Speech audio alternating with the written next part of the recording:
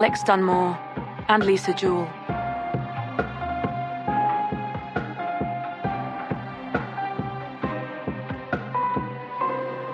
Prologue.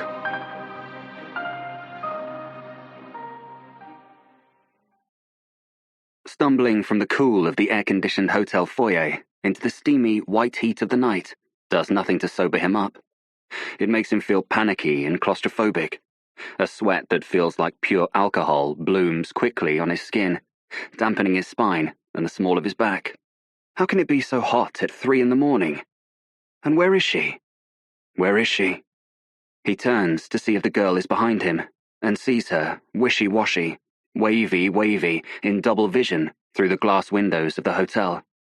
And then he sees a car indicate to pull over, and his heart rate starts to slow. She's here, at last. Thank God. This terrible night is coming to an end. He squints to bring it into focus, to search the driver's seat for the reassuring gleam of her white blonde hair. But it's not there. The window winds down, and he recoils slightly. "What?" he says to the dark-haired woman behind the wheel. "What are you doing here? Where's my wife?" "It's okay," says the woman. "She sent me. She had too much to drink. She asked me to bring you home. Come on, in you get." He looks behind him for the girl, sees her leaving the hotel and walking quickly away in the opposite direction, her handbag clutched tight against her side. "I've got water. I've got coffee. Come on, you'll be home in no time." The dog on her lap growls at him softly as he slides into the passenger seat. "I thought you'd left," he says, fumbling behind himself to find the seatbelt. "I thought you'd gone away." The woman smiles at him as she unscrews the lid from a plastic bottle of water and passes it to him. "Yes," she says, "I had, but she needed me. So, anyway, drink that. Drink it all down."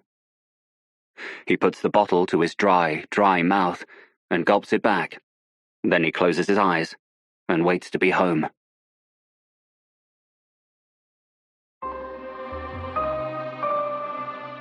Part 1.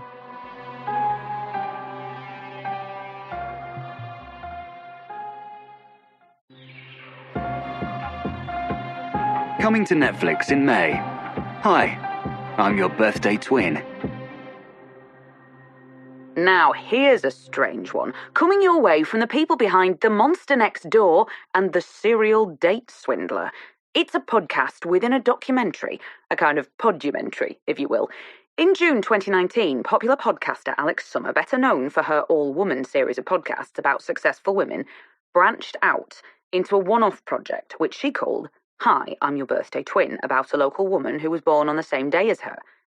As the project progressed, Summer started to learn much more about her unassuming neighbour than she could ever have imagined, and within weeks, Summer's life was in shreds, and 2 people were dead. Absolutely spine-chilling stuff, with some shocking glimpses into the darkest corners of humanity. We guarantee you'll be binging the whole thing in a day.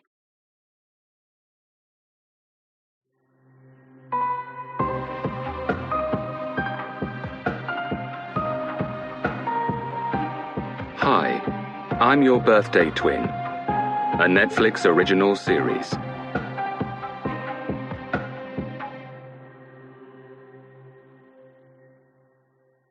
This is a recording from Alix Summer's podcast, captured on the 20th of June, 2019. You comfortable there, Josie? Yes, I'm fine. Great. Well, while I'm setting up, why don't you just tell me what you had for breakfast this morning? Just so I can test the sound quality. Right. Okay, well, I had toast. 2 slices of toast. One with jam, one with peanut butter, and a mug of tea. The posh stuff from Mark's in the golden box. With milk? Yes, with milk. How is it? Is it okay? Yes.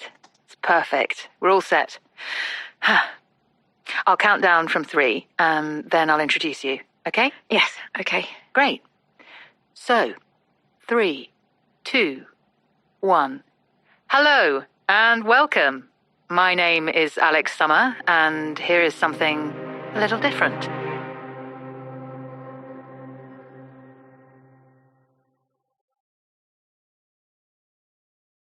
Saturday the 8th of June, 2019. Josie can feel her husband's discomfort as they enter the golden glow of the gastropub. She's walked past this place 100 times, thought, not for us. Everyone too young. Food on the chalkboard outside she's never heard of. What is botarga? But this year, her birthday has fallen on a Saturday, and this year she did not say, "Oh, a takeaway and a bottle of wine will be fine," when Walter had asked what she wanted to do. This year she thought of the honeyed glow of the Lansdowne, the buzz of chatter, the champagne in ice buckets on outdoor tables on warm summer days. And she thought of the little bit of money her grandmother had left her last month in her will. And she'd looked at herself in the mirror and tried to see herself as the sort of person who celebrated her birthday in a gastropub in Queen's Park, and she'd said, "We should go out for dinner." "Okay then," Walter had said. "Anywhere in mind?" And she'd said, "The Lansdowne. You know, on Salisbury Road." He'd simply raised an eyebrow at her and said, "Your birthday, your choice." He holds the door open for her now and she passes through. They stand marooned for a moment by a sign that says, "Please wait here to be seated." And Josie gazes around at the early evening diners and drinkers, her handbag pinioned against her stomach by her arms. "Fair," she says to the young man who appears holding a clipboard. "Josie, table booked for 7:30. He smiles from her to Walter and back again and says, "For two, yes?" They are led to a nice table in a corner. Walter on a banquette, Josie on a velvet chair. Their menus are handed to them, clipped to boards. She'd looked up the menu online earlier so she'd be able to Google stuff if she didn't know what it was, so she already knows what she's having. And they're ordering champagne. She doesn't care what Walter thinks. Her attention is caught by a noisy entrance at the pub door. A woman walks in, clutching a balloon with the words, "Birthday Queen," printed on it. Her hair is winter blonde, cut into a shape that makes it move like liquid. She wears wide-legged trousers and a top made of 2 pieces of black cloth held together with laces at the sides. Her skin is burnished. Her smile is wide. A group soon follows behind her, other similarly aged people. Someone is holding a bouquet of flowers, another carries a selection of posh gift bags. "Alix Summer," says the woman in a voice that carries. "Table for 14. "Look," says Walter, nudging her gently. "Another birthday girl." Josie nods distractedly. "Yes," she says. "Looks like it." The group follows the waiter to a table just across from Josie's. Josie sees 3 ice buckets already on the table, each holding 2 bottles of chilled champagne. They take their seats noisily, shouting about who should sit where and not wanting to sit next to their husbands, for God's sake. And the woman called Alix Summer directs them all with that big smile, while a tall man with red hair, who is probably her husband, takes the balloon from her hand and ties it to a chair back. Soon they are all seated, and the first bottles of champagne are popped and poured into 14 glasses held out by 14 people with tanned arms and gold bracelets and crisp white shirt sleeves. And they all bring their glasses together.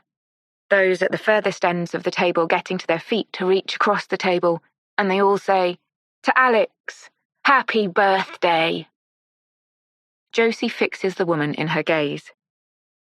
"How old do you reckon she is?" she asks Walter. "Christ, I don't know. It's hard to tell these days. Early 40s, maybe." Josie nods. Today is her 45th birthday. She finds it hard to believe. Once she'd been young, and she'd thought 45 would come slow and impossible. She thought 45 would be another world. But it came fast, and it's not what she thought it would be. She glances at Walter, at the fading glory of him, and she wonders how different things would be if she hadn't met him. She'd been 13 when they met.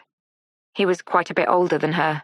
Well, a lot older than her, in fact. Everyone was shocked at the time, except her.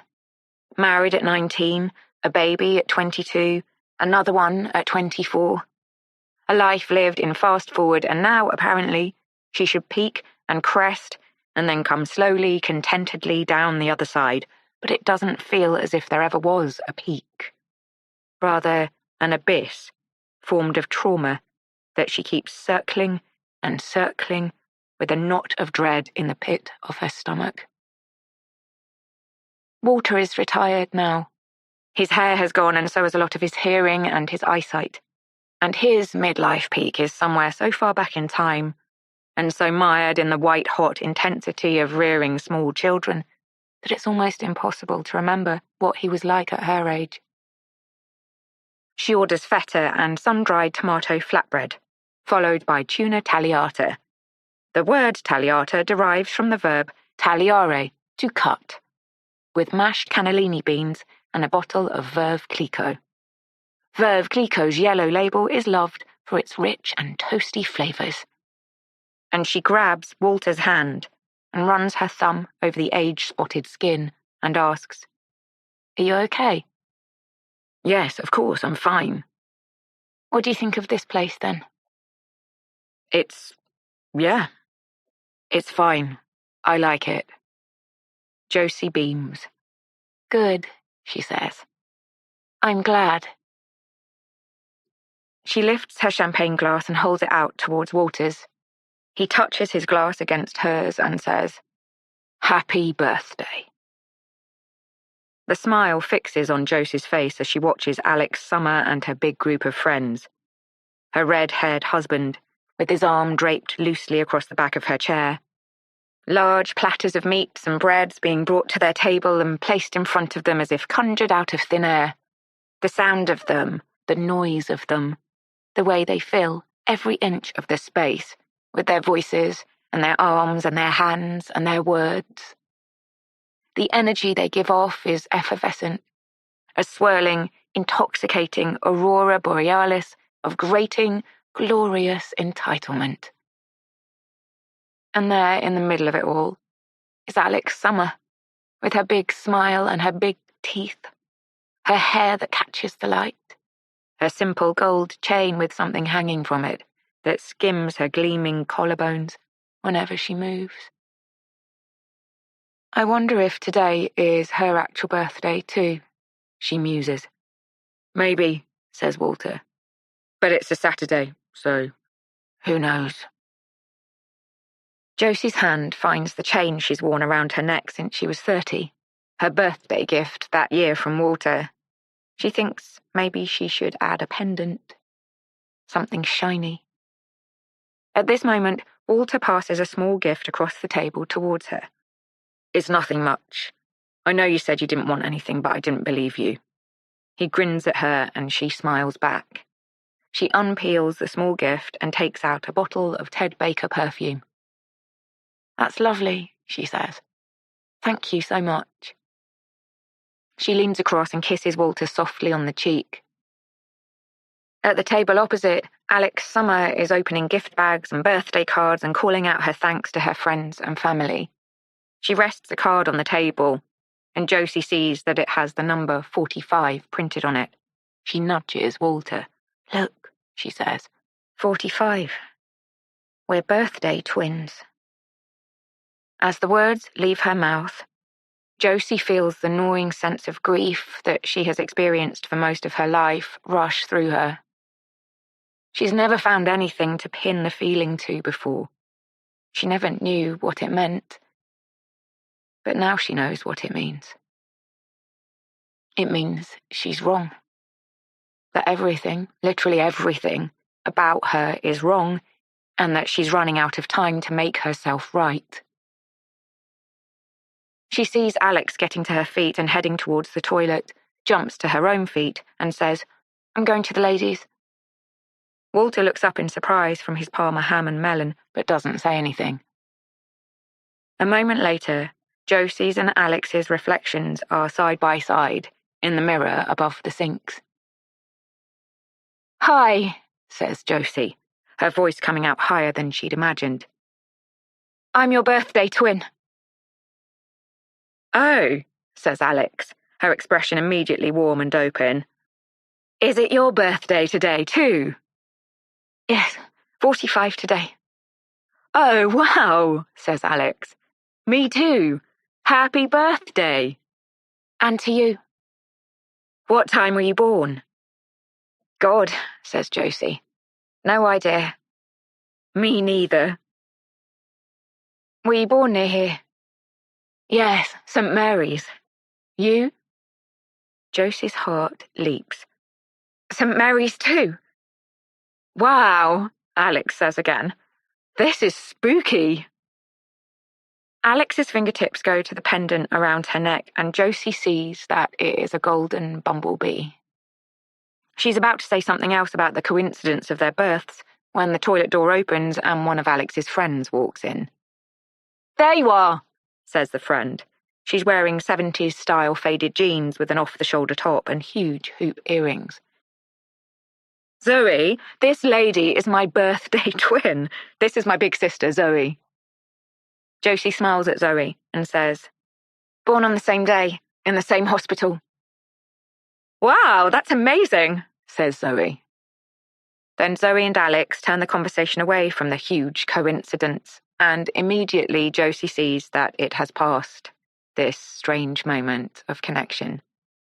That it was fleeting and weightless for Alix, but that for some reason it carries import and meaning to Josie, and she wants to grab hold of it and breathe life back into it, but she can't. She has to go back to her husband and her flatbread, and let Alix go back to her friends and her party. She issues a quiet, "Bye then," as she turns to leave, and Alix beams at her and says, "Happy birthday, birthday twin." "You too," says Josie. But Alix doesn't hear her. 1 a.m. Alix's head spins. Tequila slammers at midnight. Too much. Nathan is pouring himself a scotch, and the smell of it makes Alix's head spin even faster. The house is quiet. Sometimes, when they have a high-energy babysitter, the children will still be up when they get home, restless and annoyingly awake. Sometimes the TV will be on full blast. But not tonight. The softly spoken 50-something babysitter left half an hour ago, and the house is tidy. The dishwasher hums. The cat is pawing its way meaningfully across the long sofa towards Alix, already purring before Alix's hand has even found her fur. "That woman," she calls out to Nathan, pulling one of the cat's claws out of her trousers. "The one who kept staring? She came into the toilet. Turns out it's her 45th birthday today, too. That's why she was staring." "Huh," says Nathan. "Birthday twin. And she was born at St. Mary's, too. Funny. You know, I always thought I was meant to be one of two. I always wondered if my mum had left the other one at the hospital.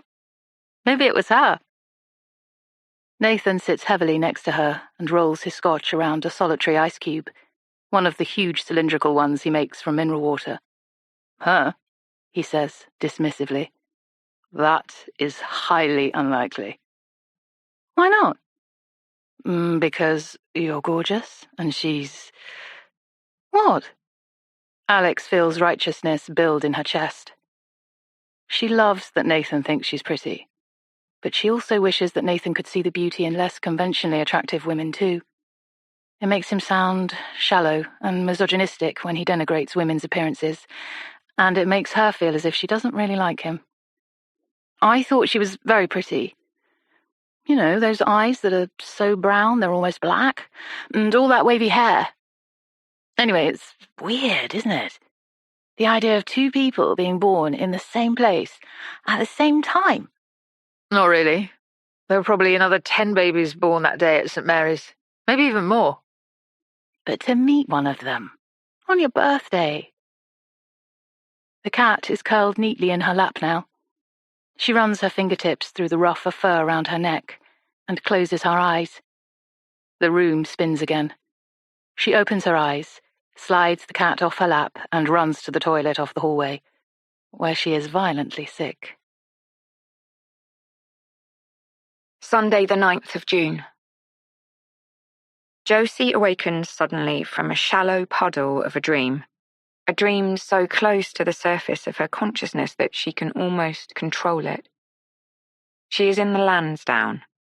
Alix Summer is there and calling her to join her at her table. The table is dressed with extravagant bowls of fruit. Her friends leave. The pub is empty. Alix and Josie sit opposite each other and Alix says, "I need you." And then Josie wakes up. It's the buses. The buses always wake her up. They live right next to a bus stop on a busy, dirty road on the cusp of Kilburn and Paddington. The large Victorian villas on this street were built, according to a local history website, in 1876 for wealthy merchants.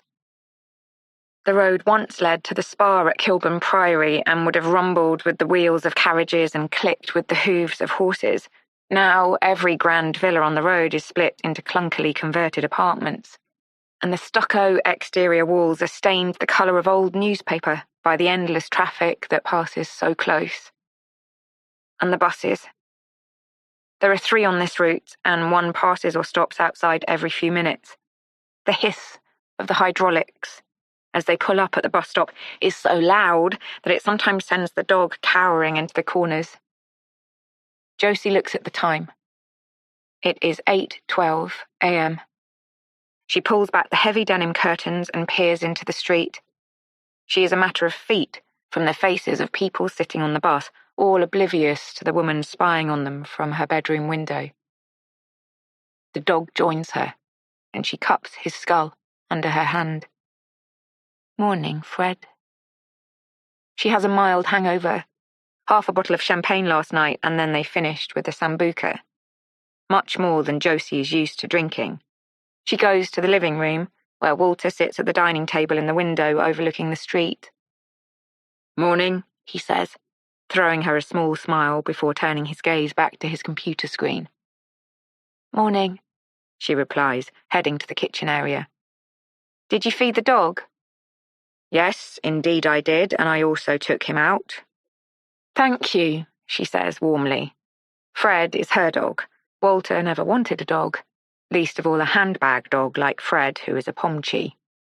She takes full responsibility for him and is grateful to Walter whenever he does anything to help her with him.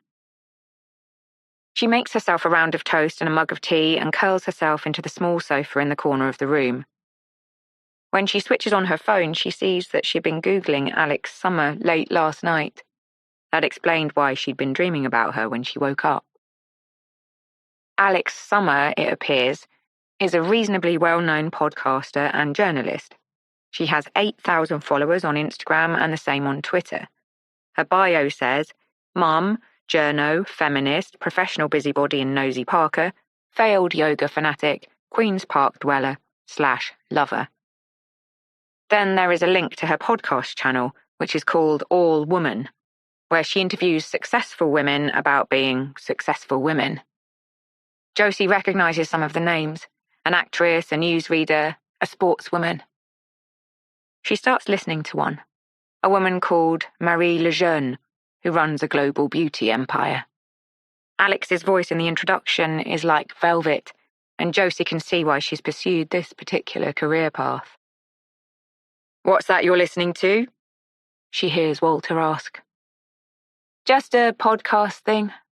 It's that woman, Alix, who I met in the pub last night, my birthday twin. It's what she does," she replies. She carries on listening for a while. The woman called Marie is talking about her marriage at a young age to a man who controlled her. "Everything I did, he controlled. Everything I ate, everything I wore. He turned my children against me. He turned my friends against me. My life was so small, like he took it and squeezed every last drop of me out of it. And then, in 2005, he died. Quite suddenly. It was like pressing the reboot button on my life. I discovered that all through those dark years with my husband, when I thought I was all alone in the world, there'd been a cast of people waiting in the background for me to come back to them. They'd been there all along. They picked me up, and they took me with them. Then Alix's voice is back. And if your husband, and I hope this doesn't sound like a harsh or unfeeling thing to say, but if he hadn't passed away at such a young age, what do you think might have been your path? Do you think you might have found your way to where you are now? Do you think, in any way, that your success, everything you've achieved, that there was maybe some kind of destiny at play? Or do you think that it was only the tragic passing of your husband that allowed you to follow this path? That's such a good question, and actually, I think about it all the time. I was 36 when my husband passed away. At the time of my husband's prognosis, I was nowhere near strong enough to leave. I'd been subconsciously waiting until the children were older. But I'd already spent so many years dreaming about the things I would do when I did leave, that I had the blueprint for my life without him all drawn up, even if I didn't know how I would ever get away. So it's possible, yes, that I could have followed this path without losing him to cancer. But it just happened sooner, I suppose. Which gave me longer to really build the company, to know it, nurture it, grow with it. It would have been different if I'd waited. And as awful as it sounds, death is a clean break. There are no grey areas, no ambiguity. It's like a blank canvas in a way. And that proved very helpful to me in terms of negotiating the endless possibilities that opened up to me during those first few years. I would not be where I am at this very moment had he lived. Josie presses pause. Her breath has caught slightly. She feels almost winded. Death is a clean break. She glances across the room at Walter to see if he's noticed, but he is oblivious. She presses play and listens to the rest of the podcast. The woman called Mary now owns 3 properties around the world, employs all 4 of her children in her family business, and is the founder of the biggest anti-domestic violence charity in the UK. At the end of the podcast, Josie sits for a moment and lets all she has heard about this woman's extraordinary life percolate through her. Then she goes back to the Google results and scrolls through Alix's Instagram feed for a while. She sees, as she'd known she would, a large kitchen with an island. Red-headed children on windswept beaches, views from London skyscrapers, cocktails and cats, and rose-gold holidays. Alix's children look young, probably no older than 10, and Josie wonders what Alix was doing for all those years before. What do you do when you're 30 years old if you're not raising children? How do you spend your time? She pauses at a photograph of Alix and her husband. He is tall, even compared to Alix, who is taller than most, and his thatch of thick red hair looks much redder under the effect of some kind of filter than it looks in real life. The caption says, 15 years today since you came into my life. It hasn't always been easy, but it's always been you and me, followed by a string of love heart emojis. Josie has social media accounts, but she doesn't post on them. The thought of slapping a photograph of her and Walter onto the internet for people to gawp at and to judge makes her feel queasy. But she's happy for others to do so. She's a consummate lurker. She never posts, she never comments, she never likes. She just looks.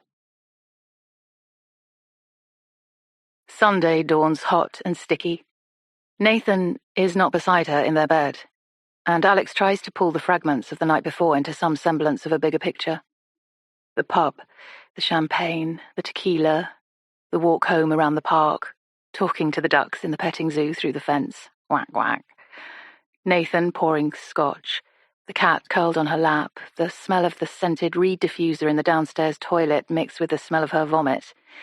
Peering into the kids' rooms, eyelashes touching cheeks, nightlights, pajamas, Nathan's face in the mirror next to hers, his mouth against her neck, hands on her hips, wanting sex. No, are you actually mad? Then bed. But the pillow on Nathan's side of the bed has not been touched. Did they have a row?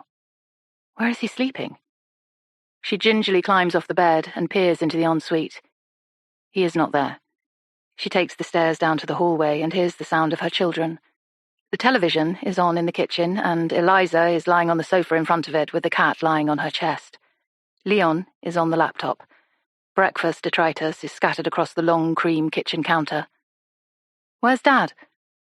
Eliza glances up. She shrugs. Leon, where's Dad? He removes his headphones and squints at her. What? Where's Dad? I don't know. Alix wanders into the garden. The flagstones on the back terrace are already warm underfoot. Nathan is not in the shed, nor is he in the studio. She pulls her phone out of her pajama pocket and calls him. It rings out. Did you see him earlier? She asks Eliza as she walks back into the kitchen. No. Mum? Yes. Can we go to the bookshop today? Yes, of course we will. Alix makes coffee and drinks water and eats toast. She knows what's happened, and she knows what to expect. It hasn't happened for a few months, but she remembers the shape of it, the awful, grinding nightmare of it. The pleasure of her birthday night lies already in tatters in her memory. As she sits with her second coffee, she remembers something from the night before. The woman in the toilets who shared her birthday. What did she say her name was? Or maybe she didn't. She wonders what the woman is doing this morning. She wonders if her husband has disappeared silently in the night, leaving her to wake alone. No, she thinks, no, of course he hasn't. That's not what other husbands do. Only hers. He reappears at 4 p.m. He is wearing the same clothes he was wearing the night before. He brushes past her in the kitchen to get to the fridge, from where he pulls out a Diet Coke and drinks it thirstily.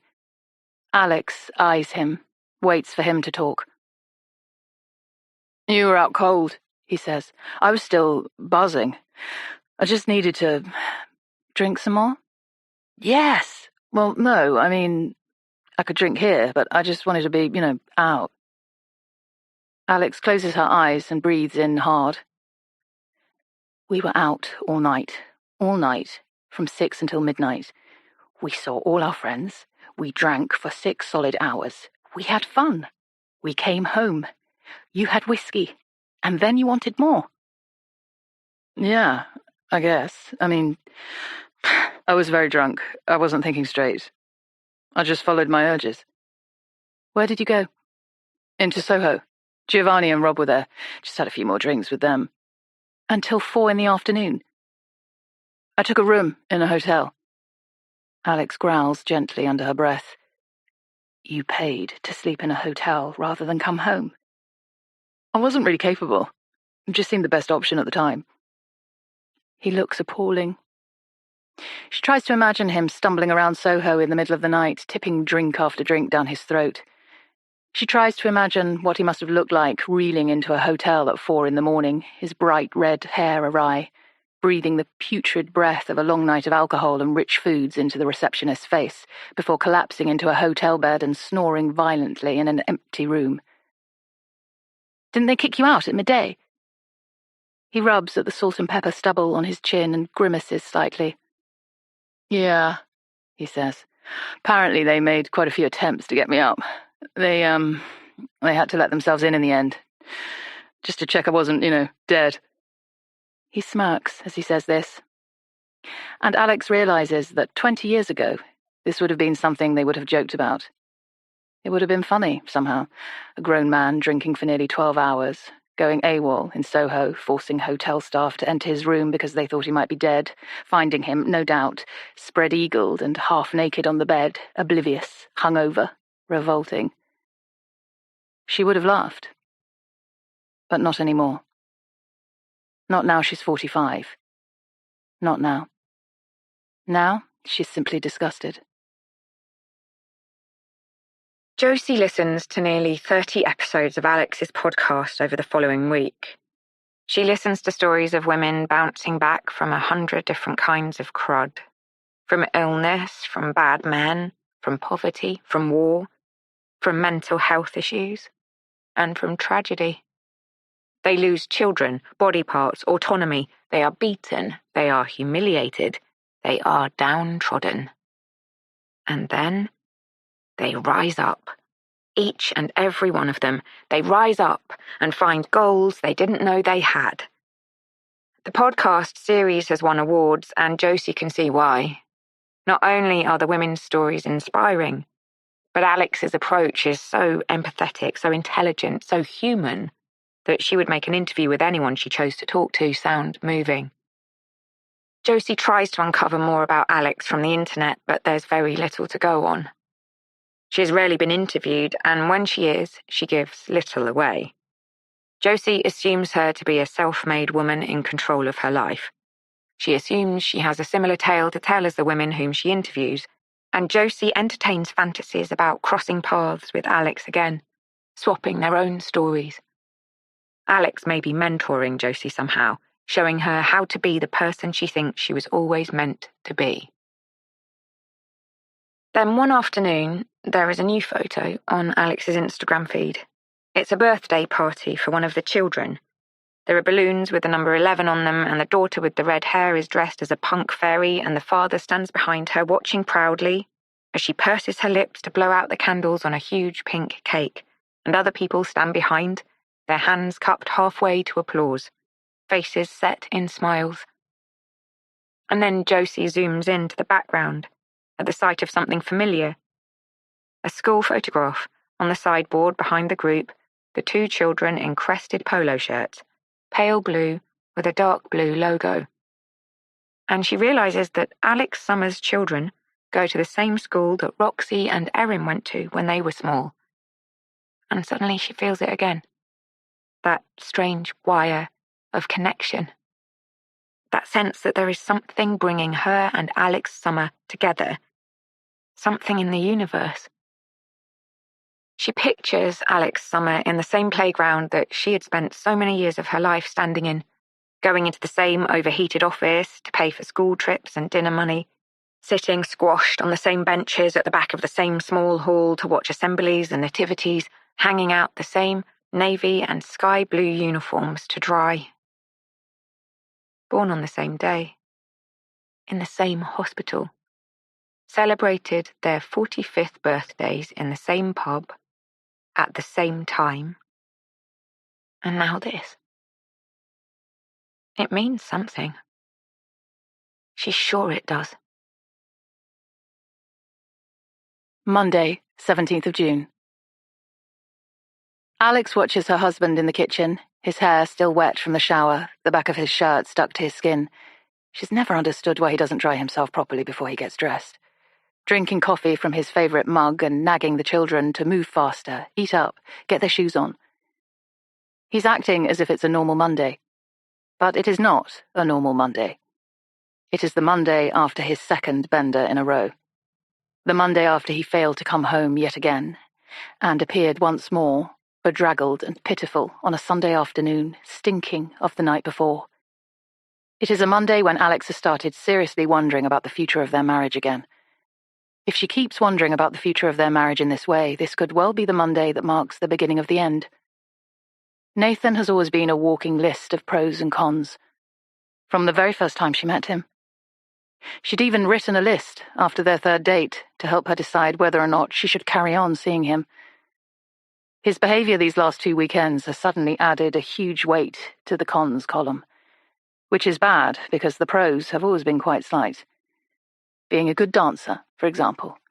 Great on a second date, but not so important 15 years down the road with 2 children, 2 careers, and a future to worry about. At 8:15, Nathan leaves. He calls out his goodbyes from the hallway. It's been a long time since they habitually kissed when leaving the house.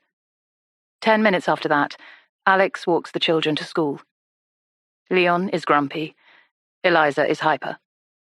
Alix walks between them, looking at her phone, checking her emails, looking at websites for the puppy she has promised they will get sometime this year. An Australian shepherd that should, ideally, have mismatched eyes and hence is proving impossible to find, about which Alix is secretly relieved. She hasn't got space in her head right now for a puppy, as much as she misses having a dog in the house. She's just finished recording the 30th episode of All Woman. It's launching next week, and then after that, she wants to try something new. The theme has run its course, and she's ready for a new challenge. But she's still waiting for inspiration to strike, and her diary is empty. And an empty diary is as stressful as a full diary when it comes to a career. The children are gone a few minutes later, sucked into the maelstrom of the playground, and Alix turns to head home. After a cloudy morning, the sun suddenly breaks through and dazzles her. She delves into her handbag, looking for her sunglasses, and then, when she's found them, she looks up and sees a woman standing very close to her. The woman is immediately familiar. She thinks for a brief moment that she must be a mother from the school, and then it hits her. "Oh," she says, folding down the arms of her glasses. "Hello. You're the woman from the pub. My birthday twin." The woman looks surprised, almost theatrically so. "Oh, hello," she parrots. "I thought you looked familiar. Wow. Do you have children here?" Alix gestures at the school. "No. Well, at least not anymore. They did come here, but left a long time ago. They're 21 and 23. Oh, proper grown-ups." "Yes, they certainly are." "Boys, girls?" "Two girls. Roxy and Erin." "Do they still live at home?" "Erin does, the oldest. She's a bit of a recluse, I suppose you might call her. And Roxy, well, she left home when she was quite young, 16. 16? Wow, that is young. I'm Alix, by the way." She offers her hand to shake. "Josie," the woman replies. "Nice to meet you, Josie." "And who's this?" she asks, noticing a tiny caramel and cream-coloured dog on a lead at Josie's feet. "This is Fred." "Oh, he's adorable. What is he?" "He's a Pomchi, or at least that's what they told me. But I'm not sure now he's full grown. I think he might be more of a mix than that. I do wonder about the place we got him from. I'm not entirely sure they were kosher, now I think back on it. I keep meaning to get one of those DNA tests, but then, I just look at him and I think, whatever."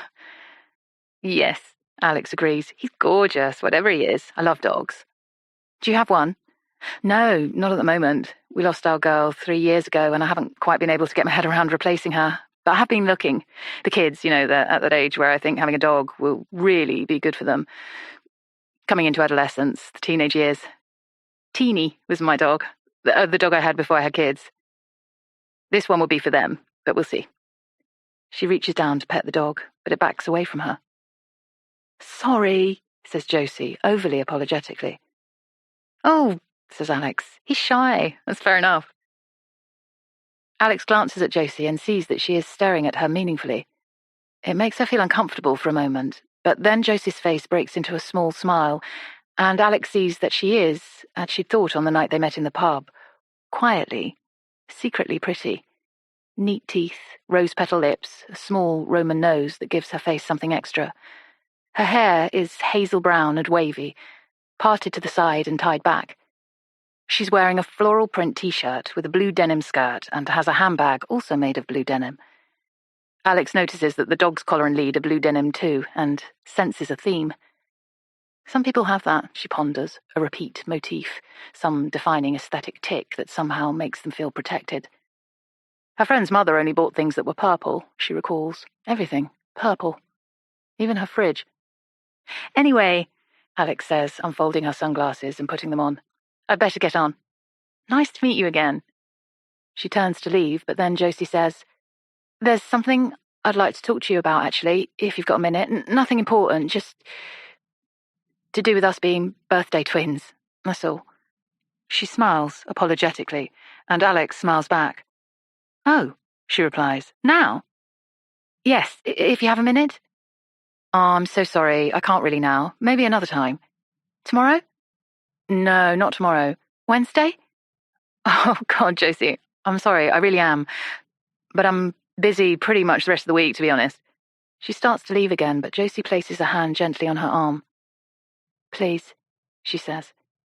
It would really mean a lot to me. There is a sheen of tears across Josie's eyes. She sounds desperate somehow, and Alix feels a chill pass through her. But she sighs softly and says, I have a spare hour tomorrow afternoon. Maybe we could grab a quick coffee. Josie's face drops. Oh, she says, I work afternoons. Alix feels a sense of relief that maybe she has swerved the commitment. But then Josie says, Listen, I work at the alterations place by Kilburn Tube. Why don't you come along tomorrow? We can chat then. It won't take longer than a few minutes, I promise. What is it that you want to chat about? Josie bites her lip, as if considering sharing a secret. I'll tell you tomorrow, she replies. And if you've got anything that needs altering, bring it along. I can give a 20% discount. She smiles, just once, and then she walks away. 6 p.m. Josie works part-time, midday to 5:30, 4 days a week. She's worked at Stitch for nearly 10 years, ever since it originally opened. It was her first ever job, at the age of 35.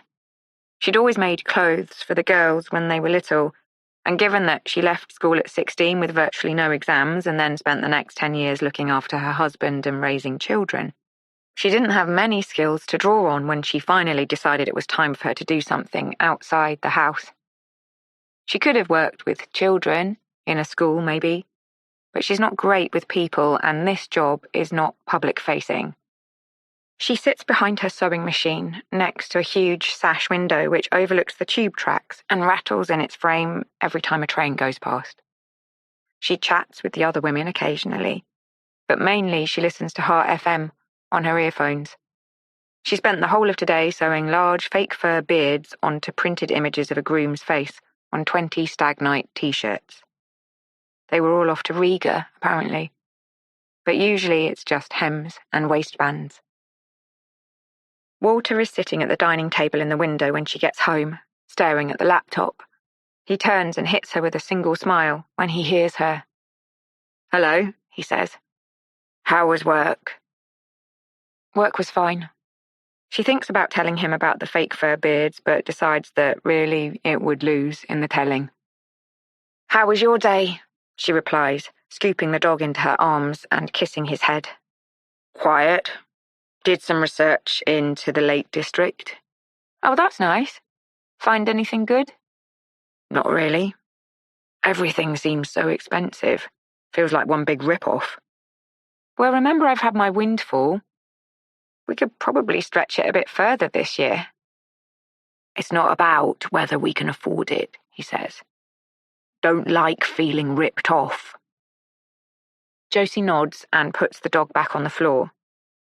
Half the reason the dog is not a real Pomchi is that Walter refused to pay the going rate for a real Pomchi and was determined he could get a bargain. She'd just gone along with it. What shall we have for dinner? She says. There's loads in the fridge, some of those ready-made meatballs. I could make a pasta. Yeah, that'd be great. Put some chili in it. I fancy something spicy. Josie smiles. I'm just going to get changed first, she says. Then I'll start. She walks past Erin's room to get to hers. The door is shut, as it always is. She can hear the squeak of the gaming chair in Erin's room, the expensive one they bought her for her 16th birthday that's held together with duct tape these days. Walter puts WD-40 on the base every few months, but it still squeaks when she moves. Josie can hear the click of the buttons on the controller and the muted sound effects leaking from Erin's headphones. She thinks about knocking on Erin's door, saying hi, but she can't face it. She really can't face it. The stench in there, the mess. She'll check in on her tomorrow. Leave her to it for now. She touches the door with her fingertips and keeps walking. She acknowledges the guilt and lets it pass away like a cloud. But as soon as the guilt about Erin passes, her concern about Roxy turns up. They always come in a pair. She picks up the photo of Erin and Roxy that sits on top of the chest of drawers in her bedroom, taken when they were about 3 and 5. Fat cheeks, long eyelashes, cheeky smiles, colourful clothes. Who would have guessed? She thinks to herself. Who would ever have guessed? And then she thinks of Alix Summer's children this morning in their Parkside primary uniforms. The girl on a snazzy scooter, the boy scuffing his feet against the pavement, their smooth skin, and their hair that she knows without going anywhere near them will smell of clean pillowcases and the children's shampoo. Young children don't exude smells. That happens later. The shock of scalpy hair, of acrid armpits, cheesy feet. And that's just the beginning of it. She sighs at the thought of the sweet children she once had and resets the photo on the chest. She changes and washes her hands, heads back to the kitchen, opens the fridge, takes the meatballs from the fridge, a can of chopped tomatoes and some dried herbs from the cupboard, chops an onion, watches Walter tapping at the buttons on his laptop in the window, sees a bus pass by, registers the faces of the passengers on board, thinks about Roxy, thinks about Erin, thinks about the way her life has turned out. When the meatballs are simmering in their tomato sauce, she covers the pan and opens another cupboard. She pulls out 6 jars of baby food. They're the bigger jars for 7-month-plus babies. They're mainly meat and vegetable blends, but no peas. Erin will not countenance peas. Josie takes off the lids and microwaves them. When they're warm but not hot, Erin will not eat hot food. She stirs them through and places them on a tray with a teaspoon and a piece of kitchen roll. She takes a chocolate Aero mousse from the fridge and adds that to the tray. Then she takes the tray to the hallway and leaves it outside Erin's room. She doesn't knock. Erin won't hear. But at some point between Josie leaving the food and Josie going to bed tonight, the baby food jars will reappear empty outside Erin's room. Another bus passes by. It's empty. Walter closes his laptop and gets to his feet. I'll take the dog out before we eat. Oh, that's okay. I can do that. No, it's good for me. Fresh air, exercise. But are you all right picking up after him? Just kick it in the gutter. You can't do that, Walter. Course I can. His shit's like rabbit droppings anyway. Please pick it up, she beseeches. It's not nice, leaving it there. I'll see, he says, taking the dog's lead from Josie's outstretched hand. I'll see. From the front window she watches them leave. Fred stops to sniff the base of a tree and Walter pulls him along impatiently, his eyes on his phone. Josie wishes she was the one walking Fred instead. Dogs need to sniff things. It's important. She stirs the meatballs on the hob and then adds a few flakes of dried chili. She pours water into a pot and puts it on to boil. She turns on her phone and goes to the browser and types in Roxy Fair. Then she goes into Tools and sets the timings to past week so that she only sees the most recent results. She does this twice a day, every day. Every time. There is nothing. Roxy has most probably changed her name by now. She knows that. But still, you can't stop looking. You can't just give up. At 8 p.m, Walter returns with the dog. Did he poo? Nope. Are you sure? Very sure. He's lying. But Josie isn't going to push it. They eat their spaghetti and meatballs in front of the TV. Walter makes out it's really spicy and knocks back his pint of water theatrically, and Josie laughs indulgently. They get up to go to bed at 10 o'clock. The empty baby food jars are outside Erin's room. Josie takes them to the kitchen and rinses them for the recycling. Walter is brushing his teeth in the bathroom, naked from the waist up. He looks like an old man from behind. It's easy to forget what he once was. Josie gets into her pajamas and waits for Walter to finish in the bathroom. Then she goes in and brushes her teeth, brushes her hair, washes her face, smooths cream into her skin and onto her hands. In bed, she picks up her book, opens it, and reads for a while. At 11 p.m., she turns off her bedside light and says goodnight to Walter. She closes her eyes and pretends to sleep. So does Walter. After half an hour, she feels him leave the bed. She hears his feet soft against the carpet, then the creak of the floorboards in the hallway. Then he is gone, and she stretches out across the empty bed, knowing that it is hers for the rest of the night. Hi, I'm your birthday twin. Amy Jackson is Josie and Walter Fair's neighbour. We called her double denim. And why was that? Because everything she wore was denim. Literally. Everything. Mm-hmm. When did you move into the flat next door to Josie and Walter Fair? Suppose it was late 2008. The same year I had my first baby. Right. And what did you think about Josie and Walter as neighbours? We thought they were really kind of weird. I mean, he was okay. We thought he was her dad when we first moved in. He always nodded and said hello if we passed him in the hallway, but she was really unfriendly. Acted like she was a bit better than anyone. But then sometimes I wondered if maybe she was just being standoffish because she was trying to keep people out of her business, you know? If maybe there was stuff going on behind closed doors. Did you ever meet their daughters? Yes.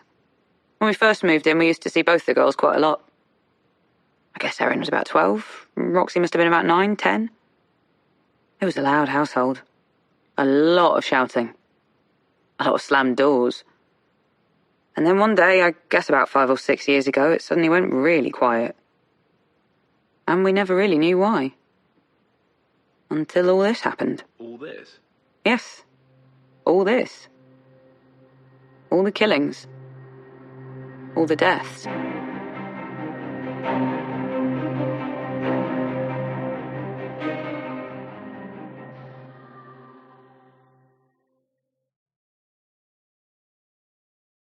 Tuesday, 18th of June. Stitch is a lovely, bright place, formed inside the skeleton of what was once a Victorian haberdashery. It still has the original curved bow windows at the front and a huge sash window at the back overlooking the tube tracks. In between are 6 sewing machines in 2 rows. Alix spots Josie at the machine nearest the back. She has earphones in, and her hair is tied back into a low ponytail. Alix takes her canvas bag to the desk and smiles. "Hi," she says. "Is Josie in today?" The woman calls over her shoulder to Josie, who looks up, and then pulls out her earphones and smiles widely when she sees Alix. She holds up a finger and mouths, "Just 1 minute," and then finishes what she's doing. "Hi, Alix," she says, brushing bits of thread and lint off her jeans. "You came." "Yes. You reminded me that I had things I've been meaning to get altered since literally before I had children." She opens the bag and shows Josie 2 dresses. One of them a maxi dress with straps that are too long, another a maternity dress that she's always wished she could still wear because the print is so pretty. "You'll need to put this one on," Josie says, holding out the maxi dress, "so we can see how far to take the straps up. Here." She pulls back the curtain on a changing cubicle. "I'll just be out here when you're ready." Alix takes the dress from Josie and steps into the cubicle, slips out of her summer dress and puts on the maxi dress. It's odd to feel Josie's hands against the skin on her shoulders and her upper arms as she fiddles with the straps. "Strange cut," she says. "Given that you're already quite tall, you'd think the straps would be perfect on you. Can't imagine anyone shorter standing a chance with this dress. It's like they think all women are meant to be built like giraffes." She slides the pins into the fabric and then stands back and smiles. "That okay?" she asks, turning Alix towards the mirror. Alix nods. "Perfect." Then Alix changes into the maternity dress, and she and Josie chat about pregnancy as she pins the waist into shape. Her hands are fluttery around Alix's midriff. She smells like dust overlaid with body spray. Alix redresses and waits while Josie rings the work through the till, applies the 20% discount with a flourish, and presents her with the bill. "So," Alix says, "what was it you wanted to talk to me about?" Josie glances quickly about herself, checking that nobody is listening in, and then says, "I saw that you're a podcaster. I heard you saying your name in the Lansdowne that night, and I thought it sounded familiar, so I Googled you and realised why I'd heard of you. I'm not a stalker or anything, and I listened to some of your podcasts. So inspiring. Those women, the things they've been through, it's just incredible, and She pauses and checks around herself again. "I hope this doesn't sound strange, but I wondered, have you ever thought about doing a podcast about someone who's about to change their life, rather than someone who already has?" "Oh," says Alix in surprise. No, I haven't, but I can see how that could be interesting." "Yes, that's what I thought. You could follow someone's progress as they break through their barriers and achieve their goals, as they're doing it." "Yes, absolutely. But I suppose the problem is that people often don't realise that their lives are changing for the better until after the event, when they stop to look back." Josie frowns. "I'm not sure that's true. Because, listen, it's happening to me. It's happening to me right now. I've been living the same life for 30 years. 30 years.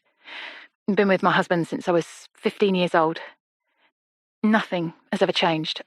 I have worn the same clothes, I had the same hairstyle, had the same conversations at the same times, sat on the same side of the same sofa every single night of my life for 30 years. And the things..." She pauses, and Alix sees a red flush pass from her collarbones up to her neck and cheeks. "The things that have happened to me. Bad things, Alix. Really bad things. My marriage..." She pauses, takes a breath. "My husband he's very complicated, and our family life has been quite traumatic at times, and I don't know, listening to your podcasts, those amazing women, I'm 45. If I don't break free of the past now, then when will I? It's time for me to change everything, and I'm not asking you to help me, Alix. I just want you to..." She stops as she tries to find the right words. "You want me to tell your story?" "Yes, that's exactly what I want. Because I know I look quite ordinary, but my story is extraordinary, and it deserves to be heard. What do you think?" Alix is silent for a moment, not sure how to respond. Her instincts tell her very strongly to walk away. But she came here for a reason. She came here because the journalist inside her couldn't resist the tantalizing essence of the words, "There's something I'd like to talk to you about." She wanted to hear what Josie was going to tell her. And now she's heard that Josie has an extraordinary story to share. Even though Alix is slightly repelled by Josie's intensity, she is also sickeningly drawn to the idea of finding out what it is. "I think," she says, "that it sounds like a very interesting idea indeed. What are you doing tomorrow?" Alix walks home through the back streets between Kilburn High Road and Queen's Park. The June breeze is cool, and she walks on the sunny side of the street. She has 2 hours before she has to collect the children from school, and she can't face going back to work on the edits for the final podcast of the All-Woman series. She's bored of listening to women who made good decisions and ended up exactly where they wanted to be, and feels strongly and sharply that what she wants right now, as dark clouds begin to gather across the light in her own life, is to bear witness to the dark truth of another woman's marriage. Alix feels the buzz of anticipation build inside her. She's been doing the same thing for so long. The thought of doing something completely different is stimulating. She takes a detour to the boutique on Salisbury Road and spends an hour leafing through clothes she doesn't need, before leaving with a pair of forest green framed sunglasses that she also doesn't need. She goes to a delicatessen and buys expensive antipasti to eat in the garden tonight so that she doesn't have to cook. She buys brownies from Gales and a cactus plant from the trendy florists. The money she spends is Nathan's money. Nathan's money that he earns selling leases on glamorous high-rise office space in various corners of the city. He works so hard. He earns so well. He's so generous. He never looks at bank statements or makes snidey comments about clusters of designer carrier bags. His money, he always tells her, is her money. The money she earns is also her money, but he doesn't expect her to contribute to family expenses. And as she thinks about these things, she feels the pros and cons list in her head start to shift a little, swinging back towards the pros. The memory of the empty bed on Sunday morning starts to fade away. The thought of him unconscious on a hotel bed diminishes. The hum of low-level anger and resentment mutes. She will open wine tonight. They will eat the expensive food on the terrace and sit and marvel at the way the midsummer sky is still light at 10, and let the children stay up past their bedtimes and listen to music on Spotify and have the sort of night that people expect someone like her to have. Wednesday, the 19th of June. Josie stares at herself in the mirror the next morning. Her skin looks nice. It's hereditary, nothing to do with expensive creams or treatments. Her hair needs a trim. It's far too long and splitting at the ends. She unzips her denim makeup bag and takes out a tube of mascara. She never normally wears makeup to walk the dog, but then she never normally meets a famous podcaster halfway through walking the dog. She colours her face with bronzer, using a huge fluffy brush, and puts on some tinted lip balm. Then she pulls on her favourite dress. It's made of denim and buttons up the front to a shirt collar and ties up at the waist with a matching belt. She wears it with her denim plimsolls and appraises herself in the full-length mirror. Walter is in the window overlooking the street, staring at his laptop. She tries to avoid his gaze as he will wonder about the makeup and the smart dress, and she doesn't want to tell him about the meeting with Alix until it has happened and she knows what it means. She stands in the hallway and puts the dog's harness on. "Taking Fred out now," she calls out. "See you in an hour or so?" Walter nods and says, "See you soon." She turns to leave and pauses for a moment outside Erin's room. Erin will be sleeping now. She sleeps late, until at least lunchtime. She could open the door a crack, just grab a glimpse of her baby. But she knows what else lies on the other side of that door and she doesn't have the stomach for it. Not now. Maybe later. Halfway to Salisbury Road, Fred starts dawdling, so she picks him up and tucks him into his dog carrier. She loves the feeling of having him there, close to her chest. It reminds her of carrying her babies in slings. Baby Bjorns, they were called. Walter had thought they were for hippies, sneered at her clipping the babies into them, said, "What's wrong with a pushchair? Worked fine for my other two." She spots Alix immediately, by the beacon of her white blonde hair and angular face and shoulders. She waves, and Alix waves back, and then they do a kissing thing that takes Josie by surprise as she never really kisses anyone. She follows Alix to one of the trendy coffee shops on Salisbury Road, the ones she walks past all the time and never stops at, and she tries to insist on buying the drinks, but Alix won't let her, says it's a business expense, which makes Josie get goosebumps. "So," says Alix a moment later, pushing her coffee cup to one side and sliding an iPad across in its place. "I've been thinking a lot about your idea. And at first, I wasn't sure. You've listened to my podcasts, so you know the format.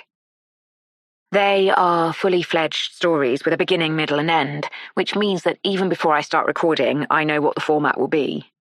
I've done it 20, 30 times, and I know what I'm doing. I know how to get the story onto tape and how to edit it to make it gripping for the listener. But this would be very different. I have no idea how your story is going to end, but you're promising me it will be worth following, and so I'm already kind of hooked. I want to know too. And if I want to know, then maybe my listeners will want to know. So I think we could give this a bash, you know? It won't be for my all-woman series. That's finished now. This will be something completely new and different. A one-off. The interviews would be mainly studio-based, but I'd also love to talk to you in various locations that tie in with your story. Where you were brought up, where you went to school, where you met your husband, all that kind of thing. And then we can take it forward into the traumas you mentioned, and what you're going to do next to escape the trap you found yourself in. I thought I might call it, "Hi, I'm your birthday twin." I don't know if you remember, but those were your first words to me in the ladies at the Lansdowne. I feel like it signifies the beginning of a journey that could go in absolutely any direction. The very first moment of me colliding with you. The spark, if you like. How does that sound? Josie realizes she has stopped breathing and moving. Her teaspoon is still suspended over her Americano, the sugar she'd added still unstirred at the bottom of the cup. She stares at Alix and nods. Yes. It sounds good. Alix smiles. Great, she says. It would mean spending a fair bit of time together, but you work part-time and your children are fully grown, so maybe you'd be able to squeeze it in. An hour or two, here and there. Yes, says Josie. Yes, definitely. Where do you do it? Where do you record? At my house, I have a studio. Alix's fingertips clutch her golden bee pendant and slide it back and forth along the chain. We could make a test episode. Just you and me chatting for an hour in my studio. I'll edit it and get something back for you to listen to, no obligation. You'd be totally free to walk away from it if you don't like how it sounds. I promise. Josie thinks of Alix's 8,000 followers on Instagram. In her mind's eye, she sees a sea of white blonde women with broad shoulders and oversized sunglasses, all listening to her, through expensive AirPods as they cook healthy dinners for their red-haired children in open-plan kitchens. She shakes her head slightly to dislodge it. It's too much. Instead, she zooms in on the central pinprick notion of sitting in Alix's studio for an hour, just the two of them, talking. She has so much she needs to share. She picks up her coffee cup and takes a sip, then carefully places it back in the saucer. I suppose we could give it a bash, she says. We could at least try. Walter is in the kitchen when she gets back from coffee with Alix. He's making tea and offers to make her one too, and she says, "No thanks, I just had a coffee." He raises an eyebrow at her. "Oh yeah? On your own?" "No," she says, taking Fred out of his carrier and putting him down on the floor. "No, She freezes. She can't. He would be horrified. He would talk her out of it. I bumped into a mum from Erin and Rox's old primary school. We just had a quick catch-up. She turns away, but recovers herself quickly. It wasn't even a lie. It was true. Nice? Yes, very nice. We might meet up again. She knows he won't ask anything else. Walter didn't really have much to do with the girls' schooling, especially after all that business with the social services when Erin was in year 6. I'm going to get ready for work, she says, hanging Fred's harness back on the coat rack. Walter nods and then does a double take as he comes out from behind the kitchen counter with his tea. You look all dressed up, he says, gesturing at her button-down dress. She looks down at her dress. Yes, she says.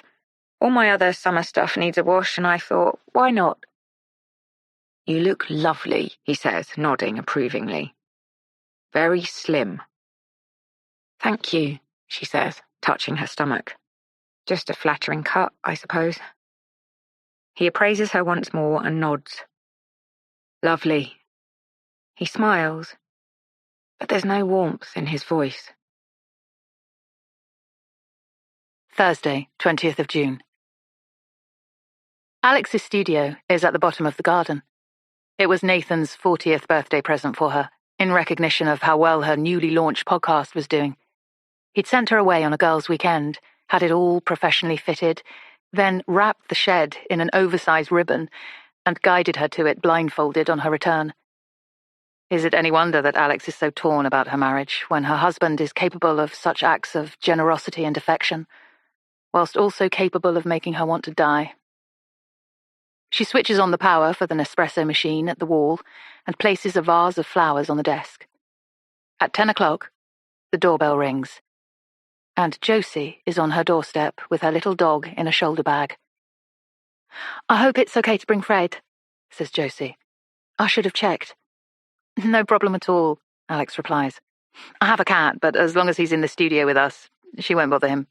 Come on through." "Your house is beautiful," says Josie as she follows Alix through the open-plan kitchen at the back of the house and out into the garden.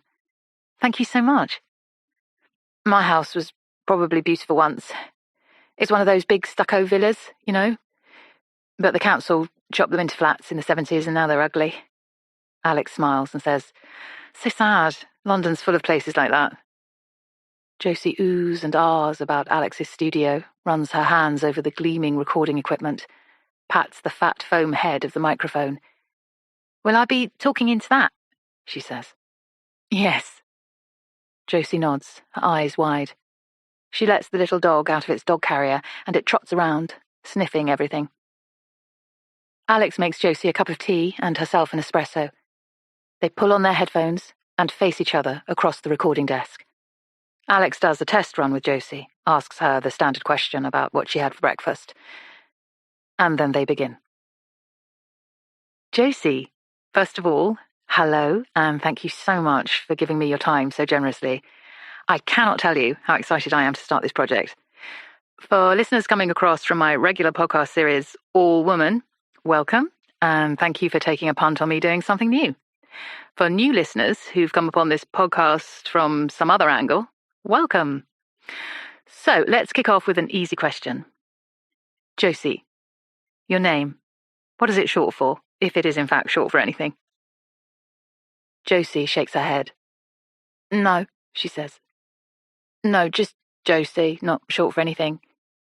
"Named after anyone?" "No, not that I know of. My mum is called Pat. Her mum was called Sue. I think she just wanted to give me a pretty name, you know, something feminine." So, just to set up the premise for everyone, the story behind the title of this podcast, "Hi, I'm Your Birthday Twin," is that those were Josie's first words to me when we met in our local pub the night before we both turned 45. Josie and I are not just birthday twins, but we were born in the same hospital too. And now we live less than a mile apart in the same corner of northwest London. So, before we get into your life story, let's talk about your birth story. What did your mum tell you about the day you were born? Josie blinks. There's a ponderous silence that Alix already knows she might need to edit out. "Well," she says eventually. "Nothing much, really. Just that it hurt." Alix laughs. "Well," she says, "yes, that's a given. But what did she tell you about the day itself? The weather, the midwife, the first time she saw you?" There follows another silence. "Like I say, nothing. She never said anything. Just that it hurt so much she knew she'd never do it again." "And she didn't?" "No, she didn't. So, no siblings?" "No siblings, just me. What about you?" "Oh." Josie stops and puts her hand against her heart. "Sorry. Am I allowed to ask you questions?" "Yes, absolutely. And I am one of 3 girls, the middle." "Oh, lucky you. I'd have loved a sister." "Sisters are the best. I'm very lucky. And tell me about your mum, Pat. Is she still around?" "Oh, God, yes, very much so. She lives on the same estate where I was born. Runs the community centre. Looks after the old people. Shouts at the politicians. Works with the anti-gang unit. All of that. Larger than life. Louder than life. Everyone knows her. It's like she's famous." "What about your father?" He was never in the picture, my dad. My mum got pregnant by accident and then went off and had me without even telling him. I've never met him." Alix shuts her eyes and mentally loops back to the man in the pub on her birthday, who she had assumed to be Josie's father. So, in the pub on the night we met, the man you were dining with, that was my husband, yes. Not my father. And no, you are not the first person to make that mistake. My husband, Walter, is a lot older than me. I've been with him since I was 15. Josie pauses and glances up at Alix. Alix tries to hide her surprise. 15, she repeats. And he was 42. Alix falls silent for a moment. Wow, that's, yes, I know. I know how it seems, but it didn't quite feel like it sounds at the time. It's hard to explain. Josie purses her lips and shrugs. There's power in being a teenager. I miss that power in some ways. I would like it back. In what way was there power? Josie shrugs again. Just in the way that you have something a lot of people want, a lot of men want, and a lot of them want it. They want it so much. It? You mean youth? Yes, that's exactly what I mean. And when you meet someone who is very clear about what they want, and you know that the only thing that stands between what they want and what you have is your consent, sometimes as a very young girl, there's a power in giving that consent, or at least that's how it felt at the time. That's how they make you feel. But really, it's not, is it? I can see that now. I can see that maybe I was being used. Maybe I was even being groomed. But that feeling of being powerful right at the start, when I was still in control, I miss that sometimes. I really do. And what I'd like more than anything is to get it back. Alix leaves a brief silence to play out, to allow Josie's words the space they need to hit home to her listeners. She maintains her composure, but under the surface, her blood races with shock. And you and Walter, how did you meet? He was a contractor doing the electricals on our estate. He was the project leader, and my mum, of course, made it her business to get involved with it all. So one day when I was about 13, I was sitting in my room and the doorbell rang, and I looked out and he was standing there, had his high-vis vest on, holding his hard hat in his hand. That was the first time I saw him. Alix says, "And what did you think?" Josie issues a small laugh. I was 13. He was 40. And there wasn't much more to think, really. It wasn't until my 14th birthday that I could tell there was something else going on. He walked into the house when I was blowing out the candles on my birthday cake. I was there with my best friend, Helen. My mum invited him to stay for a slice of cake, and he sat next to me, and it was... Josie exhales and makes a sound like she's been punched in the throat. It was just there, like an invisible monster in the room. A monster? Yes, that's what it felt like. His interest in me. It felt like a monster. So you were scared of him? Not of him, no. He was nice. I was scared of his wanting me. I couldn't believe that nobody else could see it. Only me. It was so big and so real. But my mother didn't see it. Helen didn't see it. But I saw it. And I was scared of it. So it didn't feel like power then? Well, no. And yes, it felt like both things at the same time. It was confusing. I became obsessed with the idea of him. But it was another year until anything happened.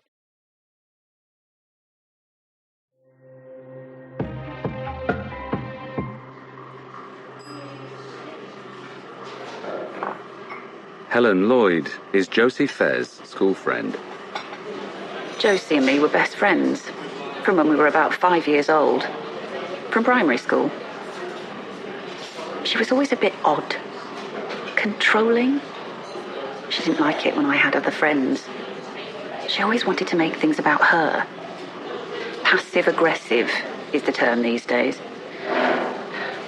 She would never just come straight out and tell you what was bothering her. She made you go all around the houses to get to it. She was a sulker, too. The silent treatment. We'd already started to grow out of each other when she met Walter. So what was that like, when she met Walter? Weird. I mean, he was an old man, virtually. And that was that. From her 14th birthday, she just disappeared. Into this other world. With an old man. Would you say Walter Fair groomed Josie? Well, yes. Obviously. But as bad as it sounds, as weird as it sounds, it was a two-way street, you know? She wanted him. She wanted him. And she made him want her.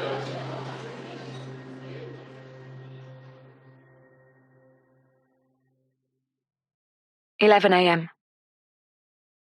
Josie walks home from Alix's house an hour later. Her head spins with all of it. She thinks of Alix's home. From the front, a neat terraced house with a bay window, no different to any other London Victorian terraced house, but inside a different story. A magazine house. Ink blue walls, and golden lights, and a kitchen that appeared weirdly to be bigger than the whole house, with stone grey cabinets and creamy marble counters, and a tap that exuded boiling water at the touch of a button. A wall at one end reserved purely for the children's art. She remembers pinning the girl's artwork to the fridge with magnets and Walter tutting and taking it down because it looked messy. Then the garden, with its fairy lights and winding path and the magical shed at the bottom that contained yet another world of wonder. Even the cat. A cat unlike any she'd seen before. A Siberian, apparently. Tiny and fluffy, with the huge green eyes of a cartoon Disney princess. Her hand goes to the inside pocket of her handbag, where she touches the smooth skin of the Nespresso pod she'd taken when Alix wasn't looking. There was a huge jar of them on the shelf behind the recording desk, all different colours, like oversized gemstones. She doesn't have a Nespresso machine at home, but she just wanted to own a little bit of Alix's glamour. Tuck it into a drawer in her shabby flat. No, it was there. Walter is at his laptop in the window when she gets home. He looks at her curiously, his eyes huge through the strong prescription of his reading glasses. She'd told him she was seeing the school mum again. He'd raised an eyebrow but not said anything. Now he says, "What's really going on?" A spurt of adrenaline shoots through her. "What do you mean?" "I mean," he says, "you've been gone ages. You can't have been drinking coffee all this time." "No," she says. "I went to see my gran after, at the cemetery." A pre-planned fib. "What for?" "I don't know. I just had a really weird dream last night about her, and it made me want to go and see her. Anyway, I need to get ready for work. I'll be back in a tick." She walks towards her bedroom, hears the sound of Erin's gaming chair through her bedroom door. Squeak, squeak. Notices that the smell from Erin's room is starting to drift out into the hallway now. She can't put it off for much longer. But not now, not today, tomorrow, definitely. She touches Erin's door with her fingertips as she passes, then kisses them. In her bedroom, she picks up the photograph of her small girls from the top of the chest of drawers and kisses that too. Then she takes the Nespresso pod from inside her handbag and tucks it into her underwear drawer. Right at the very back.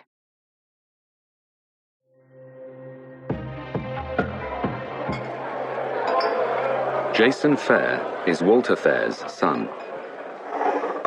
The last time I saw Dad? I guess when I was about 10. And why is that? Because he left my mom for a teenager. And my mom was so disgusted that she emigrated us out of the country. And that teenager was... That teenager was Josie Fair, yes. Sorry, could we just...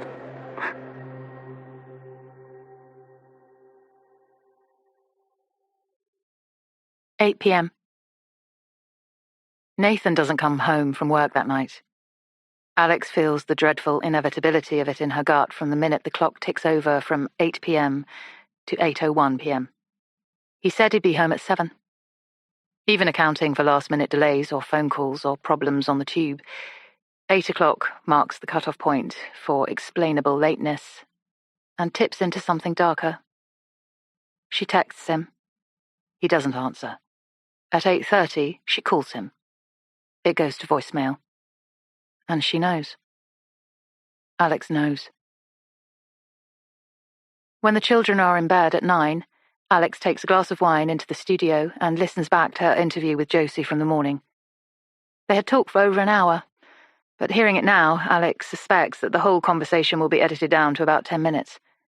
And those 10 minutes will be the ones that Josie had spent talking about how she met her husband.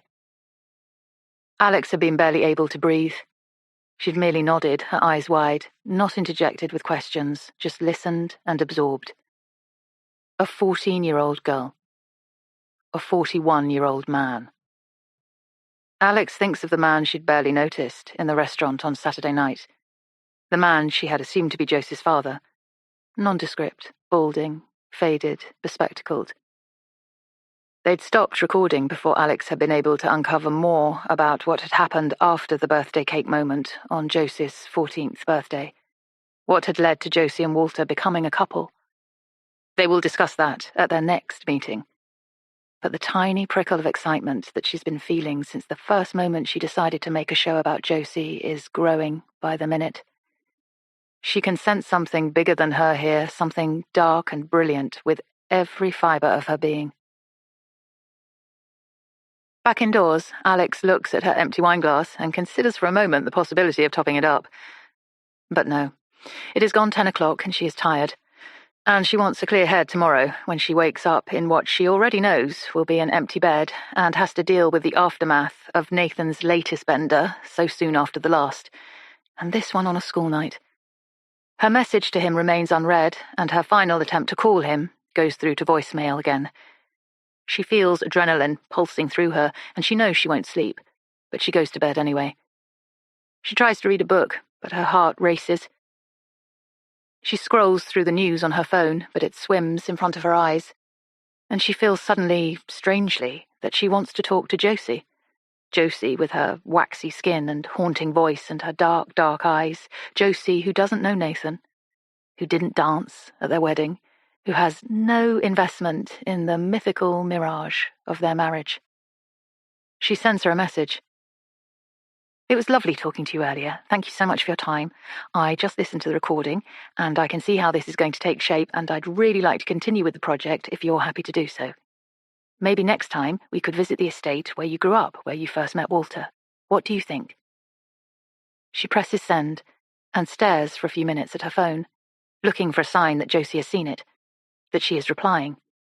But 10 minutes pass, and there is nothing. She finally turns off her screen and lies herself flat, tries to lull herself into a sleep that she knows will not come for many hours.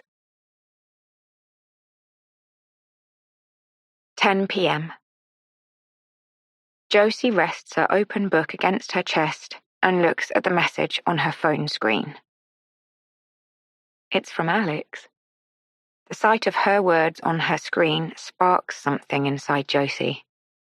A kind of childish delight. Something like a crush. She opens it and reads it in a rush, and then again, more slowly. She pictures herself on her Kilburn estate with Alix, and she feels a shiver of delight. She could introduce her to her mum. Watch her mother's face as it dawns on her that someone like Alix is interested in her daughter. She could picture the confusion followed by, yes, no doubt, a flicker of jealousy. She would think that Alix should be making a podcast about her, the legendary Pat O'Neill. And no doubt Alix would have questions for her mother, but they would be questions related only to Josie, questions to help Alix find out more about Josie, not more about Pat. Her stomach flips pleasantly. She doesn't reply immediately, but goes instead to her browser and Googles Alix Summer. Spends half an hour flicking through photos of Alix, looks at her Twitter feed, at her Facebook page, which is set to private but has a couple of posts visible, at her Instagram feed. She reads listeners' reviews of Alix's podcasts and sees photos of her at awards ceremonies in swirling satin dresses. When Josie has had her fill of Alix Summer, she returns to the message but realizes that it is gone 11, that it is too late to politely reply. She sighs, turns off her screen, and picks up her book. From somewhere else in the flat, she hears the muted sounds of her husband's voice. She tucks in her earplugs and turns the page of her book. Friday, 21st of June. Nathan finally replies to Alix's message at 6 a.m. She hears her phone buzz on the bedside table, yanks down her sleep mask, grabs her phone, and squints at it. Fuck, sorry, don't know what happened. At Giovanni's. Blacked out. Please don't kill me. She lets the phone fall back onto the bedside table and tugs her mask back down over her eyes. She has 30 minutes before her alarm goes off. She's not wasting it. She didn't get to sleep until after 2 in the end, and her head is thick with tiredness and despair. She tries to claw back the stolen half hour, but her adrenaline is pumping again. Her husband went somewhere last night and has woken up in his friend's flat and doesn't know what happened in between.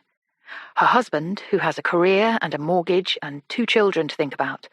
Her husband, who is 45. A second later, her phone buzzes again. She groans and picks it up. On my way home now. Please don't hate me.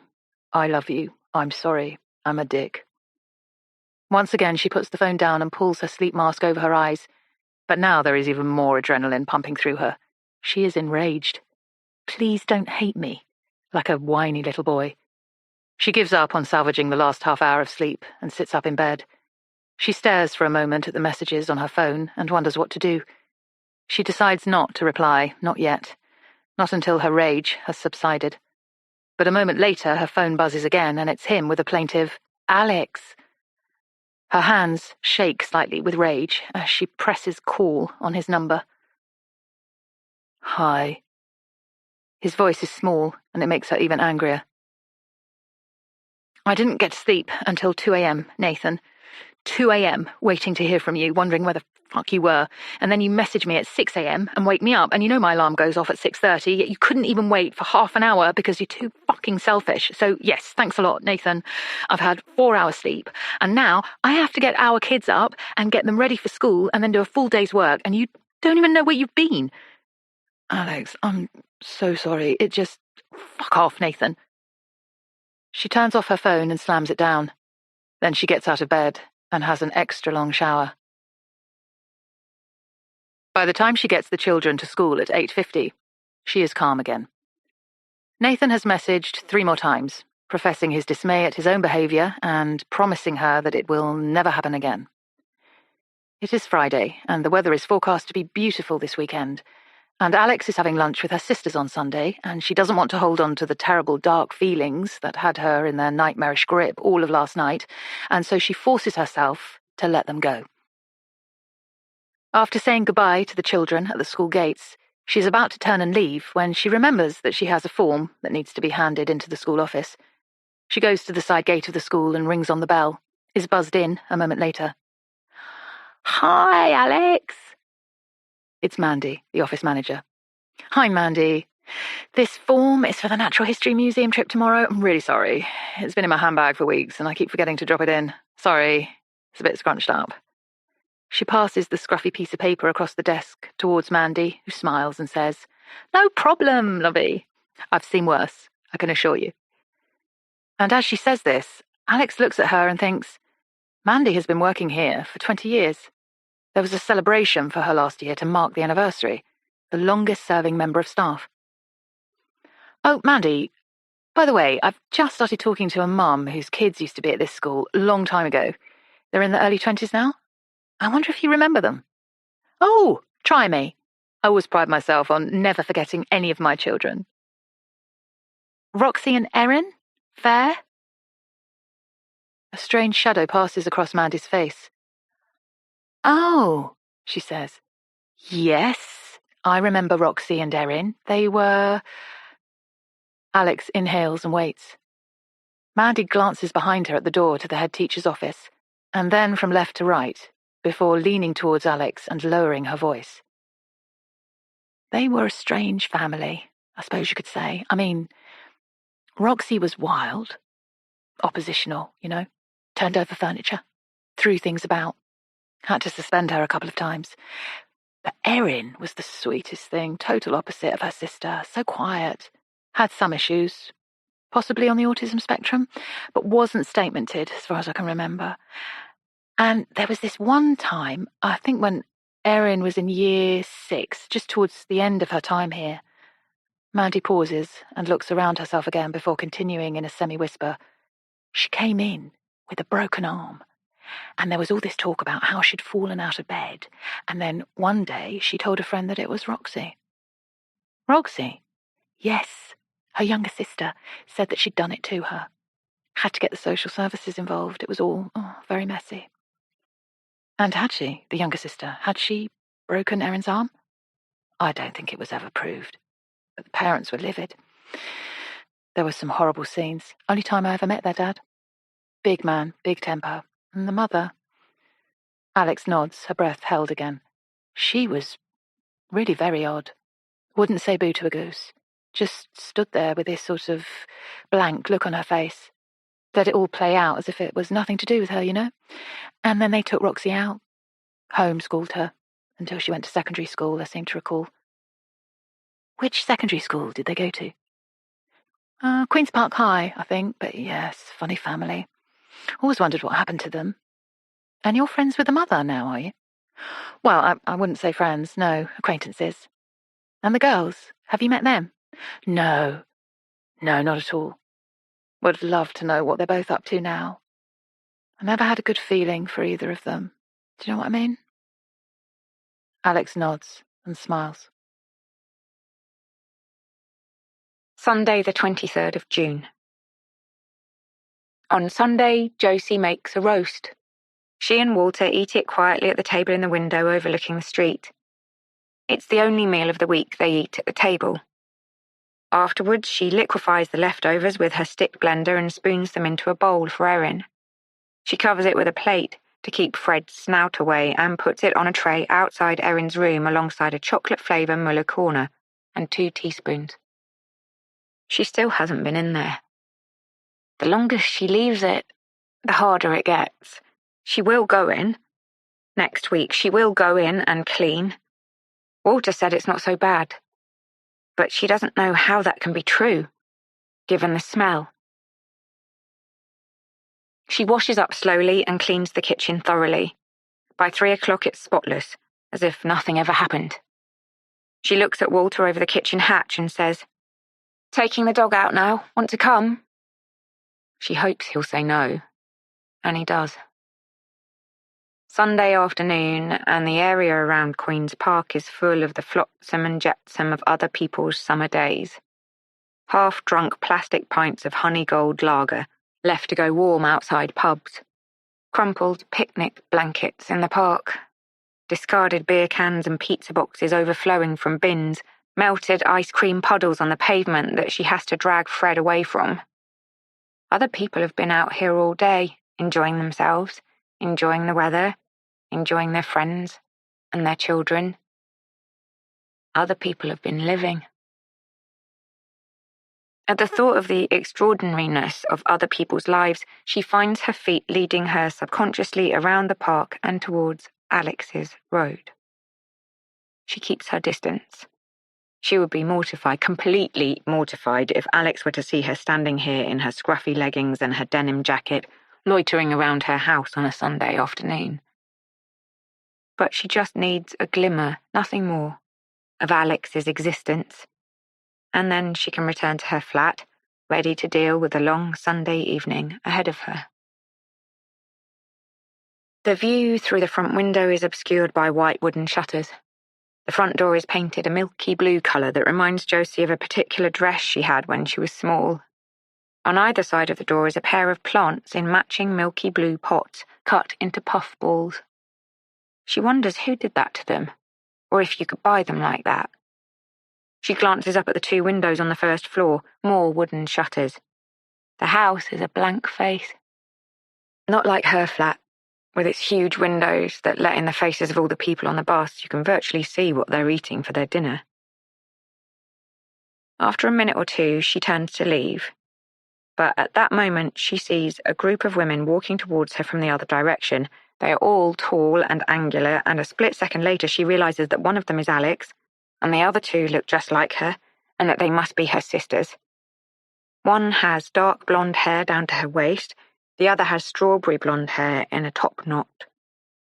They are a mass of hoop earrings, big leather bags with tassels, flip-flops, black nail polish, long skirts that swish when they move, suntans from other countries. They are loud, even from here. One of them says something and the other 2 tip back their heads and laugh. So many teeth, such big, wide mouths. She watches as they move towards Alix's front door. She recognizes the smaller one now from the night of her birthday at the pub. Zoe. Alix removes a set of keys from inside the bag that is looped over her arm, puts one in the lock, and then there is the hallway, and the cat, just visible, and a child. And she hears Alix say, "We're back." And then there is the husband, Nathan, with his thick red hair, greeting her distractedly, and they all pile in, and the door closes. And Josie pictures wine being pulled from the big chrome fridge and olives being tipped into bowls, a water sprinkler flip-flopping lazily over the lawn in the back garden. She pictures it, and she wants it. She wants it more than anything. Confident now that Alix and her family are all firmly ensconced inside the house, she crosses the street. She walks past Alix's house, as if she is simply walking past her own house, but as she does so, she lets her fingertips trail across the climbing plant that graces Alix's front wall. She glances down and sees the remarkable purple and lime green face of a passion flower staring up at her from between the leaves, and her breath catches. She pulls it towards her, plucks it, and holds it in her hand the whole of the way home. Tuesday, 25th of June. Alix stands outside the estate where Josie was brought up. It's a low-level estate, no blocks higher than 4 stories, built around a playground and several winding pathways. Josie appears a moment later. She is wearing jeans and a chambray top with puff sleeves. The dog peers out over the top of the denim dog carrier. "Sorry I'm late," Josie says. "Couldn't get away." Alix leans towards her with a kiss, and feels the same awkwardness emanate from Josie she'd noticed the first time she'd greeted her this way. "No problem, not at all." Alix turns to survey the estate and says, "So this is where you grew up?" "It certainly is. My mum's going to meet us at the community hall. Is that okay? And then you can get yourself all set up." "Perfect," says Alix. She follows Josie through the estate towards a squat building at the back. Inside, a woman with dyed brown hair and trendy black-frame glasses is pulling chairs around a table. She's wearing a bright print summer dress and strappy sandals. She looks up at Alix and Josie and beams. "Welcome! Welcome! I got some juice in and some pastries." She is not what Alix was expecting. Where Josie is stiff and unanimated, her mother is all expansive hand gestures and chatter. She's glamorous, too, clearly takes care of her appearance, sees herself as a woman worthy of attention and respect. She sends Josie to make them teas and coffees in the kitchenette and invites Alix to sit down. "So," she says, eyeing her frankly, "I went and listened to some of your podcasts when Josie told me about you. So inspiring. I would have had a career to talk to you about, but I devoted all my life to this estate. This estate has been my career, I suppose you'd say. Not that I get paid for it. I do it for love." Alix turns slightly to look at Josie. She has her back to them, waiting for the kettle to boil. "Of course," Pat continues, "my first question has to be, why Josie?" "Oh," Alix laughs nervously. She glances again at Josie's back. Josie has asked her not to mention the truth to her mother about why Josie wanted to do this. Just tell her you're making a series about birthday twins, she suggested. Make it sound harmless. Well, why not, Josie? Alix says now. That was really my starting point. A woman born on the same day in the same place as me. I guess it was a case of the swap babies scenario, but the other way round. We weren't swapped. We went home with the right parents. But what would have happened if we hadn't? What would it have been like for me if you'd taken me home, if I'd been brought up here by you, and Josie had been brought up a mile away by my parents? Nature nurture, says Pat. Well, yes, to an extent. You know, I studied social anthropology for a while, at Goldsmiths, but then I got pregnant. She sighs. Had to drop out. So, yes, there's another what-if scenario for you. What if I hadn't got pregnant? What if I'd finished my degree? I'd have got off this estate, wouldn't I, for a start? And then someone else would have to be here doing what I do. Except they wouldn't, would they? And then this estate would be a disgrace, like the others around here. So, yeah, maybe that's it. I got pregnant for a reason. I got pregnant so that I could sacrifice my ambitions and save this estate. Pat trails off and stares dreamily into the middle distance for a minute. Funny, when you think about it. Strange. But I guess maybe everyone has a purpose, though some are harder to fathom than others. She directs this point towards her daughter as Josie pulls out the chair next to Alix and sits down. Alix squirms. This woman, she strongly suspects, loathes her daughter. So, talking of getting pregnant with Josie, and given that you gave birth to her in the same hospital and on the same day that my mother gave birth to me, what are your memories of that day? Oh God, I try not to think about it. I was 20 years old. I wasn't married. I've been in denial throughout my whole pregnancy, drinking, smoking.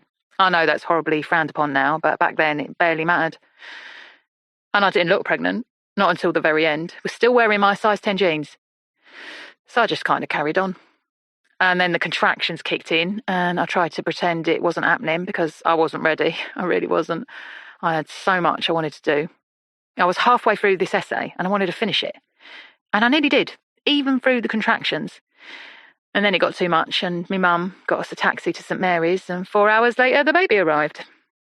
What happened in those 4 hours is not something I ever want to think about or talk about ever again.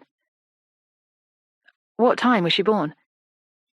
God, I don't know, I suppose about 8 in the morning. And how did you feel when you first saw her? I felt... Pat stops. Her eyes go across the community hall and stare for a moment blankly. I felt terrified. Alix feels Josie flinch slightly in the chair next to her. Just terrified. Didn't know what to do.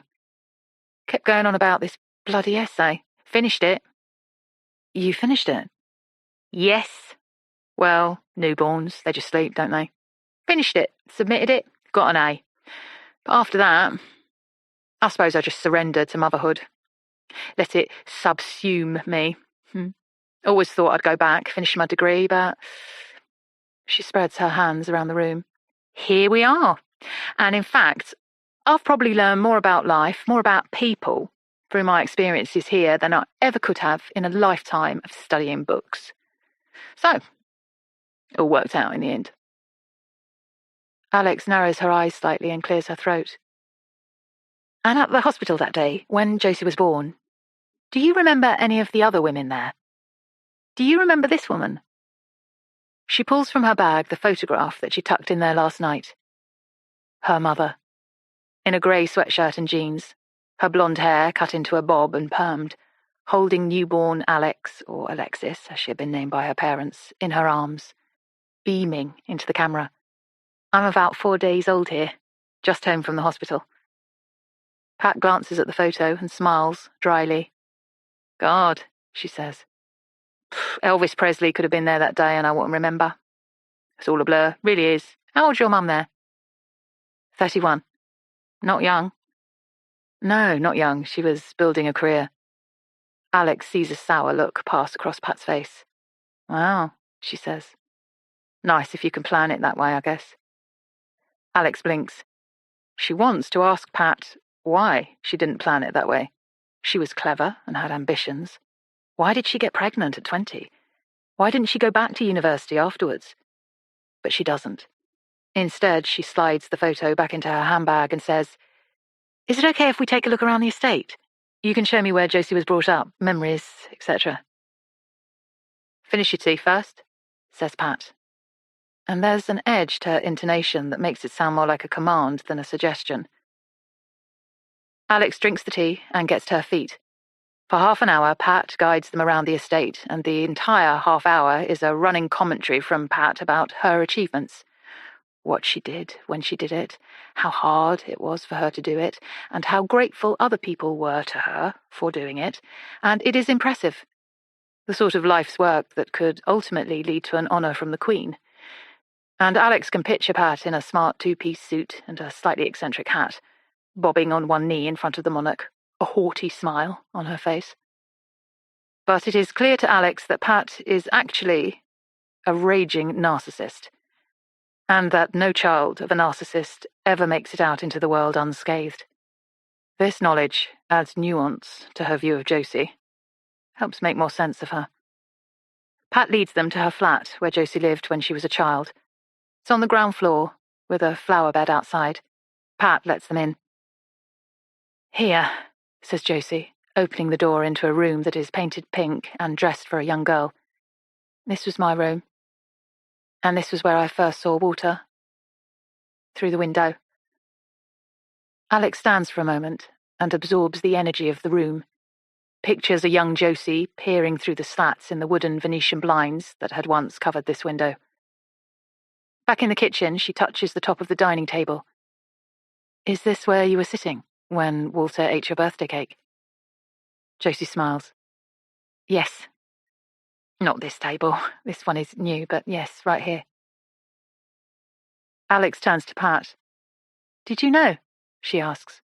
"That day, Josie's 14th birthday, did you know what was going to happen?" "You mean with Josie and Walter?" "No, of course not. I mean, come on. He was older than me. How could I have thought? How could I have known?" "And what did you think when you found out? You must have felt quite shocked." "Well, what do you think?" Pat issues this with a note of dark fury. Alix looks at Josie. Her face is pinched, and Alix takes a breath and stops herself from asking her next question. 8 p.m. Nathan has been extra nice since the events of Thursday night. Not that Nathan isn't always nice. It's his default setting. But he's been getting back from work early enough to enjoy time in the garden with the kids, to help make dinner, to watch a show and look at homework and chat and be part of the family. He had no explanation for Thursday night other than that he lost control. He has promised that he won't do it again, and for now, bathed in the warm waters of marital harmony, Alix is choosing to believe him. Now, as they clear the kitchen together, he says, "Oh, by the way, I'll be working from home tomorrow." "Oh," she says. "How come?" "Just have a ton of paperwork to catch up on, and no appointments in the diary. Thought I'd make the most of it. Maybe I can take you out for a cheeky lunch." She pauses. She hasn't yet told him about her new podcast project with Josie. But she will be here tomorrow morning at 9:30, and Alix will need to explain her to him. She says, "I've got an interviewee coming in the morning." "Oh, okay. I thought you'd finished your series. Is this something new?" "It is. It's kind of an experiment, I guess. It's the woman from the pub the other night, the one who was my birthday twin. I'm doing a thing about, birthday twins, the randomness of life, the otherness of strangers, nature-nurture, that sort of thing." Her face flushes with the white lie, and she turns away from Nathan so that he can't see it. Nathan looks at her skeptically. "Sounds different?" "Yes, exactly, different." "Difficult to pull off?" "Maybe, but actually there's a couple of compelling things going on with her already." "What sort of compelling things?"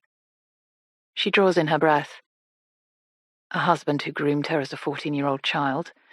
A narcissistic mother, 2 problematic children, and brushes with social services. But the compelling things feel precious somehow, half-formed and delicate, not yet ready for the judgment of her husband. Well, she says, you'll have to listen to the podcast to find out. Nathan raises an eyebrow humorously. Fair enough, he says. Fair enough. Alix pulls a full bag out of the bin, ties a knot in it, and takes it to the front garden. She stops after she's dropped the bag in the wheelie bin and stares into the inky summer sky, waiting for some time to pass. She doesn't want to talk about this with Nathan. Not right now. He doesn't deserve her confidences. He doesn't deserve to know every last thing she does. Nathan has his own priorities, his own secrets. She should have some too. Wednesday, the 26th of June. Josie is breathless by the time she arrives on Alix's doorstep the next morning. It's all she's wanted to do, the only place she's wanted to be, and she's walked extra fast to get here. She pulls a tissue from her bag and wipes the sweat from her forehead and upper lip before ringing the doorbell. She is all primed for the soothing, beatific face of Alix Summer as the door opens, but instead, there is the husband. His features are rough and raw, the sort of man who is only attractive because of some base elemental factors to do with chemicals and attitude. There is not one thing on his face that Josie could pick out for special mention. Even his eyes are a sludgy, indefinable colour. He has stubby eyelashes and a 2-day beard growth that contains every shade that hair can be, from silver to red to blonde. His mouth is tight and thin. He wears a sloppy t-shirt and grey joggers and peers at her curiously over the top of a pair of horn-rimmed reading glasses. He clicks his fingers and says, "Josie." She nods and says, "Hi. Alix is expecting me." He lurches towards her suddenly, and for a terrible moment she thinks he's going to kiss her, but then she realises he is aiming for Fred's head, poking out of the dog carrier. "Well, hello," he says, recoiling slightly when Fred begins to growl at him. "Aren't you a feisty little dude?" She. He offers Fred the backs of his fingers to sniff, which he does, gingerly. "He," says Josie. "Fred. He's a pomchi." "A pomchi," says Nathan. "Well, I never. Anyway, come in. Alix is just in the kitchen." She appears, from behind her husband then, her face betraying some regret that it was he who met Josie at the door and not her. Josie smiles at her and bypasses Nathan, her arm just brushing against the cotton of his t-shirt, close enough to feel the clean heat emanating from his flesh. They walk through the kitchen, where the cat is sitting on the kitchen island, looking like a pretend cat. The dog growls quietly as they pass it. "We'll be about an hour," Alix calls over her shoulder to Nathan, who is still loitering in the hallway. "Okie dokie," he calls back, distantly. This time, Josie tries to absorb every last detail of the kitchen. The fridge, she now realises, is not chrome at all. It is hidden away inside cabinetry that matches the rest of the kitchen. There is a huge cake mixer on the counter that's the same milky blue as the front door. There's an upholstered window seat overlooking the garden, scattered with cotton-covered cushions in numerous shades of ocean blue. There's a row of plastic shoes and boots lined up by the back door. The cat's food bowls are made of copper, and the chairs around the kitchen table are all different shapes and sizes. "How are you?" Alix asks her as they cross the lawn. "Oh, I'm fine, I suppose." "You seemed a bit stressed yesterday." "Yes, I was a bit. My mum always makes me feel like that. I mean, I know she looks very together. I know she gives off this vibe of being a decent person, all her talk of saving the estate and everything. But believe you me, she's not what she seems at all. She was a terrible mother, Alix. A terrible, terrible mother to me." "Actually, I could see that, Josie. And I'd like to talk about it today, if that's okay with you." Josie shrugs. "I suppose so. I don't really know." If you think it will be good for the podcast, then yes. I think it will be great for the podcast. But of course, you'll get final approval before it goes to air, and if there's anything you don't like, I won't put it in. In the studio, Alix makes Josie a cup of coffee from behind the Nespresso machine, and Josie stares at her from behind. She's wearing a long, filmy top over leggings. Through the fabric, Josie can see the knuckled impression of her spine and the outline of a sports bra. "How was your weekend?" she asks her. "Oh, goodness. That feels like a long time ago now, but yes, it was nice. I saw my sisters on Sunday. That's always a good thing." "What are their names?" "Zoe and Maxine." "Nice names. What did you do?" "Long, boozy lunch." Long, boozy lunch. The words wash through Josie like a dream. She nods and smiles and says, "That sounds good." Alix places Josie's coffee in front of her and then sits down. She tucks her hair behind her ears and smiles at Josie. "Right," she says. "Let's get these headphones on and start. Shall we?" And I wanted to start where we left off last time, with Walter, and how you two became a couple.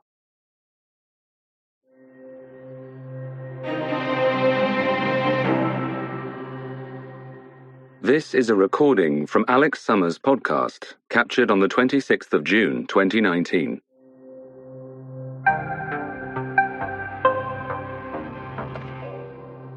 Oh, yes. So now we're at my 15th birthday. Me and Walter were sort of friends by that point. He always stopped and had a chat with me if we crossed paths on the estate. He always waved, said something nice to me, and on the day I turned 15, Walter ran after me when I was walking to school. He'd remembered my birthday from the year before and he'd bought me a present. What did he get you? A bracelet. Look, this one. You're still wearing it. Wow. Well, why wouldn't I? We're still together. And then my friends took me to the park after school that day, to the rec, and there was this boy. He was called Troy, I think. And Helen really wanted me to, kiss him. I hadn't had a boyfriend yet, and she was always trying to get me to go with a boy, and I did not want to go with a boy because they were all disgusting, honestly. And he'd been drinking cider, and his breath, I can smell it even now. The sourness of it, rancid in my face as he came towards me. And I just got up and left, and as I left, I knew that I was done with being that sort of teenager. I went home. My mum said, "You're back early." I told her I wasn't feeling well. She asked me if I'd been drinking. I told her about the cider and the boy, and she told me I had good friends, that I should make more of an effort with them. I said, "I do make an effort, but then they do things I don't want to do, and there's not much I can do about that." She said, "What do you want to do, Josie?" I said, "I don't know. How am I supposed to know? What did you want to do when you were 15?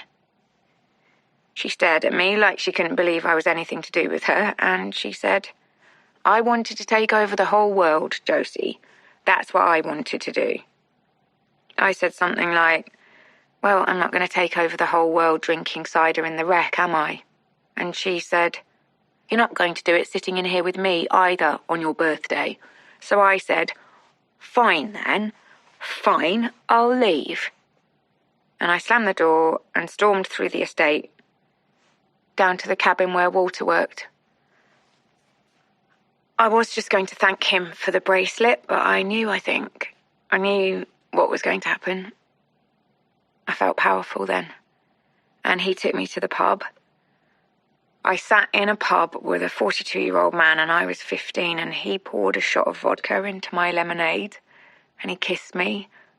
And I remember looking down at my hands, at the pen scribbles on them from school, and looking down at my shoes, these battered old kickers with the little leather tags that everyone wore back then, and thinking, this is it.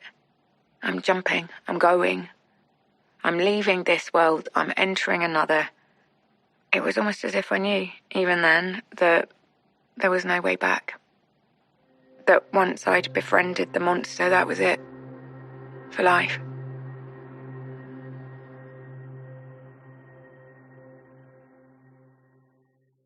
Midday. Oh my God. Alix whispers to herself an hour later after closing the front door behind Josie. She stands with her back against the door, her arms behind her. Oh my God, she whispers again. She closes her eyes and tries to gather herself, but her head is spinning. She'd hidden her shock when Josie was talking, nodded furiously, made encouraging noises of interest, interjected with neutral questions, all the while resisting the temptation to say, "Fuck, Josie, you married a paedophile." She goes back to the shed to tidy up her studio, gather the cups and saucers, lock it up behind her. In the kitchen, she loads the cups and saucers into the dishwasher, and then she heads to the downstairs toilet, the one tucked under the stairs. After she's used the toilet, she turns on the tap to wash her hands and then stops when she realizes there's no hand wash. She looks behind her. She looks on the ledge that runs along the floor, covering the water pipes. She looks inside the cupboard under the sink. She washes her hands without soap, and then asks Nathan, when she walks back into the kitchen, "Did you do something with the hand wash in the downstairs toilet?" Like what?" "Like move it, get rid of it. Only put it in there a couple of days ago." "No," he replies. "Of course not. Maybe it was your weird friend." Alix scowls at him. "Don't be ridiculous. Must have been one of the kids. I'm sure it'll turn up." 1 p.m. Josie tucks the hand wash into the back of her underwear drawer with the Nespresso pod. It came in such a pretty bottle. Dark grey, with a cherry blossom print on it, like Japanese art. And it smells like Alix. The experience of being at Alix's house again has given her a strange kind of energy. Meeting the husband was a bonus, although she doesn't know what Alix sees in him. And using their beautiful toilet, with the mottled glass mirror and crazy wallpaper with peacocks on it. The posh hand wash. The soft black towel hanging from a golden ring. And the interview itself. Reliving the early days of her relationship with Walter. Telling her about her terrible mother. The look on Alix's face of rapt fascination, as though Josie were the most interesting woman she'd ever met in her life. Buoyed up, she walks to Erin's bedroom door and puts her ear to it. She can hear the chair squeaking, the buttons clicking, the tinny noises from her earphones. She can smell the layers of her room. But she can't keep ignoring it. It's not going to go away. She pulls down the handle and pushes the door. It only goes a few inches before it stops, wedged up against the piles on the floor. She calls through to Erin, but Erin can't hear her. She pushes a little harder, another couple of inches. She can see a bit of Erin now, the side of her face, her threadbare sheepskin slippers, her hands clutching the controller, pale and bony. She decides that she can't do it. Not today. Josie brings Alix's kitchen into her mind's eye. The brightness of it, the sweetness of it, the children's drawings pinned to the special wall. Then she remembers the way that Erin's room used to look when she shared it with Roxy. It used to have 2 pink beds in it, and a white wardrobe with hearts cut out of it. Where Erin's gaming desk is, there used to be a chest full of dolls and toys. In her head, she hears the sound of 2 small girls laughing together at bedtime.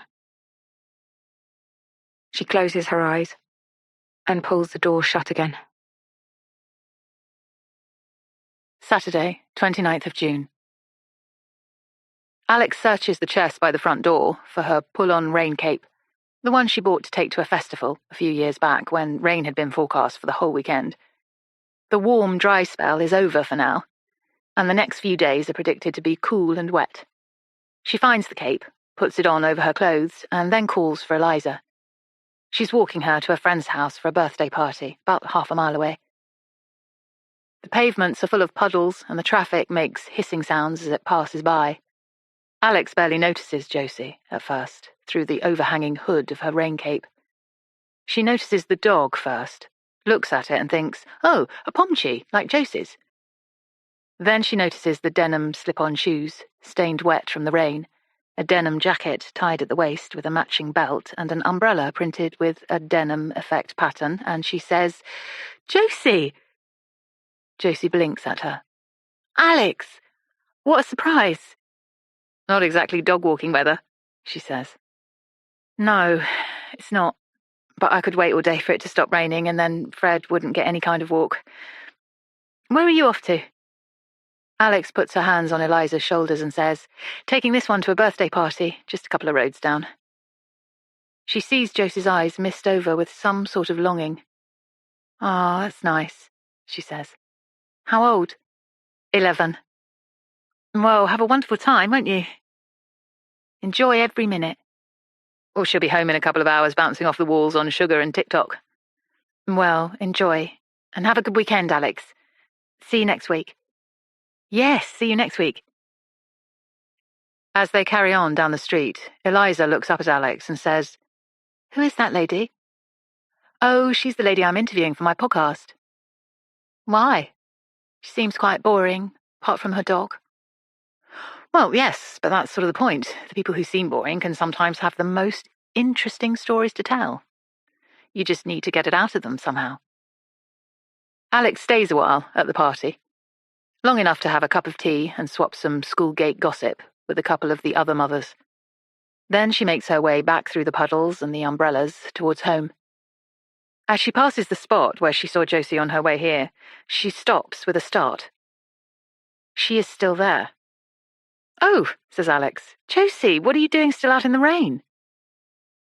"I don't really know. I was just..."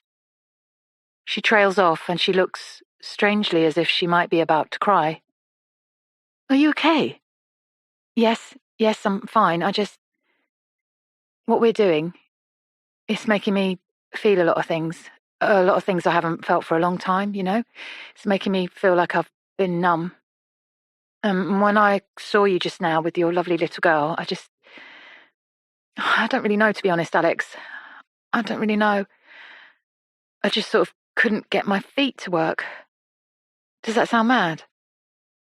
No, Josie, no. It doesn't sound mad at all. It sounds completely understandable. And listen, let's get out of the rain, shall we? Come on. I'll buy you a cup of tea. Or something stronger? Alix guides Josie into the nearest cafe and sits her at a table while she goes to the counter and orders them both cappuccinos. She adds 2 chocolate cookies to the order and then brings them back. But Josie is nowhere to be seen. 4 p.m. Josie is soaked to the bone when she gets home. She wraps the dog in a towel and rubs him dry, then she makes herself a cup of tea to warm herself up and pads barefoot into the living room, where Walter is on the sofa watching football. "You're drenched." "Yeah. Don't know what I was thinking going out in that." The dog looks longingly at the sofa and Walter looks at him and says, "No chance, you stink. Not having you up here." Josie scoops him up and holds him to her chest. She doesn't like it when Walter talks sternly to the dog. She sits on the other end of the sofa from Walter and stares numbly at the football. She hates the sound of football. The dull bass monotone of male calls, the incessant up and down intonation of the commentators, the whistles and the drums. It sounds like the backdrop to a nightmare, an oncoming army of bloodless killers. It's been the soundtrack of her weekends for 27 years, since she first moved into Walter's flat. She'd watched with him in the early years, professed her enthusiasm for the game, shouted when their team scored, pretended to be devastated when they lost. Although, no, not pretended. It had been real at the time. Everything she thought, did, wanted, cared about back then had been through the filter of Walter. All she'd wanted, from the moment they first got together, was to please him, to be the person he thought she was, to be his dream come true. She finishes her tea and takes the mug into the kitchen. "I'm going to get into bed," she says. "I'm feeling a bit shivery." Walter looks up at her, concern shining in his eyes. Oh, love. I hope you're not coming down with anything. No, I'm sure I'm fine. I'll bring you in a lemsip. Oh, no, but thank you.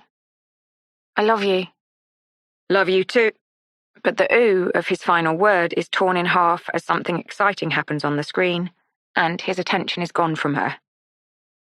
She carries the dog into the bedroom and closes the door behind them. She feels poleaxed, beaten up. She doesn't know what happened to her. The last hour is a blur. The rain that descended down upon her, then Alix in her plastic poncho, her daughter staring curiously at her from under the hood of her raincoat, and then a blank. Then sitting in the coffee shop watching Alix at the counter, the beads of rain gleaming on her plastic poncho. Then she'd seen something through the window. What was it? She's not sure. At the time, she'd thought it was Roxy. Had been convinced it was her. Collected her dog, her bag, run out onto the pavement. No sign of Roxy. Was it real? Or was it a memory, a shadow? Maybe just someone who looked like her. In bed, she searches for Alix's podcast channel on her phone and selects one at random. Lets the sound of Alix's voice wash away the black noise of the mooing football fans from the living room. Monday the 1st of July. Josie listens to Heart FM through headphones. Behind the glorious crashing crescendos of Greatest Day by Take That lies the buzz of sewing machines, the rumble of the tube trains, the chatter of her colleagues, the loud voice of the current customer. But she focuses on the music, the way it makes her feel, filling up her senses with rightness and certainty. The weekend feels like a blur. She spent most of it in bed. Walter diagnosed her with a summer cold and brought her food and beverages. He took Fred out for her and fed him. But this morning she'd awoken feeling fresh and normal and headed into work despite Walter's protestations that she should stay home, take care of herself. In her break at 3 o'clock, she makes herself an instant hot chocolate using powder from a jar, and she writes Alix a message. I am sorry about Saturday. I had a summer cold. Spent the weekend in bed, shivering. Think I had a touch of deliria. I'm fine now, though, and looking forward to our next meeting. I can do tomorrow morning. Alix's reply comes a moment later. Oh no, I'm so sorry you were unwell. You did seem a bit out of sorts. Please come over tomorrow if you're feeling up to that. Josie replies with alacrity. I would love that. See you then. Tuesday, 2nd of July. What does Walter do now he's retired? Alix asks as they begin their recording. Josie sighs. Good question, she says. Not a lot. He's quite happy just being at home, reading the news online, watching sport, emailing family. What family is he emailing? Oh, his sons. They're in their 30s. They live in Canada. Both of them? Yes, their mum emigrated there when she and Walter split up.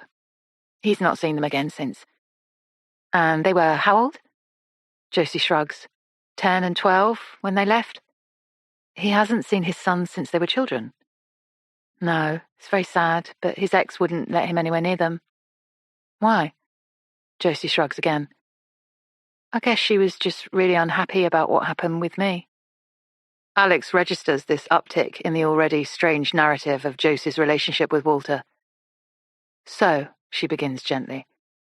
Josie, I'd love to hear more about this, but only if you're comfortable talking about it. Remember, anything you're not happy about can be deleted before this goes out. Josie nods her assent. So, Walter was married when you met him. There is a tiny pulse of silence, long enough for Alix to read Josie's discomfort with the answer she is about to provide. Yes, she says. He was. But obviously I didn't know. Obviously he didn't tell me. Otherwise, I never would have got together with him. I mean, of course I wouldn't. So, hold on. After that day, your 15th birthday, when he took you to the pub, how long was it before you found out that he was married? This time the silence is even longer. Quite a long time, she says eventually. I'd say a few years. A few years? Yes. I didn't find out he was married until I was 18. So he was still living with her, right up until then? No, he wasn't. And that's why I didn't know, because he had his flat in London that he had from his dad. But his ex and the boys lived outside London, somewhere in Essex. He went home at the weekends. It was a bit messy, I suppose. Alix nods, but stays silent. It's raining when their session ends a while later, and Alix offers to drive Josie home. After she drops her back, Alix watches from her car as she walks around the corner to see which house she goes into. Alix knows this road.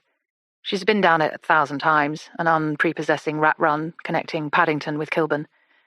And there, just as Josie had described, a long sweep of huge Victorian villas in semi-detached pairs, all built close to the pavement and shabby and faded with no trees to protect them from the dirty fumes. She watches Josie unlock the door of a house set right behind a bus stop. She sees Walter in the window and is taken aback once more by how old he looks. She tries to imagine the handsome 42-year-old Josie had described kissing her in a pub when she was a girl. But it's hard to do. He has not worn the passage of time well. She sees him turn as Josie enters the room and a small smile break over his face. He mouths something at her and then turns back to his laptop. Josie appears briefly by the window, holding her dog and looking behind her before disappearing again. There is another window next to the bay in which Walter is sitting. This one has denim curtains, which are half opened. Alix can see the shape of a wardrobe and a door. Somewhere beyond that door, she supposes, is Erin, the older girl, the one who still lives at home, the one who had her arm broken by the little sister who left home when she was 16. And then a bus pulls up in front of the house and snaps Alix out of her peculiar reverie. She puts her car into gear and drives home. At the kitchen counter, she opens her laptop and Googles Josie's address. She adds the name Walter Fair, but nothing comes up. She adds the names Josie Fair, Erin Fair, and Roxy Fair, but still nothing comes up. As she'd suspected. Anonymous, like 90% of the population of the world. Even in these days of ubiquitous sticky fingerprints all over social media, most people aren't traceable on the internet. She puts the address into Google Maps and stares at the street view for a while, scrolling up and down Josie's road, looking for something. She's not sure what. Thursday the 4th of July. Josie puts her denim jacket on over her t-shirt and joggers and looks at herself in the mirror. It's the same denim jacket she's had since she was a teenager, the one she was wearing on her 15th birthday in the pub with Walter. It's worn on the elbows and at the cuffs, but she has kept it in one piece over the years, kept it looking smart enough to wear. It's her lucky jacket, the jacket she was wearing when her life turned around, when she went from being the sort of girl who drank warm cider with rough boys to the sort of girl who had the love of a real man, who had beautiful babies and a 2-bedroom flat. But that girl is starting to feel like a shapeshifter, a fraud, a one-dimensional paper doll. She's blurring in her mind's eye into a human puddle. She rips the jacket off and looks at herself again. She has kept her figure somehow without trying. She looks nice. She could probably wear similar clothes to Alix and look good in them. She flicks through her wardrobe, looking for something that's not denim. Why does she have so much denim? And something that's not grey. She finds a floaty black shirt that she'd bought to cover up her swimsuit once when it was really hot in the Lake District. She puts it on over her t-shirt and joggers and turns this way and the other. She decides she looks nice and she hangs her denim jacket back in the wardrobe. She gets some sunglasses out of her chest of drawers and tucks them into her hair, and then she takes out her dangling turquoise earrings and replaces them with a pair of hoop earrings Walter had bought her for her birthday one year. Walter glances at her as she gets the dog ready for his walk. "You look like you're on holiday." Do I? "Yes, you do." Well, it's nice out.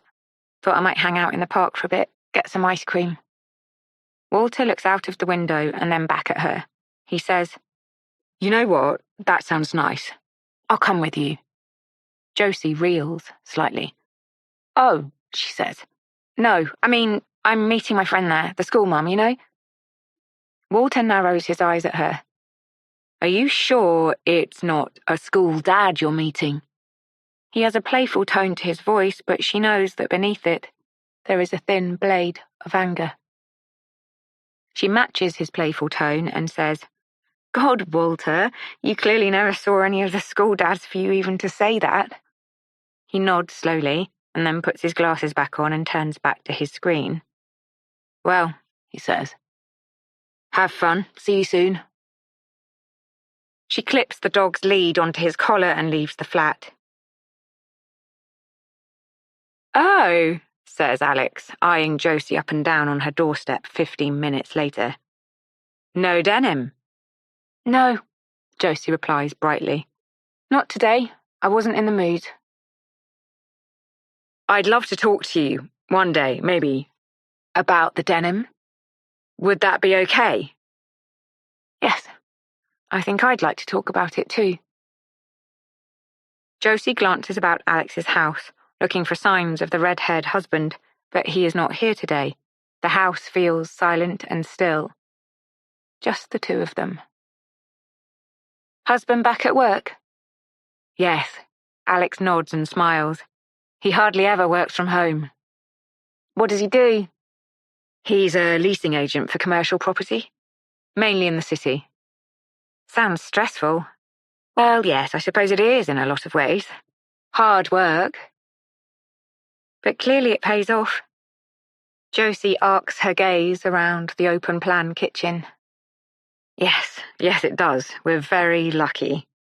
Most people work hard, don't they? But not everyone gets to live in a house like this." I love this house. "Thank you. Not just because it's beautiful, which it is, but because it's so homely. It's not just like a house in a magazine. It's a proper home. It's very you." Josie runs her hand over the creamy marble of the work surface as she says this. "My flat," she continues, "it's never really felt like my flat. It's always felt like Walter's. It's all his furniture, his things, and of course it's council, so we can't really spend any money on it. I look around it and all I see is other people's things. And Walter doesn't like stuff on the walls, or clutter, you know? It would be a dream come true to have a place like this that I could just fill with things I like." And what things do you like? Well, yes, that's half the problem. I don't know. I really don't know. I've just lost my way. Or in fact, I'm starting to realise I never even had a way in the first place. I handed my life over to Walter when I was a child and never gave myself the chance to find out who I really was. Josie pulls herself up straight when she realises she might be about to start crying. She looks up at Alix and smiles as brightly as she can. It's not too late for you to find out, says Alix. Come on. She guides her towards the studio. Let's start right now.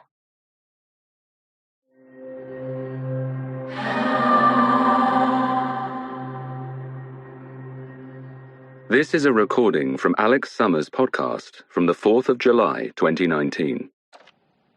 He first invited me to his apartment when I was 16, exactly a year after I'd ate in the pub on my 15th birthday. He said we'd have pizza and he'd give me my present. I'd never been there before. We always met in public, or in his porter cabin on the estate after his team had all gone home. We just kissed, talked, And I'd known all along that at some point he'd want more from me, and I made it very clear that when it did happen, it had to be perfect. So he had champagne, he had music, he drew the curtains, lit a candle. He gave me an engagement ring and he asked me to marry him. I said yes, of course I said yes. And then roughly 12 hours after I turned 16 years old, he took my virginity.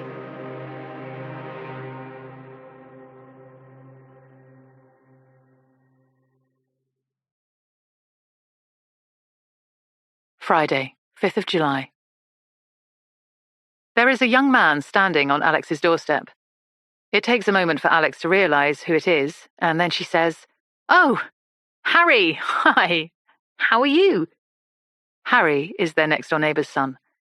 Alix has known him since he was a child, but now he's an adult in his last year at university, and she hasn't seen him for a long while. "I'm good. How are you?" "Not bad. Everything okay?" "Well, no, I just got back. Mum's out, and she won't be back until late this evening, and I haven't got a key. She said that you might have a spare."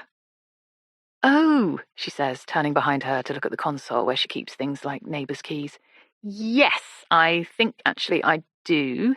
Hold on just a second." She feels through the drawers in the console, but they're not there. "Come in," she says. "Come in. I think they might be in the kitchen." Harry follows her through the hallway and stands awkwardly in the entrance to the kitchen while she goes through more drawers. Eventually she finds them, in an envelope with her neighbour's name scrawled on it. "Aha!" she says triumphantly. "Here they are. I think you were about 10 years old when she gave us these. It was when you went off on your American road trip, remember that?" "Ah," says Harry, taking the envelope from her outstretched hand. "Yes, I do, and thank you." No worries at all. She leads him back down the hallway, and then, just before they get to the door, she remembers something. "Oh, Harry, by the way, you and your brother went to Queen's Park High, didn't you?" "Yes, we did." "And you're how old?" "I'm 21. So, do you remember two sisters at your school, Erin and Roxy Fair?" She studies his face carefully as he forms his response. "Oh, shit, yeah, I certainly do," he says with a wry smile. "Roxy was in my year. She was insane." "Insane?" "Yes, scary as shit." "Oh, that's interesting. In what way?" "Just scary, hard, aggressive." Harry cocks his head and looks at her. "Wait," he says, "do you know her?" No, I've never met her. I know her mother, though." "Right. Apparently Roxy left home when she was 16. Harry throws her another look. "Left or ran away?" "Ran away? Why do you say that?" "I don't know. There were a lot of rumours about her. About both of them. About their home life. Like, dark stuff." "Like?" "I don't know. Abuse, I guess. The older one, Erin, she was so weird. Literally the weirdest person I have ever met. I never spoke to her. But I would see her around with these really dark brown eyes, and she was so thin. Apparently she never ate solid food. That's what I heard. Never in her life. Only soft food." He tips the envelope from one hand to the next and then beams at Alix. "Well, thanks for the keys. I'll get them back to you later, in case we need them again in another 11 years from now. See you." "Yes," Alix says, closing the door as he leaves. "See you." Saturday, the 6th of July. Josie returns to the same spot where she'd bumped into Alix the week before, just outside the coffee shop from which she'd run in a state of certainty that she'd seen Roxy on the street. She buys a coffee and sits outside with it. It's a cool, cloudy day, the beginning of July, but it feels more like September, and the air carries the sad feeling of the end of summer, although it is still in its full stride. Josie knows that it wasn't Roxy she saw last week. She knows it with 99% of her soul. But there is still 1% that thinks, why not? Why wouldn't it be Roxy? Roxy had once existed in 3 dimensions. There is no reason why she shouldn't exist in 3 dimensions still, and no reason, furthermore, why those 3 dimensions should not be here on Salisbury Road, inches from where she sits. She sips her coffee and stares across the street, her eyes taking in the form and shape of every young woman who passes. The dog sees a standard poodle and starts yapping madly at it. "Shh," Josie whispers into his ear. "Shush now." She makes the coffee last as long as she can, and then she sighs and gets to her feet. She has not seen Roxy. The emptiness of this realization scoops out the base of her belly. But then relief quickly takes its place. It is nearly midday, and Alix's house looks still. It looks empty.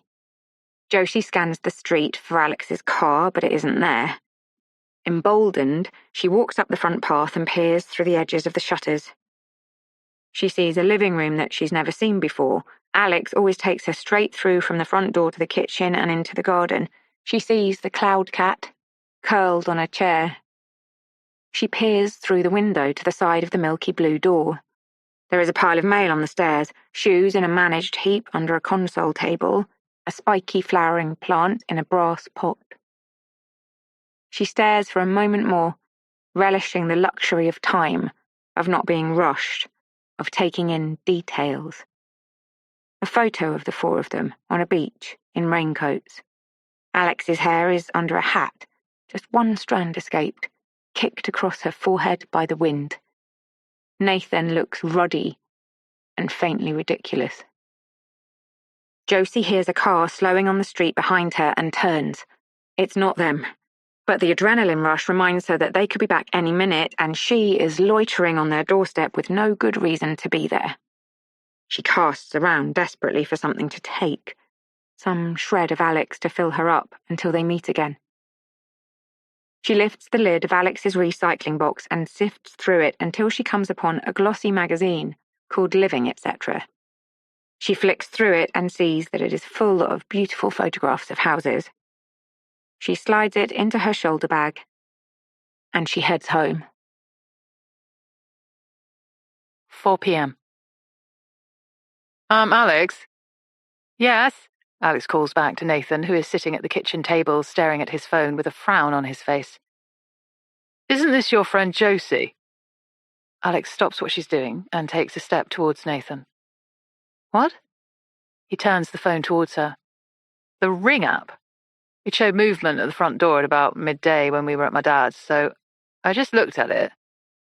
And it's her, isn't it? Alix draws up beside him and takes the phone from his hand. And yes, it is. Clearly. It's Josie, staring first through their shutters into the living room, and then through the small side window in the hallway. Her face looms in and out of shot of the camera. At one point, Josie turns slightly and the dog's face comes right into focus, his funny bug eyes looking even buggier. She must have dropped by, on the off chance, she says to Nathan. But look, he says, pointing at the screen. Look, how long she's standing there for. Staring through the window. I mean, what the fuck is she doing? Alix continues watching the footage, and the seconds pass by slowly, and still there is no obvious explanation for what Josie is doing outside her house. But this, says Nathan, this is the weirdest thing. Look what she does next. Alix watches, but can't make sense of what she's seen. Wait, she says. Rewind that bit. Nathan rewinds, and she watches again, and yes, there it is. Josie opening the lid of their recycling box and taking out a magazine, stuffing it in her handbag, and then leaving very, very quickly. Oh my God, she says breathlessly. Oh my God. 7 p.m. Alix sits next to Nathan in the back of an Uber that evening, on their way to a friend's birthday dinner in Acton. She wants to talk to him about Josie, but also she doesn't want his opinion to cloud her view of how to handle things. Her project feels simultaneously thrilling and terrifying. She has opened a physical and metaphorical door to this woman, a pure stranger. She has brought her into her home, made her feel that she is somehow party to Alix's inner life. She takes full responsibility for the decisions she has made to this point, And now she needs to decide if she is prepared to take full responsibility for anything untoward that may happen to her or her family as a result. If she discusses this with Nathan, she knows what he will say. He will say, "Bin it. Tell her it's off. Get rid." And then if she ignores him, and this project turns out to be a disaster, he will tell her that he told her. He will tell her that she was wrong, and he was right. And Alix does not want to make professional or personal decisions based on what her husband will think if she makes a mistake. Because if she is right, and he is wrong, this podcast could be the making of Alix's professional career. She watches Nathan that night over the dinner table. The friends are his friends. Giovanni is Nathan's best friend from college. His partner is Natalie, who Alix knows only in relation to Giovanni. When Nathan is with his friends, he is bombastic. He is high-octane. He engages every element of his being in the act of producing the sort of persona that his friends expect from him. And in order to tap into these elements, he drinks twice as fast as he does when he's with Alix's friends or with his family. She feels a sense of unease pass through her as she sees Giovanni head to the cocktail cabinet for a second bottle of vodka. The careless, loose-wristed glugging into guests' glasses, the glaze across Nathan's eyes, the loudness of him, the babble of bullshit, the over-loud laugh, and she knows already that this will be one of those nights. And she doesn't want to be that wife, the purse-lipped, stick-up-the-butt wife, the wife who can't relax and can't have fun and spoils it for everyone else. She wants to down tequila shots and sing and dance and laugh like a drain. But she can't take on that role because Nathan has already staked his claim on it, and one of them has to remain sentient and together. One of them has to be the grown-up. At 11 o'clock, she whispers into Nathan's ear, "We need to get back for the babysitter." But even as she does so, she knows that he isn't really listening and that even if he was, he has no intention of heading home. That he has entered the stage of inebriation where time has no meaning, when consequences have no meaning. And so she calls herself an Uber, and she leaves. In bed, an hour later, she looks at her phone. Emboldened by drink, she types a message to Josie. "Hey Josie, we saw you at the house earlier on our doorbell camera. Is everything all right?" The ticks turn blue immediately, and Josie is typing. "Everything's fine. I was just passing. I thought I'd say hello. Sorry to worry you." Alix stares at the message for a moment. There is more to it than her innocuous reply would suggest. But it is late, and if there is more to Josie's peculiar behaviour at her front door earlier today than she is letting on, then maybe it is a topic of conversation better kept for their next face-to-face meeting. "No problem," she replies. "Sleep tight." "You too, Alix," replies Josie, followed by a sleeping emoji and a love heart. Alix turns off her phone and picks up her book, waits for sleep to take her away from the weird, swirling sensations of alcohol-induced paranoia, edginess, and very slight dread. Midnight. Josie switches off her screen and puts down her phone. She picks up the magazine that she'd been studying before Alix's message came through and returns to the article she'd been reading about a lakeside house near Cape Town lived in by a handsome architect, his beautiful mermaid-haired wife, and a dog called Rafe with dreadlocked fur. Also to hand, she has a notepad in which she is writing down the things in the magazine that she would like to buy. Her grandmother left her £3,000 in her will in May. She also has about £6,000 in savings built up over the years, because she barely spends the money she earns as they mostly live on Walter's pension. She could afford the lamp with a base in the shape of an owl, or the blue rug with textured stripes that look like ripples on the surface of the sea. She could afford a velvet bed throw the colour of overripe raspberries, and the huge, silky cushions printed with abstract streaks of ink blue and clotted cream. She could afford other things as well, but she doesn't want to go crazy. She glances across at Walter's side of the bed. He is not there. She swallows back the dark feeling this gives her and turns her attention to the magazine. As she flicks through it, something falls out from between the pages. It's a paper receipt. It's dated the 8th of June. Her birthday. Alix's birthday. It's from Planet Organic, 10:48 a.m. Sunflower oil, sourdough olive loaf, Alpro chocolate milk, Oatly milk, organic Pinot Grigio, a 200-gram pat of unsalted butter for £3.99. This suggestion of what Alix had been doing in the hours before they first met seems strangely magical, weighted down with some essence of fortune, of posterity. She holds it to her mouth and kisses it, then slides it back inside the pages of the magazine. Monday, 8th of July. So, says Alix, smiling at Josie across the desk in her studio. Denim. Are you happy to talk about that today? Yes, sure. So I've noticed that most things you wear are made of denim, and I'm curious about that. For example, today you're wearing a denim skirt with a pale blue top and denim plimsolls. Your handbag is made of denim, and your dog is in a denim dog carrier. Do you have a story or a theory about your love of denim? Yes.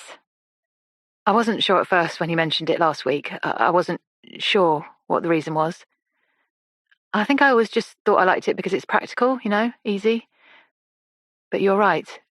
A denim jacket is one thing. Everyone has a denim jacket, but denim accessories are another thing completely. And, in my bedroom, I actually have denim curtains.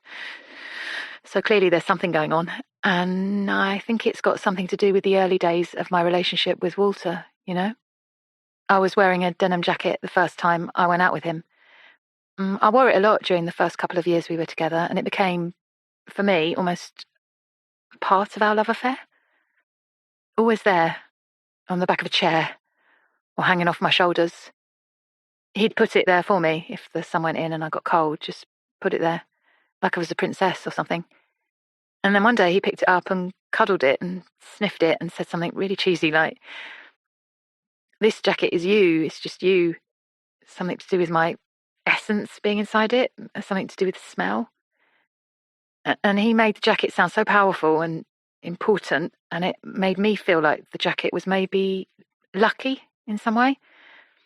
It had brought us together.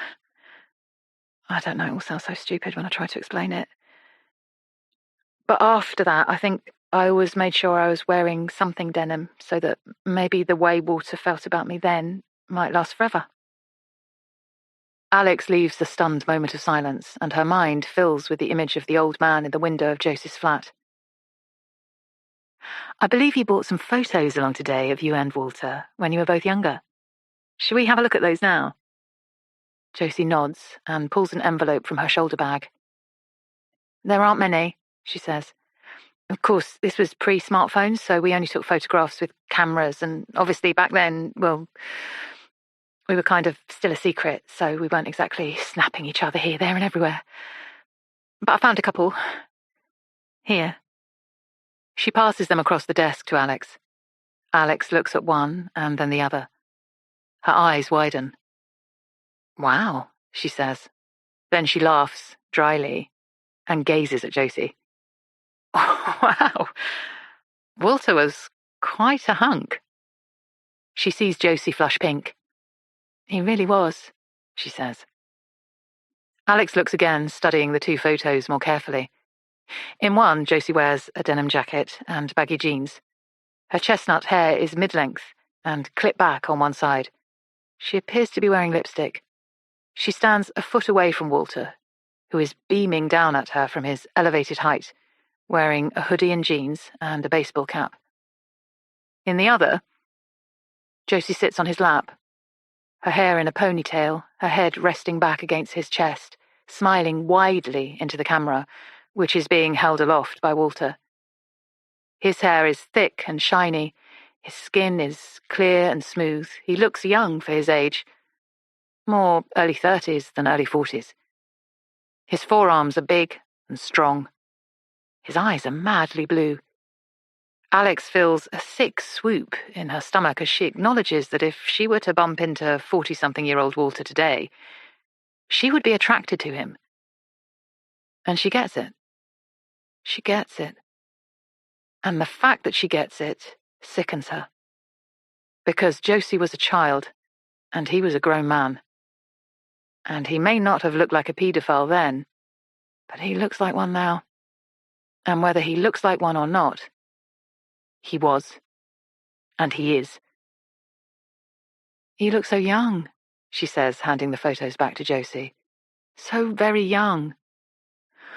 "Well," she replies, I was young. It's crazy when you think about it. So if you could go back to 13-year-old Josie, just before she met Walter, what would you say to her? She watches Josie's face. She sees it fall slightly before lifting again, almost with an effort. "I don't know," she says, her voice tight with emotion. "I really don't know, because in some ways, being with Walter all these years has been the making of me, you know? Having the babies young, having something solid in my life, having something real when other girls my age were running around being fake and ridiculous, searching for things. But on the other hand," Josie looks up at her with glassy eyes. "On the other hand, I wonder quite a lot, especially now that the girls are grown, especially now I'm middle-aged and Walter is getting old and..." Josie pauses and sighs.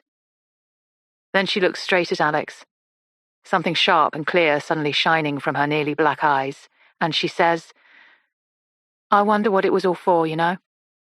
I wonder what else might have been. And actually, all things considered, I'd probably tell 13-year-old me to run for the hills and not look back." 11 a.m.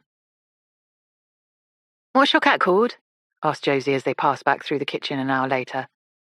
"Sky." "Sky. That's a beautiful name. You still looking for a puppy?" Not really. Seems a lot right now, you know. I have other issues that seem more pressing than house training and sleepless nights." "What sorts of issues?" "Oh, just..."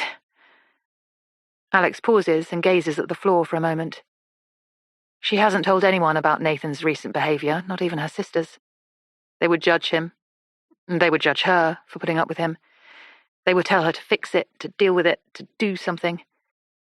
She thinks of all that Josie has shared with her these past few days and finds herself saying, "Nathan. You know, he's amazing. Obviously, he's amazing. But he has a drink problem." She sees Josie flinch. Like, not all the time. Most of the time he's fine, but when he's not fine, he's really not fine. He goes on benders. Doesn't come home. Benders. Sounds like such an old-fashioned word. It must surely have been superseded by now by something more modern. But it's the only word Alix can find to explain what her husband does. What he did on Saturday after Giovanni's dinner party. What it now seems he will keep doing from here on in unless she starts issuing ultimatums and threats. Josie sucks in her breath. "Oh," she says, "that's not good." "No," says Alix. "No, it's not good." "Does he cheat on you when he stays out all night?" Alix starts at the question. "God, no, nothing like that. No, I don't think he'd be capable of doing anything like that, even if he wanted to, which he wouldn't, because it's not his style." But even as she says the words, an image flashes through her mind. Her reflection in the bathroom mirror on the night of her birthday party. Nathan's arms around her waist, his smile buried into her neck, her brusque rejection. "Are you actually mad?" And his subsequent disappearance into the petrol-dark Soho night. She shakes the image from her mind. Josie stares at her intensely. "What are you going to do about it?" she says. Alix sighs. "I have no idea. He used to do it a lot before the children were born, and I did have my concerns back then, did wonder if he was going to be the right father for my children. But then Eliza arrived, and he changed overnight. I thought that was that, you know?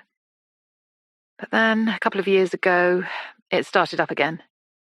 It feels almost as if he thinks that we've got to the end of the intense bit of parenting, that we're on the home run, that he's, well, free again. Both women fall silent. Then Josie sighs and says, "Men." And there it is. The point which it all boils down to eventually. The point where there are no words, no theories, no explanations for behaviours that baffle and infuriate and hurt. Just that. Men. "Alix," says Josie, "I've been thinking about the denim. It's weird, I know it's weird. It's like I've been holding on to something for so long and there's no meaning to it anymore. Walter doesn't feel that way about me anymore. He hasn't for a long time. Walter barely sees me, you know. So what's it for? And I have a little money, an inheritance, and I want to, I suppose, refresh my life. My clothes, the flat. And I hope this doesn't sound strange, but you," she waves her hand towards Alix, "you always look so nice, and I wondered if maybe you might want to go shopping one day. Help me." Alix blinks at Josie, and then she smiles. "Of course," she says, "I'd love to." She glances at the time on the clock above the hob. It's not even midday. "Do you know the boutique on the corner, the Cut?" Yes, I think so." "It's on your route home. We could go in there now, maybe?" Josie glances at the time too. "Okay," she says. "Sure." Midday. Josie has walked past this boutique 100 times and never set foot inside the door. Not for her. She'd imagined the clothes inside to cost hundreds of pounds, the sales assistants to be snooty and rude, the other customers to be entitled and sour. But as she pulls the price tag on a black jersey dress closer to inspect it, she sees that it is only £39.99.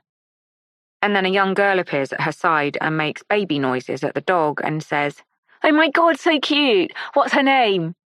"Oh," says Josie, "him. He's a him. He's called Fred." "Fred! Oh my God, cute name. Sophie, look." She beckons over her colleague, another very young girl, who coos and clucks and says, "How old is he?" "He's 1.5. "Oh my God, he's a baby." Josie wills Fred not to growl or snarl at the girls, and he doesn't. "Did you want to try that on?" the girl called Sophie asks. Yes, sure." "I'll just hang it in the changing room for you. Let me know if you need any help." "Here," says Alix, heading towards Josie with a handful of summer dresses, some knitwear, a blazer-style jacket in red. "Try these on too." Josie hands Fred to Alix and heads into the changing cubicle. She tries on the black jersey dress first, the one she'd chosen. It hangs loose and shapeless on her, and she immediately takes it off and puts it back on its hanger. Then she tries on one of the dresses that Alix chose for her, soft floral jersey with a V-neck fitted to the knee, and she checks the price tag and sees that it is £49.99 and that she can afford it, and then feels a shiver of excitement because the dress is exquisite, and because it makes her look pretty and shapely and young, and because it is not made of hard-wearing denim, but of a soft, silky fabric that feels beautiful to the touch. And she takes it off, and then tries on another, and all of them make her look like a woman she has never met before and would like to know better. And she takes all 3 dresses, both pieces of knitwear and the red cotton blazer to the till, and watches in breathless awe as all 6 items are rung through by one assistant, while the other assistant wraps them in tissue. And the total is £398.87, and that is more than Josie has ever spent in one go on anything ever in her life. But the atmosphere feels celebratory somehow, as if Alix and the sales assistants are all cheering her on, as if the purchase is an achievement of some kind, a reward, an award, a prize for good behaviour. She tries to hold on to that feeling as she says goodbye to Alix outside the boutique, lets Alix bring her in, for one of the hugs that come so easily to her but that still feels so strange to Josie. Tries to hold on to it as she walks the 10 minutes from the boutique to her flat.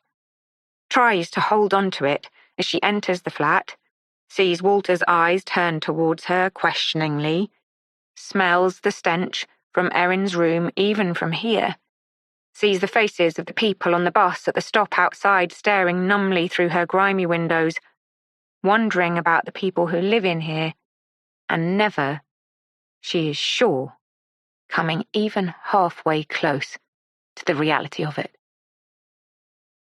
She takes the bag straight into the bedroom and hangs the dresses in her wardrobe, puts the tissue-wrapped knitwear in a drawer, and then from the inside pocket of her handbag, she takes the bracelet she'd seen sitting on Alix's console table by the front door. She holds it in the palm of her hand and stares at it. It's gold with tiny little diamond droplets, like a little puddle of glitter. She puts it to her lips and kisses it before putting it in the back of her underwear drawer. Then she goes to Pinterest, to the page she started a few days ago for inspirational quotes about being single. She thinks of Alix's husband disappearing for hours and days, leaving his beautiful wife alone at home, scared and angry and unhappy. Josie recognizes that Alix has shown some vulnerability in sharing this with her, and thinks that maybe Alix needs this today, needs to know she has options. Josie scrolls through the memes, chooses one and WhatsApps it to Alix. A weak man can't love a strong woman. He won't know what to do with her. Underneath the image, she types in a row of love heart emojis, interspersed with strong arm emojis. She presses send.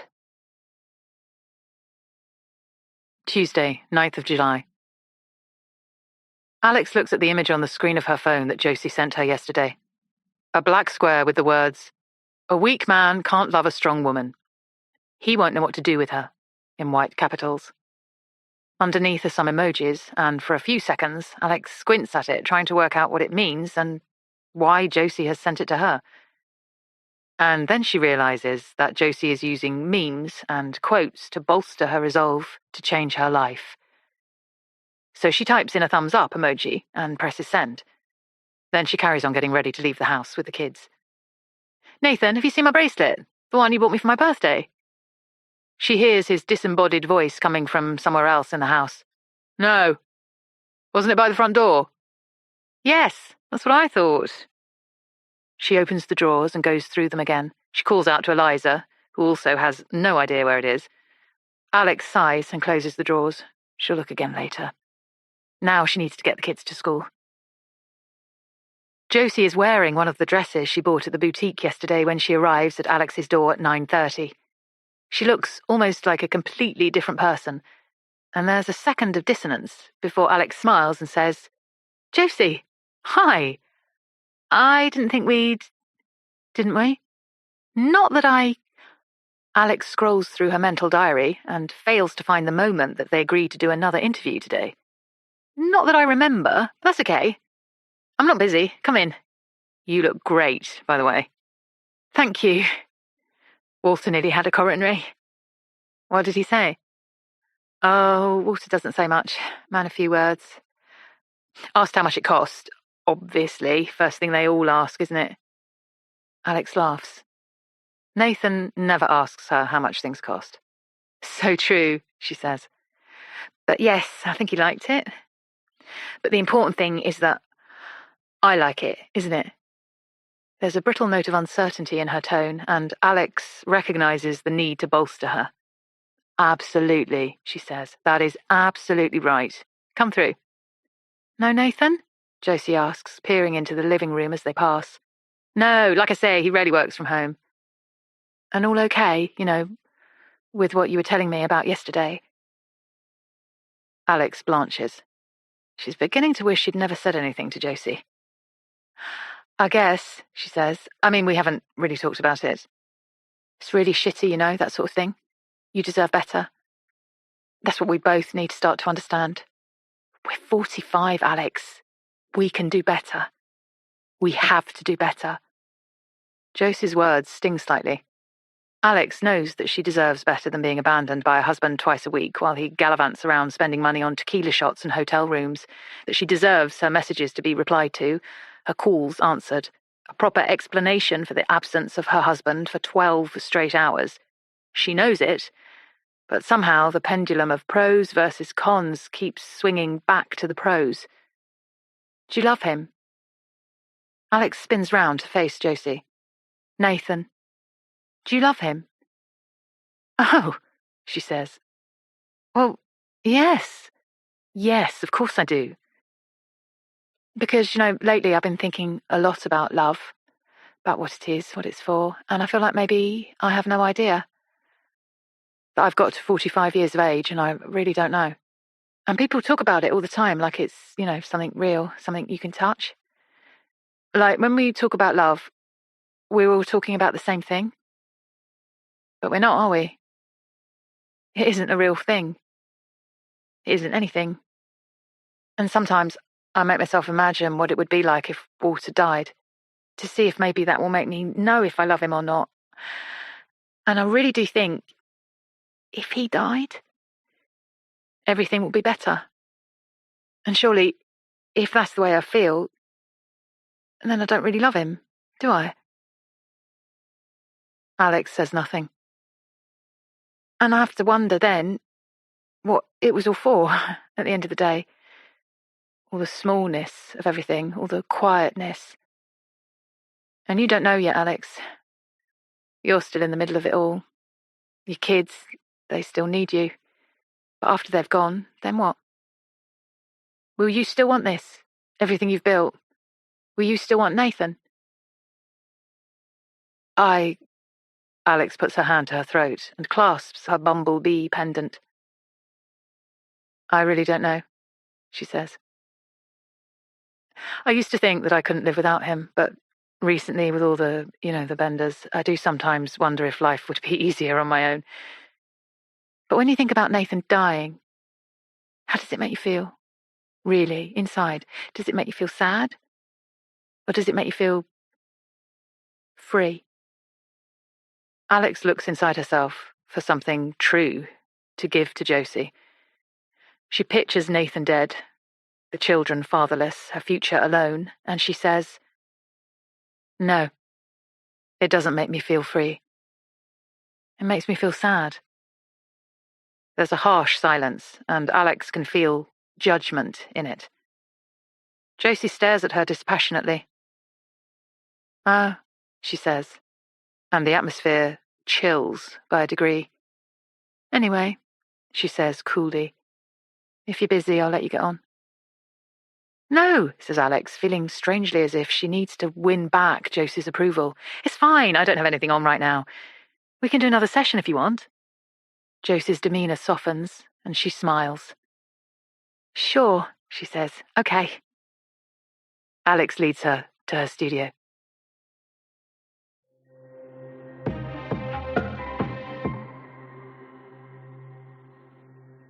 This is a recording from Alix Summer's podcast from the 9th of July, 2019.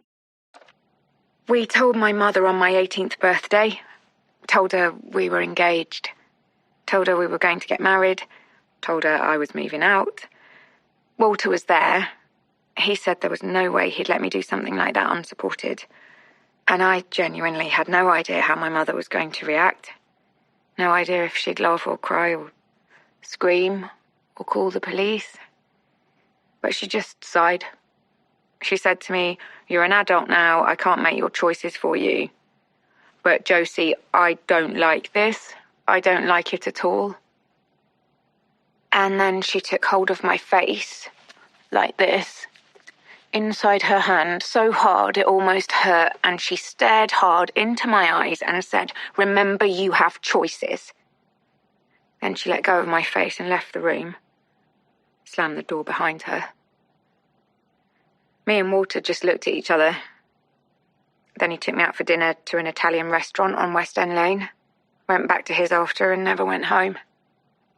My life had actually begun. Or at least that's what I told myself. That's what I believed. It's only now that I can see how wrong I was. That I was just handing myself from the hands of one controlling person to another. Tim and Angel Hiddingfold Clark are the current owners of Josie's dog, Fred. Tell us how you and Fred got together.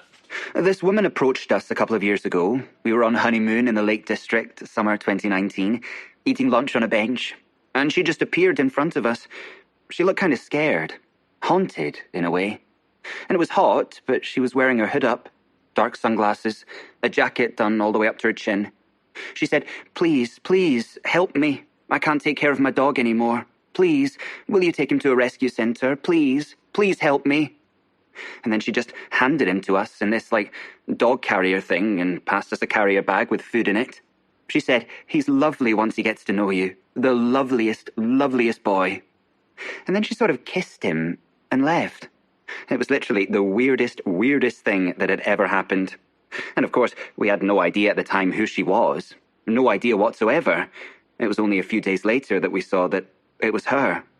That it was Josie Fair. But you kept the dog. Oh my God, yes. Of course we did.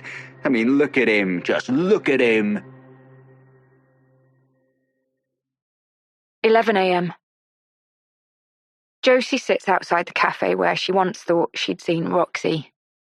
She has a cappuccino and the dog sits on her lap. Her hands shake slightly and her mind pulses and twitches with contradictory thoughts. She thinks of Alex's stupid-faced husband, with his mud-coloured eyes, leaving Alix and his children to go out drinking to the point of stupefaction. She thinks, at least Walter has never done that.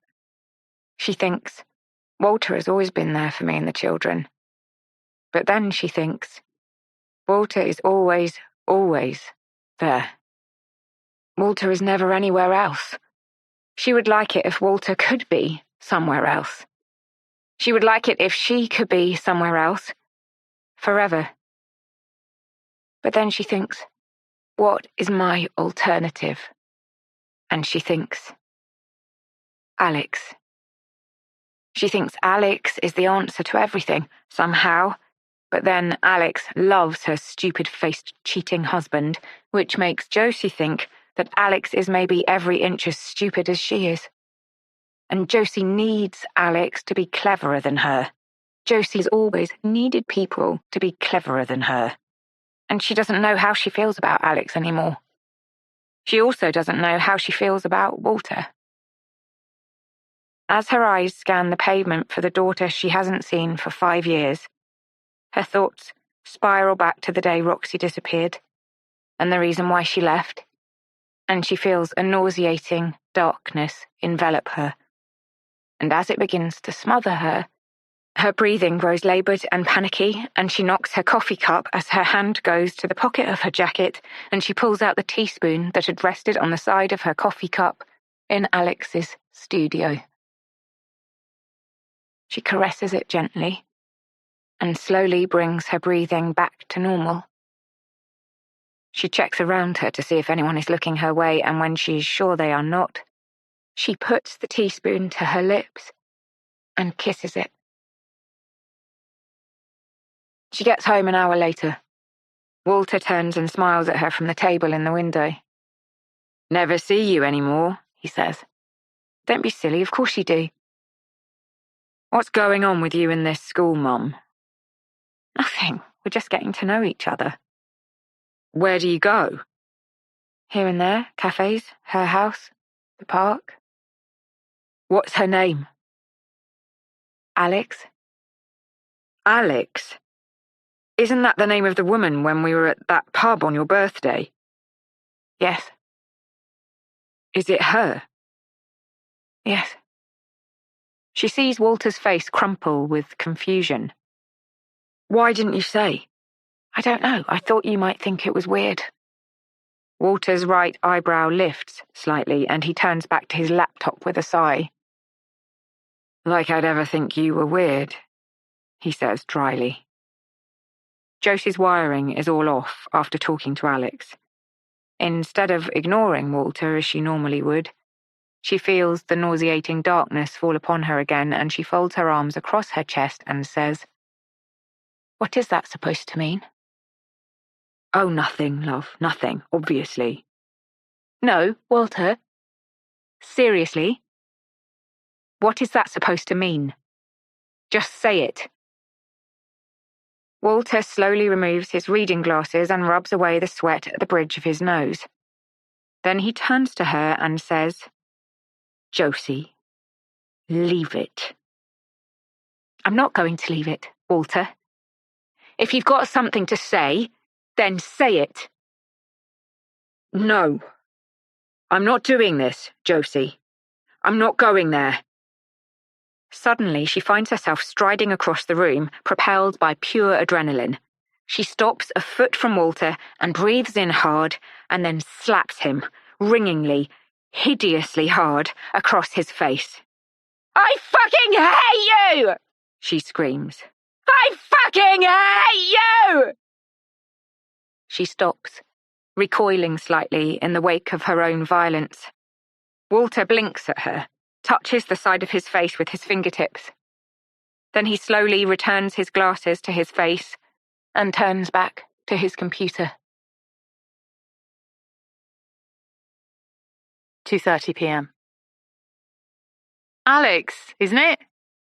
Alix turns to locate the source of the greeting.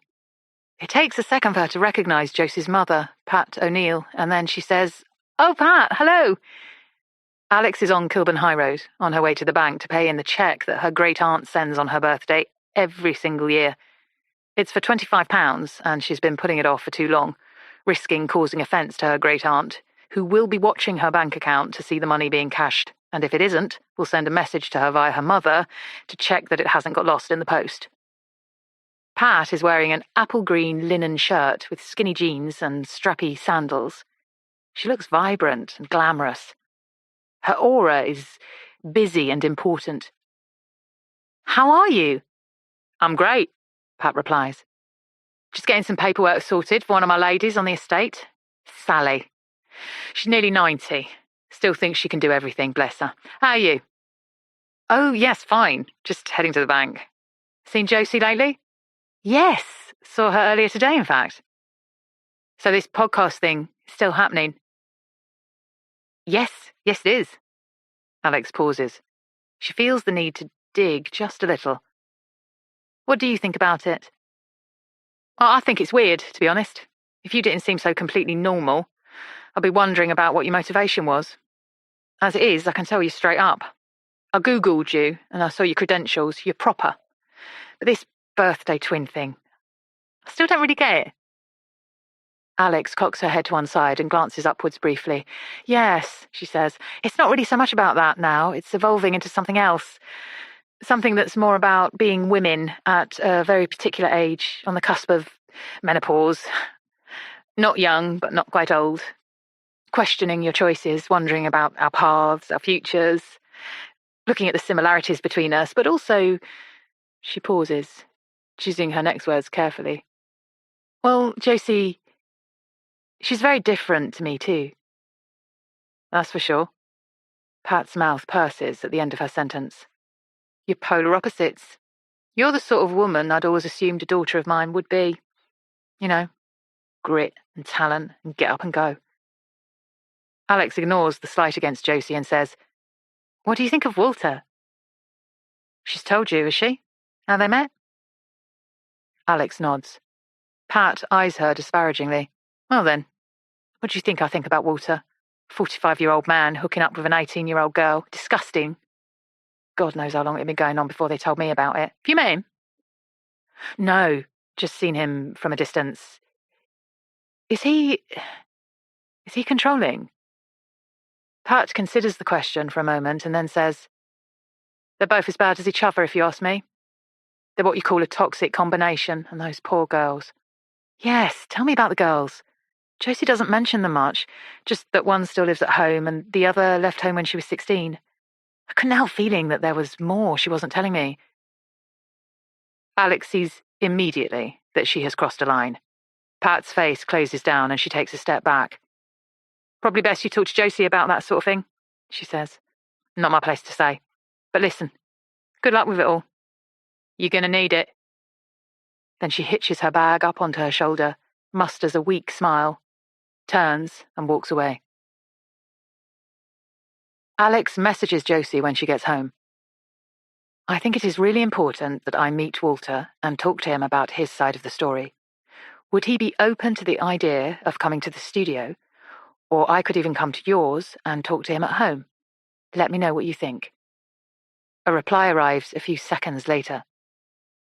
I'm not sure Walter would want to do that. He's very private. Alix stares at the message for a moment. Then she types a reply. Does Walter know about this project? Sort of. He knows I'm talking to you. Okay, well, I do think I really need to talk to him. It could be off the record, if he'd prefer. How do you think we could persuade him? There's a short delay then, before Alix sees that Josie is typing a reply. She stares at her screen, waiting for the message to appear. If it was social, he'd probably come. As long as your husband was there. Maybe dinner. Wednesday, 10th of July. I was thinking of inviting Josie and her husband over for dinner this weekend, for my project. Alix has been gathering the nerve to make this pronouncement for over an hour, since she and Nathan woke up this morning.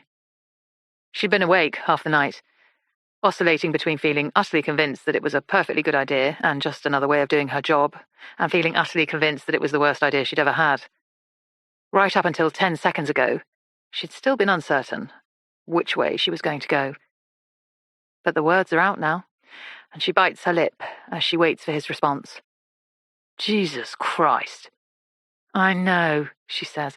I know, it'll be weird as fuck. But I really think it's going to move this project along. But do I have to be there? Yes, I think you do. Sounds like he's a man's man. I don't think he'd want to hang out with only 2 women. And I could just interview him, but I get the feeling I get more out of him in a social setting. With alcohol, you know? She throws Nathan a pleading look, and his face softens. Sure, he says. Anything for you, my love. He says this with sarcasm, but also, Alix knows, with a touch of sincerity, an awareness of how much he currently owes her. Alix exhales with relief. Thank you, she says, then picks up her phone and texts the invitation to Josie. 8:30 a.m.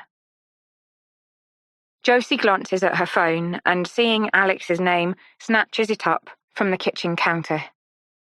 How about you and Walter come to my place for dinner on Friday night? Let me know. And see you tomorrow for another session? Josie stills. Her gaze flicks across the room to Walter, sitting on the sofa, watching BBC Breakfast and eating toast in his dressing gown. She returns her gaze to the message again and then lets it percolate for a while, as she waits for her toast to cook. Occasionally her eyes go back to Walter, to the thatch of wiry white hair on the back of his neck that grows horizontally, to his fluffy earlobes and patchy stubble. Walter, she says, you need to go to the barber's. I know, he says. I was going to go on Saturday. We've been invited for dinner on Friday. At Alix's house. You need to go before Friday. He turns briskly and narrows his eyes at her. What? Dinner. At Alix's. We're going, okay? The woman with the same birthday as you. The woman you've been seeing so much of. Yes. Why the hell does she want to have us for dinner? I told you we're friends. That's what friends do. Where does she live? One of those roads that runs between the park and Salisbury Road. His left eyebrow shoots up. Bloody hell. Seriously, Walter, this is important. You need a new outfit too. I can't take you in any of your clothes. When was the last time you bought anything new? Eh? The atmosphere in the flat shifts into a new realm with every word that she utters. It's like she's smashing a fist through a sequence of invisible walls, with each one getting closer and closer to something approaching the truth of everything. Walter puts up his hands into a gesture of surrender. Jesus Christ, Jojo, chill out. I'll sort it, okay? Hair? Clothes? Yes, hair, clothes. Jeez. He turns off the television and brings his plate through to the kitchen. He has a smell about him. Probably his dressing gown needing a wash. Also stale stubble and morning breath. The smell of decay, of defeat. It sits at the back of her throat and makes her feel enraged. I don't know what's got into you lately, Jojo, he says as he heads towards the bathroom for his morning shower. I really don't. At work that afternoon, Josie feeds the hem of a dress through the overlocker, her hands moving mechanically while her brain whirls and weaves chaotically through the new universe of things she thinks about these days. She's obsessively planning an outfit for Friday, whilst anxiously picturing Walter in a rotating range of clothes that don't suit him. Inside her head, there plays a grainy movie of all of them sitting around the table in Alix's kitchen with the mismatched chairs, the redhead children running about in colourful pyjamas, wine being poured into huge glasses by the annoying redhead husband, cool music through a speaker, the cloud cat curling around their ankles, the light dying in the sky as the conversation flows. And then her spiralling thoughts bring her back to Walter and his old man teeth, his irritating monotone, his defeated air. And she is 14 again, 16, 18, a young mum spending her husband's money frugally in Sainsbury's, a middle-aged woman in a quiet flat, and in every incarnation she is the same person, a girl in stasis.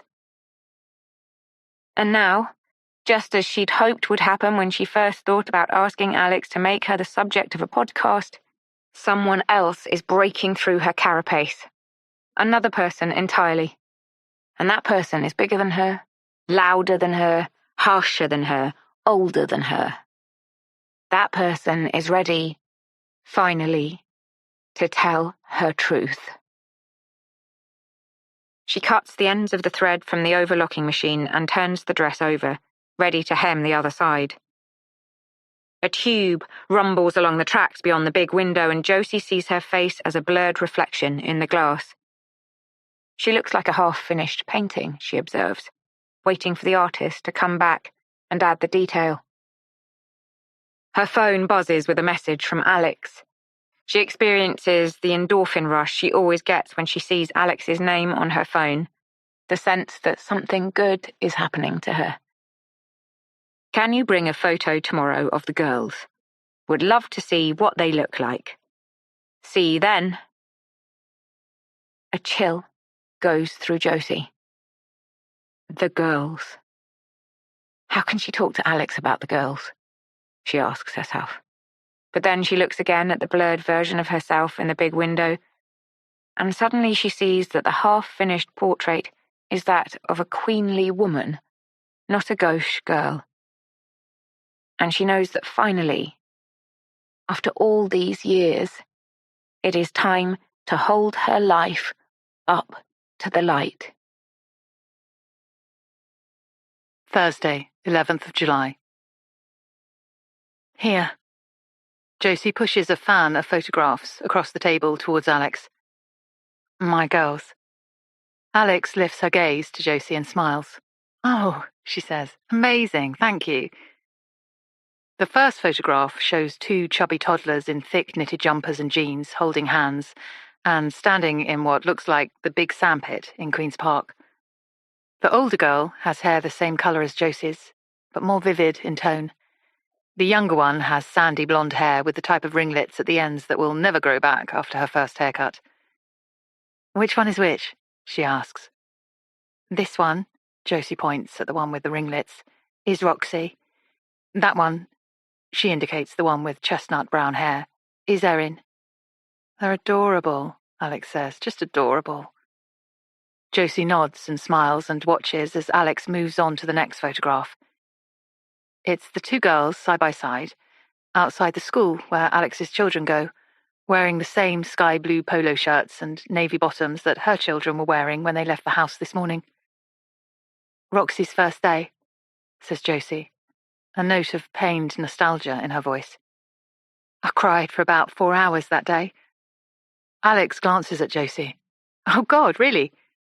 She thinks back to Leon's first day at school, returning to an empty house for the first time in 7 years, and the euphoria of knowing that it could be about her again for a while. She'd never understood the weeping mums outside the playground. I was bereft. I didn't know what I would do. Suddenly all this time, suddenly all this silence.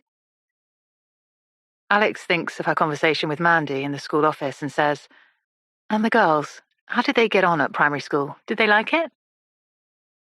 She notices Josie tense slightly, her shoulders lifting towards her ears. "Oh, you know," she says. "Not really. You see, Erin, my oldest, she's always had some problems. Not quite sure how you describe it, really. The teachers called it global developmental delay. But I didn't agree with that. She was just a bit lazy, I think, a bit passive. Hard to get a reaction out of her. Hard to know what she was thinking. And then Roxy was the opposite. Oppositional defiant disorder, the teachers called it. I think I did agree with that. You could never tell Roxy anything. She would never, ever comply. She was always angry. Used to hit me. Hit her sister. Just the angriest child." Josie shudders at the memory. So between them, with their problems, no, it wasn't the happiest of times. And high school was no better, of course. Alix doesn't respond, just goes to the last of the 3 photographs. "This is the last one I have of the 2 of them," says Josie, touching the edge of the photo gently.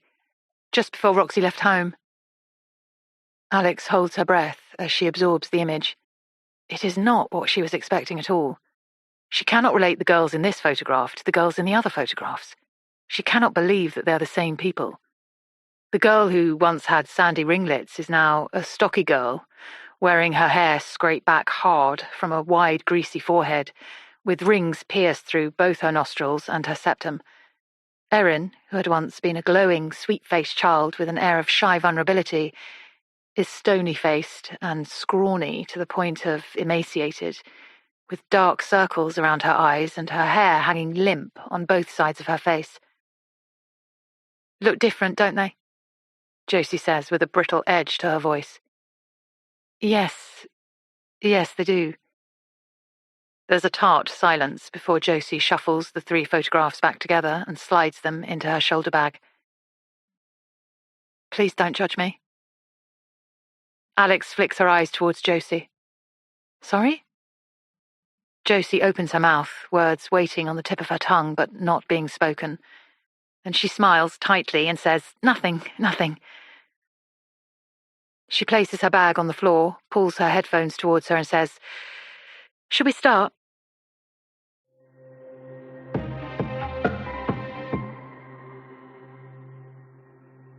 This is a recording from Alix Summer's podcast, captured on the 11th of July, 2019. Walter couldn't cope with them. He was away a lot. He'd been made redundant by the company he'd been working for in London and ended up getting a much better job with an electrical company that worked mainly out of Scotland and the northeast. So he'd be away for days on end, just back for the weekends. I have to say I liked it. For so many years, I'd existed only as half of a couple and as a mother. I'd never been alone, not really. You know, before the girls were born, I didn't even have a key to our flat. I just used to have to wait in for him to get home from work. Just wait in all day. So I liked those years when Walter worked away during the week, when it was just me and the girls. We were happy. We were free. I let the girls be themselves, gave them room to breathe. But then Walter would get back at the weekends and, well, everything would change. And not in a good way.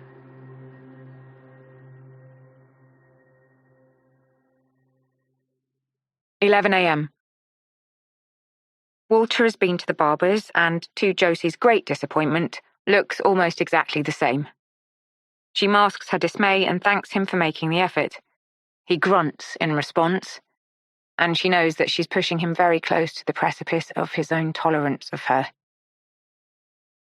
Their marriage sometimes feels like a huge ship that left harbour facing one way and has slowly, lugubriously turned 180 degrees, headed off in the wrong direction, and then stalled.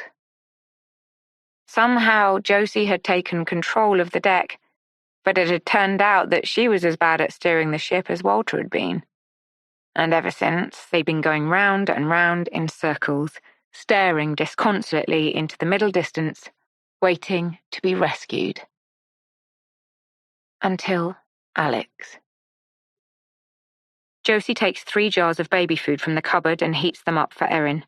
She places them on a tray with a spoon and a pouch of Ella's kitchen pureed mango and apple. She leaves the tray outside Erin's room. She kisses her fingertips, puts them to the door, and then goes to her bedroom to get ready for work. When Josie gets back from work, Walter has been clothes shopping. He doesn't do her a fashion parade. He merely cocks his head at the Primark bags and says, "Go on then, have a look." He's done quite well. A nice navy blue casual long-sleeved shirt and a pair of camel-coloured chinos. He's even got some new socks. "Good," she says to him with a nod. "Very nice." He grunts. She can sense him shutting down. She gets started on a shepherd's pie. It's Walter's favourite of her small repertoire of dishes, and even though she's trying to be more experimental with food these days, yesterday she made a dish with couscous, halloumi and chickpeas, today Walter deserves something he likes. Then she takes the dog for a walk around the block. She thinks she sees Roxy 3 times in the 10 minutes she's out of the house, and the second she gets home, she opens up her laptop and searches for her in the places she always searches for her, on the internet. But, as always, she is not there. Normally Josie doesn't talk to Walter about Roxy. They never talk about the girls at all. It's just made everything easier somehow. But later on, as they sit side by side on the sofa eating the shepherd's pie, Josie turns to Walter and says, "Do you ever think you see her? Roxy?" He throws her a look. She knows he'd planned not to talk to her tonight. He's still smarting from how horrible she's been to him the last few days. But this isn't the sort of question you can ignore because you're in a huff. And she sees his guard fall, and then another take its place. "What do you mean?" "I mean when you're out. Do you see someone on the street and think it's her for a minute? And then realise it's not?" He's silent for a second before nodding. "Yeah. Sometimes." "Do you ever wonder if she's dead?" "Course I do. All the time." They fall silent for a moment and eat their food. The air is filled with things they both want to say, and Josie gets in first. "You know, I'm probably going to tell Alix about the girls." His head snaps towards her. "What do you mean, tell her?" "I'm going to tell her what happened. What we did." He narrows his eyes at her. "Are you mad?" Josie recoils slightly. She hates it when Walter says things like that. "It's time, that's all. She'll be able to help us." "Help us?" "Fuck, Josie. She'll call the fucking police." "Good." "Oh my God." "Oh, Jesus. Josie, you actually are, aren't you? You're actually mad, genuinely. We've been through all of this. I thought we agreed." No, we did not agree. We did not agree anything. We need to do nothing, Josie. We need to do nothing. Fucking hell." He slaps his forehead with his hand and pushes the tray of food off his lap so he can stand up. He starts to stride away from Josie and she pulls him back by his arm and then flinches when she sees his hand arcing towards her. He brings it back, quickly, to his side and carries on walking towards the bay window. "It's happening, Walter. Whether you like it or not, I'm going to tell Alix everything. I can't live like this anymore. We're moving on. I can't talk to you. You're insane. You're literally insane. I'm married to a fucking nutter. And I'm married to a fucking paedophile! The air in the room freezes. For a second, neither Josie nor Walter breathes or moves. Finally, Walter speaks. I'm sorry. She wants to say it again. And then again and again. She wants to pummel her fists against his chest and spit the word into his face until he's choking on it, but she can't. It's gone. She collects their half-eaten plates of food, scrapes some into the blender for Erin, throws the rest into the bin. She purees the pie for Erin and spoons it into a bowl. She puts it on a tray with a strawberry-flavoured Muller Lite. She leaves it outside Erin's room, her spare hand clamped over her mouth and nose to mask the smell. She's about to touch the door and then kiss her fingers, but she stops herself. She's starting to feel that Erin is part of the problem here. She's starting to feel like Erin is no longer on her side. Friday, 12th of July. Nathan texts Alix at 6:30 p.m. I'm just having a quick one with Gio. Should be back before 7:30. Need me to pick anything up? Alix sighs heavily, her thumb over the keyboard, thinking of and discarding a dozen ripe responses before simply typing, OK, turning off the screen and putting the phone down. She returns to the onion she'd been slicing for the dish she's cooking for Josie and Walter. Turns it round to dice it, then slides it into the casserole dish where it sizzles in a pool of melted butter. Eliza is at her friend's house for a sleepover. Leon is watching TV in the living room. Alix thinks about the half-open bottle of wine in the fridge, thinks about pouring herself a large glass right now and glugging it. But she mustn't. She has to hold it together. She slices chicken breasts into strips and adds them to the frying onions. Nathan is still not home at 7:30. She stares at her phone desperately, even though she knows there won't be anything there. She sends a prayer out to the universe that Josie and Walter will be late. But at 7:32, the doorbell rings, and she dries her hands, tidies her hair, and heads to the front door. Hi. Josie stands on the top step in one of the dresses they'd chosen together at the boutique. Her hair held back in a French braid on one side of her head, clutching a bunch of pink roses and a bottle of expensive champagne. She beams at Alix brightly and slightly unnervingly. Josie does not usually beam. And then she leans into her and kisses her firmly on both cheeks. Hi, you look lovely. Then Josie turns and pulls Walter to her gently by his elbow. Alix, this is Walter. Walter, this is Alix. Walter smiles shyly at Alix and gives her his hand to shake. He has had a brutal haircut since the last time Alix saw him, and is wearing brand new clothes with sharp crease marks down the legs and sleeves. Alix feels a stab of tenderness towards him, but then remembers that he is not the innocent old man that he appears to be. Come in. I'm afraid Nathan isn't back from work yet, but he should be here any minute. She takes the pink roses from Josie and thanks her profusely. Then she puts the room temperature champagne in the fridge and offers them drinks, seats them on stools at the kitchen island, pushes bowls of crisps and nuts and dips towards them, and checks on the pasta sauce. You have a very nice home, says Walter, his fingers wrapped around the bottle of Peroni Alix has just passed to him. Thank you. How long have you lived here? Walter has a monotone voice, which makes him sound as if he's being sarcastic. Oh, she replies, about 10 years. We were in a flat in Kensal Rise before that. Is that where you come from? Kensal Rise? No, I was brought up in Paddington, actually. Nathan and I moved here after we got married. And talking of Nathan, she locates her phone and touches the screen. Let me just see if he sent an update. There is no update from Nathan, and it is nearly 7:45. She calls him, and the call goes straight through to voicemail. She smiles tightly and says, Gone straight through to voicemail. He must be on the tube. After-work drinks, says Walter. Yes, I'd imagine. What does he do, your husband? He leases high-end commercial space to big companies. Walter nods thoughtfully, as if considering the legitimacy of this claim, and then grabs a handful of nuts from a bowl and tips them directly from the palm of his hand into his mouth. How are you, Josie? Alix asks, her voice sounding too high in her ears. Great, thanks. I love your hair like that. Alix gestures at the very professional French braid. Did you do it yourself? Yes, I used to do the girls' hair like this. I was always quite good at hairstyles.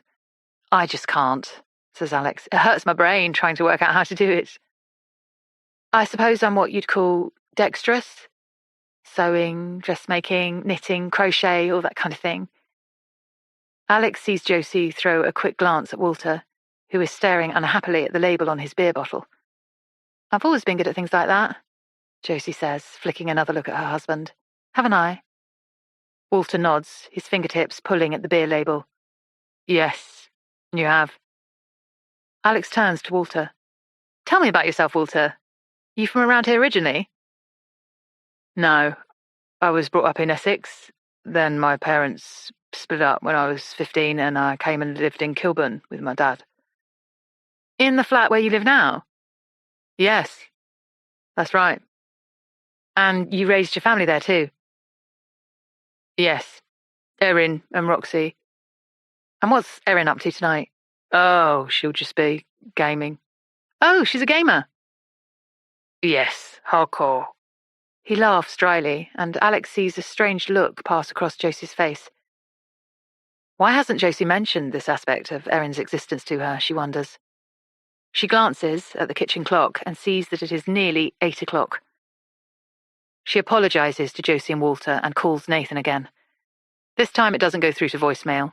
It rings out, and she feels a surge of hope that maybe he is, right now, halfway down the street, his tie loosened, his mood softened by a couple of pints, ready to bring fresh energy to this strange gathering of people. More than anything in the world, she wishes Nathan was here. Nathan with his loud voice and high-octane ways. She doesn't care how drunk he is. She just wants him here. So, Walter says, you and Josie. That's an odd thing, isn't it?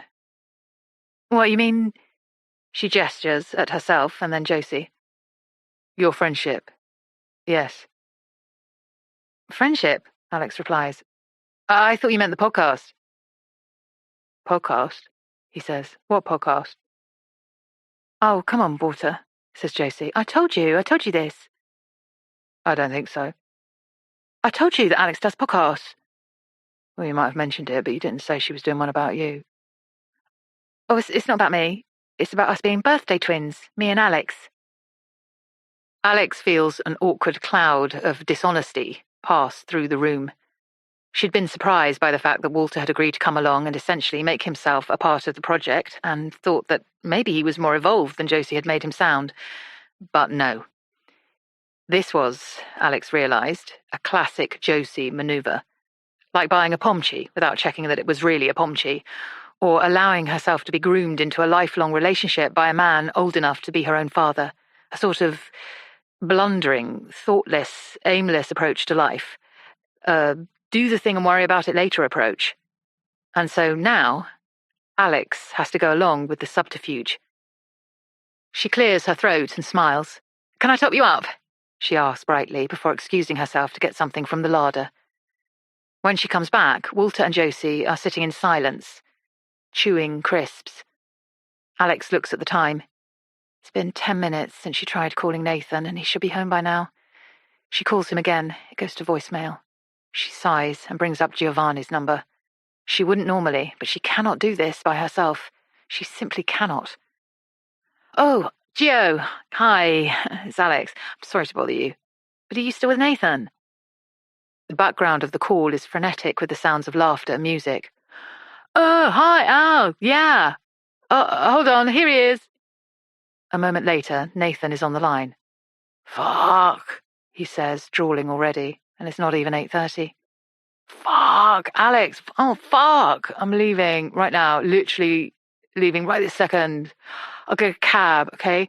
Oh, I'm so sorry. I'll see you in half an hour. Start eating without me, though, if you need to. Alix forces a stiff smile as she ends the call. Everything okay? Asked Josie. Yeah, he's on his way. Lost track of time. Said to start without him. So I'll get the pasta on now, shall I?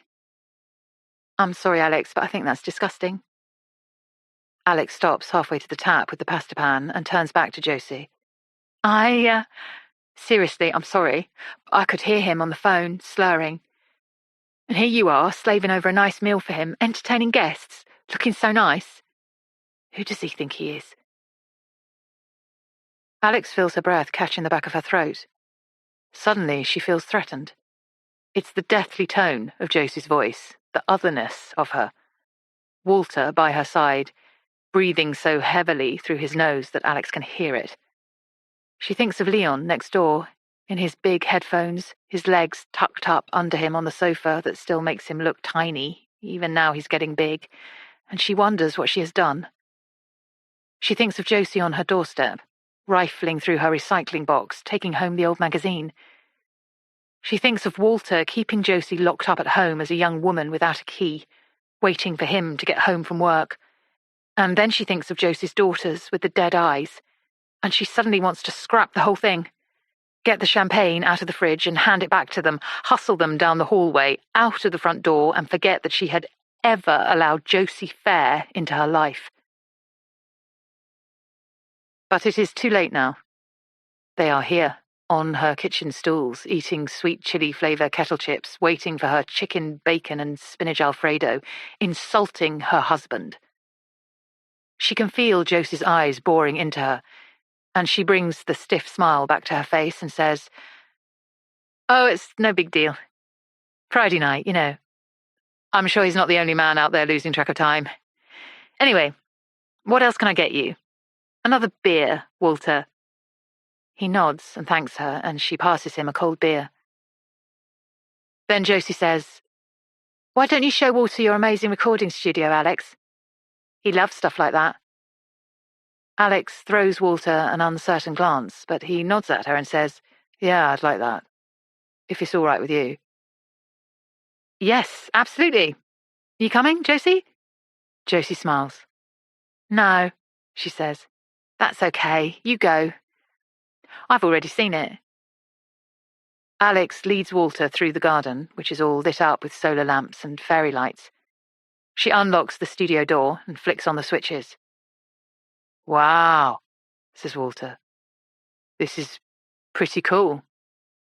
He eyes every detail of the room and asks her questions about the wiring and the electrics, which she cannot possibly answer. "You'd have to ask Nathan," she says. "He was the one who had it all done for me." They share a dry exchange about the general lack of Nathan, and then, finally, Alix finds the impetus to ask Walter the question she's wanted to ask him since the day she met Josie. "May I ask you about you and Josie? About how you met?" She sees Walter blanch slightly before recovering himself and taking a slow sip from his beer bottle. "Depends what she's told you, really." "Well, I'd really like to just hear it from your side." He shrugs and sighs. "I knew Jojo from when she was a kid. I was friends with her mum first. Then Jojo and I started hanging out a bit. She was too mature for people her age, you know. Found them tedious. Comes from being an only child, I think. I was the same. Always preferred the company of grown-ups. And yeah, one thing led to another, and it turned out that somewhere along the line we'd fallen for each other. And I suppose it must look weird to some people, me being so much older than her. But it's never felt weird to us. Not once." Alix nods slowly, hypnotized slightly by the bass monotone of Walter's voice, the way he makes opinions sound like fact, the lack of nuance, space, dichotomy in the way he speaks. "Yes," she thinks, "yes, I can see that. I can see how that might happen between two people." But then she snaps out of it. remembers that this man bought a 15-year-old girl a gold bracelet for her birthday, took her to the pub, and poured vodka in her lemonade. All while married to somebody else. And your ex-wife, she continues, was she much younger than you? No, not really. She was 10 years younger than me. And how old were you when you met her? Oh, God. He scratches the back of his neck and screws up his eyes. I must have been late 20s, I suppose. Alix lets the maths of this pronouncement float between them, unremarked upon. You know, Walter says thoughtfully, peering at Alix through narrowed eyes. She's a tricky one, my Jojo. She gives this impression, doesn't she, of being simple. Simple? Yes, you know? Like there's not much going on in her head. And if there's one thing I've learned about her over the years, it's that there is actually too much going on in her head. She's not who she makes out to be. Not at all. His words sit there like ticking bombs. Alix nods and says, Yes, I think there is more to her than meets the eye. That's putting it mildly, he says. Would you, Alix begins uncertainly, how would you feel about talking to me a little bit for my podcast? This birthday twins one? Yes. Alix pinches her bottom lip between her thumb and forefinger and eyes him anxiously. But what would it have to do with me? I'm not your birthday twin. Well, no, you're not. But you're married to one, and you've shared most of her life journey with her. It'd be great to get a few nuggets of insight from you, just for context. She watches him for a reaction. It comes slowly, as a shake of the head. No, he says. I think not. But for what it's worth from my side, Jojo's got what you might call an elastic relationship with the truth. Elastic, she repeats. Yeah. She, how can I put it? When she doesn't like the reality of things, she finds a reality she prefers. You mean everything she's been telling me about herself, about her life, is untrue? Well, no. I wouldn't go that far. But you can't believe everything she says. Just keep your wits about you. Alix narrows her eyes at Walter, assessing how much he is trying to manipulate her. She says, okay. I'll bear that in mind. Probably best not to say anything to Jojo about this conversation, you know? Why not say anything to Josie? He pauses. Josie just likes to control things, you know? If she knew that I'd been talking to you, she would feel like she was losing control of you. Of me? Yes. Of you and the whole situation. He sighs. Believe me, I know Josie better than anyone, and she's a control freak. And you don't even realise you're being controlled until it's too late. Alix stares at Walter for a moment. Once again, she is struck by the sheer blandness of him, the impenetrable wall of nothingness between his physical being and the rest of the world. Yet he is clearly a master gaslighter. Behind the dead eyes lies the soul of a groomer and a liar and an abuser. She feels a bolt of ice shoot through her core and shivers slightly. She serves the pasta half an hour later at the kitchen table. Nathan has still not returned. The conversation limps on. They discuss the primary school that they have in common, working out which teachers are still there and which have left. They discuss the state of the world in a stolid, one-dimensional way. Leon walks in at one point, and Alix is able to leave the table for a couple of minutes to get him a snack and a drink, and to locate a charging cable for him. They discuss how delicious the food is, and Alix manages to stretch out the description of the recipe into a 5-minute spiel. Anyway, says Josie, after a somewhat painful silence, where's that husband of yours? Maybe you should give him another call? Yes, says Alix, maybe. I'll give him another 10 minutes. Hardly worth him coming back now, Josie says. I mean, dinner's over. Josie shakes her head sadly and tuts under her breath. Terrible, she says. I'm so sorry, Alix. You poor thing. Alix feels herself tense up with a weird, defensive anger. I'm not a poor thing, she replies tersely. I really am not. She gets to her feet, the chair scraping noisily against the floor tiles, then collects the plates together loudly. She drops them on the counter above the dishwasher with a clatter, and then goes into the hallway and yells, "Bedtime! Now!" to a startled-looking Leon. When she comes back to the kitchen, Josie and Walter are collecting themselves together, and the atmosphere between them is horrendous. Well, says Josie, thank you so much for a lovely evening. Food was delicious, but I think we'd best let you get on now. Alix drops her head into her chest. She sighs loudly and says, I am so sorry, so sorry, but yes, and thank you for coming. Walter brings his empty beer bottle and places it gently on the counter. He looks like he's about to say something, but then the moment passes, and he turns to leave. She sees them to the door, and Josie pats her arm and gives her a strange hug. Men, she whispers into Alix's ear. Fucking men. Alix cleans the kitchen after they leave. Then she sits and finishes the third of a bottle of wine that was left of the one she'd been sharing with Josie. When the kitchen is dark and the dishwasher is running and she feels drunk enough, she gets to her feet and goes to the living room where Leon is still sitting in the dark, curled into the big sofa, the cat at his side, staring at the TV screen with wide, exhausted eyes. She sits down next to him and gently pulls his headphones away from his head. It's late, baby. We both need to go to bed now. Can I have 5 more minutes? He asks, sweetly. The sofa feels nice. The cat is purring. She nods and says, Okay, I'll put my timer on. She sets the timer on her phone to go off in 5 minutes and leans back into the sofa, pulling her son's feet onto her lap. Why were those people here? Leon asks after a moment. Oh, she replies, rubbing his toes absent-mindedly. I'm interviewing them for a podcast. He nods. Then he turns to look at her and says, Why was the lady standing outside your studio? The lady who was here? Yes, the lady who was here. She was standing outside your studio when you were in there with that old man, like she was listening. I saw her through those doors. She looked really cross. Really, really cross. 10 p.m.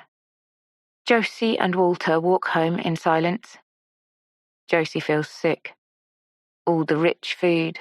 She'd expected something more sophisticated from Alix than stodgy pasta and can't help feeling a bit short-changed.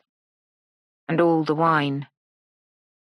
She's cross that her expensive champagne never made it out of the fridge, and cross with the way that Alix just dumped her roses in a cheap-looking vase and didn't trim the stems or fluff them out at all. They weren't the cheap ones. They cost £12. They deserved better. And the whole night, of course, was completely ruined by Nathan doing what he'd done. Alix had been distracted and sharp. She had not been a good host, and it had not been a good evening. Once home, Josie opens the front door and calls out into the darkness of their flat. Fred! Mummy's home! The dog comes hurtling towards her and jumps into her arms. She takes the dog out for a wee and then brings him back in again. She notices that Walter has discarded his new Primark outfit and is back in joggers and a baggy t-shirt. The smart shirt and trousers left pooled on the floor by the linen basket like a silent 2 fingers up at her. She passes Erin's room and puts her ear to the door, listens to the sound of her gaming chair squeaking.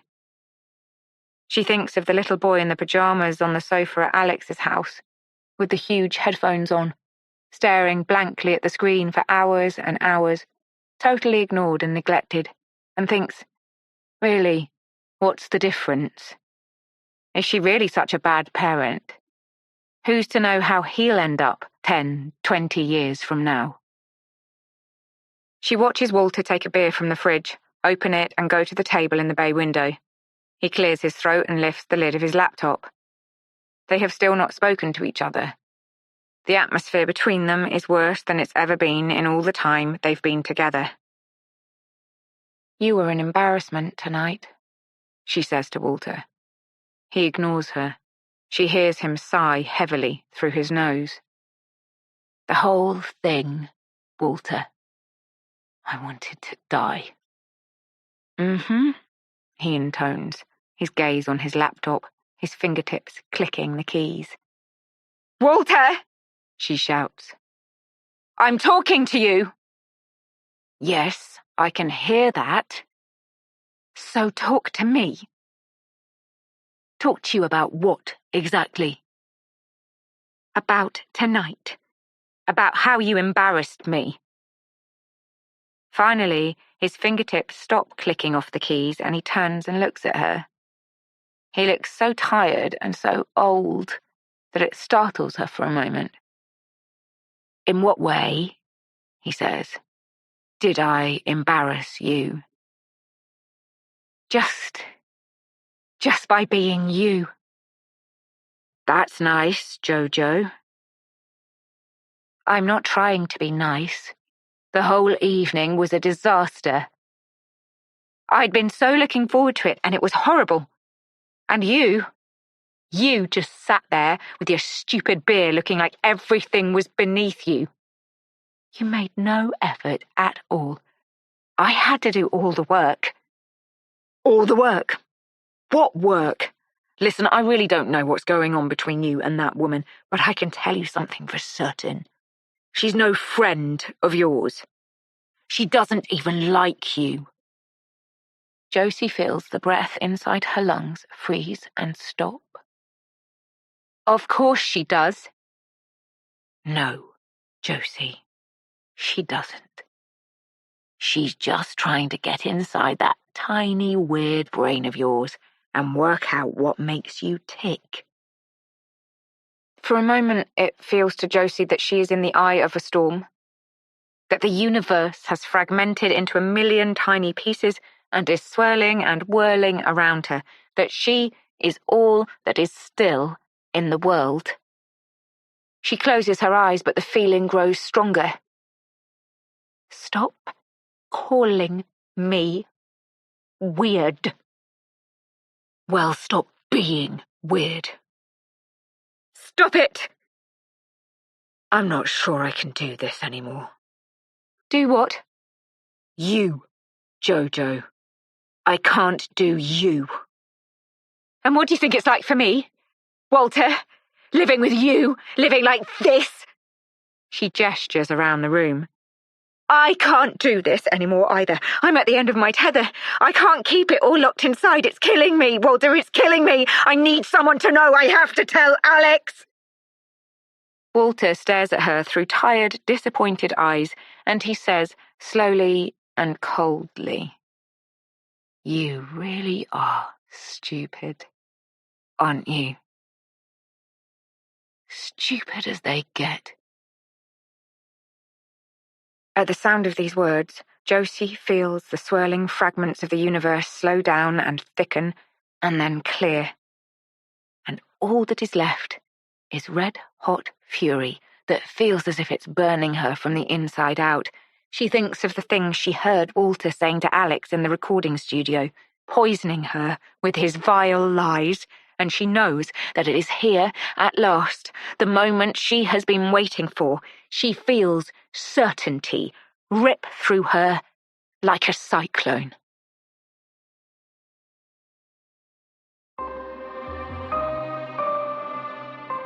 Part 2.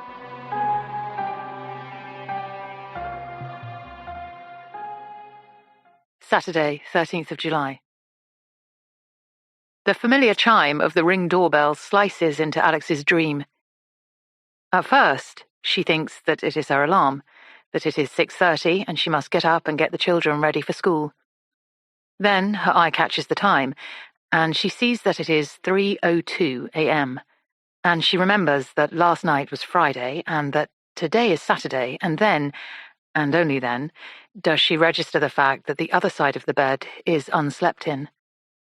Fuck's sake, she mutters to herself, pulling back the duvet and ripping herself from the warmth of her bed. Fuck's sake!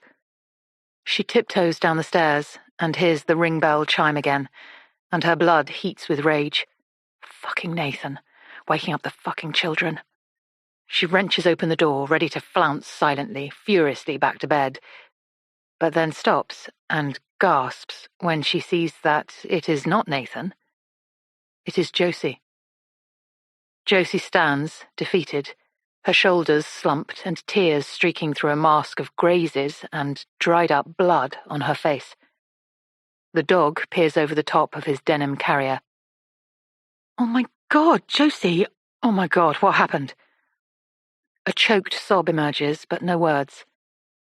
Alix opens the door wider and says, "God, come in." She helps Josie through the door and into the kitchen, where she sits her carefully on the sofa. "What happened, Josie? Please, you have to tell me." "It was Walter," she says through juddering sobs. "He attacked me." "Walter did this?" "Yes. And it's not the first time. It's when he's been drinking. He just sees red." "Here," says Alix. "Let me get a wet cloth, get this face cleaned up, see if there's any damage." Josie nods, defeatedly. Alix takes a clean tea towel from a drawer and runs it under the tap. She dabs Josie's face gently with it, revealing a horribly swollen and split lip, and scuff marks down both cheekbones. "The back of my head too, I think." She turns her head, and Alix sees that there is encrusted blood on her crown, beneath which is a small split in her scalp. "Any dizziness?" Alix asks. Josie shakes her head. "No, I feel okay. Just a bit shocked." "Shall I call an ambulance?" No, please don't. It will just set off a load of things happening that I really can't deal with right now. And I'm fine, really." Alix takes the bloodied tea towel, rinses it under the tap, squeezes it out, and hands it to Josie. Then she fills the kettle and switches it on. "What happened, Josie?" she asks. "I mean, everything seemed okay when you left." "Well, yes and no. I mean, Walter was grumpy, obviously, because of Nathan not coming. I think he thought it was really rude, which it was. He wouldn't talk to me the whole walk home, and then he had another beer when we got home, and things sort of escalated. He called me all sorts of horrible names. He told me I was stupid, and I saw red and went for him." "You mean you attacked him?" "Yes. Well, no. I intended to, and I know he might look like an old man, but he's very strong still. He's big, and he overpowered me completely. Just kept pounding and pounding and pounding, and then..." "Then what?" Alix catches her breath. "Then Erin walked in. Erin came in and saw what he was doing, and she tried to get him off me, but he hit her too." "Oh my God, that's just horrific. Is she okay?" "Yes, she's fine. She's at a friend's house." "And where's Walter?" "I don't know. Still there, I suppose." Tears fall from Josie's eyes again, and she dabs them away with the damp tea towel. Alix breathes in and then places her hand over Josie's. "You know we should call the police." Josie glares at her. "No," she says. "No, please, don't." "But Josie, look what he's done to you. He's committed a terrible crime." "You say he's done it before. He hurt your child. No. I'm not having the police getting involved. Absolutely not." "But what are you going to do? I mean, are you going to go back there?" "I'm not going back there." "And what about your mum? Have you told her?" Josie widens her eyes at Alix and groans. Fresh tears start falling. "I can't tell my mum. She'll just say it's all my own fault. She'll take his side." "Take his side? When he's done this to you? Of course she won't." "You've met my mum. You've seen what she's like. She thinks I'm the lowest of the low." "No, it is true." "I cannot tell my mum. I can't tell her any of it." "But you have to tell someone, surely." "I'm telling you. For God's sake, I'm telling you. Yes, and I'm glad you've told me, but what? I just think you need to tell someone in your inner sanctum. I haven't got an inner sanctum, Josie wails. I've got Walter, and I've got the girls, and I've got Fred, and I've got you. Alix feels the contents of her stomach curdle slightly at Josie's intonation of the word you. Sounds proprietorial and odd. No, she wants to say. No, you don't have me. But she puts her arm around Josie's shaking shoulders and squeezes her reassuringly.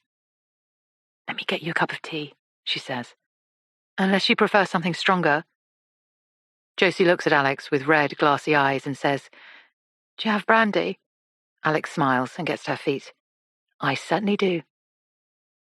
Josie sighs deeply while Alix gets the brandy. Any sign of Nathan?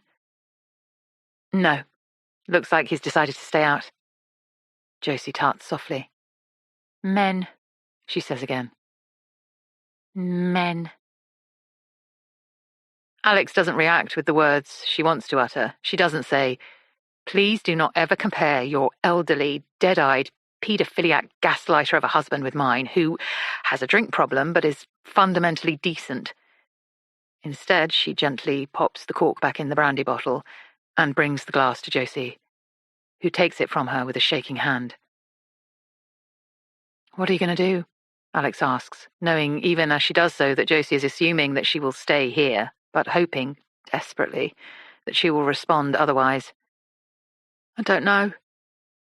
I could talk to my friend Mary. She's very involved with a domestic violence charity. She could suggest a safe place for you to be. I can give her a call right now. No, don't disturb her. It's fine. I'm fine. If it's okay with you, Alix, I'd feel safest just staying here with you tonight. Alix feels her insides curl up in a knot. Oh, she says. I mean, I'm not sure. It's a bit... Josie's eyes widen and she draws her body in on itself, recoiling slightly from Alix's words. She looks as though she might be about to cry, and Alix says, Sure, of course. I'll make up the spare room for you. It'll be fine. She sees Josie's body language soften immediately. Her shoulders grow round. She hears a tremulous sigh come from her quivering mouth, and then the words, Thank you. Thank you so much. 10 a.m. I am literally the worst person in the world. I can either come home now and prostrate myself at your feet, or I can kill myself. Your choice. After the weirdness of the previous night, Alix is too relieved to hear from Nathan to be angry anymore. She replies quickly, Please don't kill yourself. I need you. We have a problem. Get back soon. He replies with a gif of a man running, and Alix smiles, despite herself. Josie is in the guest bedroom on the top floor. Alix peered through a small gap in the door earlier, and the dog, perched at the foot of the bed, lifted his top lip briefly and began growling, so she'd quietly retreated. But that was 2 hours ago, and there's still no sign of her. Alix tiptoes back up the stairs and peers once more through the gap in the door. A smell hits her violently, a smell she recognizes all too well from her own dog-owning days. In the corner of the room, thankfully on wooden floorboards, is an arc of tiny dog droppings and a puddle of urine. Fred bares his teeth at her, and this time she lets him bark. The noise rouses Josie from her deep sleep, and she sits up suddenly. Alix is taken aback by the state of her face, which looks worse this morning than it did last night. The bruises blooming into vivid pools of mustard and mauve. Oh, she says, blinking blindly into the half-light. Oh, God. Hi. Hi, says Alix. How are you doing? Oh, God, she says again. Sorry, I was out cold. What time is it? Just gone 10. I'm sorry. I had no idea. She turns her head to the side and sniffs the air. Her eyes find the pile of dog mess and she groans. Oh, no. I am so sorry. I slept through his toilet time. Poor baby. Just give me some cleaning stuff and I'll deal with it. Josie climbs painfully from the bed. She is wearing Alix's toast pajamas, which she lent her last night. It's fine, I'll do it. You get back into bed. I'll bring you some coffee. Josie nods gratefully and swings her legs back into the bed. Thank you so much, Alix. That would be amazing. Alix passes Leon on the stairs on her way back down. Why is she still here? He whispers. She had an accident, Alix replies, on her way home. I'm just going to take care of her for the day. She looks really scary, he whispers. You saw her? He nods. I peeped in. Her dog growled at me. Well, she'll be gone by bedtime tonight, so let's just be kind to her for now, yes? Leon nods again. Alix makes Josie a cappuccino and brings it up to the guest room with a roll of kitchen towel and a spray cleaner.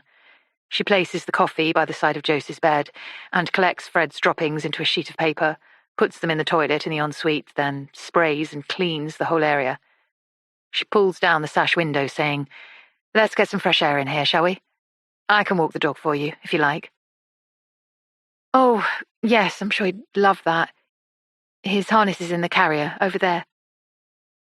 Alix passes her the harness and Josie straps him into it and then clips on the lead. The moment he sees the lead, his demeanour changes, and he happily walks off with Alix without a backward glance at Josie. Alix takes him to the park. It is a grey morning, but with the promise of better weather to come. She allows her head to clear as she walks. She thinks back to her encounter with Walter the previous night, when she'd taken him to look at her recording studio. She thinks of the things he'd said about Josie. She's not who she makes out to be. Not at all. Josie just likes to control things. He'd described her as wanting to be seen as simple, as acting as though there was nothing in her head when really there was too much. He'd described her as having an elastic relationship with the truth. And as with everything that Walter had said last night, it could be taken more than one way. He was either painting her badly to make himself look better, or he was telling the truth. And if he was telling the truth, then what did that mean? What was in Josie's head? Good things or bad things? From the very start of the project, Alix had been attracted by Josie's slight weirdness, the denim, the old husband, the clipped, detached way in which she spoke. It would be easy to assume that all her weirdness was a result of having spent her childhood with a narcissistic mother and her adult life with a man like Walter. But what if the weirdness was innate? What if the weirdness was what had led her into such a strange marriage in the first place? What, she wonders, if Josie was actually mad? And as she thinks this, she pictures her baby boy alone in the house with a stranger. She picks up the dog, tucks him into the denim carrier, and walks home as fast as she can. 10:30 a.m. Josie hears the front door click open and then slam closed. She thinks it must be Alix back from the park with the dog and peers down the stairs. But it's not Alix. It's him. Her stupid husband. He looks worse than she feels. His red hair is stuck together in clumps. His suit jacket is slung over his shoulder and he's wearing sunglasses even though it's cloudy. She sees Leon run up the hallway and into his dad's arms. "You smell bad," says Leon. "Thanks, mate," says Nathan. And then his gaze heads up the staircase and he spots Josie. She sees him jump slightly, a look of horror passing over his face. "Oh my God," he says, clutching his heart. "Sorry. You made me jump. It's Josie, yes?" Josie nods. "It was just the pajamas. They're Alix's, aren't they? Moment of a cognitive dissonance. How are you?" "Well," says Josie, gesturing at her facial injuries. "Not the best." "My God. I hope that didn't happen here." Josie grimaces. Does he really think this is something to be joked about? "No," she says. "Of course not." Nathan blinks at her and then turns towards the living room. Any idea where Alix is? He asks. She's taken Fred out to the park. She should be back any minute. Fred? My dog. Oh, he says, right. Well, I'll, see you. Then he drops his jacket on the newel post at the bottom of the stairs and heads into the kitchen. Josie goes back to her room and changes into the clothes that Alix gave her this morning. A white t-shirt and some loose blue trousers. She unbraids her hair and brushes it through with her fingers, watches the flakes of dried blood drift to the floor, pushes it back into a ponytail and ties it with a band. She brushes her teeth in the ensuite, admiring the lovely tiles that have been arranged in a herringbone style. So simple, yet so effective. After she's brushed her teeth, she examines her appearance in the mirror. She looks terrible. The bruises have spread and changed colour overnight. Her bottom lip looks like a split tomato, and the blood has dried to a black crust. She smiles, and the scab breaks open a little, releasing a tiny droplet of scarlet blood. She dabs it away with the tip of her tongue, and then heads downstairs. So, says Nathan as she walks into the kitchen, what happened to your, He describes her face with his hands. An angry man, she says. Seriously? He looks up at her through his pale eyelashes, his lips pulled back into a letterbox of disquiet. Yes. My husband did it. Oh my God, that's awful. Yes, it's terrible. Only slightly more terrible than a husband who doesn't come home for a dinner that his wife has cooked for him and spends the whole night out somewhere in his work clothes. Josie relishes the symphony of expressions that plays across Nathan's doughy, booze-wrecked face. She stares at him and waits for him to find a response. Well, yeah, he says. That was pretty shit. It's an issue. His left eyebrow scoots up his face. Yes, he says tersely. But rather an issue between me and Alix, I'd say. Well, not last night, it wasn't. It was painful for all three of us. And look what it led to.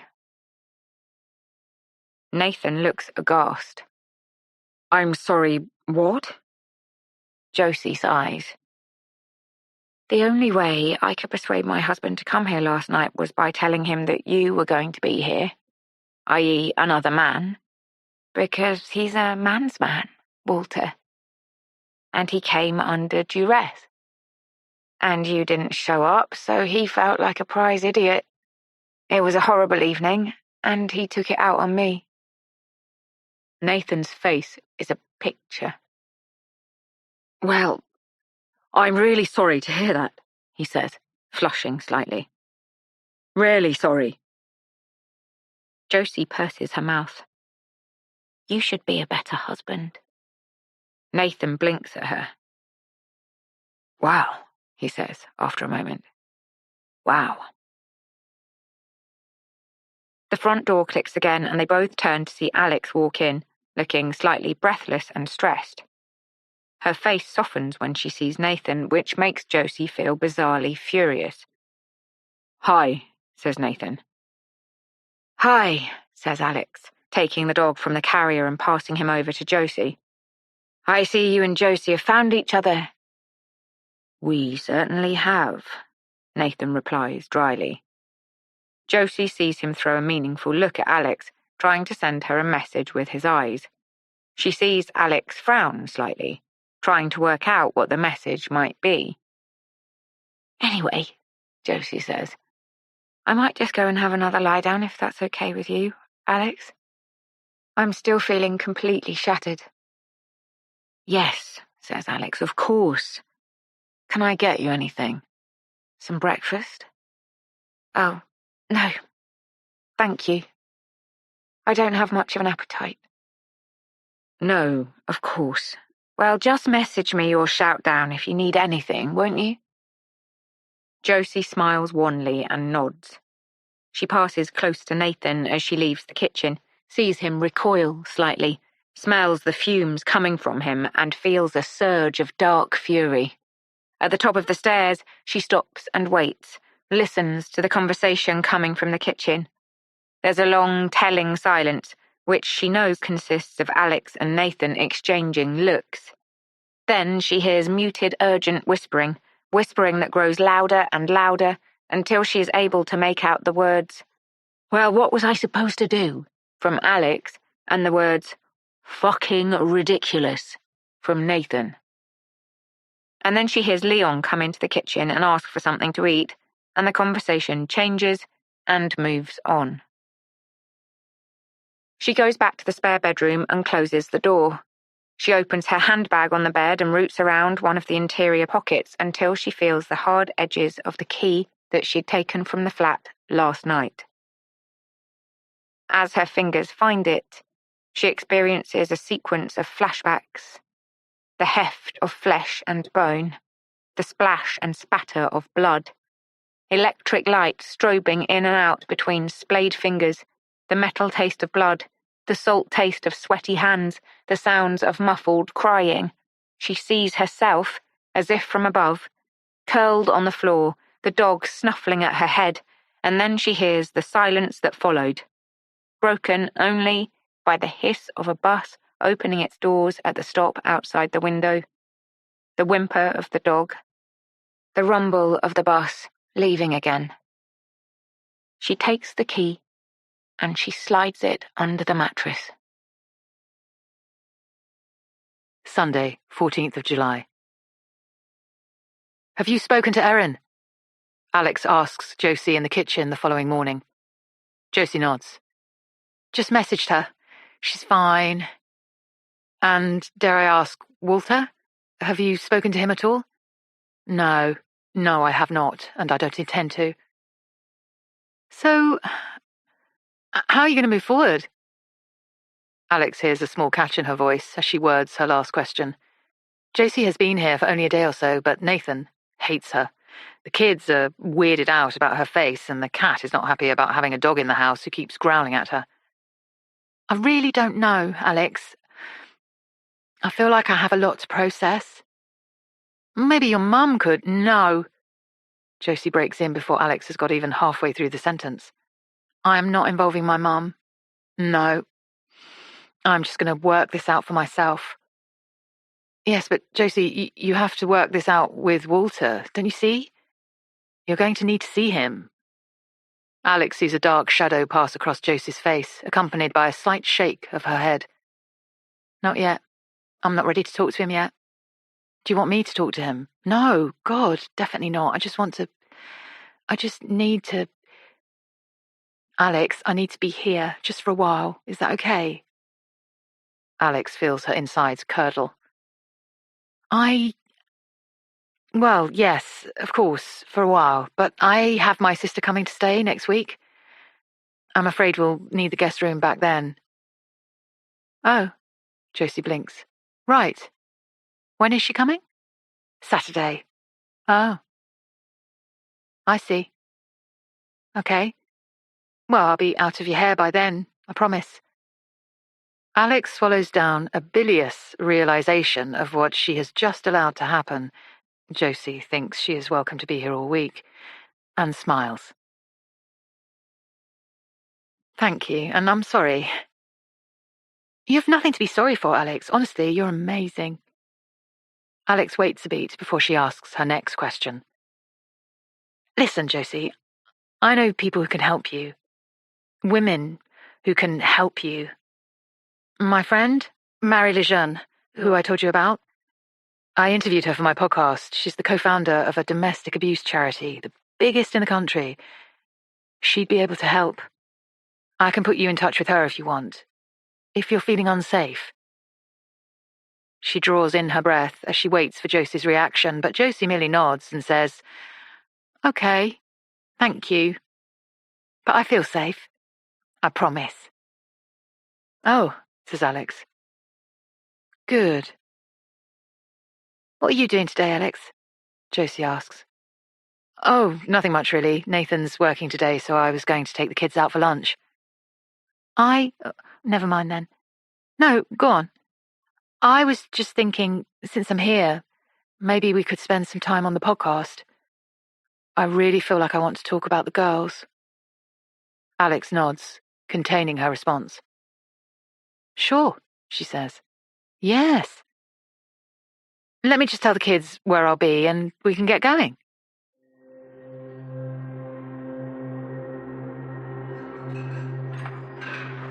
Mandy Redwood has been school administrator at Parkside Primary School from 1998 to the present day.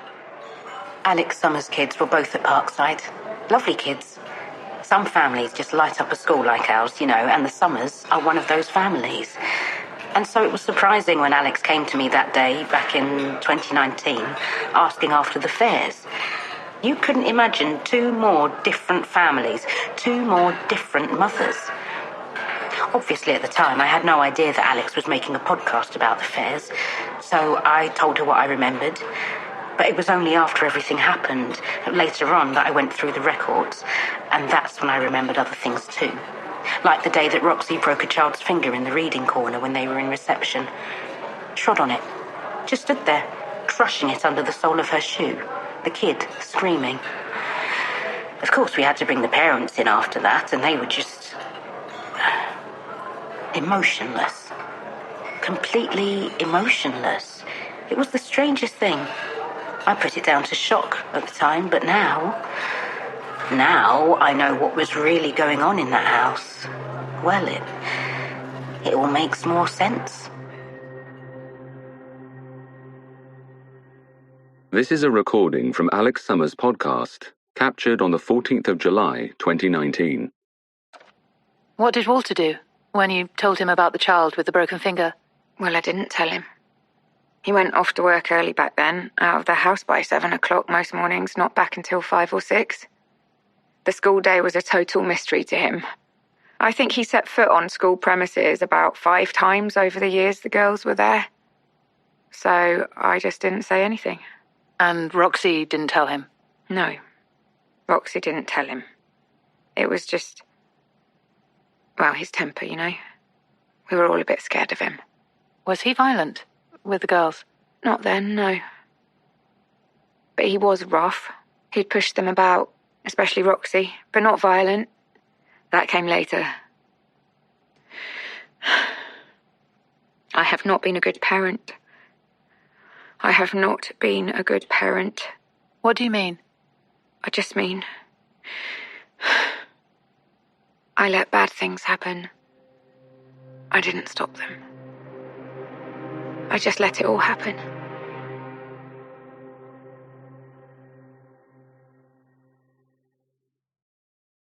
"2 p.m. Alix's phone buzzes for the 3rd time in a row. She puts her finger in the air and presses pause on the recording, removes her headphones and says, "Sorry, Josie, I should get this. It's Eliza. Hi, baby. Mum, can you come back inside now? Leon's being really annoying and I'm hungry." Alix glances at the time. It's nearly 2 o'clock. "Yes, I'm really sorry. Yes, I'm coming in now." She throws Josie an apologetic look. "I'm so sorry, but I've really left them alone for long enough now." Josie nods. "Yes," she says, "of course. Sorry, I'm being selfish. It's just I've kept this stuff all locked up for so long now, and I'm scared that if I don't get it all out in one go, it might go back in again." Alix smiles. "We won't let that happen, Josie, okay? Let's take a break for today, and then we have all day tomorrow. I assume you won't be going into work tomorrow." Josie nods. "All day tomorrow then, okay?" "Yes," says Josie. "Okay." Monday the 15th of July. Josie awakes to the sounds of Alix's family getting ready for school. For a moment the sound is reassuring, like an echo of a happy day at the beach or a childhood Christmas. For a moment she is back in the early days of parenting, when her babies were adorable and her husband was handsome and strong. It occurs to her that maybe this was never actually the case. that she is looking back through an out-of-focus lens. But it had been better, at first. It had to have been better. Otherwise, what on earth was it all for? She gets out of bed and throws on the linen gown that Alix left for her. She picks up the dog and puts on her slip-on shoes and heads downstairs. "Morning," she says as she walks into the kitchen. She sees the children turn and gawp at her. The sight of them in their Parkside uniforms is unnerving, and she gawps back. The dog growls when he sees the cloud cat sitting on the kitchen counter. "Morning, Josie," says Alix, who is wearing a white embroidered tunic top over yoga pants and has pulled her hair from her face with a fabric headband. She is barefoot and cutting a banana into slices directly over a toasted bagel, and looks like one of her Instagram posts come to life. "Come in. Can I get you anything to eat?"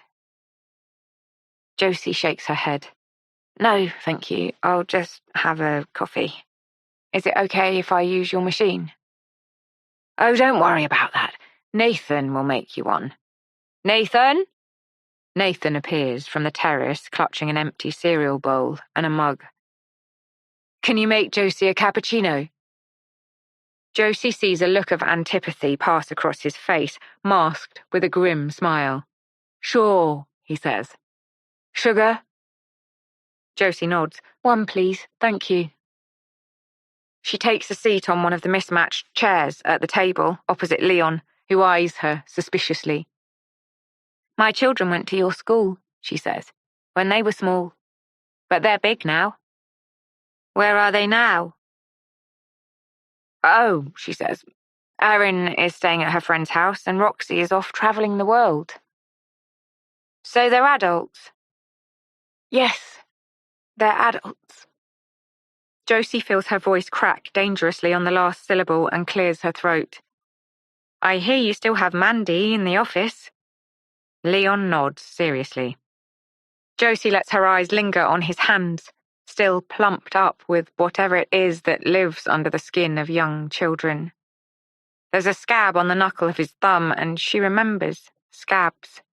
She remembers verrucas and nits and ingrown toenails and baby teeth hanging on by threads, and all the other tiny, perfect defects of small children. She resists the urge to touch the scab, to give it a magic kiss. She resists the urge to say, "Oh no, you have an owie."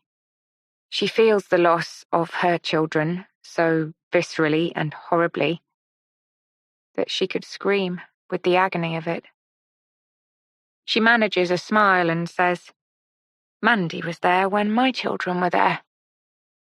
Leon runs his hands back and forth along the edge of the table, and then looks up at Josie and says, "How come you're the same age as my mum, but your children are already adults and we're only small?" "Well, that's maths, really, isn't it?" Leon looks at her questioningly.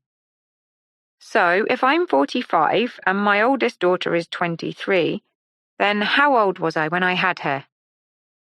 Leon screws up his face and says, "Is that 45 take away 23? Yes, that's exactly what it is. Clever boy." "So that's..." He unpeels his fingers from his fist, one by one on the tabletop, like an unfurling blossom, as he counts it out. 22? "Oh, my goodness, and how old are you?" "I'm 6. 6? And you can do such complicated maths, that's amazing. Yes, 45 take away 23 is 22. And that's how old I was when I had my first child. And what is 45 take away 6? "That's easy. It's 39. "Yes, so your mum was 39 when she had you, and that's why my children are grown-ups and you are still only 6, because everyone does things at different times." Josie turns and looks at Alix. Alix is smiling. "He's very good at maths, your boy." "Yes," says Alix. "He is. Leon's good at everything. Aren't you, baby? apart from being ready to walk out the door when it's time to go to school. So come on, let's get those shoes on, shall we? Soon the house is empty. Nathan has gone to work and Alix is walking the children to school and will be gone for at least half an hour. Josie is alone. She crosses the kitchen and looks at the artwork on the special board that has been installed for the children. She looks in particular for any signs of stress or darkness, remembering the unsettling drawings that Erin and Roxy used to produce, the concerned looks on teachers' faces at parent-teacher meetings as they passed across pieces of artwork that displayed what they described as signs of emotional stress. But here there are only yellow suns and orange flowers and happy mummies and smiling daddies. Here is the art of healthy children living in a happy home. She unpins a tiny scrap of a sketch. It's a girl, drawn in minute detail, with a giant bow in her hair and a small dog on a lead that looks a bit like Fred. Underneath is the word, teeny. Josie doesn't know who the girl is meant to be or whose dog it is meant to be. But the image is so pure and perfect that she knows she needs it. She slips it into the pocket of the linen dressing gown and rearranges the other drawings a little to hide the space. Then she notices a calendar. It is printed with family photographs. Her eyes go to next Saturday. There it is, Zoe and Petal. Zoe is Alix's sister's name. She feels a reassuring sense of calm. Alix had not been lying to her. Her sister really is coming to stay on Saturday. She smiles a small smile and traces the calendar entry with her fingertips. She opens the fridge then, lets her eyes roam over the contents, is surprised to see cheese strings and mini pepperonis, not surprised to see something in a tub called skyr and something else in a tub called baba ganoush. She feels she should be showered and dressed by the time Alix returns from dropping the children, so she heads upstairs. There are 3 rooms on this floor. 1 bedroom for Alix and Nathan, 1 bedroom for Leon.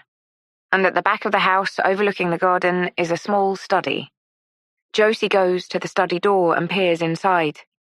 A desk in the window, a wall of bookshelves, and there, against the back wall, what looks like a sofa bed. She hitches up the bottom cushion and sees the metal mechanism, then lets the cushion drop again.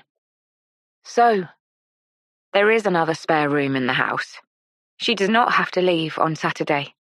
She smiles and heads up the next flight of stairs to her room next to Eliza's on the top floor.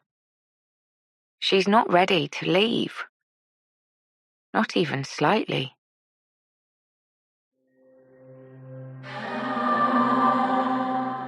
Ari, Juno, and Dan are subscribers to gaming platform Glitch.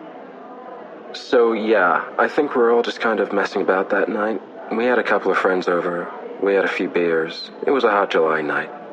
All the windows were open, so we weren't paying as much attention as we normally would. We weren't, wrapped. So you were normally wrapped? Yeah, I guess. I mean, she was amazing. We just knew her as her player name, Erased. Her player name was Erased? Yeah, I can see now that was sort of a play on words, sort of a combination of her real name and a comment on her real life. But we didn't know anything about her real life. She was just erased to us. She played with a, green screen backdrop so we couldn't see her actual room. It looked like she was in an empty warehouse. She was really quiet. She virtually whispered. That's unusual in this world. But that was part of what made her cool. So it was the noise that alerted us that something weird was happening. From your computer? Yeah, we saw her getting off her chair, and she never did that. She never moved. And she disappeared, and it was all kind of a blur. Because of the green screen, you know? You know how it messes with the movement? Screaming, shouting, banging. And then it went dead. Literally just dead. Her chair sat there empty. We watched and we watched and we watched, and she did not come back. And we all started messaging each other all over the world. but nobody knew where she lived. Nobody knew her real name. Nobody knew anything about her. We had footage of the whole thing. I called the cops. They were like, "What do you want us to do about it? She's on the other side of the world." We sent the footage to Glitch. They didn't have a physical address for her, just an IP address and email details. They told us she was in, North London. So we started messaging anyone we knew in North London. We just became obsessed with this thing. It went viral in the community. It was all anyone was talking about. And then suddenly, just as we were getting close to finding out who she was and where she lived, the story broke. And then, holy crap, our minds blew. Our minds just totally and utterly blew.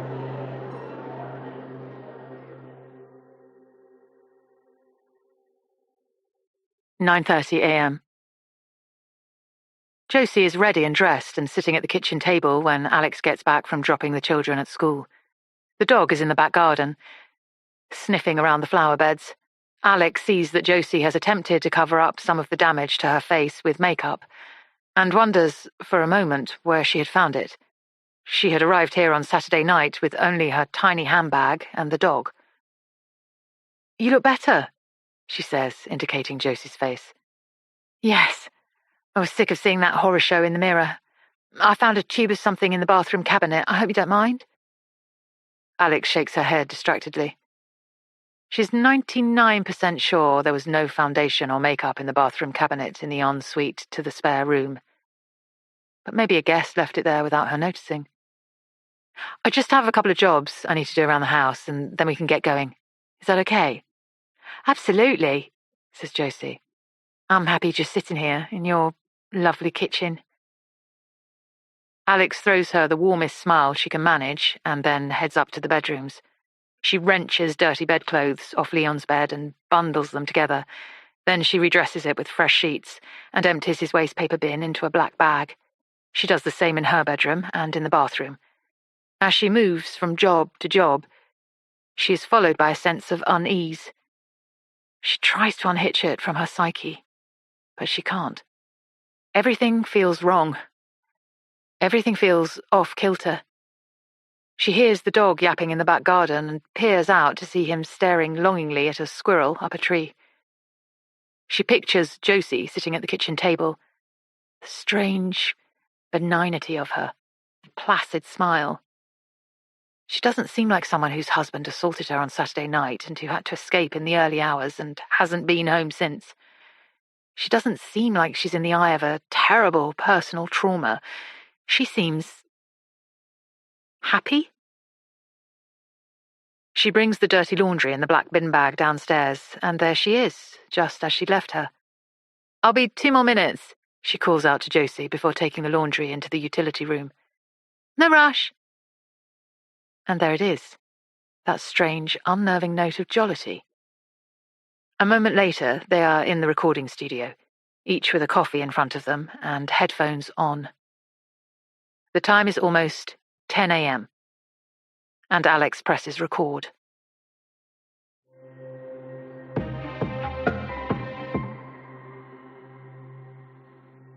This is a recording of Josie Fair from Alix Summer's podcast, captured on the 14th of July, 2019.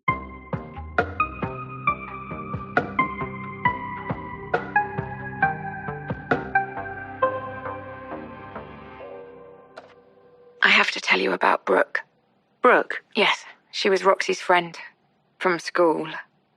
Roxy never had a friend until Brooke, but she turned up at the beginning of year 10 and they were inseparable immediately. Brooke was bullshy, like Roxy, and potty-mouthed. And she was fearless, too. Scared of nothing and nobody. But I liked her because she was a good influence on Roxy. She got Roxy studying that year. She persuaded Roxy that GCSEs were useful and she was fun. We weren't a fun family. Not in that way. But Brooke was fun and she made us fun, too. Became almost a part of the family. She lived in a tiny flat with 2 small half-siblings. Didn't get on with her stepfather, had lots of issues at home. So I think she saw our place as a kind of refuge. It was a lovely time in retrospect. And then we got towards the end of their year 11, the GCSEs were coming up. Brooke was over a lot, revising with Roxy. But suddenly one day, just before the exam started, it was all over. Roxy came home from school, said they'd had a big fight, said she'd punched Brooke, given her a fat lip.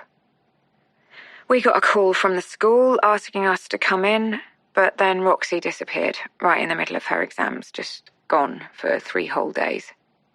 Finally, she reappeared, looking grubby, shell-shocked. Said she'd been sleeping rough, been taken to a hostel, hadn't slept for 3 nights. I ran her a bath. She was in there for over an hour.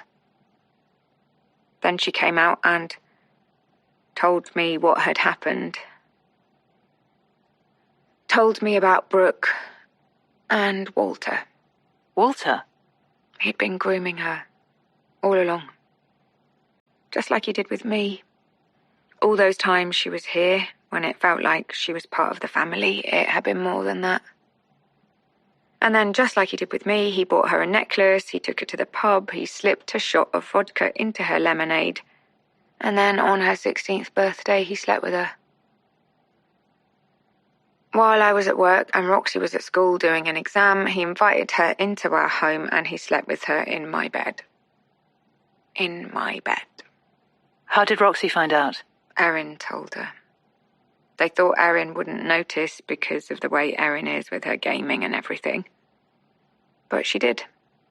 She heard them, and then she saw through the crack in her bedroom door Brooke leaving, and she told Roxy when she got back from her exam. And the next day, Roxy went into school and she beat Brooke. Beat her bloody. Shortly after Roxy came back from the homeless shelter, she left for good. We haven't seen her since.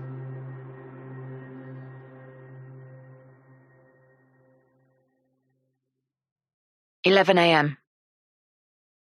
Josie stares into Alix's eyes. Alix looks mind-blown, horrified. "I know," says Josie. "I'm sorry, it's gross. But there it is. There is the truth about the man I married." "Did you confront him?" "No," she says. "No, not then. I pretended I didn't know." There it is again, across the smooth surface of Alix's face, that flinch, that pinch. Josie can hear Alix gulping dryly. She comes in for the kill. "That night," she says, "on Friday, when we got home from having dinner here with you, that was the first time. The very first time I ever confronted Walter about what had happened with Brooke. And that was why..."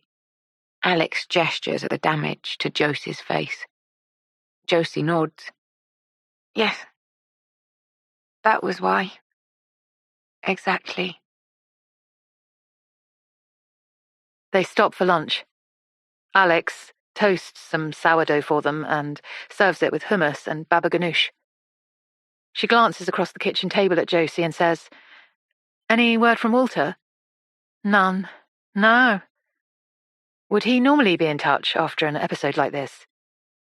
I've never walked out on him before." "So you normally just sit it out?" "Mm-hmm. Yeah." "So what was different this time?" "Everything, I guess. Ever since I turned 45, even before we started making this podcast, I've been feeling different about everything.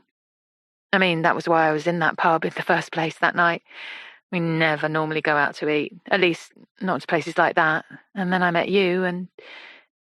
Alix stares fixedly at Josie, not wanting to give away any of her interior disquiets through a twitch or a blink.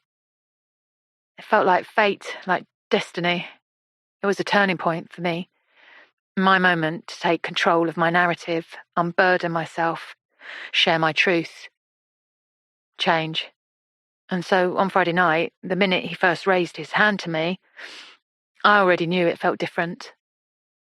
I already knew I would go, and that I wouldn't come back. Alix swallows dryly. "When did he first hit you?" "Oh, I mean, It'd be hard to say exactly. It was a thing that happened slowly, a little push here and there. Around the same time he started to be physical with the girls. I preferred it in a way. Preferred it if he pushed me around than them. Shocking, when you think about it. A man like that. A big man. Touching girls, women. Hurting them. I mean, it's impossible even to fathom. Like the sort of people who hurt animals. Her gaze drops to Fred, who sits at her feet staring at her meaningfully. She tears off a corner of sourdough dipped in the baba ganoush and passes it to him. He chews it excitedly. Has he ever hurt Fred? No, not yet. Probably only a matter of time, though, I guess. She passes another piece of bread and dip to the dog and then glances up at Alix. What about you? She asks. Has Nathan ever hurt you? Oh, God, no. And Alix realizes, as she says it, how it sounds. It sounds smug and entitled, as if her life is lived on a different plane to Josie's, as if only a woman like Josie would have a husband who hit her. Only people who were brought up on estates and married to electricians experience domestic violence when, of course, nothing was further from the truth.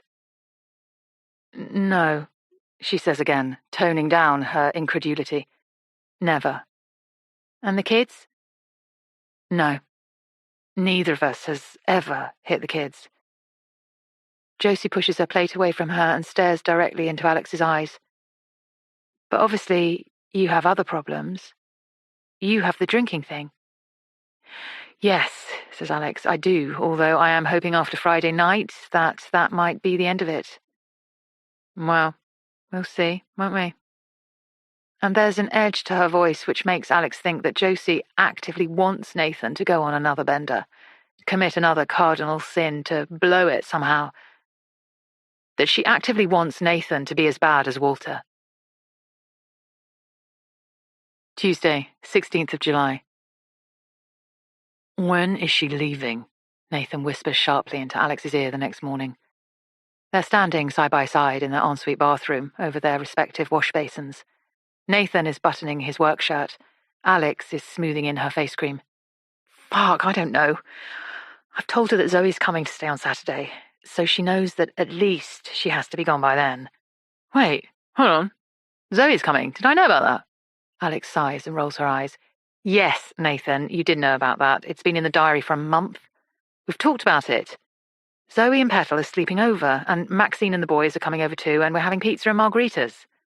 So, a kind of girls' night then? No men? She sighs again. No, you don't have to stick around, but Nathan, please just come home at a proper time. I can't have my sisters judging you too. It's bad enough having her. She points at the ceiling, indicating Josie in the room above them. Judging you. Please just have a normal night out and come home and come to bed and be here when my sister wakes up on Sunday morning. Nathan makes a face at her reflection in the mirror. It's his sweetest face. She can't help but soften to him. Good, she says, smiling slightly. Good. But all bets are off if that woman is still here come Saturday night. She won't be, Alix replies. I promise you she'll be gone. Josie is clutching a pile of bedding when she walks into the kitchen at 8:30. Alix, she says, I am so sorry. Fred had an accident in the night. In fact, a few accidents. I think maybe it was that stuff we had yesterday. That brown stuff, the baba ganoush. Yes, I think it's not agreed with his stomach. Really sorry. But there's some mess on the floor too. But let me sort it all out. Just tell me where the cleaning stuff is and I'll do it all. As she speaks, Alix watches in horror as Fred dribbles diarrhea across the kitchen floor. Oh, she says, taking the bedding from Josie's hands. Oh dear. Listen, you take him out in the garden. I'll clean this up. I'm so sorry, Alix. I really am. He's never done this before. No, of course. Please don't worry about it. Josie throws her an apologetic look and picks up the dog and heads into the garden, where he immediately squats and empties more liquid from within himself. Nathan, who is drinking his coffee on the terrace, looks from the dog to Josie, and then turns to catch Alix's eye through the bifold doors, throwing her a horrified look. Alix shrugs and gathers cleaning stuff from under the sink. She thinks of Saturday. She thinks of saying goodbye to Josie, and then the arrival of her sisters, and the opening of tequila bottles, and squeezing of limes, and the calls and shouts of pizza preference to whoever is accessing the Deliveroo app, and the children buzzing from room to room, and she wants it so badly she can almost taste it. But for now, she has liquid Pomchi shit to clean up, and soiled bedsheets to wash, and, of course, a bed to redress. She retches slightly as she lifts Fred's mess with super-absorbent kitchen towels and antibacterial kitchen spray and throws them in the bin. "Kids," she says through gritted teeth, "chop chop, we're going to be late." She leaves the house 5 minutes later, her nostrils still thick with the smell of dog shit. Harry, her next-door neighbour's son, is just turning towards his house when Alix gets home half an hour later. "Hi," she says. He turns at the sound of her voice and looks at her benignly. "Hi," he says. "How are you?" "Oh, yeah, I'm good, thanks. How about you?" "Yes, I'm good too." She glances at her front door, then joins Harry at the turning to his garden path. "Roxy Fair," she begins quietly. "Do you remember a friend of hers called Brooke?" Yeah, I remember her. She was a bit..." She watches his face as he struggles to find the words he's looking for. "A bit of a player?" he says eventually. Alix throws him a disapproving look. "An opinion based on..."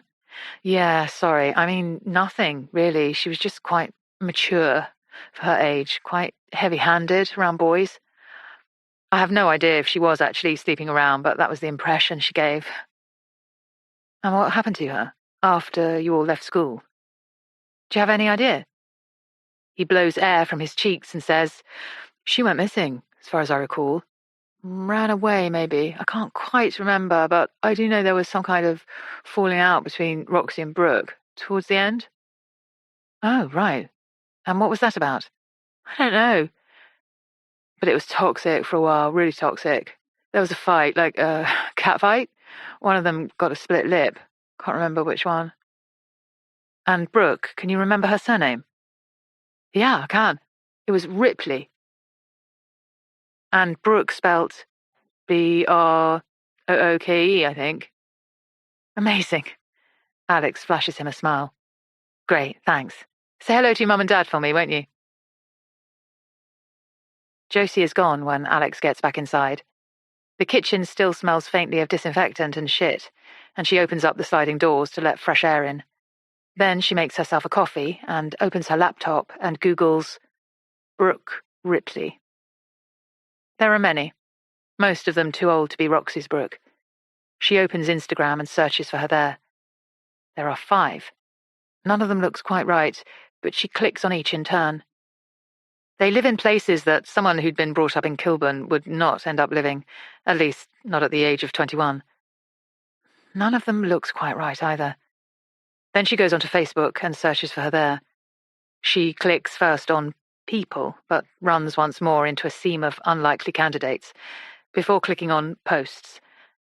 And there, her heart stops and then races. There is her name. Brooke Ripley, highlighted in a sequence of posts about a missing girl. Alix clicks on the first post. She reads the first few words. "Please help. Anyone in Kilburn, Paddington, Queen's Park, Cricklewood areas. My beautiful niece, Brooke." And then she starts. Josie is standing in front of her, clutching Fred. "Oh," says Alix. "You made me jump." "I've cleaned the floor upstairs," she says, "and opened the window to let some air in. If you want to give me some fresh bedding, I'll pop it on." "Great. I'll get some out for you next time I go up." "Again, I am so sorry. He seems fine now. I think he just needed to pass it through his system. I've never fed him anything like that before. He clearly wasn't built for it." "Bless him," says Alix. "Poor little thing. Are you up for some more recording this morning?" Josie nods. "Absolutely. Yes. Let me just get myself a coffee." "Great. I'll just pop to the bathroom. See you soon." Alix shuts her laptop and heads upstairs to grab some fresh bedclothes for Josie from the cupboard on the landing.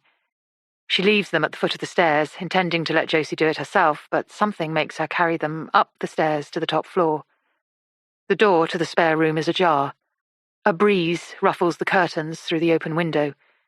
The clothes that Josie was wearing when she arrived in the early hours of Saturday morning are hanging, laundered and fresh from the freestanding rail. The pyjamas that Alix lent Josie are folded neatly on the stripped bed. In the ensuite, a damp towel hangs from the rail, and on the glass shelf above the sink is a tube of Alix's foundation that she has no recollection of having ever put there, and also a tube of her mascara. She picks them up and looks at them curiously, as if they might offer her an explanation. Then she sets about remaking the bed in the fresh clothes. She stuffs the pillows into their cases, shakes the duvet into its cover, and tucks the sheet under the mattress, and it is as she is doing so that she feels something hard and cold. She locates it and pulls it out. It's a key.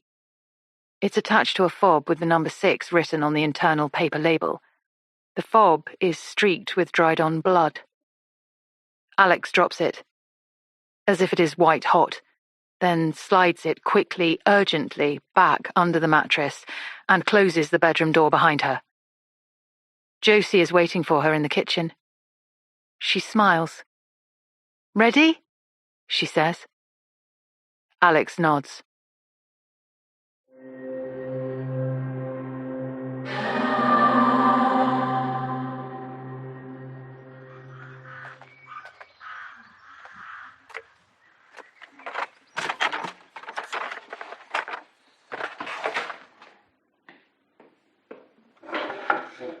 Fionn Roberts is Brooke Ripley's aunt. This is the original Facebook post. Please help. Anyone in Kilburn/Paddington/Queen's Park/Cricklewood areas. My beautiful niece, Brooke, went to her school prom on Wednesday.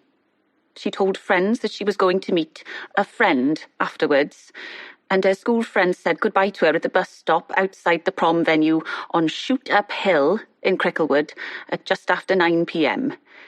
We have CCTV footage of her getting on the number 28 bus at 9:11 and getting off again near the top of Maida Vale at 9:22.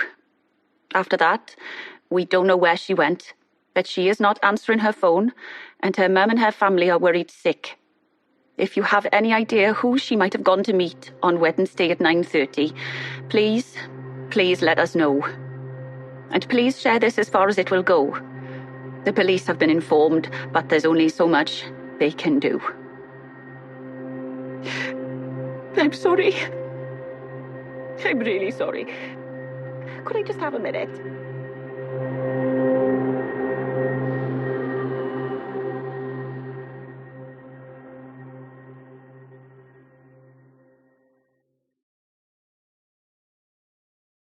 Wednesday, 17th of July. The Facebook post shows Brooke Ripley in a white, fitted, ankle-length dress and silver trainers. She looks pensive in the photo, fragile and unsure. It's only because Alix knows that a mere 6 weeks beforehand, this girl was being groomed and abused by Walter Fair that she can see so deeply into her soul, read so much into the uncertain tilt of her head, the slimness of her smile. She is amazed, in fact, that Brooke Ripley went to her school prom at all, given the horrific backdrop to it all. The Facebook post, which has been shared around 20 times, is a plea from Brooke's aunt, Fionn, writing on behalf of Brooke's mum. Alix reads the comments. They're all of the thoughts and prayers variety. Nobody has a clue. A girl called Mia, who was in the edges of the prom photograph with Brooke, replies, "That's me in the photo. Like, literally saw her just a few minutes before she disappeared. She said she was going home. Wish I knew where she was," accompanied by a sad face emoji and a heart. Alix clicks on Mia's profile and finds that it has maximum security settings, all the way down to blocking access to her friends list. She clicks on Message and stares for a moment at the empty space in Messenger. What would she say? And how? And why, Alix wonders, has she never heard of Brooke Ripley? Why is her name and the photo of her in the beautiful white dress not synonymous with the summer of 2014? And then Alix realizes that in June 2014, she had a sleepless baby and a feisty 6-year-old. She was deep down inside the well of early parenthood, so maybe she had seen this story around at the time and totally forgotten about it, or maybe it had been quickly subsumed by something bigger. She switches screens at the sound of footsteps down the stairs. It's Josie, still wearing the same outfit that Alix had lent to her on Saturday. It's now Wednesday. She has her own clothes hanging in her room, cleaned and ready to be worn, yet she is still wearing Alix's. I was thinking, Alix says, if you're going to be here for a couple more days, would you like me to go over to yours and pick up some clothes for you? She sees a flash of something pass across Josie's face. No, she says, her mouth set firm. No, thank you. The weather's turning, though. It's going to be really hot the next couple of days, pushing 30. I could pick you up some more of those summer dresses? Honestly, Josie's mouth softens. Honestly, it's fine. Well, let me know if you change your mind. Yes, says Josie, I will. And what will you do on Saturday? Where will you go? She tries not to stare too hard at Josie as she finds her answer to this question, as she already knows that she will be struggling, already knows that Josie has no plan beyond the end of each day. I suppose I'll... She trails off momentarily. I'm not sure. I mean, how would you feel... Alix feels herself stiffen. I noticed there's a fold-out bed in the study. I mean, I could always sleep there while your sister's here. I don't suppose anyone will be using the study on a Saturday night. And I'd absolutely stay out of your way so that you and your sister can do sister things. Alix's mouth has turned dry. This is it. This is the line that she had put metaphorically inside her relationship with Josie from day one. And each day, they have been stepping a little closer and a little closer. And right now, they are touching it with their outstretched toes. And once that line has been breached, Alix no longer has any idea how she will regain control of the situation. She knows with a sickening certainty that she has to have Josie gone from her house by Saturday afternoon. But she also knows with a sickening certainty that Josie is currently controlling her, and that making her leave the house before she's ready to do so would spell the end of the podcast, just as it was gearing up towards being something riveting and unmissable. She thinks all of this in the 2 seconds it takes for her to say, well, let me ask Nathan. I'm kicking him out of the girls' space on Saturday night, so he might well end up in the study, working. She glances quickly at Josie, long enough to observe a slightly menacing back tip of her head, a cool refinding of her bearings. Well, she says. Okay, but let me know as soon as you can. Yes, Alix replies warmly. Yes, of course. When Josie mentions that she won't be going into work that afternoon, Alix invents a reason to leave the house. Everything has been so intense since the moment that Josie and Walter walked into her house on Friday night. Every minute of every day has been overshadowed by the existence of these people and their horrible, messy lives, and by the physical presence of Josie and her dog in Alix's home. Time has lost its form and its meaning. Another weekend is approaching, and on the other side of that weekend is the end of the school term, and then there will be 6 long weeks of unstructured time and loose-limbed days, and she needs something which feels normal and just for her. She tells Josie she's going to return some library books, and then she heads into the park to have her lunch at the cafe. The cafe in Queen's Park has formed the basis of huge swathes of Alix's life since she and Nathan moved into the area 10 years ago. She sees ghosts and hears echoes of herself at all the different stages of herself. Pregnant with Leon, later sitting with a newborn and a 5-year-old, with mums from nursery, mums from school, with Nathan and the kids at the weekends, The ice cream kiosk makes her think of Leon and Eliza with bright blue mouths after eating the bubblegum flavour. The beers in the chilled cabinet make her think of the slightly woozy sensation of daytime drinking on hot summer afternoons. She sat at each table at various points, lived different versions of herself in multiple light-refracting fragments. So today, she will sit in the cafe, and she will eat a panini, and she will live another fragment of her life, and she will try to feel normal, to feel like the Alix of 6 weeks ago. The Alix who hadn't met Josie Fair. She orders her panini, the one she always has, goat's cheese and ham, and she orders an iced tea, and she sits with her numbered wooden paddle on the table in front of her and waits for her food to arrive and waits to feel normal. But the normal doesn't come. Maybe normal is over there, she ponders, on the other side of the park somewhere. Maybe it's in the sandpit, where she still takes the kids sometimes when they're feeling little. Or maybe it's on the zip wire in the adventure playground, or in the petting zoo, which she and Nathan had walked past drunkenly on the night of her 45th birthday, the dark night air still warm on their bare skin. Her panini arrives, and it is the same panini she always has, but it doesn't bring her normal. It feels like Josie has taken Alix's normal and swallowed it deep down somewhere inside her darkness. Alix thinks of the blood-smeared key under the mattress with the number 6 scrawled on it. She thinks of Josie rooting through her recycling bin while she was out with her family. She thinks of Josie in her home right now, wearing Alix's clothes, Alix's makeup, scattering her hair, her dead skin cells everywhere she goes. She pictures Josie going into their study, spotting the sofa bed, going into Alix's bathroom, taking her foundation. Then she sees Walter having sex with Brooke, Erin with her ear to the wall, Josie pretending it hadn't happened, getting on with her life. Alix pushes the panini away and gets to her feet. She needs to get this podcast finished. Get it done. Immerse herself in this filth. Get to the end of this miserable story. Get Josie out of her house and reclaim her life. But first, she needs to walk past Josie's flat, peer through the window, see if she can get a sense of what Walter might be doing or thinking. 12:30 p.m. Alix said she'd be gone for an hour. She said they'd do some recording when she returned if Josie was up for it. An hour is a long time, Josie thinks. A long time to be alone in someone's house.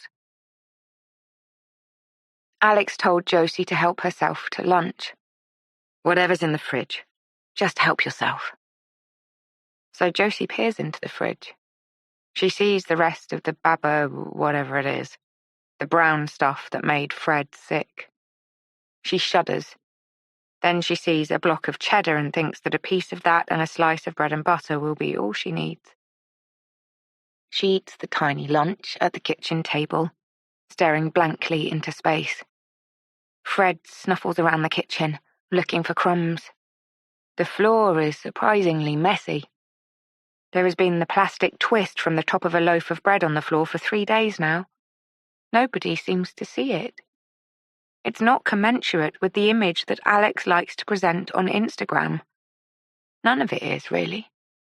Not when you look up close. That doesn't matter. Josie's not naturally tidy herself. She's only tidy because Walter likes it that way, and so she feels happy for Alix that she's allowed to have a plastic bread bag tag on her floor for 3 days without it causing an argument. A moment later, she finds herself striding across the kitchen, picking up the tag and putting it in the pocket of her trousers. She opens and closes the silky smooth drawers in the kitchen until she gets to the messy one with all the things in it. She leafs through takeaway menus and biros and packets of handy Andes and bulldog clips and books of postage stamps and bottle stoppers and rubber bands. Everything has been thrown in here. There is no order to any of it. Her fingers feel the sheen of a photograph, and she pulls out a column of passport shots. They're of Leon, looking somber and serious, the pale blue collar of his school shirt just visible. She slides it into her pocket, too. She thinks of her underwear drawer, at home, of the trophies and trinkets tucked away behind her pants. Not just Alix's. The others, too. She feels an itch to go home, just for a moment, to tuck the child's drawing and the bread tag and the photos of Leon into the drawer. She could do that, she's sure. She'd be in and out in seconds. Nobody would see her. She'll go tomorrow, she decides. After work. And then she pulls out a shiny black business card with Nathan's details on it. The name of his company, Condor and Bright Commercial Property Consultants EC1, and his mobile phone number beneath his office number is printed on it. She puts it in her pocket.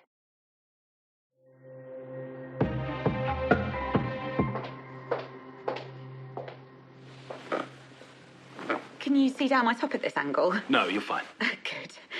Well then, let's go. This is Caitlin Rand. Well, I wouldn't say I was a friend of Josie's. I knew of her. She knew of me. I lived on her estate when I was small, and I remember her and her mum. Particularly her mum. Everyone knew Pat O'Neill. She was larger than life. You didn't want to get on the wrong side of her. And I remember my mum telling me about Josie suddenly leaving home at 18, and the gossip that went round at the time that she'd gone off with an older man. Last time I saw her, I guess I was about 10. And I didn't see her again for years and years.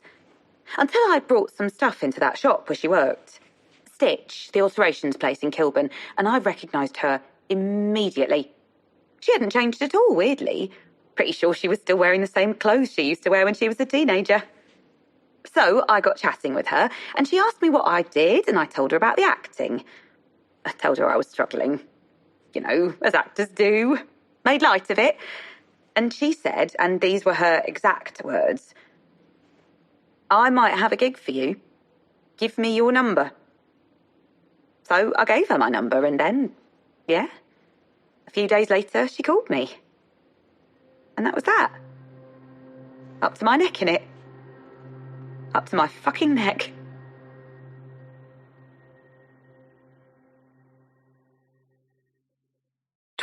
p.m. It's a 12-minute walk from the lush greenness of Queen's Park to the stained grey of Josie's Street. Even on a sunny day, the stucco houses look humiliated by their poor condition. Alix stares first from across the street, and then from outside, directly into the windows. She sees a table in the bay. It's a dark wood, the sort that is unfashionable these days.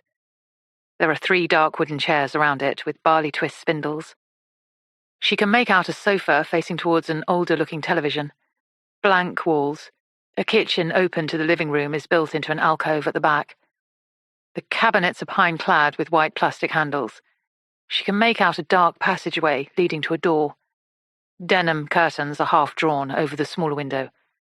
Through the gap, she can see a bed, freshly made with a pale floral duvet and 2 floral pillows, a pair of denim cushions, some white formica-clad drawers. It looks like a rental that's just been vacated by its previous owners, spruced up and tidied and dressed for its next occupants. It does not look like a flat that is currently being lived in. She goes back to the big bay window, casts her eyes around the room again. It is hard to believe that a domestic incident occurred here in the early hours of Saturday, that a big man beat his small wife until she was bloodied and bruised. And where is that big man, she wonders. There is a laptop closed on the dining table, but nothing else. Josie described him as never going out, as always being home, but he is not home now. So where is he? She looks one more time at the sofa. She pictures Walter and Josie sitting side by side in the aftermath of his atrocity with Brooke, silently watching TV. Then she pictures Walter, 5 years later, slamming his wife's head against the wall in rage at her belated accusations. As she turns back, she looks slightly to her left. She sees a double-decker bus rumbling down Kilburn High Road, a few hundred feet away, heading south towards Maida Vale.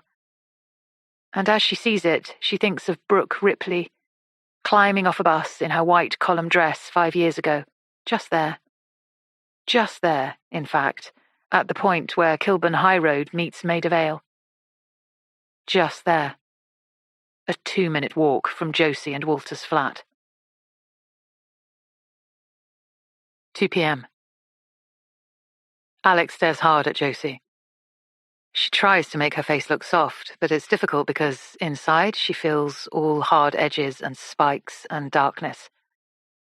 Josie has her headphones on and is drinking tea out of Alix's favourite mug. Alix suspects that Josie knows it is Alix's favourite mug, and that is why she always uses it. Alix adjusts the volume on the controls and then clears her throat, watching the lines jumping on the screen of her laptop. Her next question feels solid on her tongue, like something that she might accidentally swallow and choke on. She clears her throat again and says, "So, what happened to Brooke?" "Brooke?" Alix smiles and nods. "Yes, Brooke." "I have no idea. Never heard from her again." "Never heard from her again?" "No." "Did you never try to find her?" Josie narrows her eyes at Alix and throws her a questioning look. "No. Why would I, after what she did?" "Well, maybe she might have had some sort of an idea about where Roxy was." Alix watches Josie's face as she reaches for a reply. "No," she says after a pause. "No, she wouldn't have known.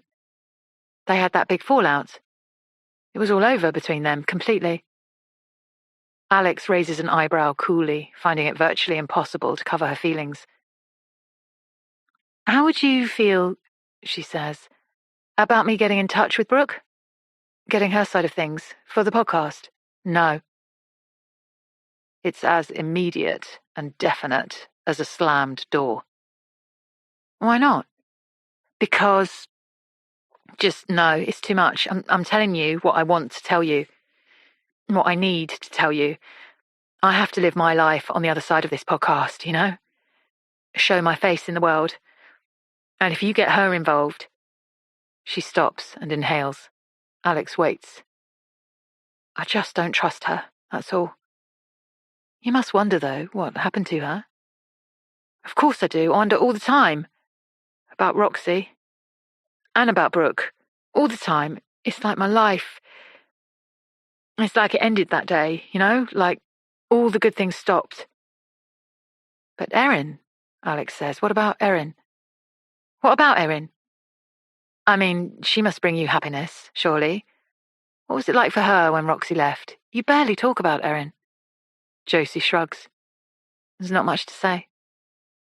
"Well, shall we just try?" Josie nods.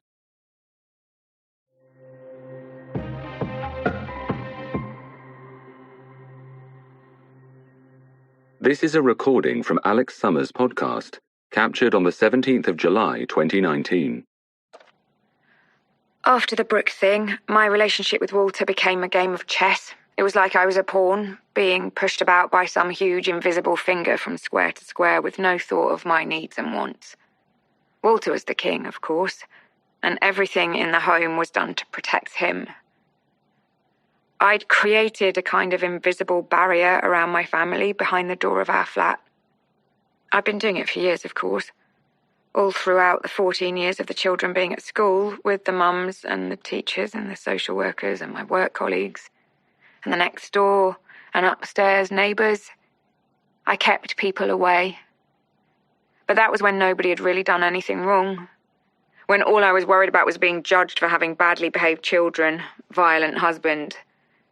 But now I was in danger of being judged for having a husband who seduced teenage girls and slept with them in his own home. And yes, I did go onto his laptop. And yes, he had been looking at things that were illegal and disgusting and actually very upsetting. And yes, Walter is a pervert and a criminal, disgusting, repellent, a man that I would never touch again, not in that way. And I told him as much. Told him that side of our marriage was over. So I cooked and cleaned and worked and smiled at people I trusted, kept my head down around people I didn't, and then 2 years ago I told Walter I wanted a dog because I was sick of not having anything to love. And he said if we were going to get a dog, then he wanted an Akita or a Doberman or something he could feel proud of walking down the road. And I said, no, this dog is for me, and I want a dog I can carry like a baby because you ruined my babies. You ruined them. Because by then, not only had Roxy gone, but Walter had started abusing Erin.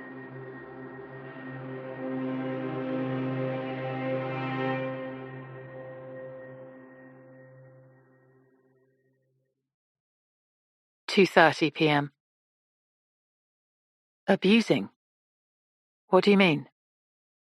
Josie tips her head back slightly and rolls her eyes to the ceiling. Alix waits with her breath caught painfully at the back of her throat. She feels as if she'd known this all along, somehow, like this had been a terrible hum in the background of everything right from the very start. I mean that nearly every night when I fall asleep, Walter gets out of bed and goes into Erin's room. And then, when I get up, he's sitting at the table in the living room acting like nothing happened. And? I mean, how do you know? I just do. That man thinks he's the king, you see. He lets me have my way here and there, like with the dog, like coming here for dinner. But he does it in the way that a king would do it. A thrown treat. She gestures with her arm. You have to run for it, you know? But as far as he's concerned, everything in that flat is his. It all belongs to him. And so the minute I told him I wasn't his anymore, that he was no longer allowed to touch me, he took the next nearest thing. He took Erin. Have you ever seen anything? Heard anything? Josie shakes her head. I put in my earplugs. I stay in my room until the morning comes. Fuck, Josie. Alix can't help it. She cannot contain the shock and dismay. She's meant to be impartial. Her job is not to judge or react, but simply to ask and listen. But this, she'll edit out her reaction, she knows that. This is too animal and raw to remain circumspect about, especially, and yes, she knows it's the most awful cliché, but especially as a mother. What was I meant to do? Josie snaps. It was so gradual. I didn't realise at first what was happening. I just happened to wake up a couple of times and see the empty bed. I'd ask him where he'd been, and he'd say he'd been chatting online with his kids in Canada, and I thought, why does it have to be in the middle of the night? What's wrong with the evening? And once I'd worked out what was happening, well, I thought she'd come and tell me. Erin. I kept waiting. But instead, she just went more and more into herself. Stopped eating anything I gave her. She'd always been fussy, but she got fussier and then started asking for baby food. Baby food? Yes, she said. I want that stuff I used to have when I was little. The stuff you gave me out of a jar when you used to feed me with a spoon. I mean, I assumed it was some kind of, what do they call it? Regression, I suppose. She wanted to be a baby again, to be safe. But Josie, sorry, Alix interjects, sensing that Josie is skimming over vast swathes of important backstory. What did Walter say? I mean, you must have said something to him, surely. Josie shakes her head, and Alix sighs so loudly it makes the audio display on her laptop oscillate wildly. I'm really sorry, Josie. Really, I am, but I need to get this straight. You are telling me that in the aftermath of what happened with Walter and Brooke, your youngest daughter ran away from home, and you withdrew conjugal favours from your husband, and that, as a result of that, your husband started to visit your older teenage daughter in her bedroom every night to, you assume, sexually abuse her. Your daughter began to regress to the point of wanting to eat only baby food and stopped leaving her room entirely. And this has been going on for the past 5 years. Around about, yes. Josie's voice is clipped. Her mouth is pursed. And you have not spoken to either your daughter or your husband about it? She nods. That's correct. It just happens. It just happens. And your daughter, Erin, was she restrained in any way? I mean, was she free to leave? Yes, she was free to leave. But she didn't. No, she didn't. And why do you think that is? He probably got inside her head. He probably made her think it was okay. The way he does, you know? Alix leaves a moment of silence. Her listeners will need it at this point, but she needs it too. Then she asks the question that she fears the answer to.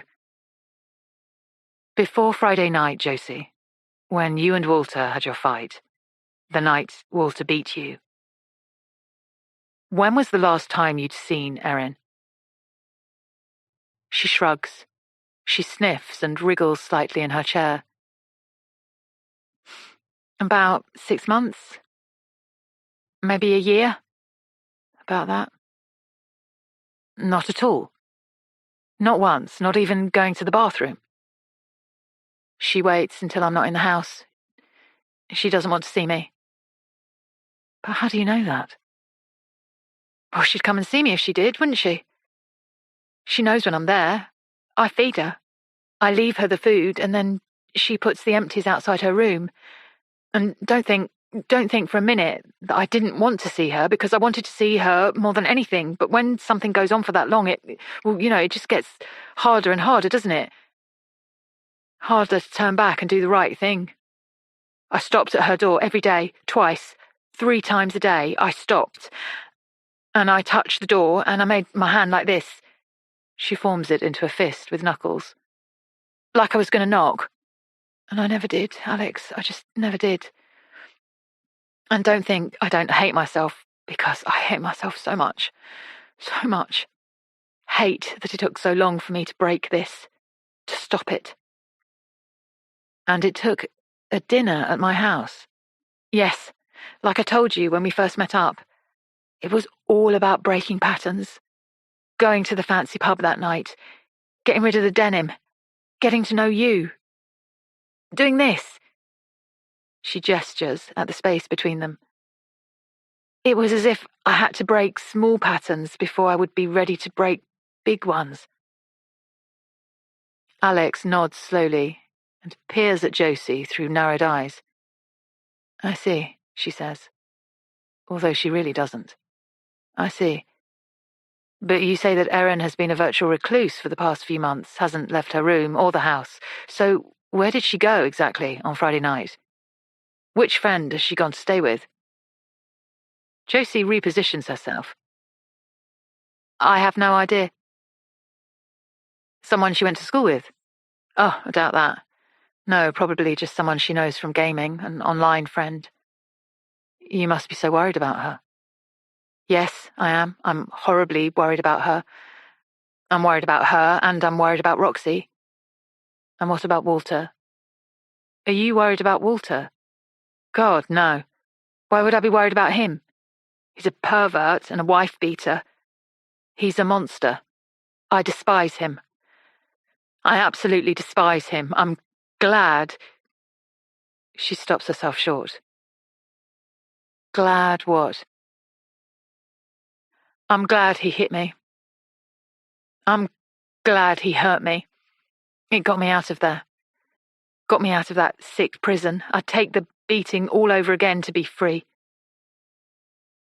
Her face sets hard, and Alix wishes this was a documentary, not a podcast. She wishes her listeners could see the way Josie's face has frozen into a mask, and the single glycerine tear that appears in those black eyes of hers and spills down her cheek in a straight line. What will become of him? Of Walter? Will you tell the police about what he did to Erin? She wipes the tear away with the back of her hand and sniffs. No, she says. That's not my move to make. That's up to Erin. Have you talked to her about it? No. I haven't spoken to her at all. She won't take my calls or reply to my messages. Alix makes a circle of her mouth and exhales. None of this makes any sense. None of it. Have you thought about going to the flat and going through Erin's computer, seeing what you can find? I don't know anything about computers. Well, yes, but I do. I could come with you. No, thank you. Erin will come to me when she's ready. But Josie, think about it. Erin has been abused under your roof for years. You've done nothing to protect her. She waits until you're out of the house before she uses the bathroom. What on earth makes you think she's going to get in touch with you? Josie sighs and shrugs. You're probably right, she says. I'm sure you're right. But whatever happens, it's better for her than being in that flat with that man. Whatever happens, at least she's free. 3:30 p.m. Alix stands outside the school gates. She has brought the dog, who has not been taken for a walk yet today. She wanted an excuse to leave a little early, to be out a little late. Her head is bursting. She feels sick. Mothers chat with her, and she chats back, glad of the opportunity to take herself completely out of the place she spent the past few hours. The dog sees another dog and yaps at it, and Alix apologizes to the dog's owner. Children fuss around the tiny dog, and Alix says, "Be careful, he can be a bit snappy." Someone asks if the dog is hers, and she says, "No, he belongs to a friend," then corrects herself and says, "To someone I know."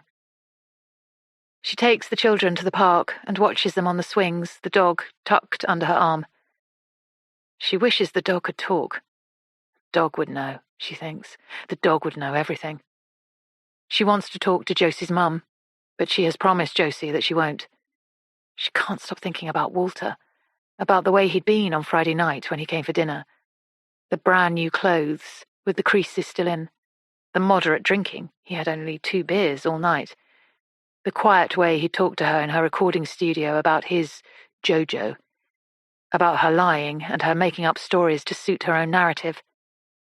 She'd put it down to the behaviour of a gaslighter. She'd assumed that it was all part of his act. And maybe it was. But she can't shift the discomforting sense that there's something else. Something behind this dark yet somehow typical story of a family blighted by the dysfunction of a controlling and dominant man. She's not who she makes out to be. Not at all. That's what he'd said. And as much as her gut tells her to believe a woman who says she has been abused, it also tells her that Josie is not to be trusted. Thursday, the 18th of July. Alix and the children have left for school, but Nathan is running late for work. Josie had heard him say something to Alix about a meeting in Bishopsgate at 10 a.m. Not worth him heading to the office beforehand. Just as Alix had predicted, the weather has turned from pleasant for mid-July to unbearably hot. Nathan sits in the garden with his laptop and a cup of coffee, and even from here, Josie can see the sheen of sweat on his forehead. It occurs to her that he sits in the garden in the mornings deliberately to avoid having to share space with her indoors. She forces a smile and slips through the gap between the sliding glass doors. She's still wearing the clothes that Alix gave her on Saturday. She has her own clothes hanging in her room, but she no longer wants to wear them, even though they are clean. She had hoped that Alix might take pity on her, seeing her descend the stairs every morning wearing the same top and trousers, that she might offer to lend her something new. But she hasn't. "God," she says, standing a few feet from Nathan. "It's boiling, and it's not even 9 o'clock. They're saying 32 by lunchtime. Bloody hell." She allows a silence to pass before turning to him and saying, "Oh, by the way, Alix said you might be using the study on Saturday night, when her sister is here." "Oh," he says, looking slightly flustered, and Josie knows immediately that he and Alix have been talking about this, secretly, privately, behind her back. "Well, yeah, that was the plan, but no. Apparently they're all sleeping over now. I think Alix was going to tell you, Both sisters and all 3 kids, they're going to be using the fold-out, so... He clears his throat and trails off. Lies. All of it. Oh, says Josie. That's fine. I'll find something. But what about you? Where will you be hiding out? Oh, I'll probably hang out here for a bit and then head off around 7 for a couple of drinks with some mates. The same mates you were with when you didn't show up for dinner last Friday. She tries to inject a hint of playfulness into her words, but she fails. She's so cross she could scream. He throws her an uncertain look and shrugs. I'm not sure yet, he says. I'm not sure. Then he necks the dregs of his coffee, slaps his hands against his legs and says, Well, time for me to head into work. What are you up to today? Nothing, really. We'll do some more of the podcast, then I'll go to work. That's it, really. And what are your plans, Josie? Generally. I mean, obviously from Saturday you'll need a plan, won't you? Josie eyes him coolly. He has gone off script, she can tell. This is not what Alix told him to say. This is, she thinks furiously, none of his bloody business. But she manages to sound civil when she says, Yes, I'll need a plan. But what I've found, Nathan, is that life shows you the way when you forget to make one. So, let's wait and see. She shrugs and heads back into the kitchen, scoops up the dog, and takes him to her room, where she waits until she hears the sound of Nathan slamming the front door behind him, a few minutes later. She watches him, through the small window in her bedroom, slinging his suit jacket over his shoulder, sliding his stupid sunglasses onto his stupid nose, walking down the street as if he were the king of the universe. Alix said she was going to the shops after the school run. She said she'd be home about 9:30. It's 9:10 a.m. now, and Josie shuts the dog in her room and tiptoes down to the next floor. Alix and Nathan's bedroom door is wide open, which she feels is a sign of some sort that Alix isn't precious about people seeing inside. She hasn't properly investigated their room yet. It feels too much. Much too much. But Nathan has put her in a bad mood with all his talk of plans. If Nathan thinks she should have a plan, she decides, then a plan she will have. Alix and Nathan's bed is very big. It has a bed head made out of rattan and pale green velvet. It is unmade.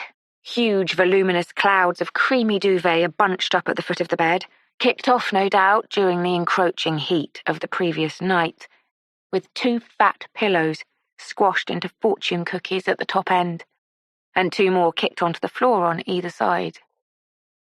The walls are hung with a mishmash of prints and paintings and photographs. A pair of milky white lights hang from the ceiling, one on each side of the bed, instead of table lamps, Josie supposes. There's a square bay window with a little seat built into it, overlooking the back garden. It's scattered with discarded clothes, mostly Nathan's, including a nasty-looking pair of threadbare socks. You'd think he could afford new ones. Between the bedroom and the ensuite bathroom is a kind of anteroom, or dressing area, with clothes hanging on either side. Alix's on one, Nathan's on the other. She spends a minute or 2 leafing through Alix's clothes. She rubs the fabrics between her fingers, the silks and linens and soft bamboo cottons. She pulls open the shoe drawers beneath and looks at the neat rows of golden strappy sandals and suede-heeled boots and silken heels with ankle straps. She wants to take them out and try them on, admire herself in the full-length mirror, but the minutes are ticking by. So she turns to Nathan's rail and starts feeling through his pockets. She doesn't know what she's looking for precisely, but she has a very strong feeling that Nathan is stupid enough, and Alix is trusting enough for her to find something she will need. She pulls out crumpled paper receipts and business cards and empty chewing gum packages. She pulls out paper clips and sugar packets and the wrinkled paper tubes from drinking straws, boarding passes for flights to Brussels and Dublin, a comb, half a polo mint. And then, yes, there, right there, in the inside pocket of a blue business jacket, exactly what she was looking for. A tiny clear bag with a residue of white powder clinging to its insides. She pictures him now, in a bar, his tie slung over his shoulder, surrounded by tequila shots and baying men, snorting cocaine off a glass-topped table. Despicable, she thinks. Just despicable. With a wife and children at home. In another pocket she finds a scrap of paper napkin with an illegible number written on it. And in another a cardboard sleeve for a hotel key card, the railings, with the room number 23 written on it. She takes all 3 items and puts them in her pocket, goes back to her room, and waits for Alix to come home. Nathan wants her to have a plan. Well, now, she's got one. Alix returns a few minutes later. She is laden with bags from the supermarket, and Josie watches her unload them onto the island in the kitchen. Melon and strawberry fruit bowl, crunchy nut cornflakes, a huge steak, a bag of onions, pouches of cat food with pictures on them of a cat that looks exactly like the cloud cat, as if Alix's cat has had her very own personalised dinner designed for her. "I'll go to my mum's," Josie says to Alix, "on Saturday, when your sisters come." Alix stops what she's doing, a cylinder of chocolate biscuits held aloft in her hand. "Oh," she says. "Okay, that's great. What changed your mind about getting in touch with her?" Josie shrugs and pulls out a tiny loose hair from Fred's fur, lets it float lazily to the floor. "I didn't really have a choice, I suppose. I mean, Nathan told me about your other sister coming to stay, so I know the fold-out bed will be taken. Though I thought your other sister lived in London." Yes, she does, but her kids didn't want to miss out on the fun. They wanted to sleep over too, so yes, I'm sorry about that. A bit of a last-minute thing. But I'm so glad you're going to see your mum. I really think it's time. Josie nods, as though she has given Alix's words serious thought and now agrees with her. "It is what it is," she says. "But while I'm still here, we've got 2 more days. We should make the most of them." "You mean the podcast?" "Yes. We should try and get as much down on tape as we can." Josie feels her heart pick up under the cotton of Alix's expensive t-shirt at the thought of next week. She feels the heat in the air, the sun burning already as it starts its arc across the empty sky and blazes through the glass roof of Alix's kitchen extension, and it's only going to get hotter. By Sunday, it will be pushing 35. She thought she'd have longer. She's running out of time. She glances up to see Alix staring thoughtfully at her. "I'm not sure what else there is to chat about now. I mean, we got to the end, I think. We're up to date. Apart from the events of Friday night, of course. Would you like to talk about that?" Josie nods, her mouth tightly pursed. "Shall we?" Alix gestures to the studio. "Yes," says Josie. "Let's."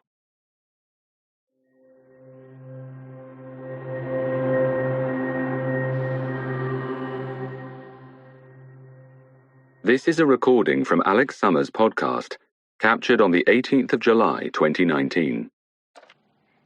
He hadn't wanted to go in the first place. Made such a fuss. I bought him some nice new clothes, but he refused to wear them, insisted on wearing cheap stuff from Primark. deliberately got a terrible haircut just to spite me. And then, of course, when Nathan didn't make an appearance, well, you could see how annoyed he was. And then he seethed the whole walk home. I could feel it coming off him. The dark rage building and building. By the time we got home, the atmosphere was putrid. I couldn't control my anger by that point.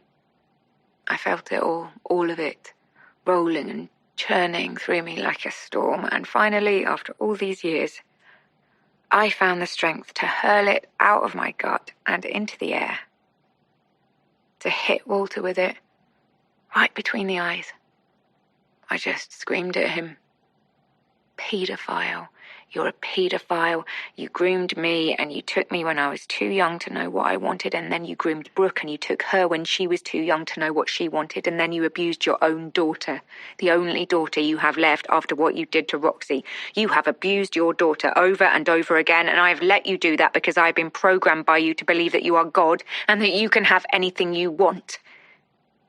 But you are not God, Walter. And you cannot have anything you want. You cannot, and it stops tonight. What you're doing to Erin, it stops tonight. No more. No more. And then I ran to Erin's door and I pushed it open, and there was my baby, my Erin, staring at me from wide, dead eyes. I said, "Pack a bag, baby. Quickly, I'm getting you out of here. We're leaving." I said, "I know what Dad's been doing, and I'm so sorry, baby. So sorry that I abandoned you." And that was when I felt it. A blow to the back of my head. Then a kind of deep radiating heat and pain and wetness. I turned and saw Walter's arm coming back towards me with the remote control he'd just used to hit me with held in his hand, coming towards my face, and then he beat me with it, all over my face and head. Erin just stood there. So thin she was. So thin. And I threw myself towards Walter and shoved him in his chest with both my hands outstretched and said, "Enough. That is enough." And I saw him raise his hand to hit my child, and I just flung myself between them. And then, as quickly as it had started, it stopped. A moment later, I peered into the living room. Walter was sitting at his laptop. The remote control was sitting on the coffee table. It was like he was trying to give the impression that none of it had ever happened. Like I didn't have a split lip and blood seeping down the back of my neck. It was as if he thought we were all just going to carry on, normally, like we always did. But he was wrong. I grabbed my handbag, I grabbed the dog, I grabbed Erin, and we left. Neither of us said goodbye.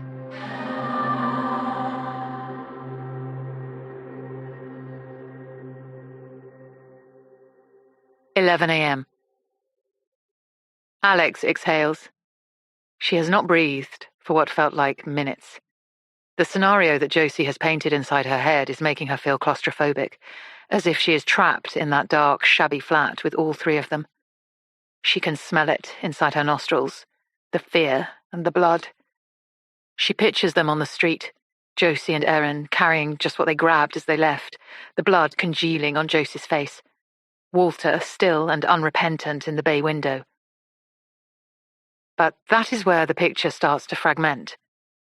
Josie walked from her home near Kilburn the 16 minutes to Alix's house in Queen's Park. But it was 3 a.m. when she appeared on Alix's doorstep. It was cold. What had happened between 10 o'clock, when they would have returned home, and 3 a.m. when Josie arrived here? She glances up at Josie and says, "Where did you go when you left the flat?" Josie issues a small laugh. "Well, here, obviously." "But in between?" "Nowhere. But you said that the argument started when you got home, and it only lasted a few minutes. Josie interjects.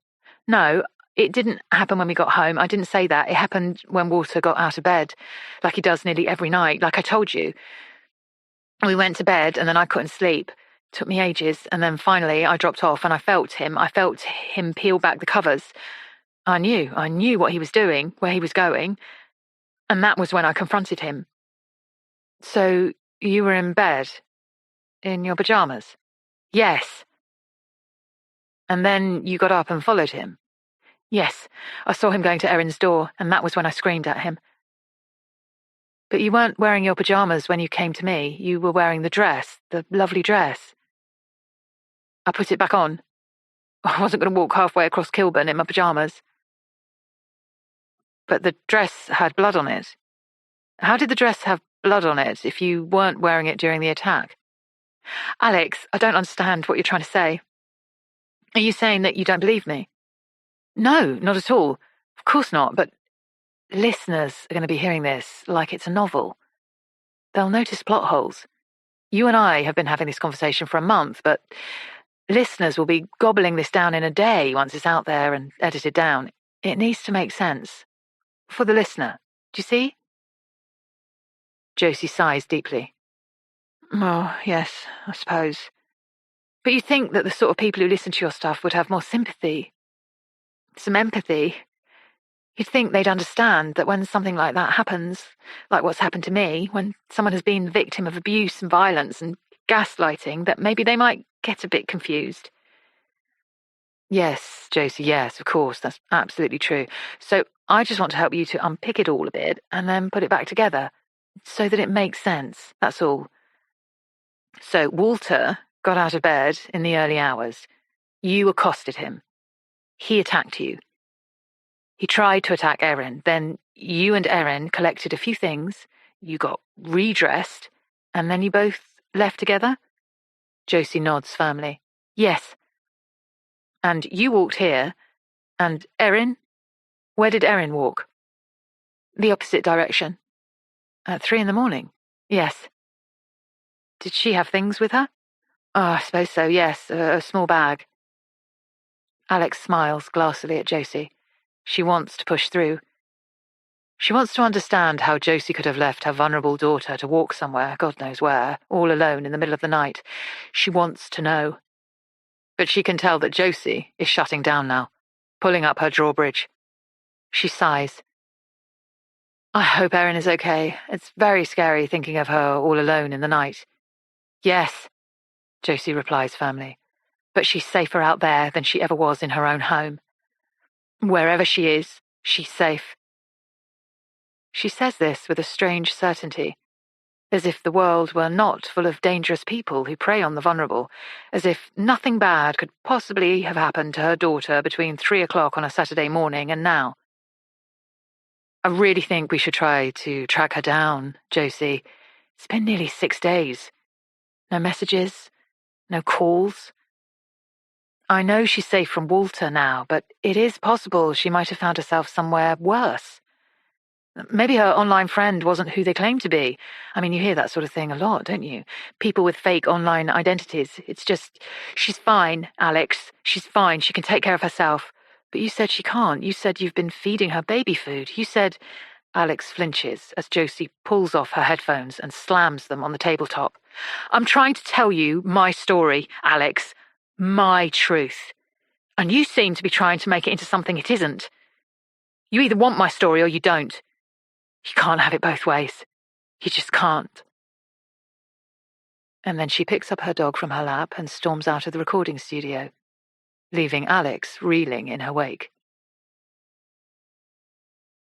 Saturday the 20th of July. Josie wakes early. It's her last morning waking up in Alix's house. Her last morning opening up the curtains and seeing the view of Queen's Park from the small window, instead of the grey, staring faces of people on the bus from her old bedroom.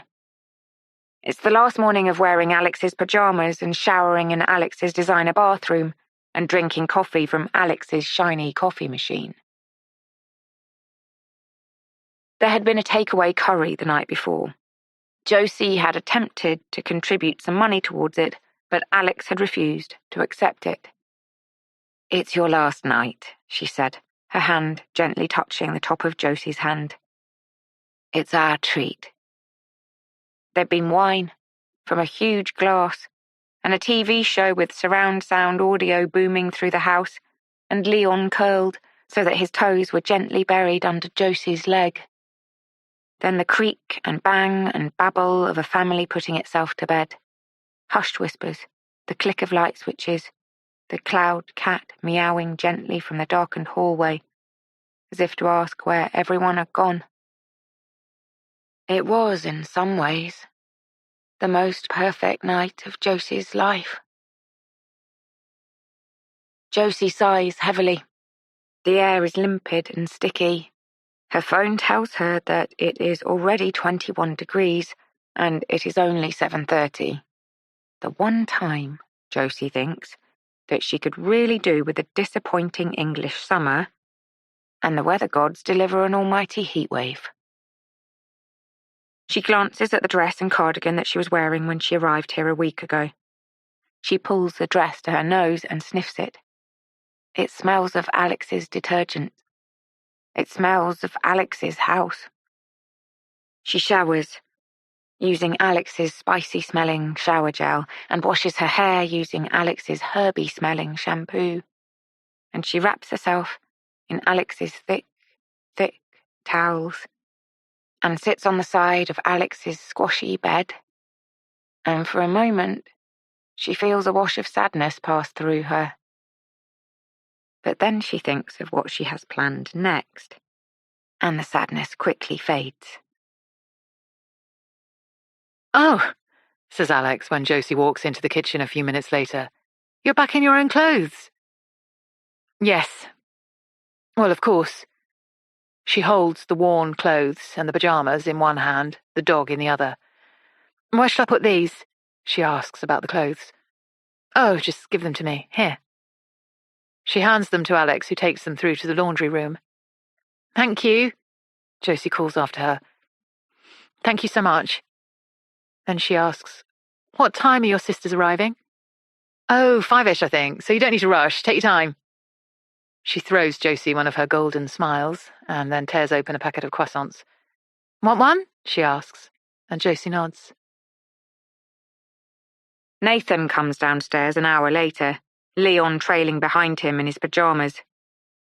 Nathan eyes Josie up and down and says, "Pretty dress, Josie." "Thank you," she says, feeling simultaneously flattered and repulsed. Eliza comes in a few minutes later and starts to cry about something mean someone had said to her on Snapchat, and that is when Josie knows that it is time for her to go. She puts Fred into his carrier and slings her handbag over her shoulder. She sees Alix eyeing her worriedly. "I can drive you," she says. "It's quite a long walk, especially in this heat." Josie shakes her head. "It's fine," she says. "I'll walk in the shade. I'm not in any rush." "And your mum knows you're coming?" "Yes, she knows." Alix brings Josie into her arms then, and for once Josie lets herself be held.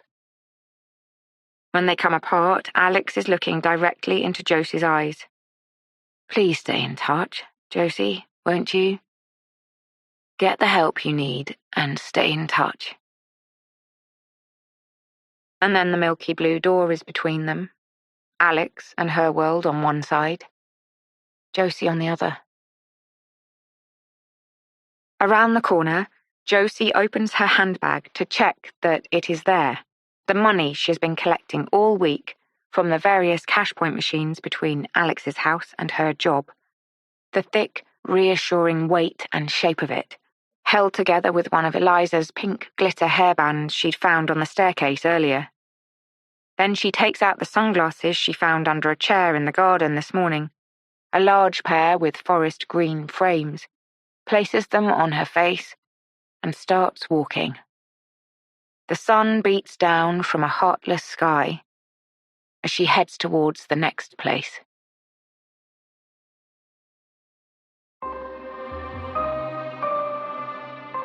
Part 3.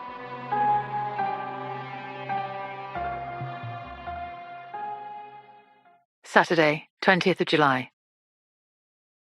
The house feels different immediately. It feels lighter and softer, and it feels, at long last, normal again. Alix stands for a moment in the hallway and absorbs the change in the energy. The cat sashays down the hall towards her and throws itself around Alix's legs, celebratorily, as if she too knows that her territory is returned to her. Alix gathers her into her arms, carries her into the kitchen, and puts her up on the work surface near her food bowl. "Gone?" says Nathan, peering up at her over his reading glasses. "Gone. Are you sure? Have you checked?" "No, I haven't checked, but I know she has." "Will she be okay?" asked Leon. Alix smiles at him. "She'll be fine. Her mum will get her the care she needs." But the words sound hollow somehow, meaningless.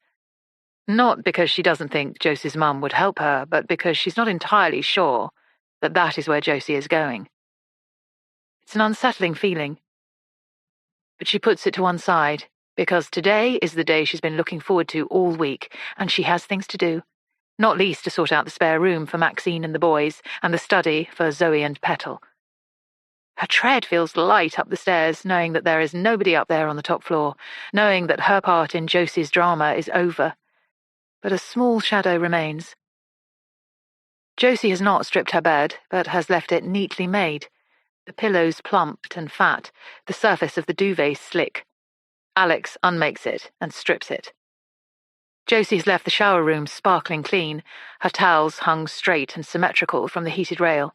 Alix yanks them down and adds them to the laundry pile. She pushes open the window and closes the curtains against the burning sun, which will be shining directly into this room by lunchtime.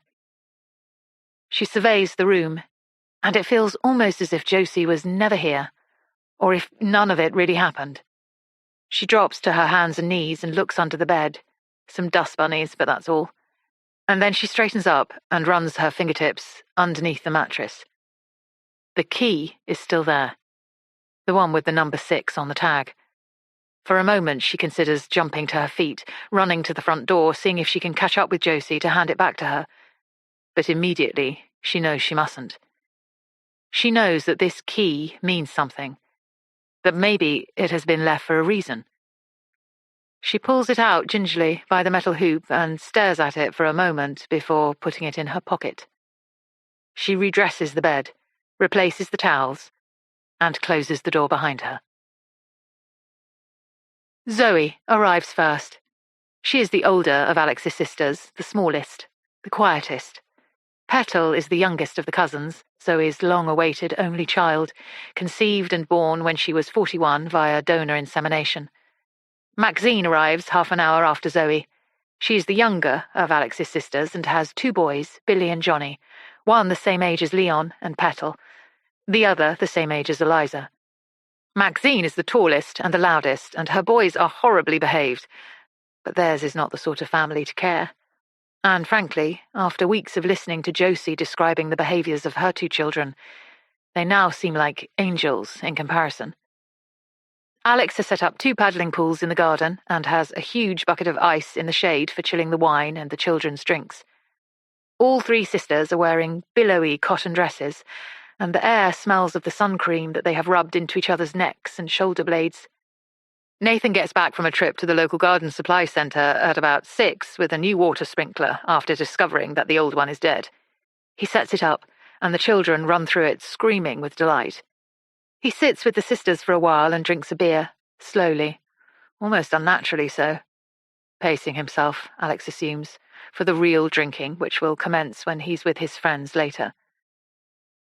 She swallows back the feeling of discomfort that hits her when she thinks about Nathan's plans for the night, and remembers his promise to her. She is 99% certain that he will not let her down. He loves her sisters and has always been eager to have their approval, and he knows that if he lets Alix down tonight, they will both judge him very harshly. Not only that, but she has promised him sex if he's home before midnight.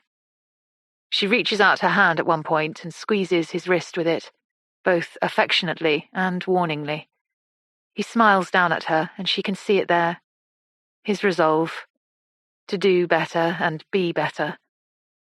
She squeezes his wrist again and turns her attention back to her sisters. At 7 o'clock, they order their pizzas and start making the margaritas. Maxine is responsible for this undertaking, as she spent 3 years working in a cocktail bar in her 20s. At 7:30, Nathan leaves. Alix follows him to the front door and puts her lips to his neck and brushes her leg against his groin. Be good, she says. Please. I swear, he says. I swear. He kisses her softly on the lips, then on her neck. And it is so unusual for them to behave like this these days, to be playful, to be sexual, that Alix feels a flush go all the way through her. She watches him from the window in the hallway, in his navy shorts, his floral print shirt, his red hair pushed back from his face by black sunglasses, and she thinks that she has missed him, that she wants him, that she is already looking forward to him coming home. And then she turns back to the chaos of her sisters and their children and the calls of, "Who wants a salty rim?" and the hot, hot sun beating down through the roof of her kitchen and onto the tiled floor. 7:30 p.m. Nathan has his phone to his ear as he heads through the back streets towards Kilburn Tube Station. He's talking loudly in that way that some people do, as if he thinks everyone in the world wants to hear his business. His voice grates through Josie's head, even from a distance. There's been a change of plan, according to the one side of the conversation that Josie can hear. They're not meeting at the place they'd arranged to meet.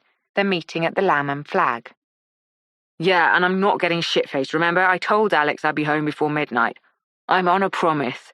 "Yeah," he laughs. "Exactly." He hangs up, and Josie stares at the back of his head in disgust. How could Alix even contemplate it, she wonders. How could she think she needed to promise him anything, simply for him to behave like a civilized human being? She is out of this man's league in every way. Josie feels her respect for Alix wane, records another tiny degradation in her feelings for her, but then remembers what she's doing and why, and feels restored again. She follows Nathan into the tube station. She's wearing a new dress that she bought from Sainsbury's this morning. It's not as nice as the thing she bought when she was with Alix, but it's good for the heat and it's also unfamiliar to Nathan.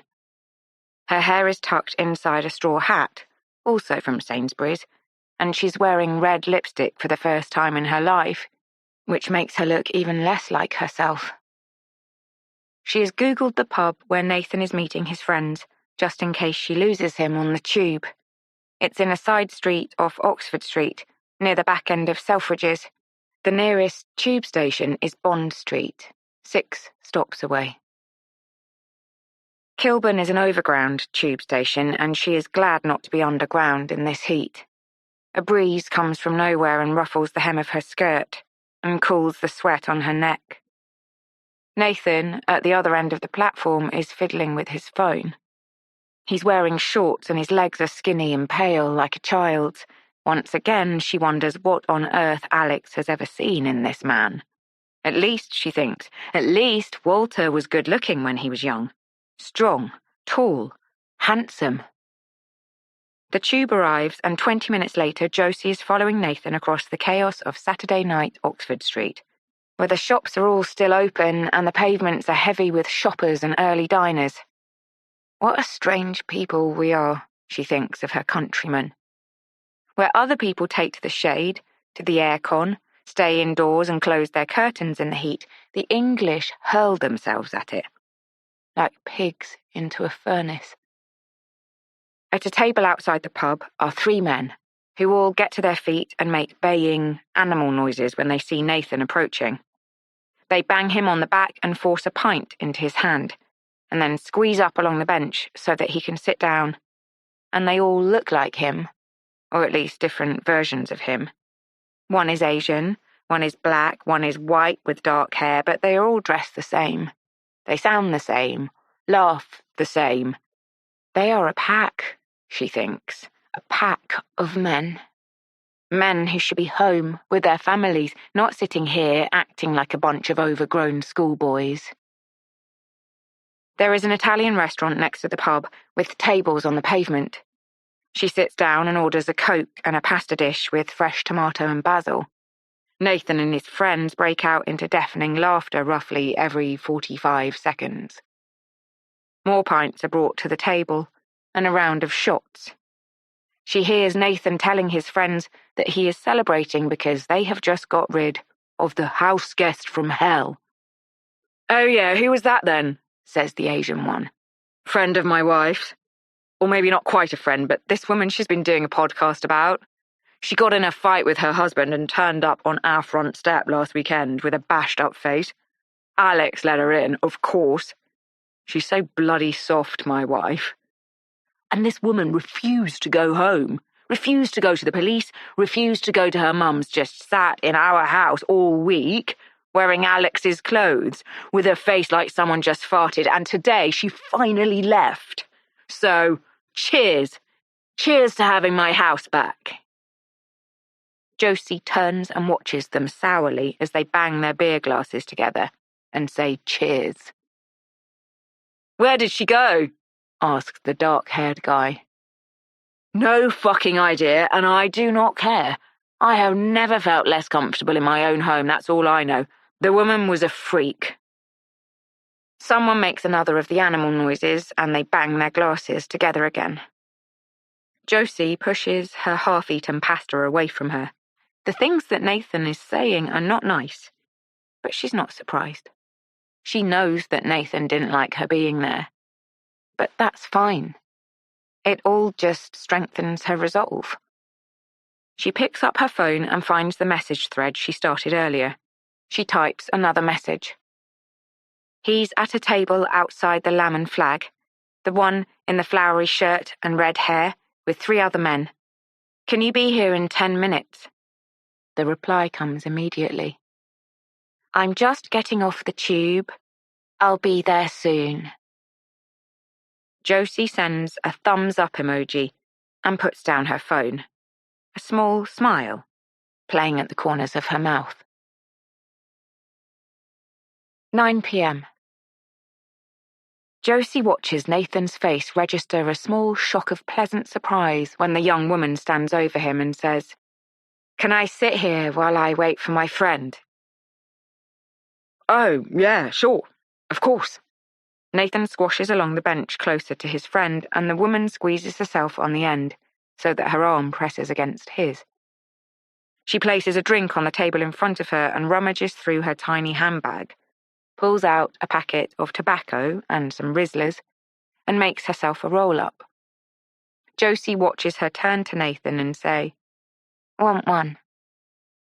"Oh," says Nathan, No, thank you, I never have." "Do you mind if I do?" "Not at all. Go ahead. Not a problem." Josie can see colour rising through Nathan's face. The woman is wearing a floaty black halter-neck top and tight white jeans, and her curly blonde hair is tied back from her exquisite face, which is makeup-free in the way that requires a lot of very expertly applied makeup. Nathan manages to find his way back into his conversation with the 3 friends, but Josie can see that he is struggling now, that he is hyper-aware of the stunningly beautiful young woman sitting right next to him, her bare arm brushing against his bare arm every few seconds. The woman plays with her phone for a few minutes, and then she swears under her breath and bangs her phone down on the table. Nathan turns to her and says, "Are you okay?" The woman sighs.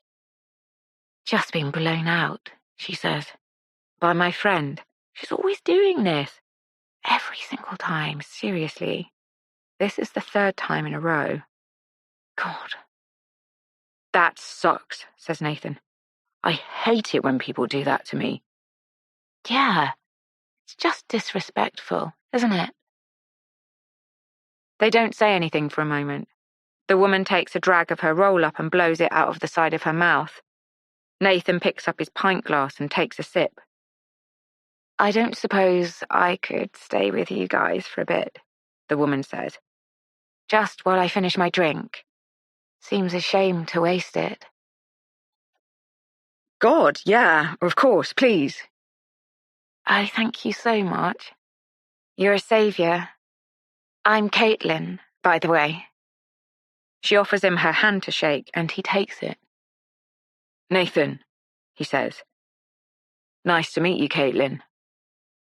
Then he introduces her to the rest of the group.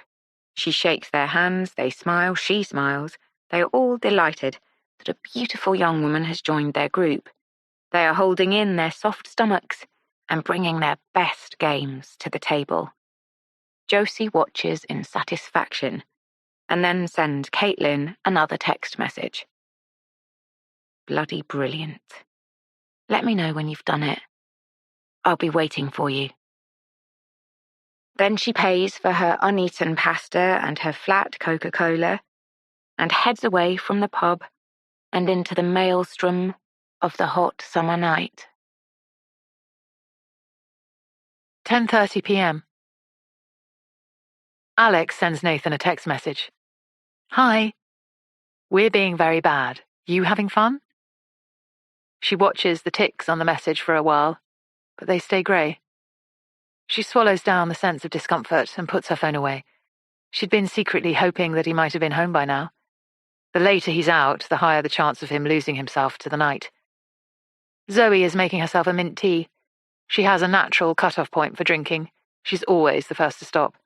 Maxine and Alix are drinking the warm dregs of a bottle of Prosecco they opened earlier that had been found bobbing around darkly in the ice bucket in the garden. Petal is in bed, as Zoe is very firm about bedtimes. The other children are playing a computer game in the living room incredibly loudly, and Alix is about to go in and tell them to be quiet, as there is a bedroom on the other side of the living room wall where the house next door is converted into flats, and she doesn't want to disturb the neighbours. But for now, she's enjoying the soft edges of the night air cooling down the intense heat of the day, but still warm enough for bare arms. She's enjoying the conversation.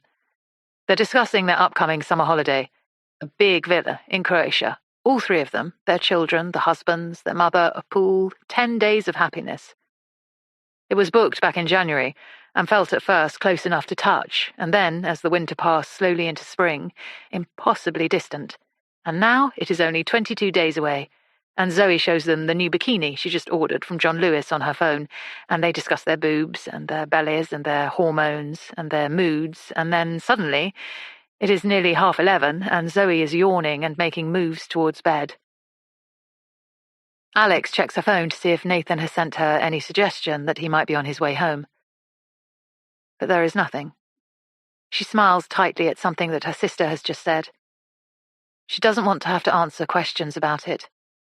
Her sisters are aware that Nathan has started binge drinking again. But Alix hasn't told them quite how bad it's been, and what hangs in the balance here, the slender fulcrum that her marriage is currently resting upon. By the time all the children have been corralled into their beds and the sisters are getting ready to get into theirs, it is midnight. Alix sits straight-backed and tense on the edge of the bed. She will wait until midnight, and then she will call him. For now, she walks towards the bathroom, discarding her clothes in the walk-through wardrobe as she goes. And as she kicks off her sandals and leans down to put them away, she notices something in her shoe rack. A small, clear plastic bag. A scrap of napkin with a number scrawled on it, illegibly, and the name Daisy. A card holder for a hotel keycard. The name of the hotel is The Railings. She knows it.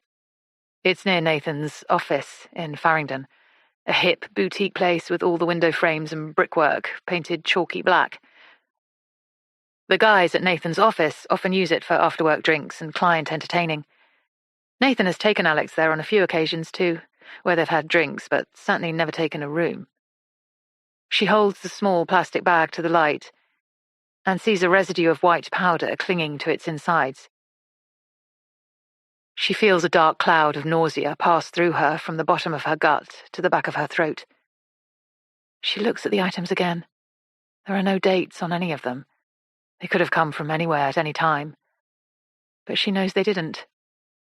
She knows that they are from one of the number of nights that he has recently spent away from his home, away from his bed, in a black hole he claims not to remember. She brushes her teeth furiously in the bathroom, staring at the warped face of a wronged wife that looks back at her from the mirror. She has never been a wronged wife before. She has never, not in all their years together, suspected that her husband might have been the type of husband to pick up women in pubs and take them to hotels, then come home 24 hours later and pretend not to remember anything. She has never had to confront this feeling before, and it is sickening. She thinks of her sisters, who are already cross with Nathan for not being home by midnight. Imagines what they would think if they saw the things she just found on the base of her shoe drawer. Imagines the things they would tell her she should do, the punishments she should mete out, the actions she should take. And she thinks, no. She wants to deal with this her way. Calmly, rationally. Alix is not a dramatic or a reactive person. She is a person who likes to step away from situations that make her feel bad, to look at them objectively as if they were happening to somebody else, and then make a decision based on how best to keep the peace and maintain the status quo, because Alix, as much as it pains her to admit it to herself, needs to maintain the status quo. For the sake of the children, for the sake of her lifestyle, for the sake of all of them. She has too much to lose by acting in rage, far too much. She needs to give Nathan a chance to prove that her fears are unfounded, and then they can carry on. At 7 minutes past midnight, she returns to sitting on the edge of the bed, and she taps in his number. The call rings out. 12:30 a.m. It is after midnight, and Josie pictures Alix in her bedroom, wondering why her stupid husband hasn't come home yet. She pictures her leaning down in the dressing area and finding the pieces of evidence she'd left in her shoe rack this morning before she left. The keycard holder, the little bag, the illegible phone number with a girl's name she'd added to it. Daisy. She'd been pleased with that. The sort of ultra-feminine, young-sounding name that would set alarm bells ringing. She pictures Alix calling her stupid husband, and the call ringing out. She pictures Alix's stupid husband in a loud bar in Soho doing shots and lines with lovely Caitlin. Her phone buzzes and she picks it up. It's Caitlin. "We're going in. When you coming?" "Right now," she replies. "I'm leaving right now." Sunday, 21st of July. Alix cannot sleep. It is nearly 3 a.m., and she lies wide awake on her back, staring up at the ceiling. The air is hot and sticky, and an electric fan rustles the pages of the paperback book on the bedside table. She is simultaneously shocked and entirely unsurprised that she has been let down by Nathan. And she is humiliated that she had thought that an offer of sex might have been enough to tempt him home by midnight when, it now seems, he does not need to come home to find someone who wants to have sex with him. In her mind, she replays all the times he has expressed his disappointment in men who cheat. His friends are all good guys, he says, guys who would never do that. He has said he couldn't comfortably be friends with men who treat their wives like that. But yet, Daisy, cocaine, room number 23. She'd messaged Giovanni at about 1 a.m., who claimed they left Nathan at a bar in Soho just before midnight. "Alone?" she asked. "As far as I know," he replied. And she knew he was lying. She wishes she was the sort of woman who kept a stash of sleeping pills in her bathroom cabinet, like in American TV shows. She wishes there was something she could do to switch her brain off. Eventually, she gives up on bed and heads downstairs. The cat is happy to have an unexpected nocturnal visitor, and Alix crouches down to stroke her. Through the glass roof of the kitchen extension, she sees a fat orange moon overhead. She imagines the same orange moon hanging over Nathan, wherever he is, whatever he is doing, possibly glowing off the soft skin in the dip at the small of his back as he moves in and out of some faceless woman called Daisy in a boutique hotel room somewhere. Alix wakes at 5 o'clock. The first thing she does is reach for her phone and check it for anything, absolutely anything that might suggest the possibility that her husband is coming home. But there is nothing. She rests her phone on her bedside table and lies back down. The sun is coming up, and her curtains glow peachy red, while the house creaks and sighs as it expands back to size. She feeds the cat and drinks a huge glass of water, and a moment later she hears footsteps down the hallway, and there is Petal. The shock of her niece, fresh and tiny in a blue cotton nightdress, contrasted against the dark grimness of Alix's thoughts all night, almost takes her breath away. "Good morning, sweetie," she says. "You're up bright and early." "I always like to get up early," she says. "I like it being just me." Alix nods at her and smiles, and then offers her food to eat and juice to drink. She heaves open the back doors to let out the stale night air. She empties the dishwasher and glances at Petal every now and then as she slowly eats a bowl of Special K at the kitchen table. She doesn't talk to her, leaves her to enjoy her early morning solitude. She calls Nathan. She makes a coffee. Calls Nathan again. She has no idea, none whatsoever, what she should be doing. Alix did not know it was possible for time to pass as slowly as it passes that day. She goes back to bed at 7 a.m. and sleeps for an hour or so, but is soon wide awake again, the morning sun burning through the curtains and across her body, her head full of needles of sharp anxiety and shards of fragmented thoughts. She forces herself to eat some toast and necks 3 espressos in a row, none of them touching the sides of her exhaustion. How long, she wonders, how long could she merely sit and wait? At 9 o'clock, she feels it is polite to call Giovanni. He picks up immediately. "Gio," she says, "Nathan is still not home? Please, if there's something you're not telling me, tell me now." The thick, putrid silence on the other end of the line tells Alix all she needs to know. "No," he says stiffly. "No, we just left him in a bar, like we always do. There was nothing." "Well," Zoe says when Alix relays this back to her a moment later. "Bro code. He would say that, wouldn't he?" Alix sighs. She knows that Zoe's right. "What time does he normally get back after a bender?" Zoe asks. "The afternoon? Well then, let's not worry until the afternoon," says Zoe. And Alix nods, but then something occurs to her and she pulls out her phone and opens up her banking app.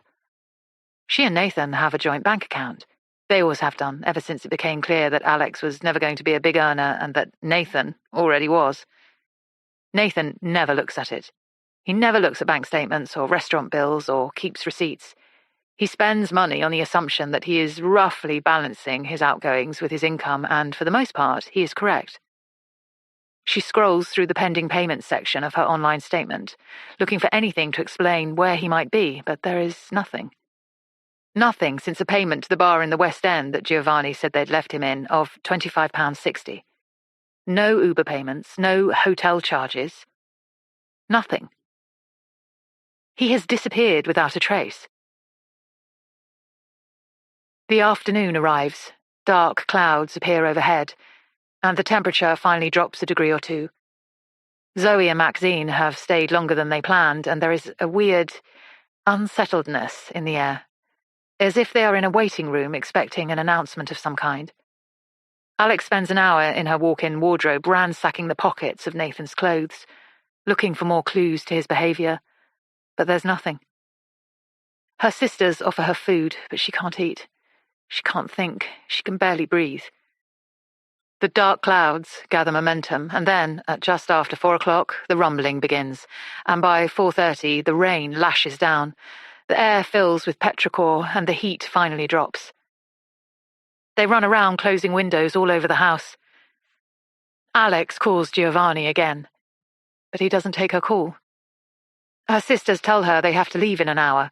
Their children have homework to do, their cats need feeding. It's a school night, and Alix realizes that the moment her sisters leave, she will be trapped in the house, unable to leave without the children, and she quickly changes out of her summer dress and into leggings and trainers and walks as fast as she can towards Giovanni's house, half a mile away. He's lying. She knows he's lying. She needs to see him face to face, to look into his eyes, look into his partner's eyes, get the truth about what happened last night. He looks shocked when he sees her at the door. He opens it a crack and then fully open with a sigh of surrender. Still no sign of him, he asks meekly. No, still no sign. And Gio, please don't treat me like an idiot. I know something happened last night. Look. She empties her pockets of the things she'd found in her shoe rack. Look, she says again. These are Nathan's. I found them last night. Oh, he makes out he's purer than pure, and then I find girls' phone numbers scrawled on napkins, bags of cocaine. I mean, seriously, just be honest with me. Was there a girl involved last night? Just tell me. And then all the remaining puff goes out of Giovanni, and he invites her in and sits her at his kitchen table, which is covered with the debris of a family lunch. Plates and dishes brought in from the sudden rain, still with splashes of rainwater on their rims. She sees Giovanni and his partner exchange a look, and then he turns to her and says, There was a girl, but seriously, honestly, Alex, it wasn't anything, and I swear Nathan has never gone off with a girl before. I don't know who that Daisy is on the napkin. Maybe someone who wanted a job or office space or something. We talk to randoms all the time when we go out, but he has never, ever gone off with someone, I swear. But last night, this woman came and sat with us. Her name was Caitlin. She said she'd been stood up by her mate. Was it okay if she hung out with us for a while? And she ended up staying and drinking with us, and then we left the pub to go to the bar in Soho, and she came with us. But I swear, Alex, there was nothing going on with them. Nathan kept talking about you, kept saying he was married, how beautiful you were. Alex blinks slowly. She glances at her wedding ring and turns it once around her finger before looking up at Giovanni again. And then what happened? What do you mean? I mean, you said you left Nathan in the bar at midnight. Did she leave too? Giovanni drops his gaze to the tabletop. He shakes his head slowly, but then he looks up at her quickly and says, She was saying she was going to get him home. She was saying that Nathan told her he was on a promise, and she was going to make sure he got home to, well, you know. Alex exhales heavily and lets her head roll backwards. He told a complete stranger about our sex life. Giovanni nods again. But honestly, it was just fun, just banter. She just seemed like one of the boys, you know? She didn't seem like she was... Like she was what? I don't know. Like she was going to lead him astray, I guess. It just felt like one of those nights, you know, when Nathan wasn't going to stop. One of those nights when he was going to get lost to the night. And honestly, I think we were glad he had someone with him so that we could, you know, just go home. He glances up at her sheepishly. I'm sure he'll be home soon, he says. You know what he's like. He's probably home right now. Just walked in through the door. He smiles at her, but she doesn't return it. What did she look like, this Caitlin? Pretty? He says, his voice racked with apology. How old? Youngish, maybe late 20s, early 30s. She sighs and rolls her eyes. I wish you told me this earlier, she says. I wish you hadn't lied. I'm sorry, Alex, he says, picking at a bit of paper with his fingernails. I'm really sorry. Monday, 22nd of July. Walking the children to school the next morning feels surreal. The air is cool and green, and she has thrown on a jacket over her summer clothes. The streets teem with children in sky blue and navy. Alex stares at them keenly. None of them has a father who went missing this weekend.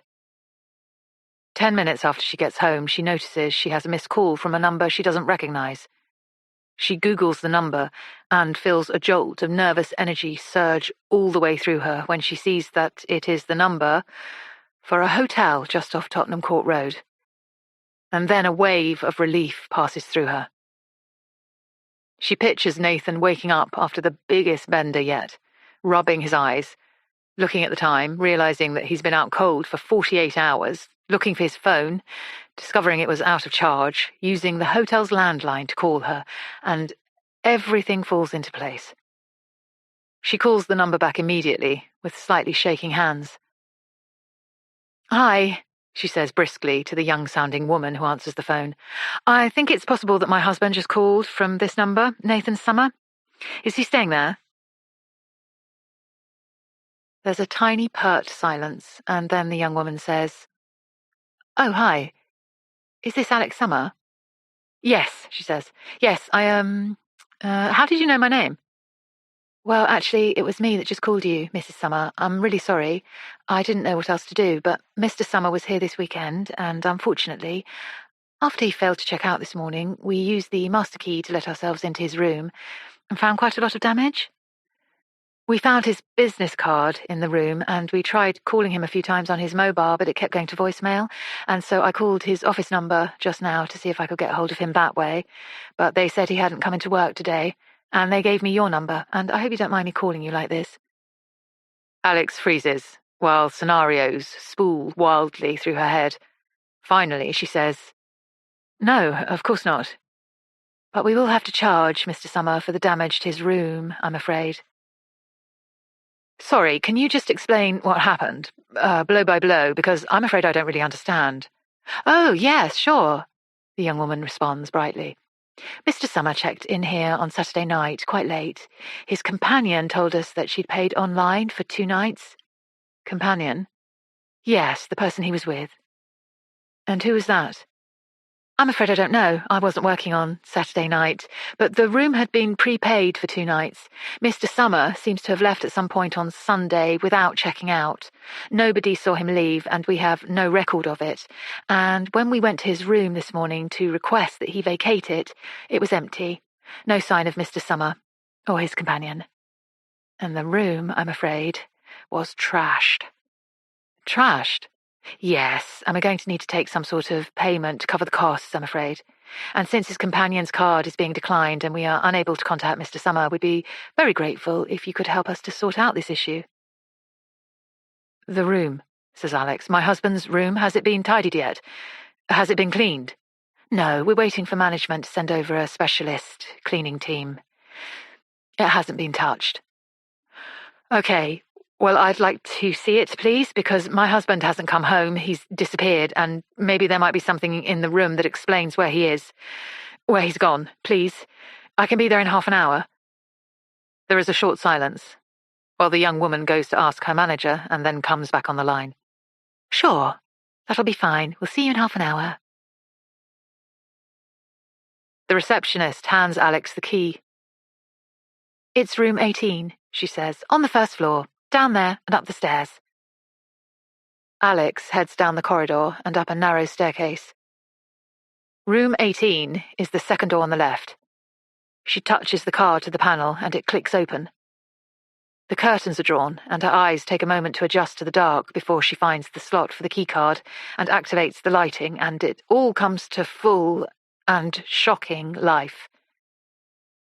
The room has been ransacked. The bedding has been pulled virtually completely off the bed so that the mattress is visible, and the duvet is hanging half on the floor. The minibar has been drunk dry. There are empties all over the floor. The remains of a McDonald's takeaway are scattered everywhere, ketchup-smeared paper packaging and greasy bags of cold fries. Alix picks her way gingerly across the chaos and towards the bathroom. Here, there are wet towels on the floor, empty mixer cans in the sink, and there... Alix's stomach turns violently. Women's underwear. A thong made of cheap lace, removed and left discarded on the floor. Blonde curly hairs in the sink. A smear of tinted lip gloss on the rim of a glass, and the smell, just the sheer, unmistakable smell of a woman everywhere in the air. Alix sits on the side of the bath and stares about herself. She stands up slowly and peers into the bin, looking for clues. Back in the bedroom, she starts to see more than a drunken sexual interlude playing out in this room. She sees a picture hanging crooked on the wall, a crack in its glass. She sees a table lamp knocked onto its side. The bedside table is turned at a 90-degree angle to the wall. And there, she sees, as she crouches lower and lower to the wooden floor, is a small smudge of what looks at first like Marmite, maybe, or ketchup from the McDonald's, but comes away on the tip of her finger as bright scarlet blood. She winces at the sight of it and stands up so quickly that blood rushes to her head. She turns in a circle, trying to find more answers to the 1,000 questions that flood her mind from the detail of the room. But there is nothing. A fight, a girl, food, drink, a discarded thong. Alix sits on the edge of the pillaged bed and gets out her phone. She calls Nathan and it goes to voicemail. She goes back down to reception, and when she talks to the young woman at the desk, she realizes she is crying. "Please," she says, "please, I need to see your records. I need to see your CCTV footage. My husband has disappeared, and I don't know where he is, and I can't take another day like this. I can't take another day of this not knowing. Please." The receptionist smiles nervously and says, "Let me ask my manager. Give me a minute." A moment later, a glamorous woman with dyed black hair appears from the office behind the front desk. Her name badge says Astrid Pagano, and she has intricate black tattoos up both her forearms. "Please," she says in a soft accent, "come with me."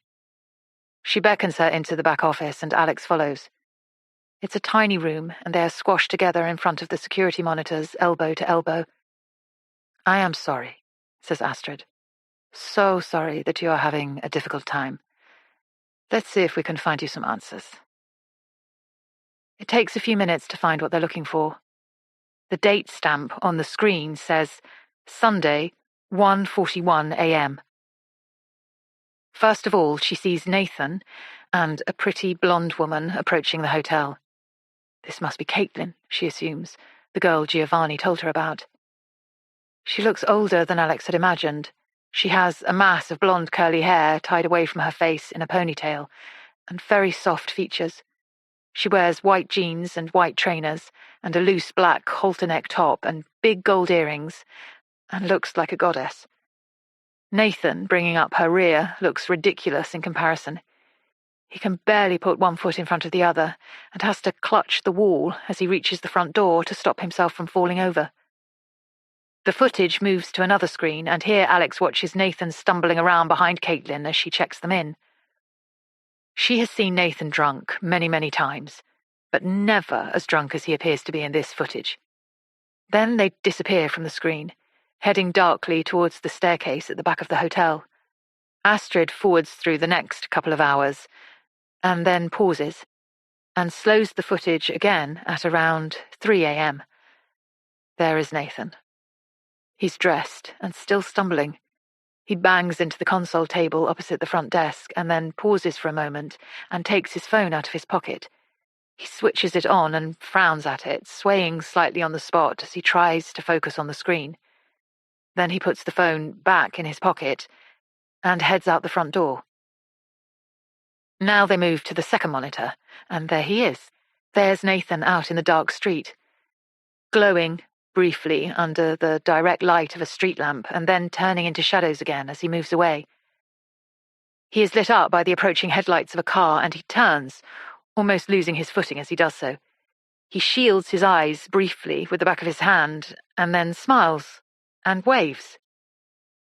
The car pulls up to the left of the hotel, just visible in shot. Nathan weaves his way from the hotel entrance down the pavement and then gets to the passenger door of the car. Alix watches him as he goes to open the door, and then he stops and stares at the driver.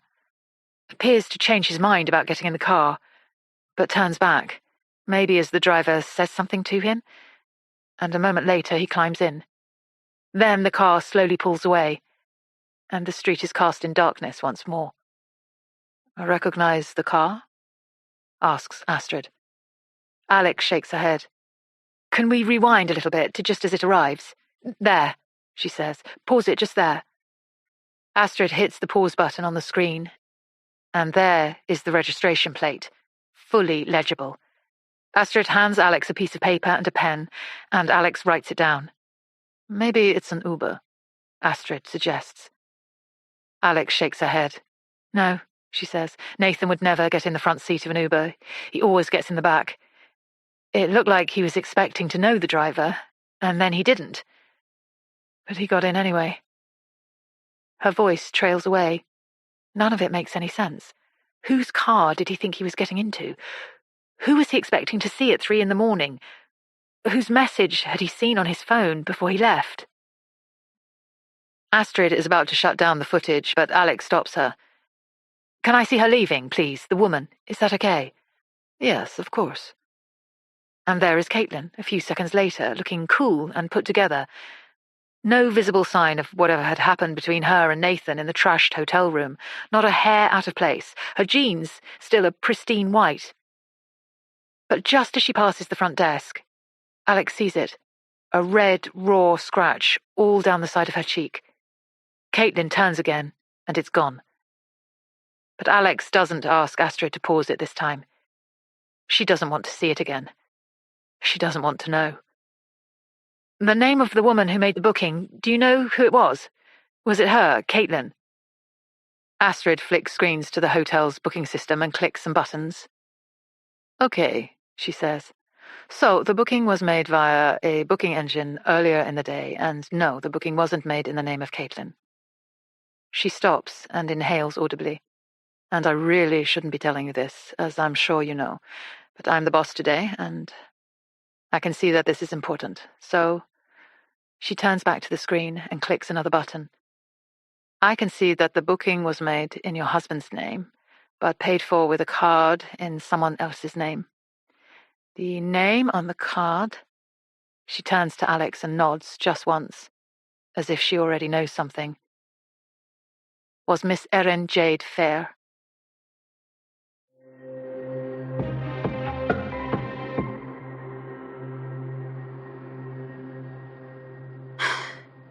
So, Josie called me shortly after us chatting at Stitch, after I gave her my number and she told me she had a gig. And the gist, apparently, was to catch out her friend's husband in the act of infidelity. Apparently this guy had been sleeping around for years. Yeah, men, right?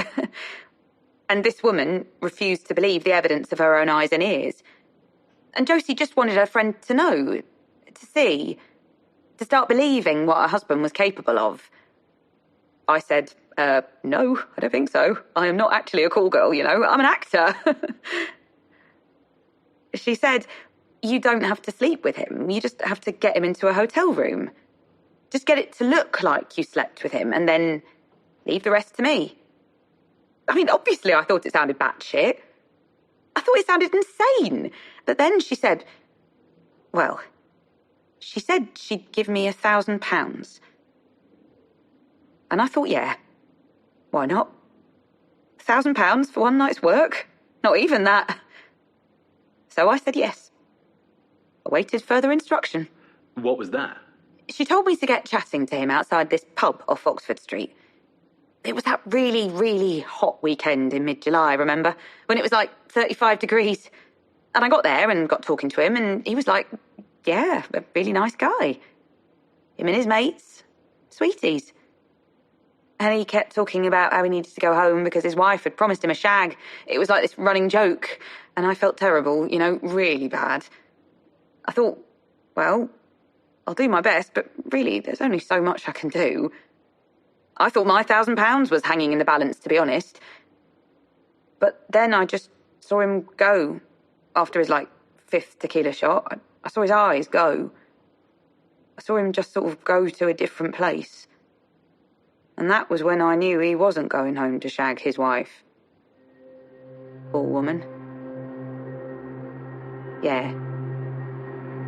For both of them.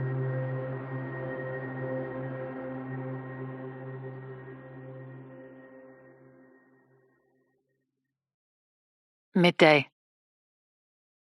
Alix stands outside Pat's apartment for nearly 10 minutes, ringing and ringing her doorbell over and over again until a neighbour appears at the door of the next flat along and tells her that Pat's not there. That Pat left for Stansted Airport on Saturday morning, that Pat was going on holiday, and that no, he had no idea where to. Spain somewhere, maybe. But did she go with her daughter? Josie? Yes, she was staying here with her, or at least she told me she was. Didn't see Josie leaving with her, says the neighbour. Haven't seen Josie for months. When Pat left the house on Saturday, she was on her own. But if I see Josie around, I'll tell her you were looking for her, shall I? Yes, she replies vaguely. Yes, please. Alix heads straight from Pat's estate to Josie's building on Manor Park Road. She peers through the window but sees no sign of life. It looks exactly as it had looked the last time she was here. The closed laptop still sits on the brown table in the bay. The bed is still neatly made in the bedroom. She notices that there is a side return to the left of Josie's building, blocked by a phalanx of wheelie bins. She moves a couple out of the way and then stands on her tiptoes to peer into the small, dirty window that overlooks the return. The curtains are drawn, but there is a small crack through which Alix can see the suggestion of mess and squalor. Piles of clothes and boxes and the corner of an unmade bed. One leg of a scruffy black and red gaming chair. This must be Erin's room, she assumes. The return stinks. The bins are full and it's the tail end of a heatwave. She covers her mouth with her hand and heads back to the pavement. She rings on the doorbell, although she already knows there's nobody there. And then, when nobody comes, she heads home. One very good thing about the vast range of women that Alix has interviewed over the years is the access it gives her to various forms of expertise. She has, on occasion, taken advantage of having certain email addresses in her address book, and now she sits at her laptop and searches for Joanna Defoe, the Deputy Commissioner of the London Metropolitan Police Force, whom she'd had on her podcast a few years earlier and with whom she had bonded over Siberian cats and a habit of eating 4 Weetabix at a time. Joanna, I'm sorry this is so cheeky of me, but my husband has disappeared, and I'm pretty sure he's just sleeping off the mother of all benders somewhere, but I have seen CCTV footage of him being collected by a random car in the middle of the night. Didn't look like an Uber. I have the plates. How easy would it be to find out who the car is registered to? A little later, she goes to collect Leon and Eliza from school. The sun is shining, and there's a cool breeze, and the atmosphere is soft with the fading days of the school year, the promise of the long summer holidays to come just 3 days from now. For a moment, Alix feels as though everything could be normal, that she could go home and see Nathan waiting for her sheepishly in the kitchen. But then a few minutes later, she checks her email, and there is a reply from Joanna Defoe, the Deputy Met Commissioner. Hi, Alix. Good to hear from you. Sorry you're having a tough time with things. Those plates came back registered to a hire company.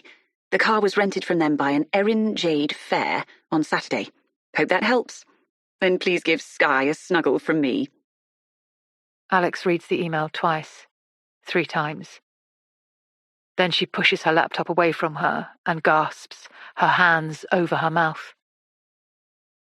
Her thoughts jump and crash into each other violently, and then clarity descends, and she picks up her phone and calls the police. I know this might sound insane, she begins, but I think my husband has been kidnapped.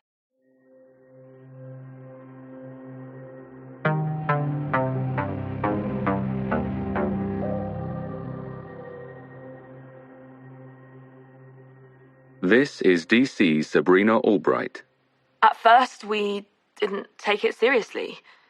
An estate agent from Queen's Park with a history of disappearing overnight on benders, being kidnapped by a housewife in a hire car in the middle of the night. It just sounded like domestic nonsense, you know, an affair of some kind. Messy people's messy lives. We put it on the back burner. But then, a few hours later, we got the call. The call? Yeah, an anonymous call from a payphone in Bristol. Hi. I need to report a missing person. It's my friend, Erin Fair, and her father, Walter Fair. They live at 43A Manor Park Road, NW6. I haven't heard from them for a long time. Not since, like, over a week ago. And Erin has special needs, and her father is quite elderly. And they usually never leave the house, and I wondered if someone could go and check on them for me. Please. I'm really worried about them. It took a few hours for us to put the two reports together. The two mentions of the same name in the same day. Erin Fair. And then when we did, it was like, pow. We sent a patrol car down to Manor Park Road and, well, you know exactly what happened after that.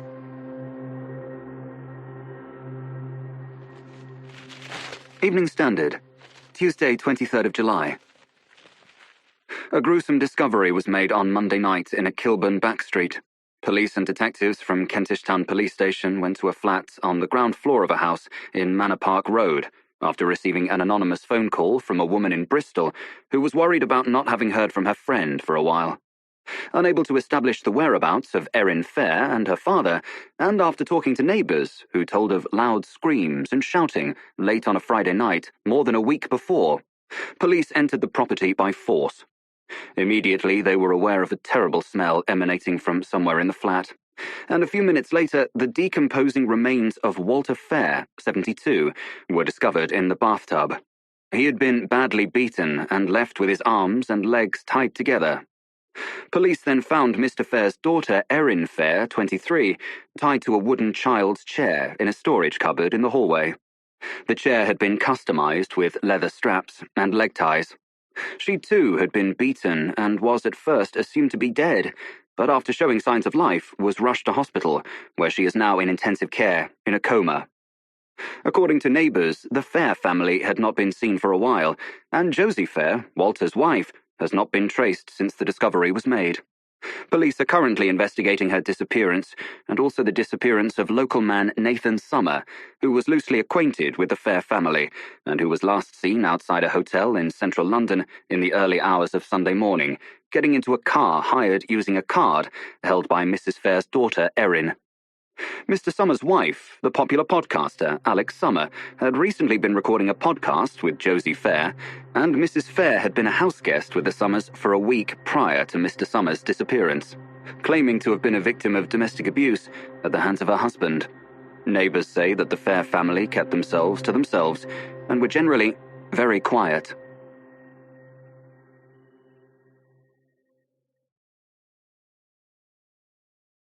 Wednesday, 24th of July. Alix collects the children from school. It's the last day of term tomorrow, and they appear outside the playground, weighed down with old projects, exercise books, and pieces of art, which Alix takes from them while they chatter and play-fight each other. Mothers approach and touch her arm gently, ask her if she's okay. She smiles tightly and nods.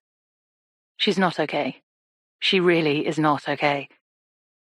There has been no helpful response to the press reports. No sightings of the hire car. No sightings of Nathan. No sightings of Josie. Erin's card has not been used again. Caitlin has not come forward. Nobody who knows Caitlin has come forward, even though the image of her taken from the hotel's CCTV with the large scratch down her cheek has been widely disseminated. The drops of blood found on the floor of the hotel off Tottenham Court Road have been sent off for testing, and the police are currently trying to trace the sender of some messages found on Erin's laptop. They are targeting dog owners and dog shelters, asking them to keep their eyes peeled for Pomchies. They are looking at CCTV footage from the cash point machines used by whoever has been using Erin's debit card to empty her account of nearly £10,000 in cash since last week. They are looking at CCTV of Manor Park Road to see if Josie has been seen in the area since she left in the middle of the night almost 2 weeks ago, and they have traced the passengers of the 6 buses that passed the Fairs home between 11 p.m. and 3 a.m. on the night that Josie claims to have been beaten by Walter, to see if any of them saw anything through the window. They have traced people that Erin had been messaging in the days and weeks before her disappearance. They have been in touch with Walter's 2 sons from his first marriage who are in Canada, and they have been in touch with Josie's employers and colleagues. But it has now been nearly 4 days since Josie stole Nathan from outside the hotel off Tottenham Court Road, and there is nothing. Not one thing. Until now. As Alix puts the key into the lock of her front door, her phone rings. It is DC Sabrina Albright.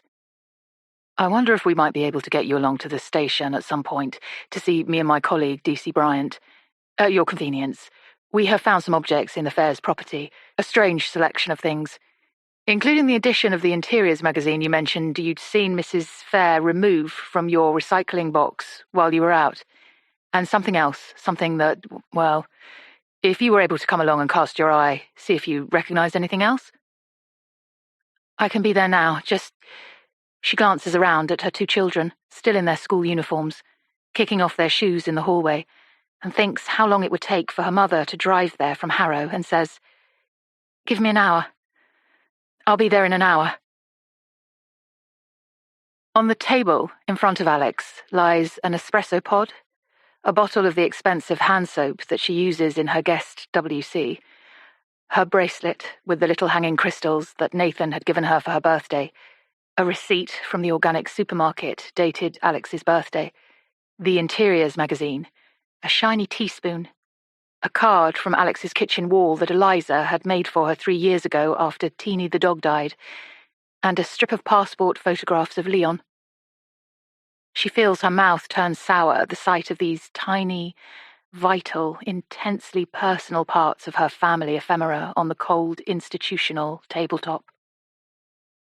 But there are other things, too, on the table in front of Alix. There is a photograph of 2 tiny children sitting one on each knee of a young girl, all 3 children beaming into the camera. There is a hair scrunchie made of pink satin. There is a rubberized phone case with gems arranged into flowers glued to the back. There is an empty Hubba Bubba container. There is a single silver earring with a crucifix hanging from it. There is a scrunched-up paper napkin with pink smudges on it, and a large silk flower attached to a circle of elastic. She shakes her head and says, "These aren't mine. I don't know, I assume they belong to her girls, but this..." Her eyes go to the photo of the young girl with the toddlers on her knees. "This isn't Erin or Roxy, but the girl, she looks familiar. She looks..." Alix trawls in her mind for the place in her life where she has seen this face before. And then she gets it, and she points at the photo as her heart gallops under her ribs and says, "Brooke Ripley. That's Brooke Ripley, isn't it? Look." And I remember Josie said Brooke had 2 small siblings, her half-brother and sister. And that... Hold on. She grabs her phone from her bag and runs a search for Brooke Ripley on Facebook. There. She shows it to Chris Bryant and Sabrina. "Look. It's her." And her eye goes to a detail on the prom night photo of Brooke that she had not noticed before. A large white flower attached to her wrist. Her throat burns dry, and she clutches her stomach subconsciously with her left hand. "Look," she says, her eyes going from the photo to the flower and then to the 2 detectives. "Look." The detectives stare at the items and the photo on Alix's phone, and a chill permeates the warm office. "There's a key," she finds herself telling Sabrina. "Josie left it under the mattress in my spare room. It has blood on it." "Describe the key," Sabrina says to Alix.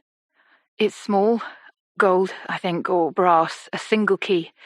There's a plastic tag attached, one of those that comes as part of a multi-pack, with the clear plastic window, with the number 6 on it. Just that. I have it at home. I can give it to you. I'm sorry, I should have given it to you before. I didn't think." "Please, don't worry. You are being incredibly helpful, and this..." Sabrina gestures at the silk wrist corsage, the photograph of Brooke Ripley with her 2 young siblings. "This could be very important. We will be doubling up our attempts to find Brooke's family, and in the meanwhile, please just take care of yourself and your family. We'll call you when we have anything more to share." Alix gets up to leave, and then stops when she remembers something that's been nagging at her for days. "Was that all?"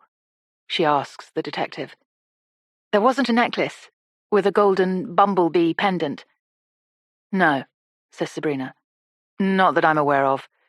But if it turns up, I'll let you know."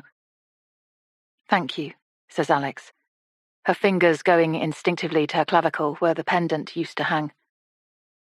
That would be great. Alix's mother looks up from the kitchen table where she is sitting with Leon when she hears Alix close the front door behind her half an hour later. She throws her a look and says, "Well?" Alix shakes her head, just perceptibly, and busies herself for a moment putting things in the dishwasher, plugging in her phone to charge, wiping cat hair off the hob. When she's done, she gestures at her mother to join her in the garden. They sit side by side, staring down the garden towards the back wall. The bright evening light glints gold off the windows of Alix's recording studio, and for a moment, she wonders if she will ever again sit behind the sound desk, ever again take pure, focused interest in somebody else's life. "So?" her mother says after a short moment. "Nothing," says Alix. "They have nothing. But..." She shivers slightly as she recalls the unpleasantness of seeing those tiny pieces of her life, her home, her family, laid out in front of her, pulled from the depths of, apparently, Josie's underwear drawer. The thought of Eliza's precious drawing of her with Teeny, Alix's just-departed dog, and Leon's slightly startled-looking 4-year-old face nestling in amongst Josie's sad, faded underwear makes her feel nauseous. They found some items in one of her drawers. Some stuff belonging to me. Things she'd stolen from the house. Nothing valuable, just bits. Her voice cracks, and she clutches her mother's hand inside hers and feels her mother's squeeze back hard. She doesn't tell her mother about the corsage, about Brooke Ripley, about the blood-smeared key hidden under Josie's mattress. She just holds her hand and stares into the middle distance, holding back the tears that threaten to overwhelm her. "He'll show up," her mother says softly. "I know he will. I can feel him. He's out there. I reckon he'll be home by the weekend." And it's just what Alix wants to hear. She wants to think that she too can feel him out there. She wants to feel certain that he will walk in through the door this weekend, that he will have a tale to tell her over wine, that they will curl up together in bed, his body maybe smaller, thinner, his arms around her, desperate with the relief of being home, that they will wait. Wait to talk about Caitlin. Wait to talk about the hotel room. They will heal, come together, love. And then they will fix whatever was so broken that Nathan ended up in a hotel room with a girl called Caitlin in the first place. She wants that ending to this story. And she kisses her mother gently on her cheek and says, "Thank you. Yes, thank you."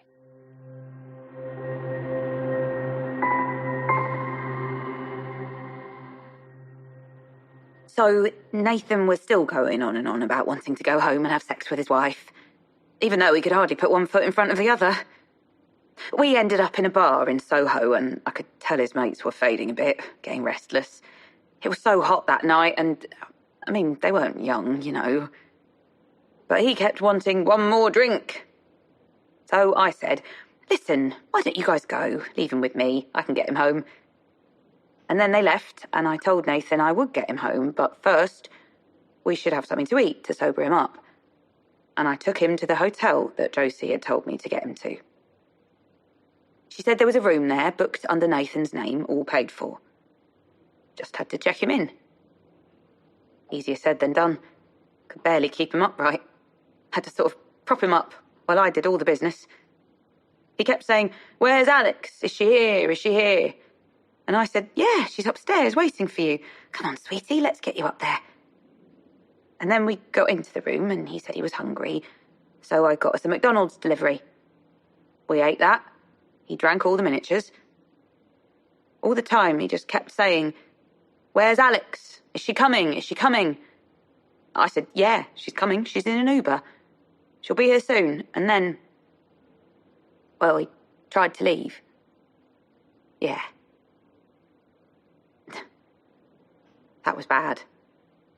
And I was just like, watching my phone for a message from Josie telling me that she was coming, and I was calling her, and I'd locked the door and was standing in front of it. He was going nuts. Let me go, just let me go. And then he started throwing stuff about, knocking stuff over. It didn't touch me, though, but he accidentally caught me on my cheek with the edge of something sharp. And I was, like, trapped in this room with this total nutter losing his shit big time, and Josie was not answering, and then finally, at about 3 o'clock in the morning, she called. She said, send him out. Tell him Alix is out there in a black Kia, reg plate, blah, whatever it was. So I unlocked the door, let him go. Dropped some underwear on the floor in the bathroom. Sprayed my perfume all about the place. Messed up the bed. Left. 10 minutes later, £1,000 landed in my PayPal. And that, I assumed, was that. Jesus Christ. I couldn't have been more wrong about that, could I?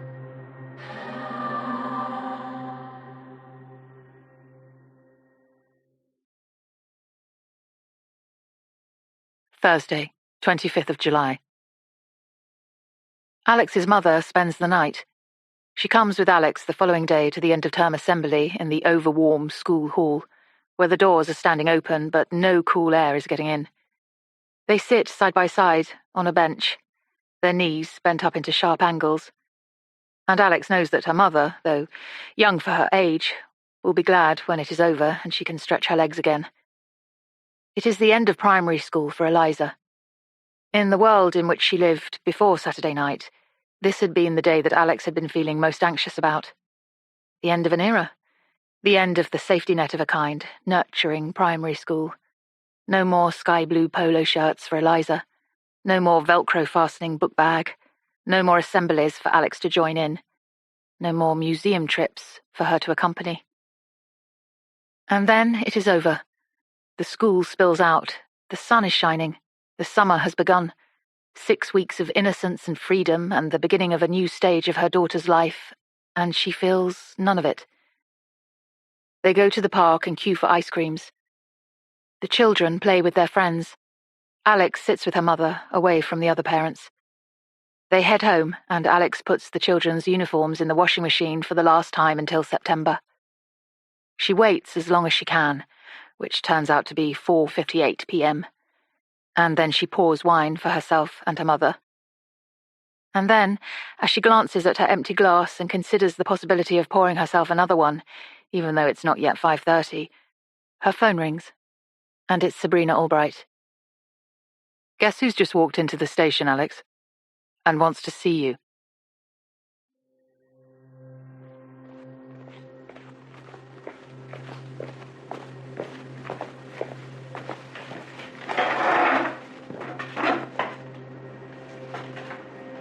Roxy Fair is the daughter of Josie and Walter Fair.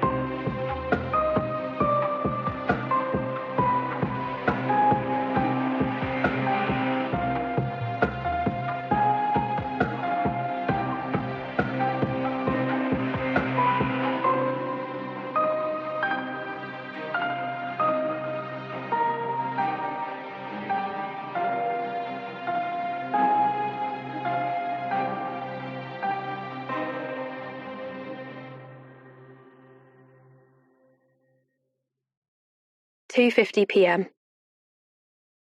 Roxy picks at the skin around her fingernails and stares at the clock on the wall. She is about to find out what the hell is going on, if anyone would ever actually come and see her. A few minutes later, the door opens and a pair of feds walk in. A man and a woman. Chris and Sabrina, they're called. And they smile and say how sorry they are about Roxy's dad. And then they clear their throats and open notepads, and the woman says, "Do you know where your mother is, Roxy?" Roxy shakes her head. "I haven't seen her since I was 16. "We've managed to get hold of your grandmother, Pat O'Neill." Roxy nods. "She's in Menorca, but she's heading back tomorrow. She says you'll be able to stay with her, if you want." "I can't stay. I have work. I need to get back." "Okay, that's fine. But you should know, if you haven't already seen it in the news, that we are actively searching for your mother in relation to your father's murder and the attempted murder of Erin." Roxy flicks a gaze at the female police detective, and then at the male. Seriously? Yes. There's a lot going on at the moment, Roxy, and I think it might be best to talk you through it a step at a time, so it doesn't get too confusing. Is that okay? Roxy nods tightly. It sounds as if your mum and dad had a row on the night of Friday the 12th of July. They'd been for dinner at a friend's house.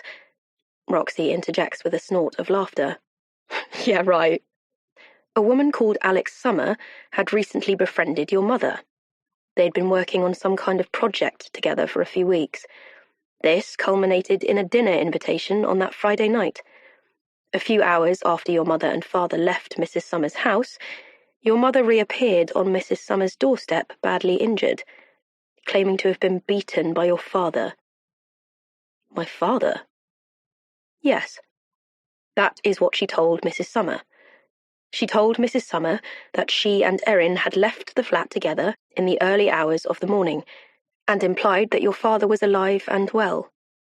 She then spent a week living at Mrs. Summer's house, before leaving on Saturday morning, telling Mrs. Summer that she was going to her mother's flat. Your grandma, Pat. The same night, Mrs. Summer's husband disappeared after a night out in town drinking with friends. The two events would seem to be entirely unrelated, apart from the fact that the hotel room that Mrs. Summer's husband was staying in when he disappeared, and the car that was filmed collecting him from the hotel he was staying at, were both paid for by a debit card in the name of... The woman pauses, and Roxy stares at her as if to say, well, go on then. Erin Fair. What? Sorry. My sister, who is currently in a coma, paid for a hotel room for some random guy. We don't think it was your sister, Roxy. We think your mother has been using your sister's card. And here's the thing. We've been investigating your sister's bank account and, well, there had been a remarkable amount of money in there. Over £40,000. And in the last 2 weeks, over 10,000 of those pounds have been taken out from cash point machines in Queen's Park. And according to what your mother told Mrs. Summer, your sister, Erin, had special needs.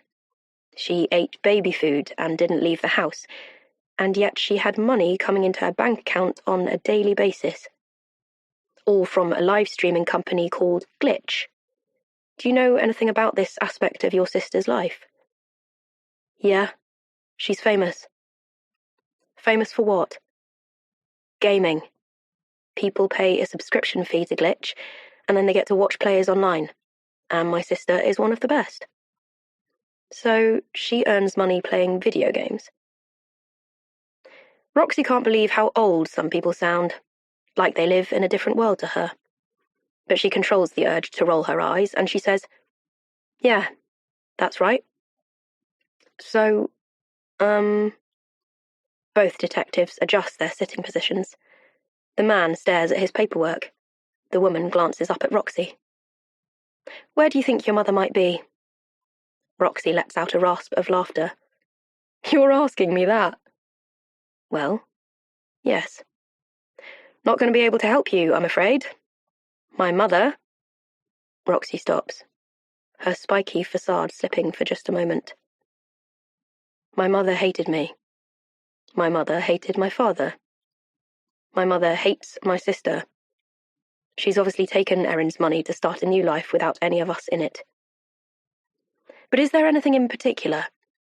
A place that meant something to her? Mrs. Summer suggests that your mother was very nostalgic about the early days of family life. Overly so, maybe. So was there somewhere you went as a family, maybe? Roxy shrugs.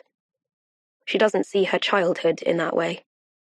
There's no golden glow emanating from any area of it. We used to go to the Lake District every summer. For a week. I hated it. All of us stuck in a caravan, or some hairy cabin with, spiders everywhere. But she loved it. She used to drink wine every night, and go on and on about the views.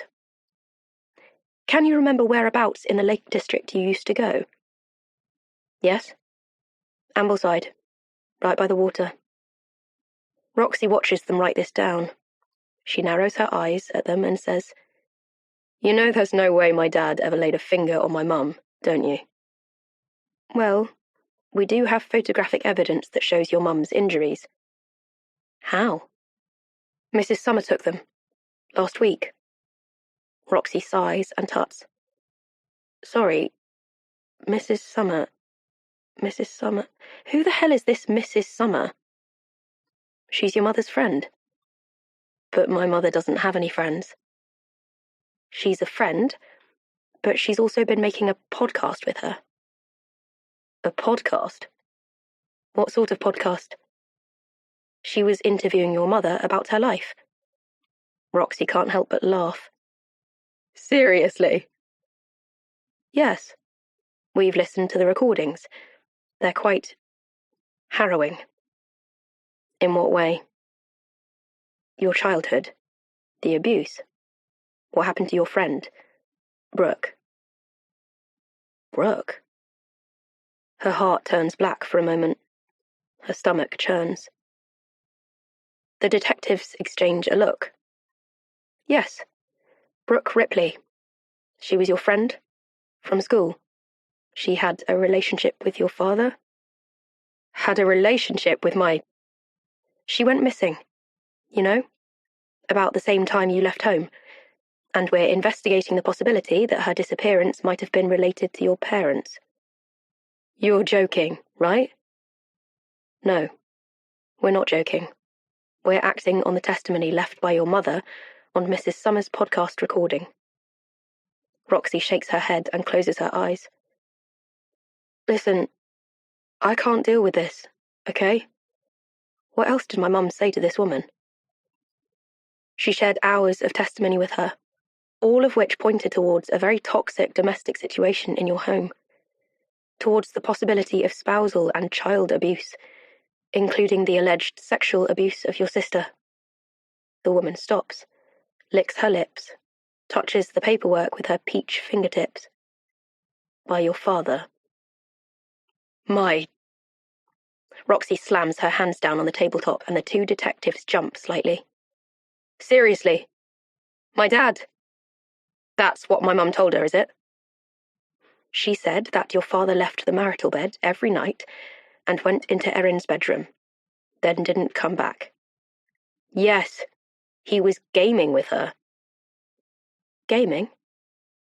Yes. He was part of the thing, part of the act, you know? The subscribers loved my dad being there. He would just sit behind her and make wisecracks. He had a nickname. Pops. Erased and Pops. That was part of why her stream was so popular. Because of him. So why do you think he didn't tell your mother about it? She just could not deal with anything he had to do with either of us. She was so jealous of him, of the fact that we loved him. She was sick with it. You know? Sick in the head. So tell me, please. I can take it. Tell me what she did to him. Tell me what my mum did to my dad. Roxy sits outside the Chi-Chi coffee shop on Salisbury Road. Her brain is on fire. It's hot with things, with thoughts rolling and jostling, and images flashing and pounding. And she acts like she doesn't care. She acts like she's seen it all before. But she hasn't. And her dad is fucking dead. And Erin is attached to 1,000 wires in a hospital room. Her life still hanging in the balance. She shreds a paper napkin with tense fingers, then realises what she's done and balls the shreds together tightly. She glances up through the plate glass and sees a woman walking hurriedly towards the shop. She's tall, and her hair is very blonde. It looks natural, but Roxy can see the roots starting to grow back in her side parting. She is wearing flared jeans and a sweatshirt, stack-heeled trainers, and no makeup. She looks like she hasn't slept for days. She sees Roxy as she enters the cafe, and looks at her questioningly. Roxy nods. Hi, Roxy. She sits down. God, this is... She seems lost for words, and her eyes scan Roxy's face as though she's trying to remember it for later. I can't believe it's you. I just feel like... Her hands go up in the air and flutter around vaguely before landing in her lap. Are you okay? Roxy nods. Roxy is always okay, and would never want anyone to think otherwise. I'm really sorry about your father. Roxy nods again. Then she looks at Alix and says, What did my mum tell you about my dad? Alix eyes her uncertainly and then says, I'm not sure how true a lot of it was. Just tell me. So Alix does. 3 p.m. Is that comfortable? Alix looks across the desk in her recording studio at Roxy, who is adjusting her headphones. Roxy nods and gives her a thumbs up. Great. Roxy is 5 foot tall and terrifying. Her jaw juts defiantly, even when she's being pleasant. This is all bullshit, she'd said in the cafe just now, loud enough for the 2 young mums sitting behind to pause their conversation and turn slightly in their seats. I can't believe she told you that stuff. And she'd been about to launch into her own telling of her childhood when Alix put her hand up to stop her. How would you feel, she said, about contributing to the podcast? Telling your side? When? Roxy asked. Now? I live just up there, 2 minutes away, less. She'd expected Roxy to say no, to be cagey and private and prickly. But she'd immediately picked up her small rucksack and started to stand up. Is this going to be like a true crime podcast then? She asked. And Alix had felt a shiver run through her at the realization that somehow, through the stultifying fug of fear and dread, it had escaped her that that's exactly what she was now doing. She was making a true crime podcast out of the events of her own life. Now she plays Roxy a small part of one of Josie's recordings. It's from the day that Josie told her about Brooke. She watches Roxy's face as she listens, the looks of confusion and incredulity that pass across her fine features. She shakes her head occasionally, as if trying to dislodge something from her ear. Alix presses pause and waits for Roxy to speak.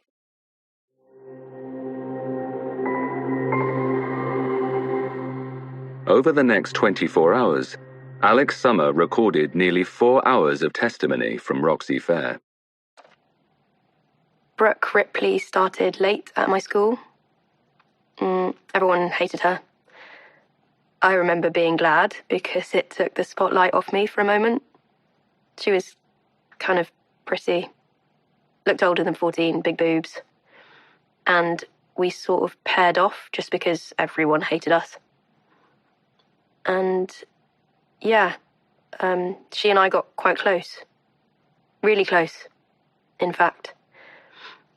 Brooke and I ended up being, together, you know? I'd always known I was gay from a really young age. But Brooke was my first girlfriend.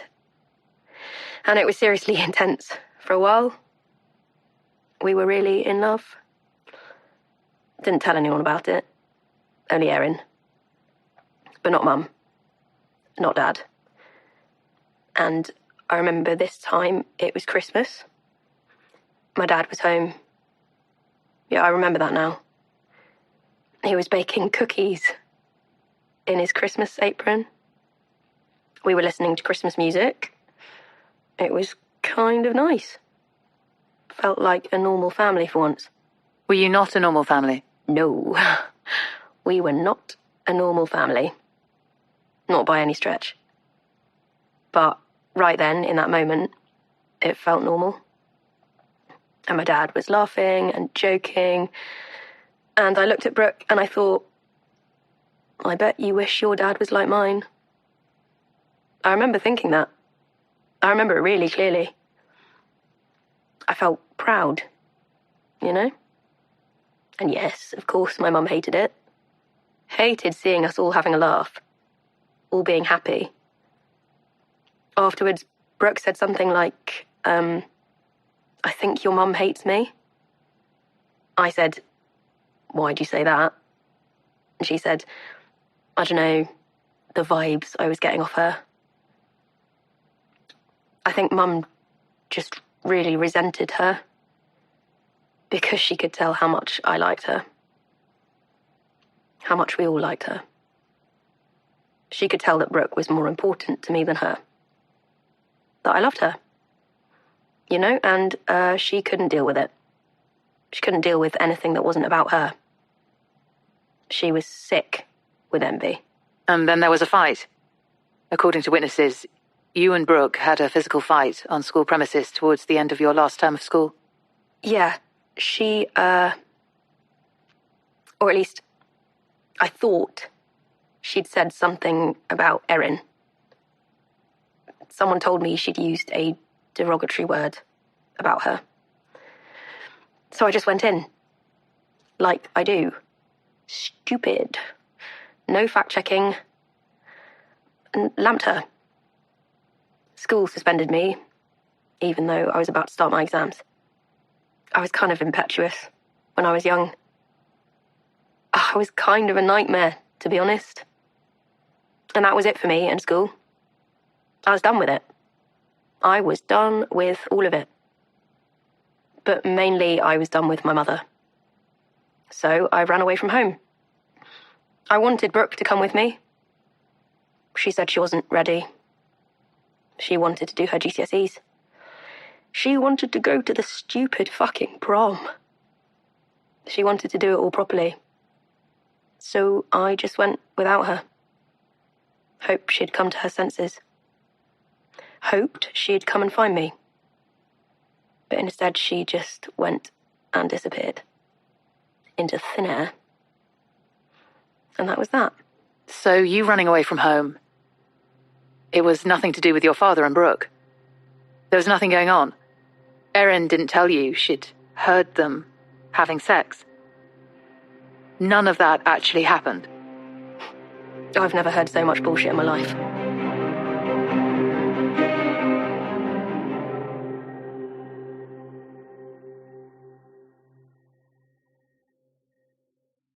(11 p.m). Roxy sleeps in Alix's spare bedroom that night. Despite her coarse bravado, Alix senses the soft child beneath, the 16-year-old girl living in a toxic environment who just needed someone to nurture her. As Alix shows her to her room, she explains that this is where her mother had slept for a week, just before she disappeared. She had this key, hidden under her mattress. It had the number 6 written on it. I gave it to the police, but they couldn't match it with any of the locks in your parents' house. Do you know anything about it? Roxy shrugs. No. You don't have access to an outhouse or a shed or, I don't know, some kind of storage unit? I don't think so. Although, my dad had a garage, I think. His dad kept some old banger in it, I think. I do remember going in there once or twice when we were small. It was all like dusty and cobwebby. Do you remember where it was? Yeah, round the back. Round the back of what? The house. There's this sort of, what's it called? A mews? Like 2 sets of garages facing each other, about 7 or 8 of them, I guess. And how did you get to this mews from your house? Like, out the front and then round the corner and through a gate? But we also had a window in the bathroom that opened up onto it too. Alix and Roxy exchange a look, but neither of them gives voice to their thoughts.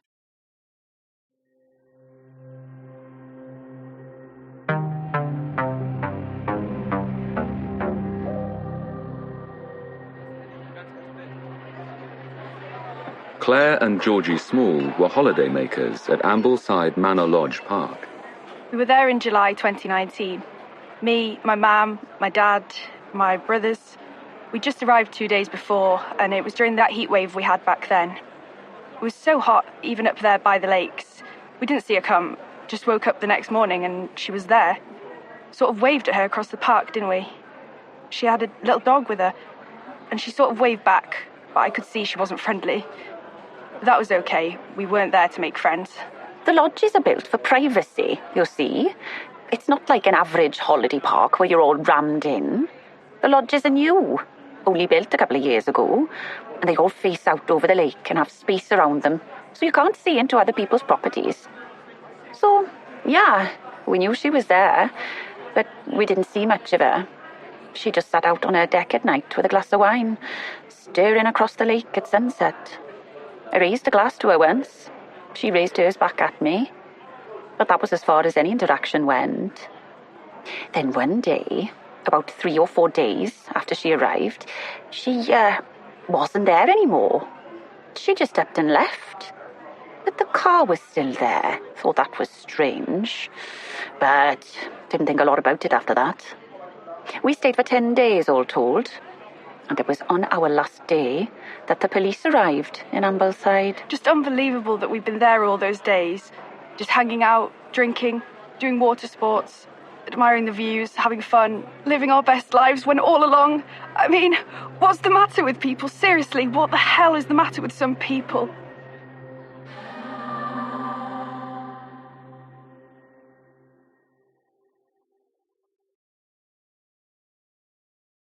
Sunday, 28th of July.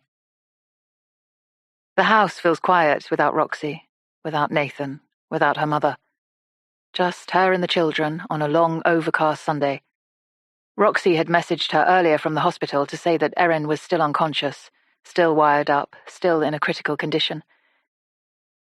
And all around her, the news is breaking like a slow, shocking tsunami. The awfulness of it is too big for Alix to fully process. Her sisters message her constantly. They should be WhatsApping now about their upcoming holiday. They should be sharing pictures of new dresses bought and asking for reading recommendations, asking if the villa has hairdryers, making reservations for dinner as it's impossible to seat that many people in a restaurant without advance planning.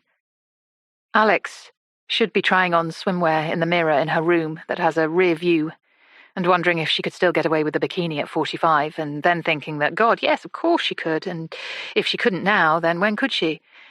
And she would suck in her stomach and turn this way and that and think, not bad at all for a middle-aged mother of 2. That's what she should be doing now. Instead, she is trapped in a gothic, tick-tocking, slow-burn nightmare. So she is quite glad of the distraction at around 2 o'clock that long, never-ending Sunday when Pat O'Neill calls her from the hospital and says, Roxy's been telling me about your podcast, about the things that Josie told you. I just think, Alix, for the sake of balance and truth, that I should come in and talk to you. Tell you my side of the story, because I know you think I was probably a bad mother, and in many ways, I was. But honestly, you need to understand Josie properly, what she's really like, before you can even hope to make any sense of what's been going on. Can you come now? Alix says. And then she gives Pat her address and sits in the kitchen and waits for her to arrive.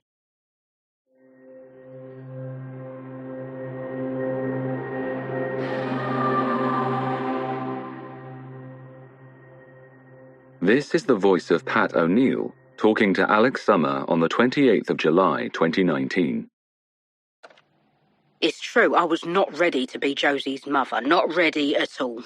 I was coming to the end of the second year of my degree in social anthropology. I was at my peak. I felt so alive, so vibrant. I just wanted to keep going, keep ploughing on, see how far I could get. And then I got pregnant, and because I didn't show, I had no idea until it was too late to do anything about it. Josie's father was long gone by then. I can't even remember his surname to this day. Isn't that awful? I think it began with a K. Kelly, maybe? Anyway, Josie arrived and I was not ready. No, I wasn't ready to be a mother, but mainly, I was not ready for Josie. She was a dark child. And yes, maybe that was partly to do with me, with my style of mothering. I wanted her to be independent. I wanted her to be strong and impressive. Probably left her to her own devices too much. It's important, though, for children to make their own mistakes and learn from them. It's not good to never let your kids fuck up. But she was so needy. So needy. I gave her as much as I could, but it was never enough. And it wasn't just me. She did it with her friends. I saw it happen time after time. She was a brooding presence in social situations. It was almost as if she spent her whole life just waiting for someone to show her that they didn't want her.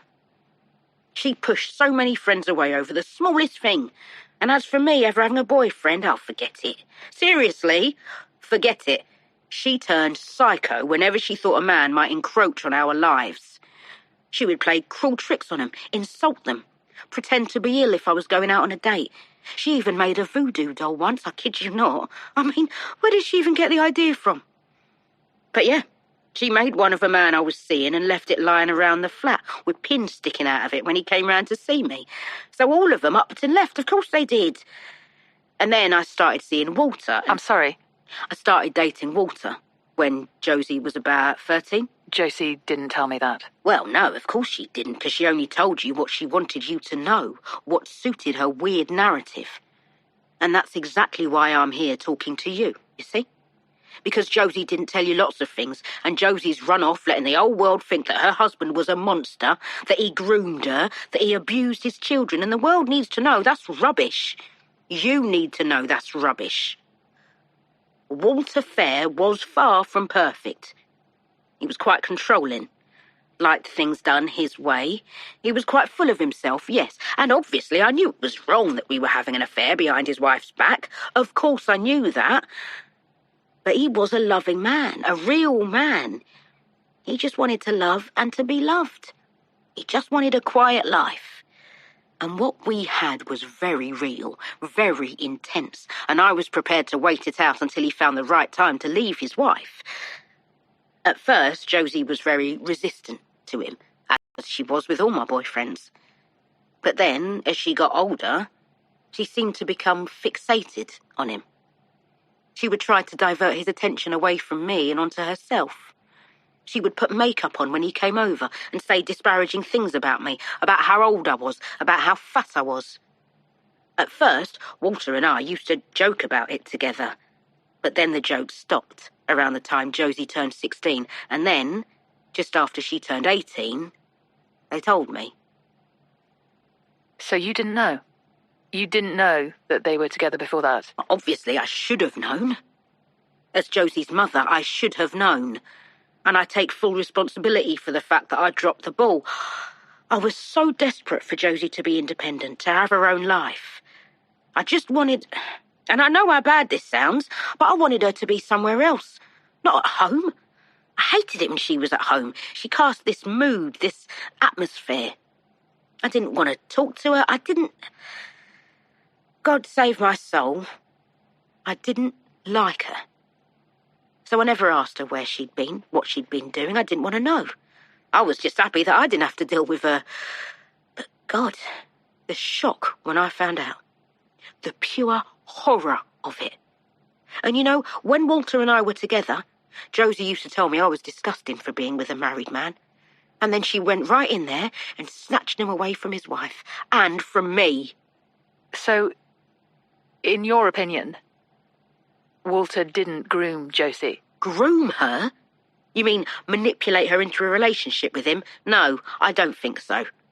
I think she saw him, she wanted him, she got him. She didn't care who she hurt. She's never cared who she hurt. And this is a terrible thing to say about your own child, and obviously I've been far from perfect myself, but I really think Josie has a heart of stone. A heart of pure stone.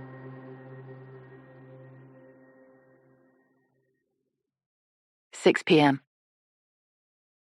For a while after Pat leaves, Alix feels numb. Her mother comes over and cooks something for the children to eat, serves it to them, sits with them while they eat it, listens to their chatter, creates a sense of calm and peace which Alix is currently incapable of doing. I think he's dead, she says to her mother when they're alone together in the garden later on. Her mother looks at her with concern and says, "No, surely not." "No, he is. I can feel it.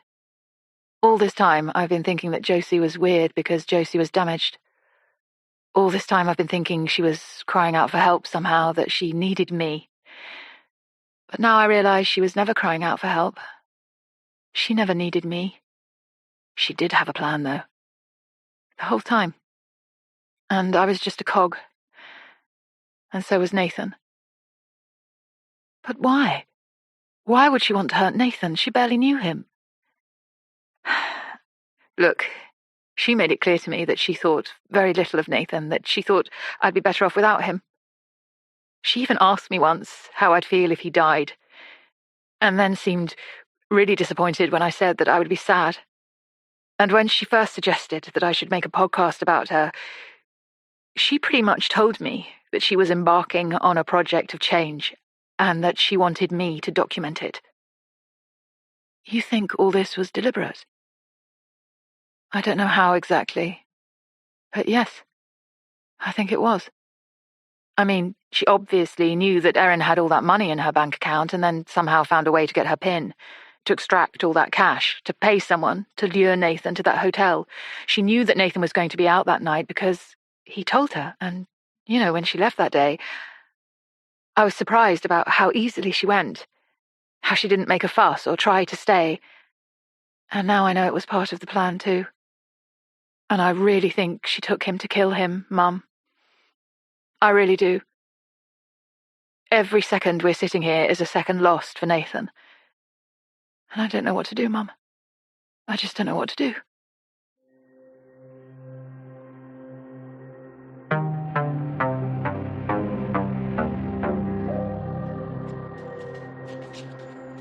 Tim and Angel Hiddingfold Clark are the current owners of Josie's dog, Fred. We genuinely had no idea that Josie was a wanted woman. We'd been enjoying our honeymoon, hadn't watched any TV, read any news. It wasn't until we started messaging our friends about this crazy thing that had just happened, this woman giving us her dog, that we started getting replies going, that might be the woman that the police are looking for. And we were like, what woman? And then we went onto the internet and saw the photos of the woman, Josie, and yeah, it was her. And yes, of course, we went straight to the police. Absolutely. We got a call from the Cumbria Constabulary on Saturday the 27th. They'd had a call from a couple of holidaymakers who'd been handed a small dog to take care of a couple of days before. They said the photographs of Josie Fair they'd seen online matched the woman who'd handed them the dog. They said this all occurred in broad daylight, in an area busy with tourists. They said it happened in a flash. But they were able to give us more of an idea of what Josie was wearing, that she was trying to disguise her appearance with a hood and sunglasses. They said that she left, heading towards the main village of Ambleside, carrying a small handbag. We immediately started a street-to-street, house-to-house investigation. It wasn't until very late on Sunday that we had a breakthrough. A family dining in a restaurant in the village told us that a woman matching Josie's appearance with a small dog had been staying at their lodge park.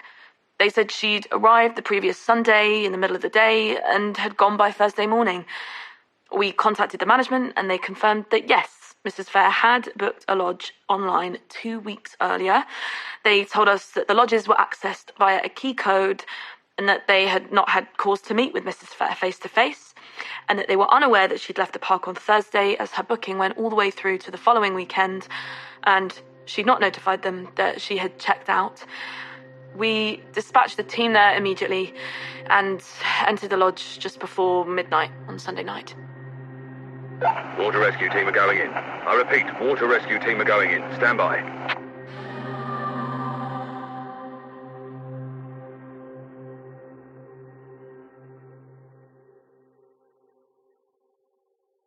$11 p.m. Roxy calls Alix that night, just after Alix has climbed into bed. How's Erin? Still nothing, says Roxy, but they say her vitals are improving all the time. They reckon she'll wake up within the next few hours. What about you? Have you heard anything? Not yet. I suppose it's getting a bit late now, but hopefully tomorrow. Alix pauses. Your grandma told me about her and your dad today. That Walter used to be her boyfriend. Ugh, yeah, I know. Gross, isn't it? The whole thing. my family. I'm sorry. Sorry? What for? Sorry you got involved. Sorry she dragged you in. Sorry you ever had to know about any of it. It was my choice, Roxy. I went to her, remember? I didn't have to go to the alteration shop that day. I didn't have to agree to her suggestion to make a podcast. I didn't have to let her stay here after she claimed your dad had hit her. I could have pulled the plug on it at any moment. But I let myself be controlled by her. It was all me, ultimately. All of it. There's a short, pensive silence, and then Roxy says, "What was it about my mum? Why did you want to do it?" Alix stops and gives the question some thought. Then she says, "Honestly, I think I was bored, Roxy. I think I was bored, and I was having problems with my husband. I was filled with anger and resentment, with this low-level rage. And your mum came along with her stories that made my problems pale in comparison. And I think it just stopped me focusing on the shit in my own life. That's all it was. A distraction. I overrode all my instincts when I said yes. And I think I did that deliberately. Because I've been following my instincts for so long and making good decisions for so long. And a bit of me just wanted to see what would happen if I ignored them. If I was a bit reckless. You know, like when you're driving down windy roads and you deliberately close your eyes for a second, just to see what happens. So that's what I did. And now, well, here we are. They end the call, and Alix slowly places the phone on her bedside table. She's about to pick up her book when the scream of a fox disturbs her. She gets out of bed and walks to the window seat overlooking the garden. Here she pulls her feet up under her and watches for a while as two foxes play in the garden in the warm moonlight. She and Nathan have sat here together before, watching foxes through the window, and she feels the echoes of those moments running through her from her head to her feet. Nathan in boxers, a toothbrush in his mouth, coming over to sit next to her. The smell of him. What was it? A sort of solid smell. Like cars, like books, like trees. And the sheen of the skin on his back. And the reassuring feel of his weight next to hers in the bed, which, even though she always fantasized about having her own room, she always appreciated. And then she remembers a moment a few weeks ago, in the recording studio with Josie, when Josie had been telling her the untrue story of how she and Walter had got together, and she remembers Josie saying, "Well, as we're birthday twins, it's only fair that you should tell me about when you met Nathan. What was it like? Where did you meet him?" Alix quickly pulls on her dressing gown and heads quietly through the house and out into the garden where the foxes stare at her boldly for a moment before disappearing into the foliage. She unlocks the doors to her recording studio and puts on her headphones, searches through the recordings until she finds the one she's looking for. And there is Josie's voice, that odd, hollow voice with no inflection and emotion, asking Alix, "Where did you meet him?" And Alix's reply follows.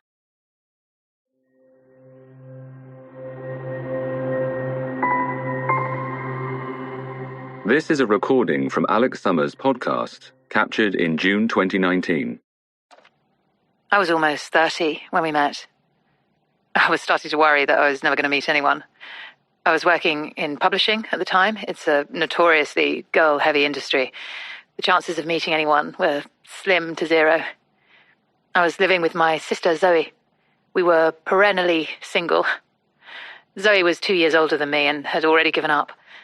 But I still felt like he was out there, you know? I could smell him almost, hear him coming. So I just kept putting myself out there. Time after time after time. But nothing, no one. I can't believe that. A beautiful woman like you. It's not how it works. Trust me, it isn't. And then, one night, just before my 30th birthday, I was on my way home, and I was drunk, and I remembered that I had something to collect from the dry cleaners. I'd been meaning to pick it up for weeks, but for some reason I chose 9 o'clock on a Tuesday night when I'd just had half a bottle of wine and a gin and tonic to do it. And there was this guy in front of me collecting shirts. Bright red hair, taller than me. Nice shirt, nice body. But it was the voice. That was the first thing. This voice, so confident, but not arrogant. Just a really good voice. And then when he'd paid, he turned round and I saw this face. I can't explain it. I saw this face and I thought, it's you. It's you. Like I'd already met him. Like someone had already told me about him. But of course, nobody had. Nobody had told me. I just knew. I said something cringy, like, that's a lot of shirts. And he stopped and looked at me, and I was drunk, and he was sober, and I think he just thought he'd play with me a bit. And he said, yes, I eat a lot of shirts. And then I said, sorry, I'm a bit drunk. And he said, yes, I know. And he just looked at me, and his eyes were this colour. I don't even know if there's a word for it. Just the most incredible shade of nothing. And I got my dry cleaning, and he took me to the pub. And that was that. 2 years later, we were married. A year after that, I was pregnant with Eliza. Do you still love him? Of course, yes. But, like, really love him? Like you did back then in the dry cleaners? When you didn't know anything about him? It's a different kind of love, but yes, I do. You don't ever think that your life would be better if you were on your own? No. No, I don't. And yet you call yourself a feminist? Yes, I do, and I am. You can be happily married and a feminist. I don't think so. I think that you can only be a feminist if you're single. Oh, that's an interesting counterpoint. Can you elaborate? I shouldn't need to, Alix. You should understand what I'm saying. You have to be free in order to be in control, Alix. You have to be free. No baggage, a clean break, like your friend Marie Lejeune said. The one from your podcast. Remember what she said about clean breaks? Remember? This is the voice of Marie Lejeune, the subject of one of Alix Summer's previous podcasts from her series, All Woman. And as awful as it sounds, death is a clean break. There are no grey areas, no ambiguity. It's like a blank canvas in a way. Don't you ever think, Alix, that everything would be easier if they were dead?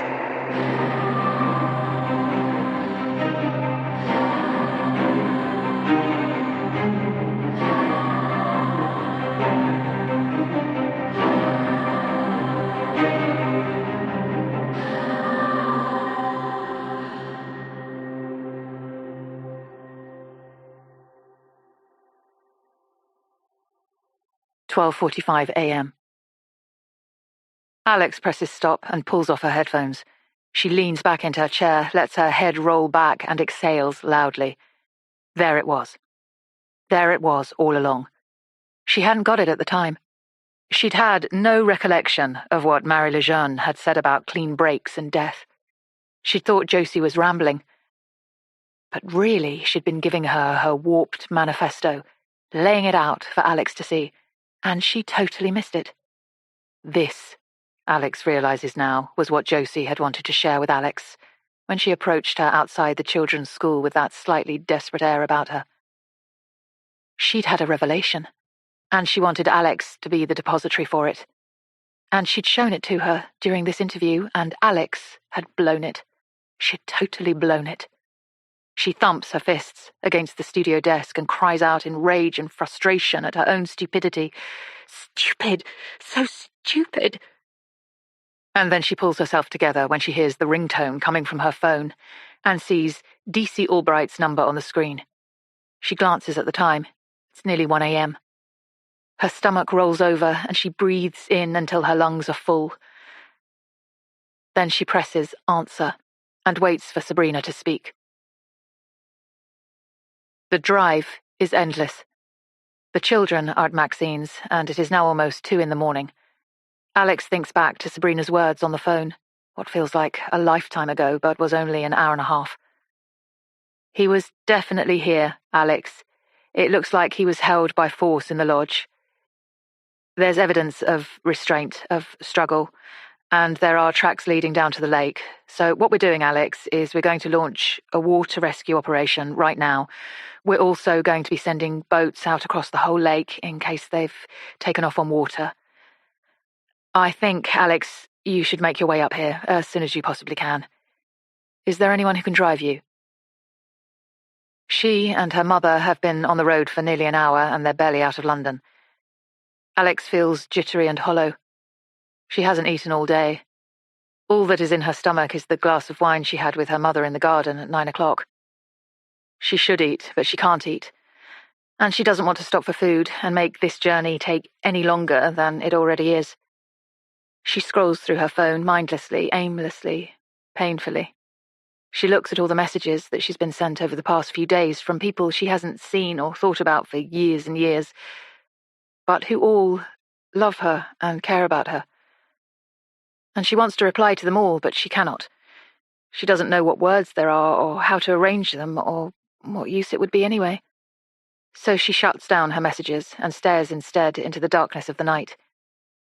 The occasional beam of light from oncoming cars heading into London as she heads away from it, and the miles go so slowly, and the Lake District is so far, and her husband is out there somewhere, and she's about to find out where, and she loves him so much and hates herself so much for bringing that woman into their world, their messy, grubby, broken and perfectly imperfect world, the world she thought that she didn't want, but which she now knows is the only thing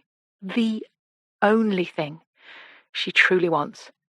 Her family, her home, her bad husband, his benders, the desperate, inglorious, ridiculous normality of it all. She wants it, she wants him, she wants that.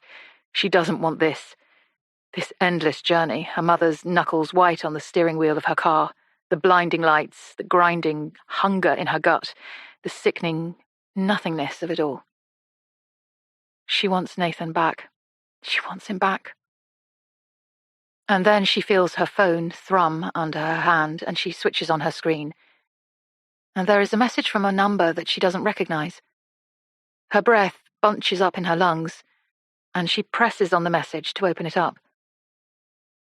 And when she sees what it is, she knows. Even before the call that follows shortly afterwards from DC Albright, she already knows.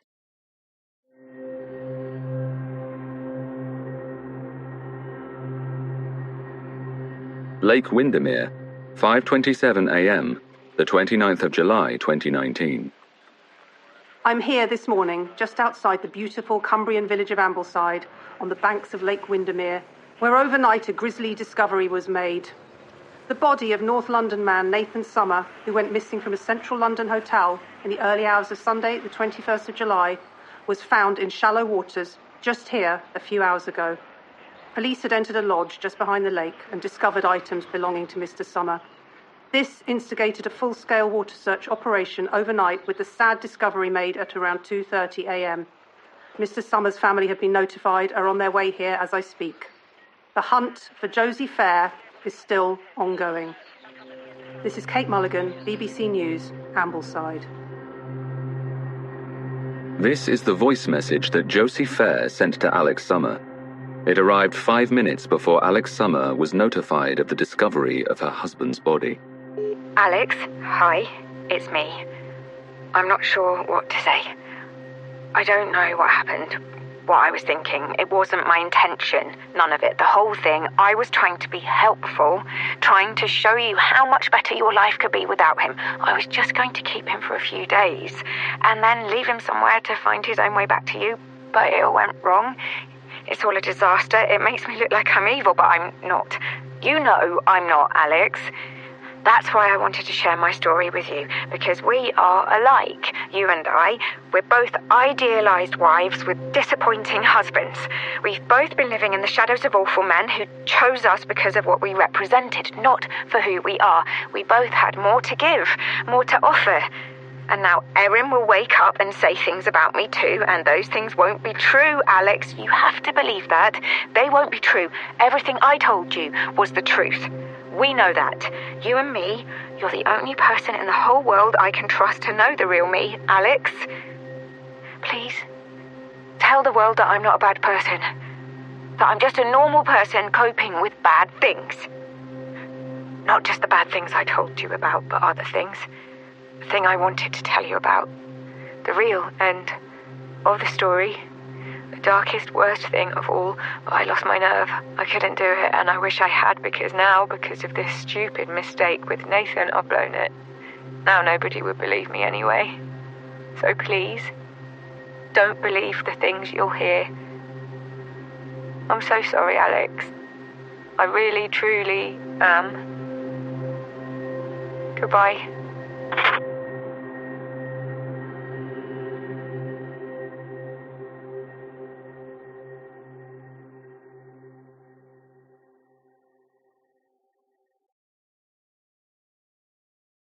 Monday, 29th of July.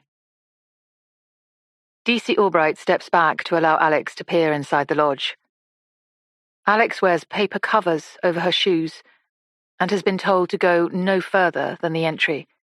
The lodge is still a crime scene, but she had begged DC Albright to at least let her see it.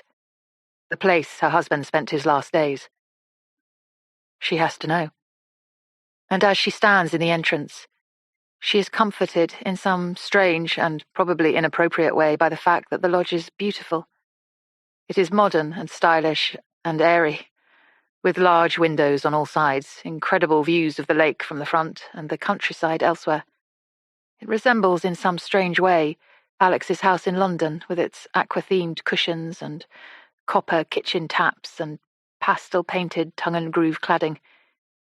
It even has a window seat in the kitchen area, overlooking the front balcony. It's gorgeous. Alix wonders at herself for taking comfort from this. Wonders at herself and her values and every last aspect of herself as she has done constantly for the past week.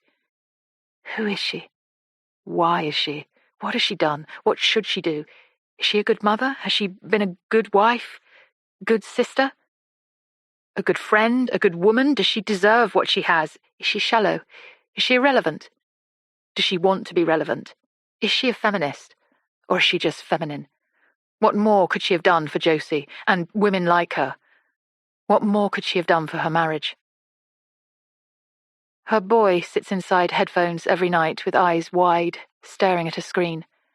Her girl cries over mean things said to her by other girls on the piece of plastic and glass she allows her to have access to. Her husband hands her cash as if she had a gun to his head. She sits in her recording studio pulling words out of women who've had a much harder life than her, who have suffered and survived, who have worked so hard and succeeded against all the odds. And there she sits in a £20,000 recording studio built for her as a birthday gift by her husband, whom she hasn't had sex with for over 2 months and who would rather go drinking in Soho with strangers than come home to her body offered to him like a cookie jar for good behaviour. And what sort of feminist rewards men for not behaving badly with offers of penetration? She is not a feminist. She is not anything. She is a trinket, a flibberty-gibbet. And for a moment, yes, she can see herself from Josie's perspective. She can see what Josie saw in her. The big, gaping space in her soul that she filled with things that couldn't hurt her. And she knows why she agreed to work with Josie. Because, subconsciously, she wanted something to hurt her. And here she is now, staring at the last 4 walls her husband ever saw. And she is hurting. She is hurting so badly it feels as if fingers are inside her gut, shredding it into pieces, and she grabs hold of the doorframe with both hands and curls into herself and howls. 8:30 a.m. Erin groans and Roxy sits upright. She stares at her sister for a moment, to see if she does it again. A second later, she does, and Roxy turns round to call for a nurse. The nurse appears and watches Erin from the other side of her bed, takes her pulse with her fingers, peers into her eyes, calls another nurse. who looks at the stats on the equipment that surrounds her bed and then smiles and says, "Well, hello, Erin. How lovely of you to join us." Roxy leans forward, closer to Erin's face, and sees a small smile begin to break out. "Oh my God," she says. "Fuck. Erin! Hello." The smile grows bigger for a moment, and then shrinks again as Erin takes in the details of her surroundings. "Where am I?" she whispers. "You're in hospital. You nearly died." Roxy sees 1,000 pictures flood her sister's only just returned consciousness within the space of a few seconds. She sees the emotions play out as the memories flood back. Mum is... Roxy begins, but then stops. She doesn't know what to say. Mum is what? Mum is where? "Don't worry about Mum," she says, taking Erin's hand in hers and squeezing it softly. "And Dad, is he..." Roxy nods, tightly, and holds onto her tears. She needs to stay strong for Erin. "He didn't make it. But it's fine, sis. Be cool. It's fine. I'm here. So's Grandma. She's just gone to get us something to eat. We're here. And the world. Oh my God, Erin, you know how many people signed your vigil book on Glitch when you went missing? Like 100,000 people. 100,000 people signed it. #SaveErased. You were viral out there for a while, and now I can tell them that you made it. You're back. Erased was not erased." She's babbling, and she knows she's babbling, but she doesn't want Erin to fall into a dark pit of remembering. Not yet. Not this soon after waking up. She's pleased to see Erin smile at her words, and she squeezes her hand again. "You're a fucking legend, sis. Seriously, a legend." Her grandmother returns then with bacon rolls and bad coffee, and immediately puts them down when she sees that Erin is awake. "Oh my God, Erin, you're awake. I can't believe it. I'll go away from you for 5 minutes and that's when you decide to wake up." She sits on the side of Erin's bed and takes her other hand in hers, brings it to her mouth, and kisses it.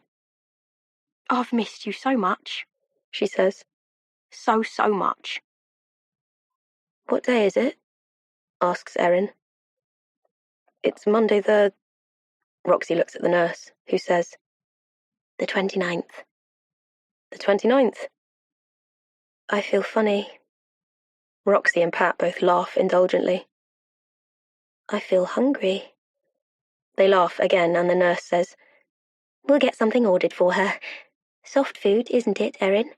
I hear you like soft food." Erin nods. "We'll sort something out for you. Some soup, maybe." The nurses finish their examination of Erin, and then leave, saying the doctor will come as soon as he can.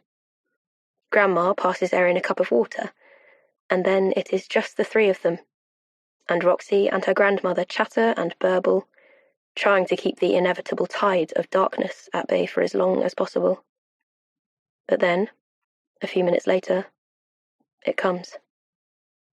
"Oh my God," Erin says, her eyes filling with tears and terror. "What happened? What happened?" "It's fine," says Roxy coolly. "I'm going to tell you exactly what happened, okay? I'm going to tell you word for word."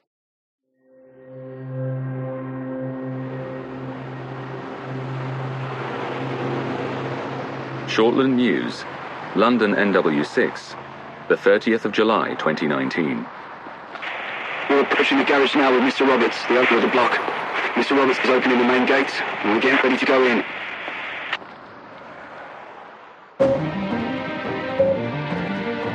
Good evening. Earlier today, at around 11:30 a.m., the human remains of a young woman were discovered in the boot of a car in a garage in Kilburn, London, by the Metropolitan Police. They're believed to be those of Brooke Ripley, the young girl who went missing from her school prom in June 2014. The garage was leased by Walter Fair, The 72-year-old man found murdered earlier this week in his flat, while his adult daughter, Erin Fair, was found barely alive and tied to a child's chair in a cupboard. Erin, 23 years old, had last been seen by friends online whilst gaming in the early hours of Saturday the 13th of July. A hunt for her had been carried out by her legion of online followers after they heard something strange happening during her last live stream, and a global campaign was ongoing to find out what had happened to her. She is told of surviving her ordeal by sucking on the strands of a floor mop in a bucket of dirty water left on a shelf in the cupboard where she'd been abandoned. Meanwhile, Josie Fair, Erin's mother, is being sought in connection with the suspicious death of Nathan Summer, the London estate agent found in the shallow waters of Lake Windermere earlier yesterday morning. Anyone with any information about Josie Fair or her current whereabouts is urged to contact the London Metropolitan Police at the first possible opportunity.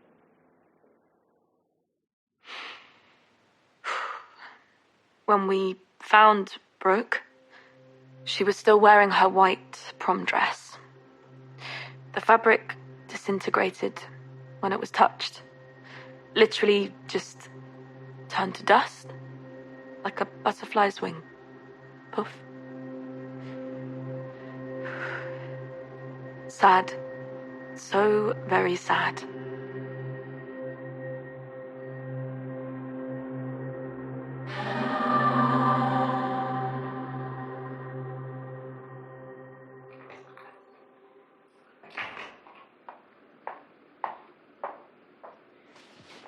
You okay to do this? Yes. I'm good. Let's do this. Abigail Curti is the mother of Brooke Ripley.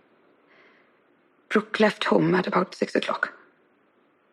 She looked amazing. I mean, she always looked amazing. But that night, in that white dress. And then she just didn't come home. I mean, we didn't know what to think. Brooke was a dramatic girl, you know. There were always tantrums and noise with Brooke. She hated my husband, her stepfather.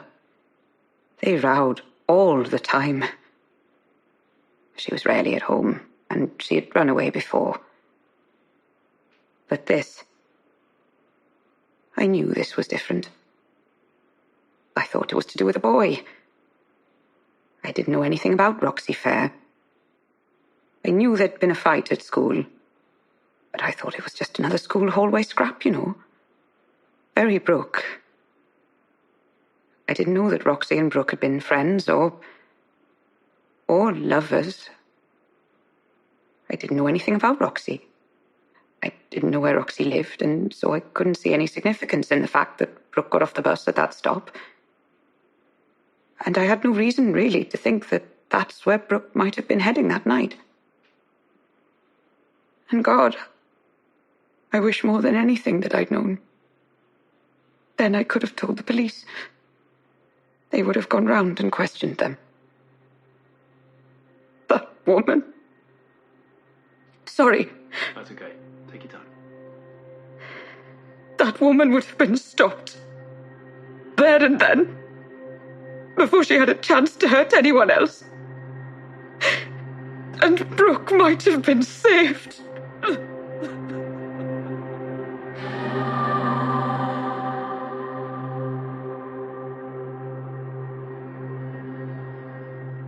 This is Roxy and Erin Fair. Erin Fair was recently diagnosed as having ASD. To compensate for living with her disorder in a toxic and dysfunctional environment, she developed various habits and coping mechanisms. These include talking in a very soft voice. Our mother didn't want our dad to like us. And she didn't want us to like him. She wanted him all to herself, and she wanted us all to herself. She wasn't happy when we went to him, or had fun with him, or loved him. She wasn't happy when he was with us and tried to show us any love or affection. She controlled every element of our relationship with our father and his with us. It became worse and worse as we got older and older. When we tried to bring friends home, she would make them feel really unwelcome. And when Dad tried to organise fun things to do as a family, she would find ways to sabotage them. And obviously there were other challenges in our family too. The fact that Roxy had oppositional defiant disorder. My issues. She didn't let my father have anything to do with his first family in Canada. He used to have to sneakily Skype with them when she was at work, and one day she pretended to go to work but didn't. She sat at the bus stop outside, and then Dad looked up from his Skype call with his sons and saw Mum staring at him through the window. She didn't talk to him for days after that, so my dad just Skyped them from my bedroom instead. She didn't like us seeing our grandma because she was the enemy. She told us all these lies about her. That she used to be a prostitute, brought tricks into the house, that she used to beat her and starve her, and of course we were small, so we believed her. But then our dad told us it wasn't true, that Mum was just jealous of Grandma because she'd been with Dad before her. But it got really, really bad when my dad got the job up north, when he was only home at the weekends and we were alone with Mum. She couldn't cope with us. Particularly couldn't cope with Roxy. She took Roxy out of school when she broke my arm, which, by the way, was kind of an accident. I mean, she did it in anger during a fight, but it wasn't done maliciously. But the social services tried to intervene based on things me and Roxy had said at school about our home life, and Mum pulled Roxy out of school for nearly 2 years and said she was homeschooling her, which was bollocks. She just let her watch TV all day, and then when Dad got back at the weekends, she'd leave all this fake learning stuff around the flat to make it look like she'd been teaching her. And she'd leave Roxy tied up to the naughty chair in our bedroom, sometimes for like hours. And she said if either of us ever told our dad, that he would leave us and go back to his other family in Canada and we'd never see him again. Dad would come back at the weekends and she would act like everything was just so happy and wonderful. I think he knew. He did know. But he was trapped too. He had nowhere to go. He was getting old, and he'd already lost 2 of his kids, and he didn't want to lose us too. He stuck it out for as long as he could. Tiptoed round her. Did everything he could to keep her happy. And then one night Dad couldn't sleep, and he walked past my room and heard me online. I guess this was about 4 or 5 years ago. It was after I finished school anyway, when I was gaming full-time. And he walked in and all my followers were like, "Oh my God, is that your dad?" And I was like, "Yes, this is Pops." And he said hi to everyone and he wanted to know what we were doing. And he pulled over a chair and sat down and watched, and after about an hour or so he was totally into it. And it was great having him there because I talk so quietly, it's hard for me sometimes to create the sort of energy that gamers want when they're watching online. And he was there giving it all the energy, all the vibes. He was so much fun, and everyone loved him, and so he started joining in more and more, and of course, no, we could not tell Mum about it. No way. She'd have put a stop to it pronto. She'd have killed it dead. So Dad used to wait for her to go to sleep at night and then sneak in. And it was Dad who helped me monetize it all, got me on Glitch, managed my subscriptions, opened my bank accounts. He did all of that for me. He was the one who made me famous. And we were planning a trip to Nevada for a convention that summer, the summer he died. I was going to play in front of a live audience for the first time. Then we got home. I was going to move down to Bristol to live with Roxy. I was breaking free. It was all happening. It was all within reach. And I think she knew it. She could smell it. And that's why she latched onto Alix Summer, made up that whole crazy story about Dad beating her and Dad abusing me. She wanted to disappear from her life before she lost control of it completely. Wanted to stop all the freedom and all the escaping. Roxy had already got out. She wasn't prepared to let me and Dad get out too. And Brooke, what can you tell us about Brooke? I was home with my mum. It was just the 2 of us. My father wasn't in London that night. He was working away, so I had nothing to do with him. Roxy was in Bristol, so it was nothing to do with her. And I was in my room in another world. But then I heard voices. A girl's voice, and I recognised it. It was Brooke, Roxy's friend. She used to be over a lot in the months before, but we hadn't seen her for a while. I went to my door and peered through. I saw Brooke standing by the living room door. Her body language was like she didn't want to stay. She was wearing this nice white dress. It was long, down to her ankles. And my mum was saying, she's not here, she's run away, it's your fault. And Brooke was saying, no, it's not my fault. I loved her, she was running away from you. And then I saw my mum just...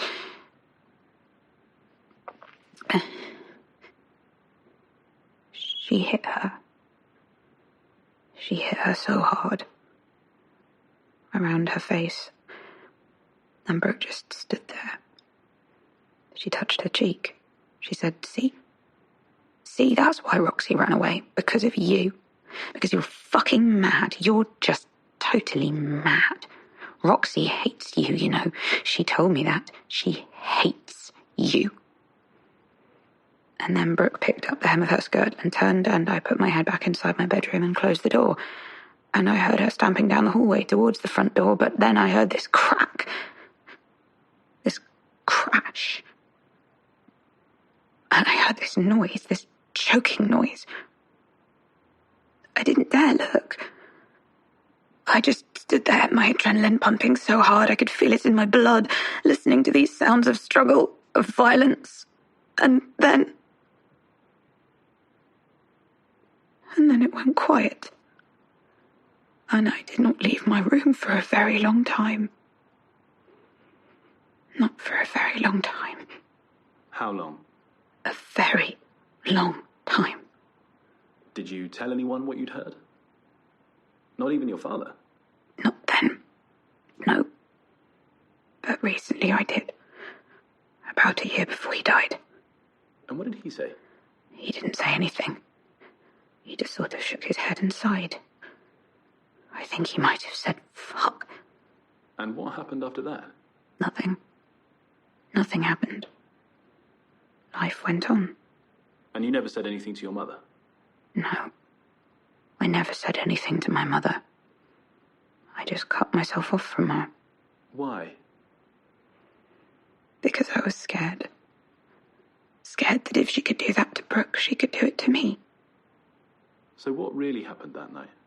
The night she turned up on Alix Summer's doorstep, claiming to have been attacked by your father. They came home. I heard them at the front door at about 10 o'clock.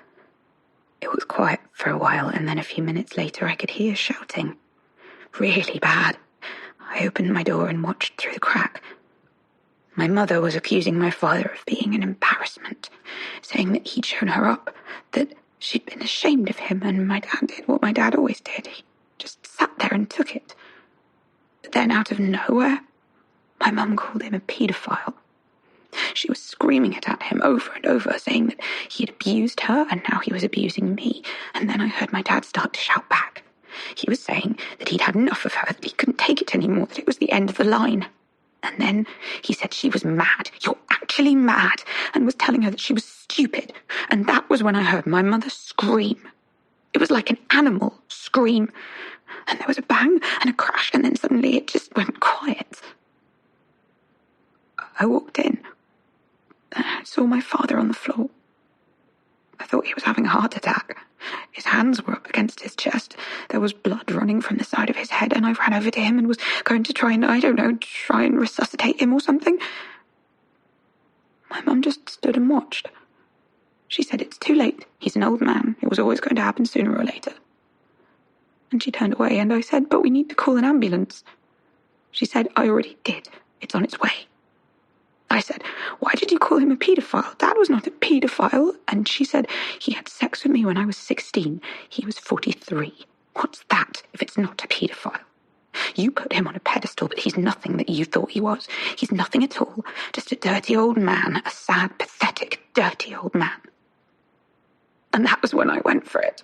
I said, and you're a murderer.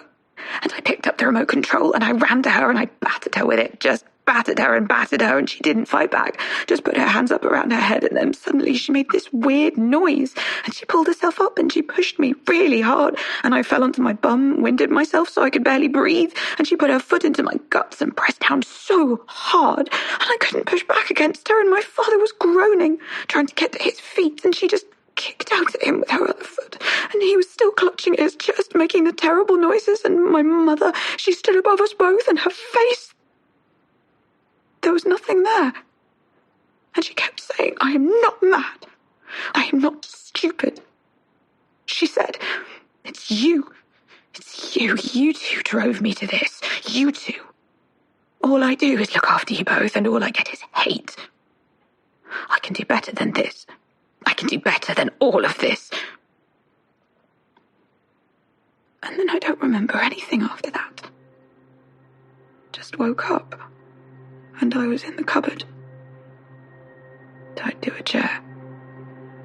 And Dad was... well, we all know what happened after that.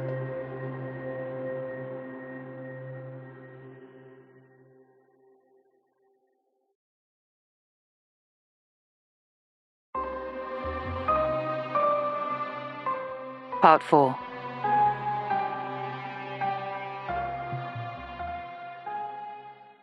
Four weeks later. Nathan's funeral was every bit as horrific as Nathan's funeral was always going to be. Nathan knew so many people, and everyone who knew Nathan loved Nathan. The atmosphere in the packed crematorium was febrile with pain and shock. Unlike Alix, Nathan had known hurt in his life. His mother had died when he was 12. His little brother had killed himself when Nathan was 28, just 2 years before Alix met him. And Nathan had dragged himself out of pain and grief and made a good life for himself. He hadn't gone to university. He'd gone straight out to work and grafted hard for every penny he ever earned and was generous to a fault with the money he worked so hard for. And the drinking. It was so painfully crystal clear now to Alix. It was not about her. It was never about her. It was about him. About Nathan. About how he balanced out the delicate ecosystem of his damaged psyche. He didn't want Alix to see that dark side of him. He did not want her to see him that way. When he drank like that, to the point of oblivion, it was self-medication. It was relief. It wasn't good times and escaping from the battle axe. He hated himself like that, and that was why he didn't come home. Not because he didn't want to be with her, but because he didn't want her to be with him. Nearly 300 people packed out the crematorium near Nathan's father's house in Kensal Rise. Beyond the gates of the cemetery and onto the main road, the press and paparazzi kept a discreet distance. Alix wore a dress that she'd chosen to match the colour of Nathan's eyes. The shop assistant had called it artichoke. Alix didn't know what colour an artichoke was. She just knew that the dress was the same colour as Nathan's eyes, and that was the most important thing. The weather was pleasant that day, 4 weeks to the day after Nathan's body was brought out of the waters of Lake Windermere. Not yet bloated, thank goodness. Still recognisably Nathan. The month had been a blur, but that day felt sharp and clear to Alix somehow. Being with so many people felt right. And afterwards, at the wake, thrown by Nathan's company at a huge bar in Paddington overlooking the canal, with seats outside and bottomless champagne and a playlist put together by Nathan's best friends, and the children dashing about in summer clothes, and lively, urgent chatter and laughter, and people looking their high summer best. It felt almost as if Nathan would appear at any moment, in his element, loving every second. And when he didn't appear, it felt as though maybe he was at home waiting for her. And when he was not at home waiting for her, it felt as though maybe he was away on a boys' trip. And when, 10 days after the funeral, he is still not home, it is then and only then that Alix collapses. She lies on her bed, the day before Eliza's first day at secondary school, wearing her artichoke dress and clutching a pillow, arching and unarching her back as spasms of agonized crying rack her body at the realization of what she has lost.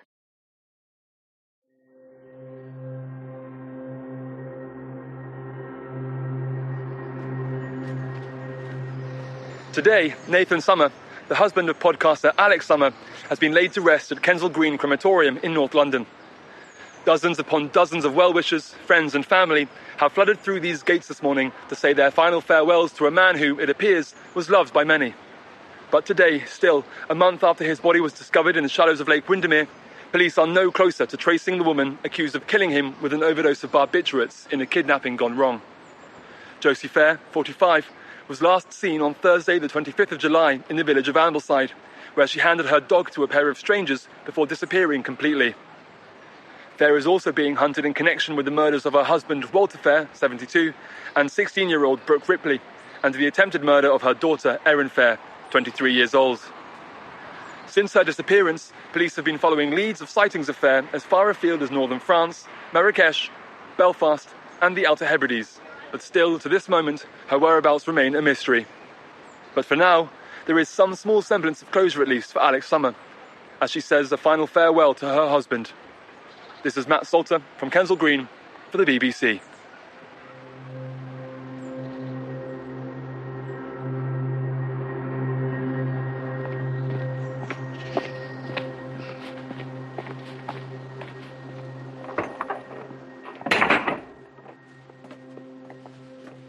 This is Alix Summer in January 2022.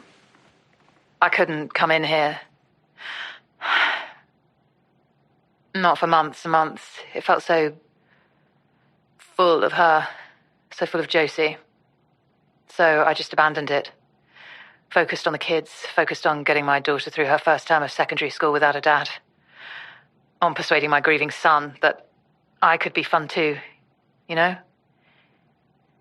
And then a few months later, of course, the pandemic hit and life changed and everyone started doing things differently. Getting dogs, baking bread, writing novels, all of that. And I realized that it was all on me now. All of it. There was no life insurance policy, no income.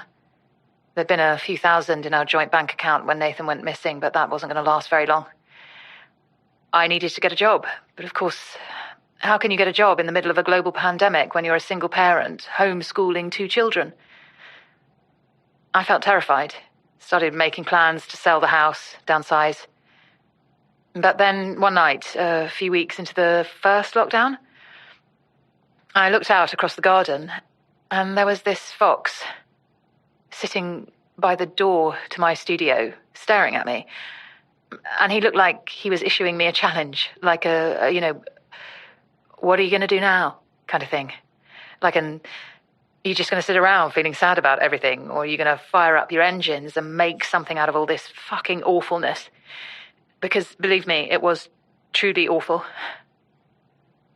But I knew that I had the makings, if I could only stomach it, of a truly unbelievable story.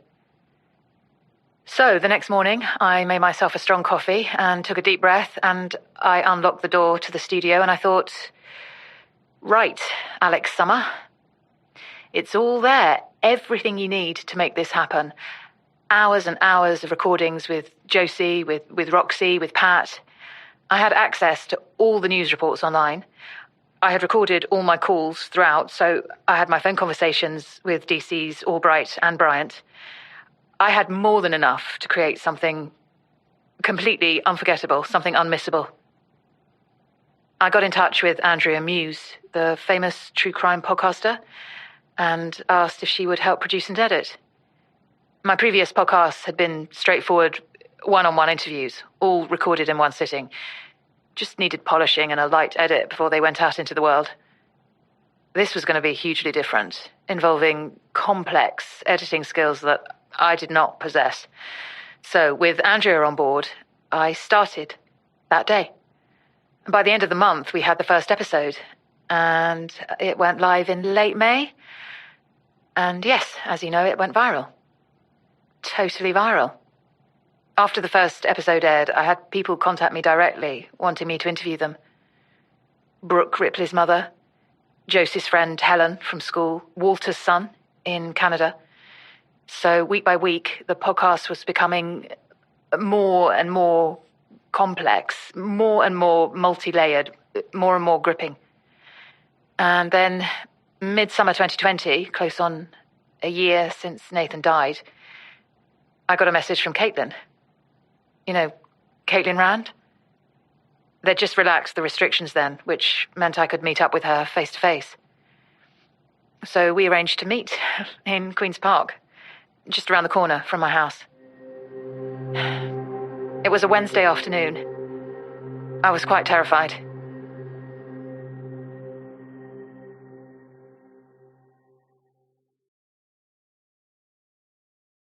Wednesday, 15th of July, 2020. Alix pushes her sunglasses from her face and into her hair when she sees Caitlin approaching.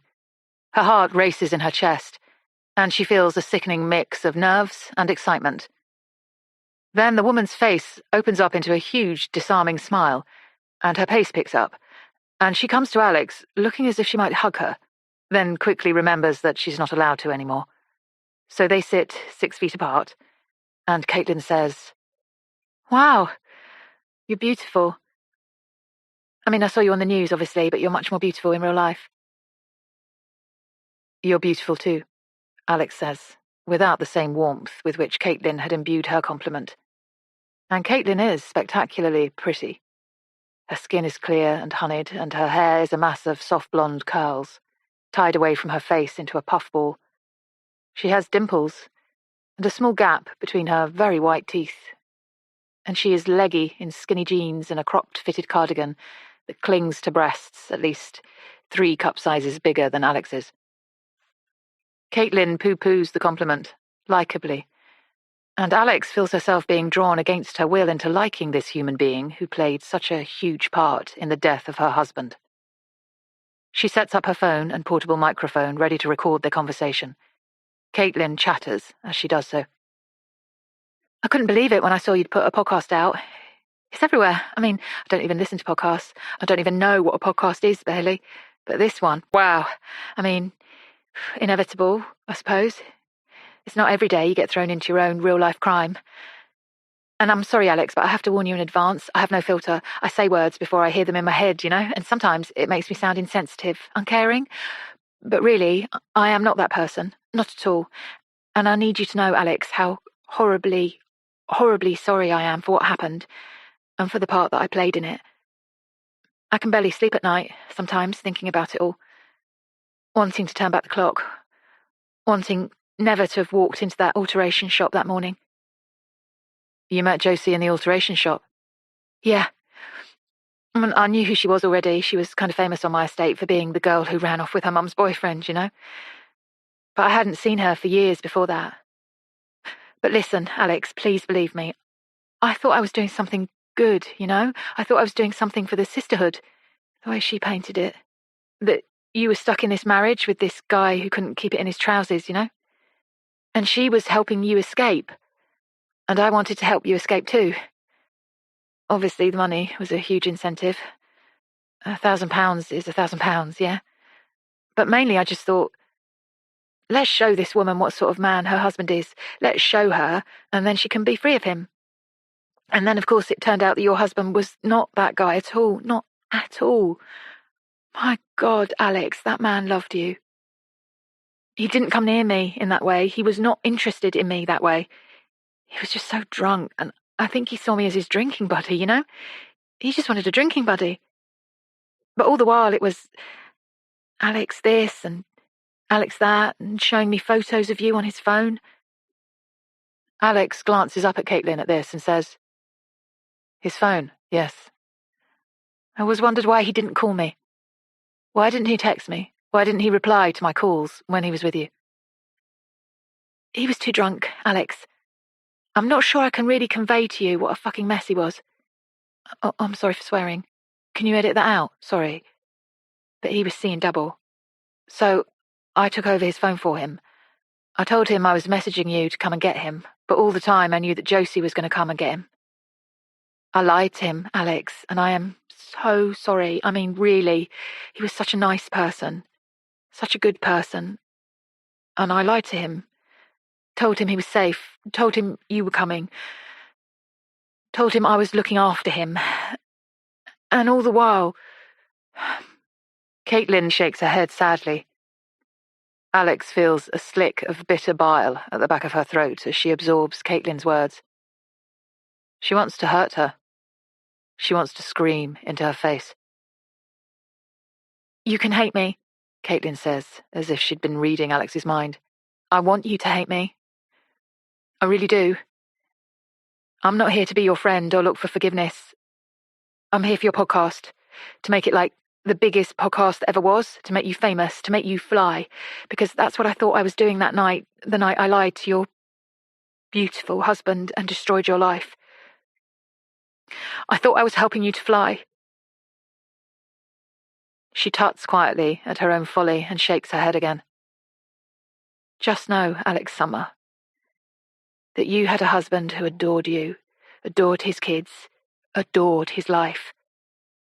A husband who didn't want anyone else. Only you. Alix nods and holds back tears. Then she smiles tightly and says, Right. Should we start from the beginning? From the day you met Josie at the alteration shop? And the interview begins.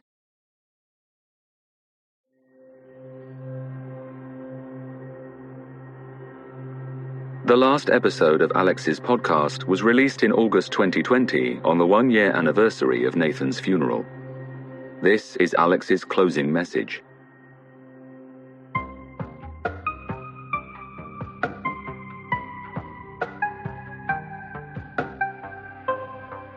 And that brings us to today. I'm here near the end of August in the middle of a global pandemic, not sure what the world holds for me, or for any of us. I do know one thing, that tomorrow I am collecting our lockdown puppy from a breeder in Hampshire. She is an Aussie sheepdog with mismatched eyes, and she will be called Matilda, for obvious reasons. She will, I hope, bring joy to our small family as we learn to live with the absence, with the grief, with the questions, with the pain.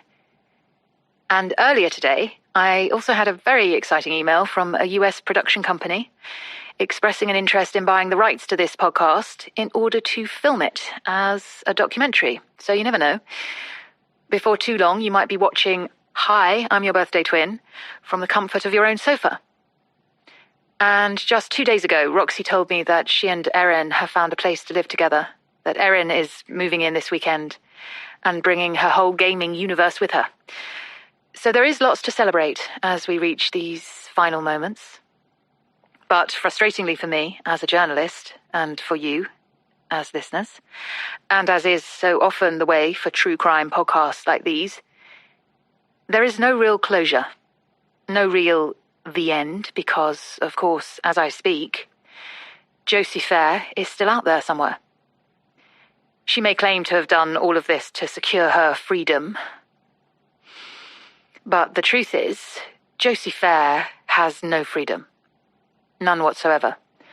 She is trapped now in a prison of her own making, where she will forever be looking over her shoulder, on the run, lying low, hiding. And I am glad. And of course I nurse a secret fantasy that moments before I press end on this recording, my phone will ring and DC Albright will be on the line telling me that they've found her. They're bringing her in. She's going to court. She's going to prison. She's atoning for her crimes. And what crimes they are. What shocking, unthinkable, unbearable crimes. A feisty, clever teenage girl with her whole life ahead of her. Her battered body left to rot in a dirty, damp garage for no good reason. No good reason at all. Josie's pensioner husband was clearly far from a good husband, and by some accounts even a bad man, but a good father to his children. Beaten whilst having a heart attack, and left to die in a bathtub. The attempted murder of her own daughter, her vulnerable firstborn child. What, to steal her money? To keep her from living her own life, pursuing her own dreams? My God. And lastly, the pointless, ridiculous, dreadful murder of my own husband. Nathan Summer. My boy. My man. My flame-haired partner in life. My children's father. Friend to dozens. Loved colleague. Just... God. Just a nice guy, you know? We had our problems. Yes, we had our issues. And yes, in the weeks before Josie took him, I'd considered a life without him. I really had.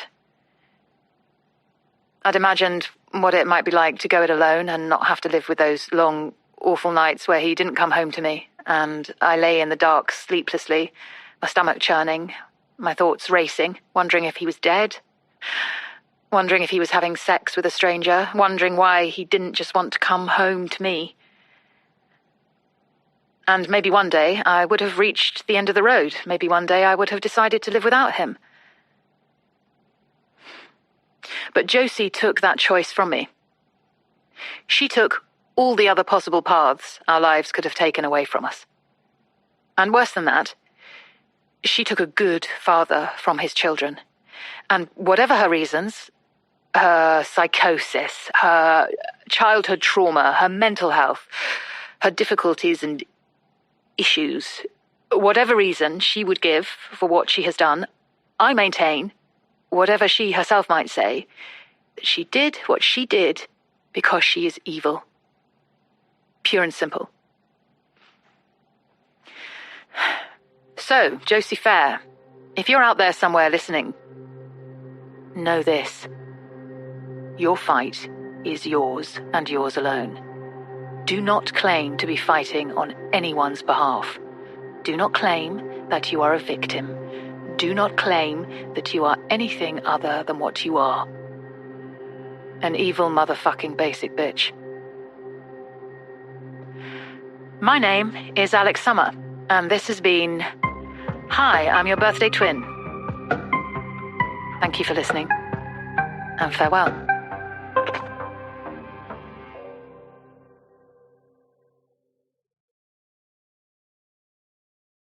Wednesday, 28th of October. In October of that year, just before the second national lockdown is imposed, DC Albright phones Alex. We're closing off most of the investigation now, clearing out some boxes of evidence, and I have something for you. The bits and pieces that Josie took from your house last year. I thought you might like them back. I can drop them over this afternoon. DC Albright arrives just after 4 o'clock, when the children are both back from school and the puppy is in hyper mode, leaving hot puddles of pee in her wake as she turns circles of excitement at the appearance of somebody at the door. Sorry, Alex, I can see you're busy, I won't keep you, but I just wanted to say, I listened to your podcast, the whole thing, and it was amazing. It really was. You know, for a detective, it's rare to get that level of deep, deep insight into a criminal you're trying to hunt down. And her voice, just listening to it, it put shivers down my spine all over again. It was like reading a novel, you know? I just couldn't stop listening. And the last line, my God, I did laugh out loud. And of course, it sent lots more info our way. She rolls her eyes, most of which is total nonsense and time wasting, but a couple of leads worth following up. Someone who thinks they saw her in Northampton last week. We're looking into that. So, yeah, we'll keep you up to date with everything, and fingers crossed. Soon enough. I mean, 10 grand won't last her forever, will it? She'll have to plug back into the real world at some point, start leaving a trail again. It's just a matter of time. Anyway, here you go. Here's the things. We returned the other things to Brooke's mum, but she said only a couple of bits belonged to Brooke. The corsage, the hair scrunchie. She said she'd never seen the phone case before, and Roxy and Erin didn't recognise it. So, yeah, that's a mystery. One of many. She smiles warmly at Alex, and then she goes. Alex goes straight to the kitchen to get pet spray and kitchen roll to mop up Matilda's accidents, and then she sits at the kitchen table with the jiffy bag in front of her. It takes her a minute to summon the will to open it. She pulls the objects out one by one and lays them in a row. She is horribly aware of where they have been and what they imply, but also aware that these are small and important pieces of her that Josie had stolen. And suddenly, the need to reinstate them in her home overrides her distaste about where they've been. And she gets quickly to her feet and moves about her home, replacing each object in turn. She finds the small space on the corkboard where Eliza's drawing had once been, and pins it back into place at the exact spot it had been taken from, feeling a strange satisfaction as the tip of the pin meets and inserts into the same hole. She puts the receipt back inside the Living Etc. magazine and takes it to the front door and places it halfway down the pile in her recycling bin. She takes the Nespresso pod and replaces it in the jar in her recording studio, puts the teaspoon in the dishwasher, and the hand soap in the guest WC beneath the stairs. She is about to put the passport photographs of Leon back in the messy drawer where they'd once lived, but decides against it. He looks so young, so awkward, so fed up in the photos. But they are him, caught at a moment in his life when he hadn't known pain, loss, or grief, and she wants to celebrate that. So she takes another pin and attaches the strip to the corkboard and touches it tenderly. And then lastly, there is the bracelet. The delicate golden bracelet that Nathan had bought her for her birthday. And as she stares at it, she hears the echo of her voice, calling through to the husband that she no longer has. "Nathan, have you seen my bracelet? The one you bought me for my birthday." And then she rewinds fast past that moment to the memory of Nathan giving it to her a year earlier, clipping it together gently on her wrist, which she held against this table, right here, this very spot. And she upturns her wrist and she calls through the house to her son, her flame-haired boy. "Leon, baby, can you help me with something?" And he appears in the doorway, his pale eyes blinking. "What?" "Can you do up my bracelet for me?" He puts his iPad down on the kitchen table and walks towards her. He smells of boy, of home, of hair, of love. She can hear his slightly nasal breathing as he stands over her, concentrating on feeding the loop in the clip, missing a couple of times and then saying, "There, it's in." He's about to wander off again, but Alix draws him close, her arms around his thin waist. "We're good, aren't we?" she asks him. "Us three? We're good?" Leon nods, rests his chin against her head and says, "Yes, we're good."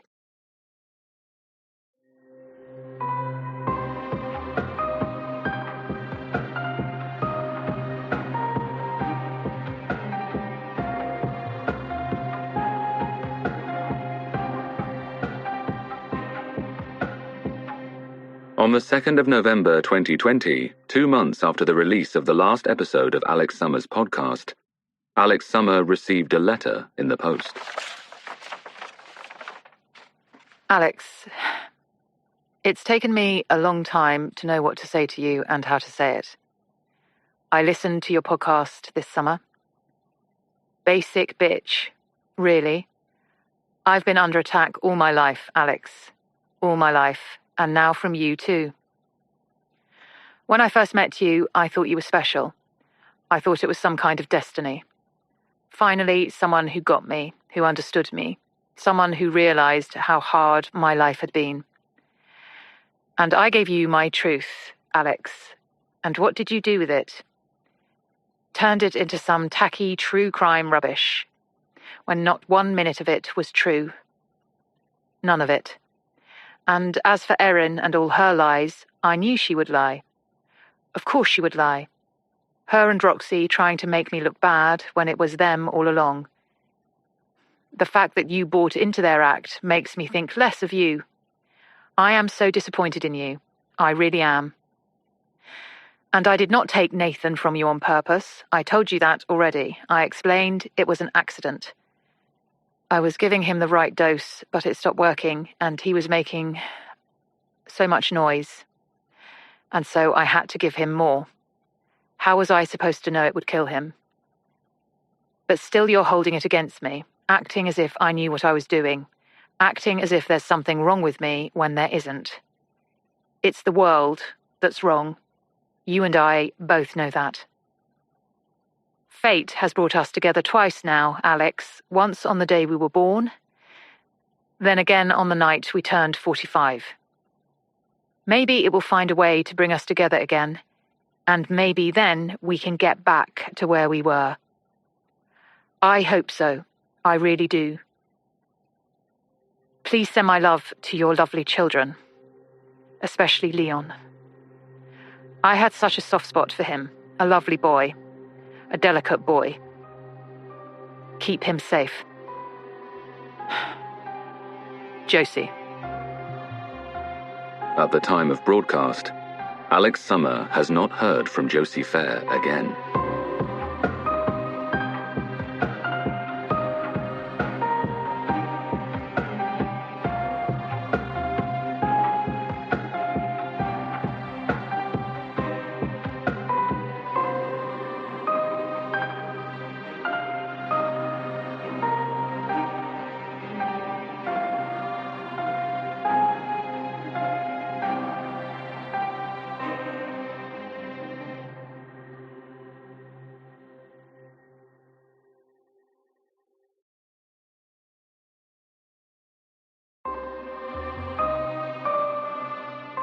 "16 months later.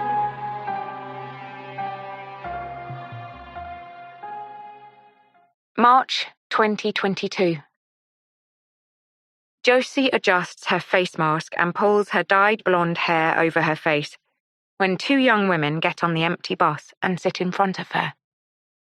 She stares resolutely from the window of the bus, watching the dark streets of the small Midland city where she now lives pass by, keeping her face away from people's eyes, as she always does.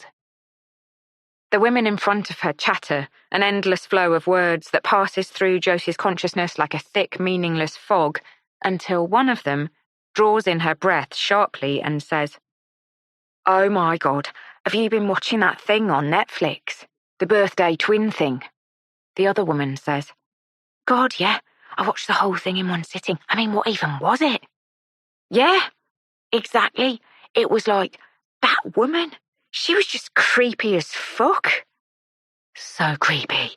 And what she did to her children and kidnapping that woman's husband, I was just like, what the hell?" "What did you make of those kids, though? Roxy and Erin?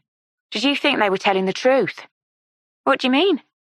"I mean, just like, they seemed a bit shady to me.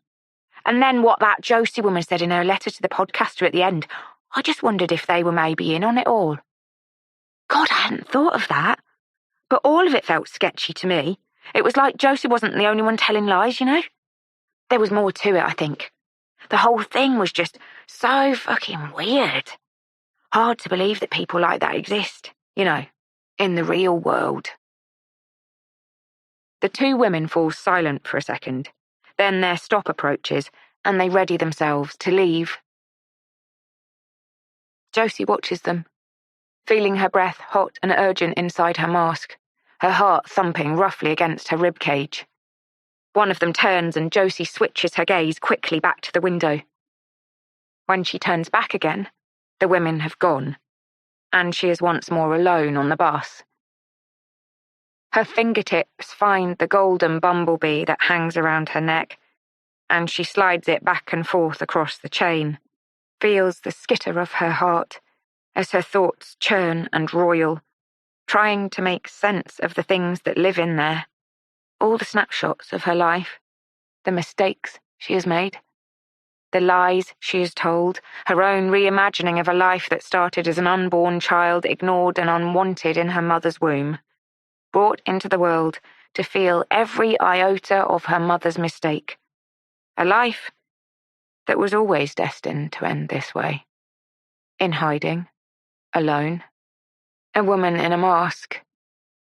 And she remembers the things that she did, as a child, as an adult, all the things she did not tell Alix.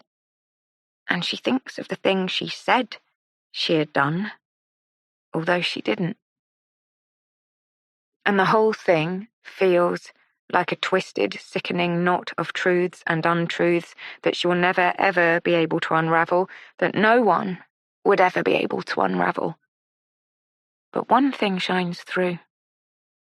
It feels like the truth, and she hopes it is the truth, because it defines her in so many ways. The night she came home and found Roxy kneeling over the white-clad body of Brooke Ripley, with tears coursing down her cheeks, wailing, "I didn't mean to do it, Mum. I didn't mean to do it."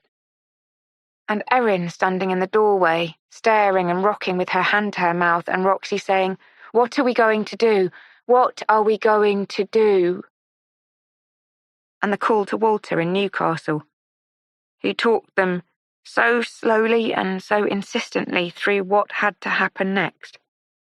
The plastic sheeting in the store cupboard, the window in the bathroom that opened out onto the garage mews, the key in a drawer with the number 6 attached on a plastic tag. She thinks of the days that followed. That key growing hot in the palm of her hand. Staring at it, turning it over and over, waiting for the doorbell to ring, waiting for something to happen, wanting to go to the police, wanting the whole thing gone, finished. And days later, Roxy's disappearance, her hate-filled words as she left. "If you tell anyone, I'll just say it was you. I'll just say it was you." She thinks of the row she had with Walter the night of the dinner at Alix's house.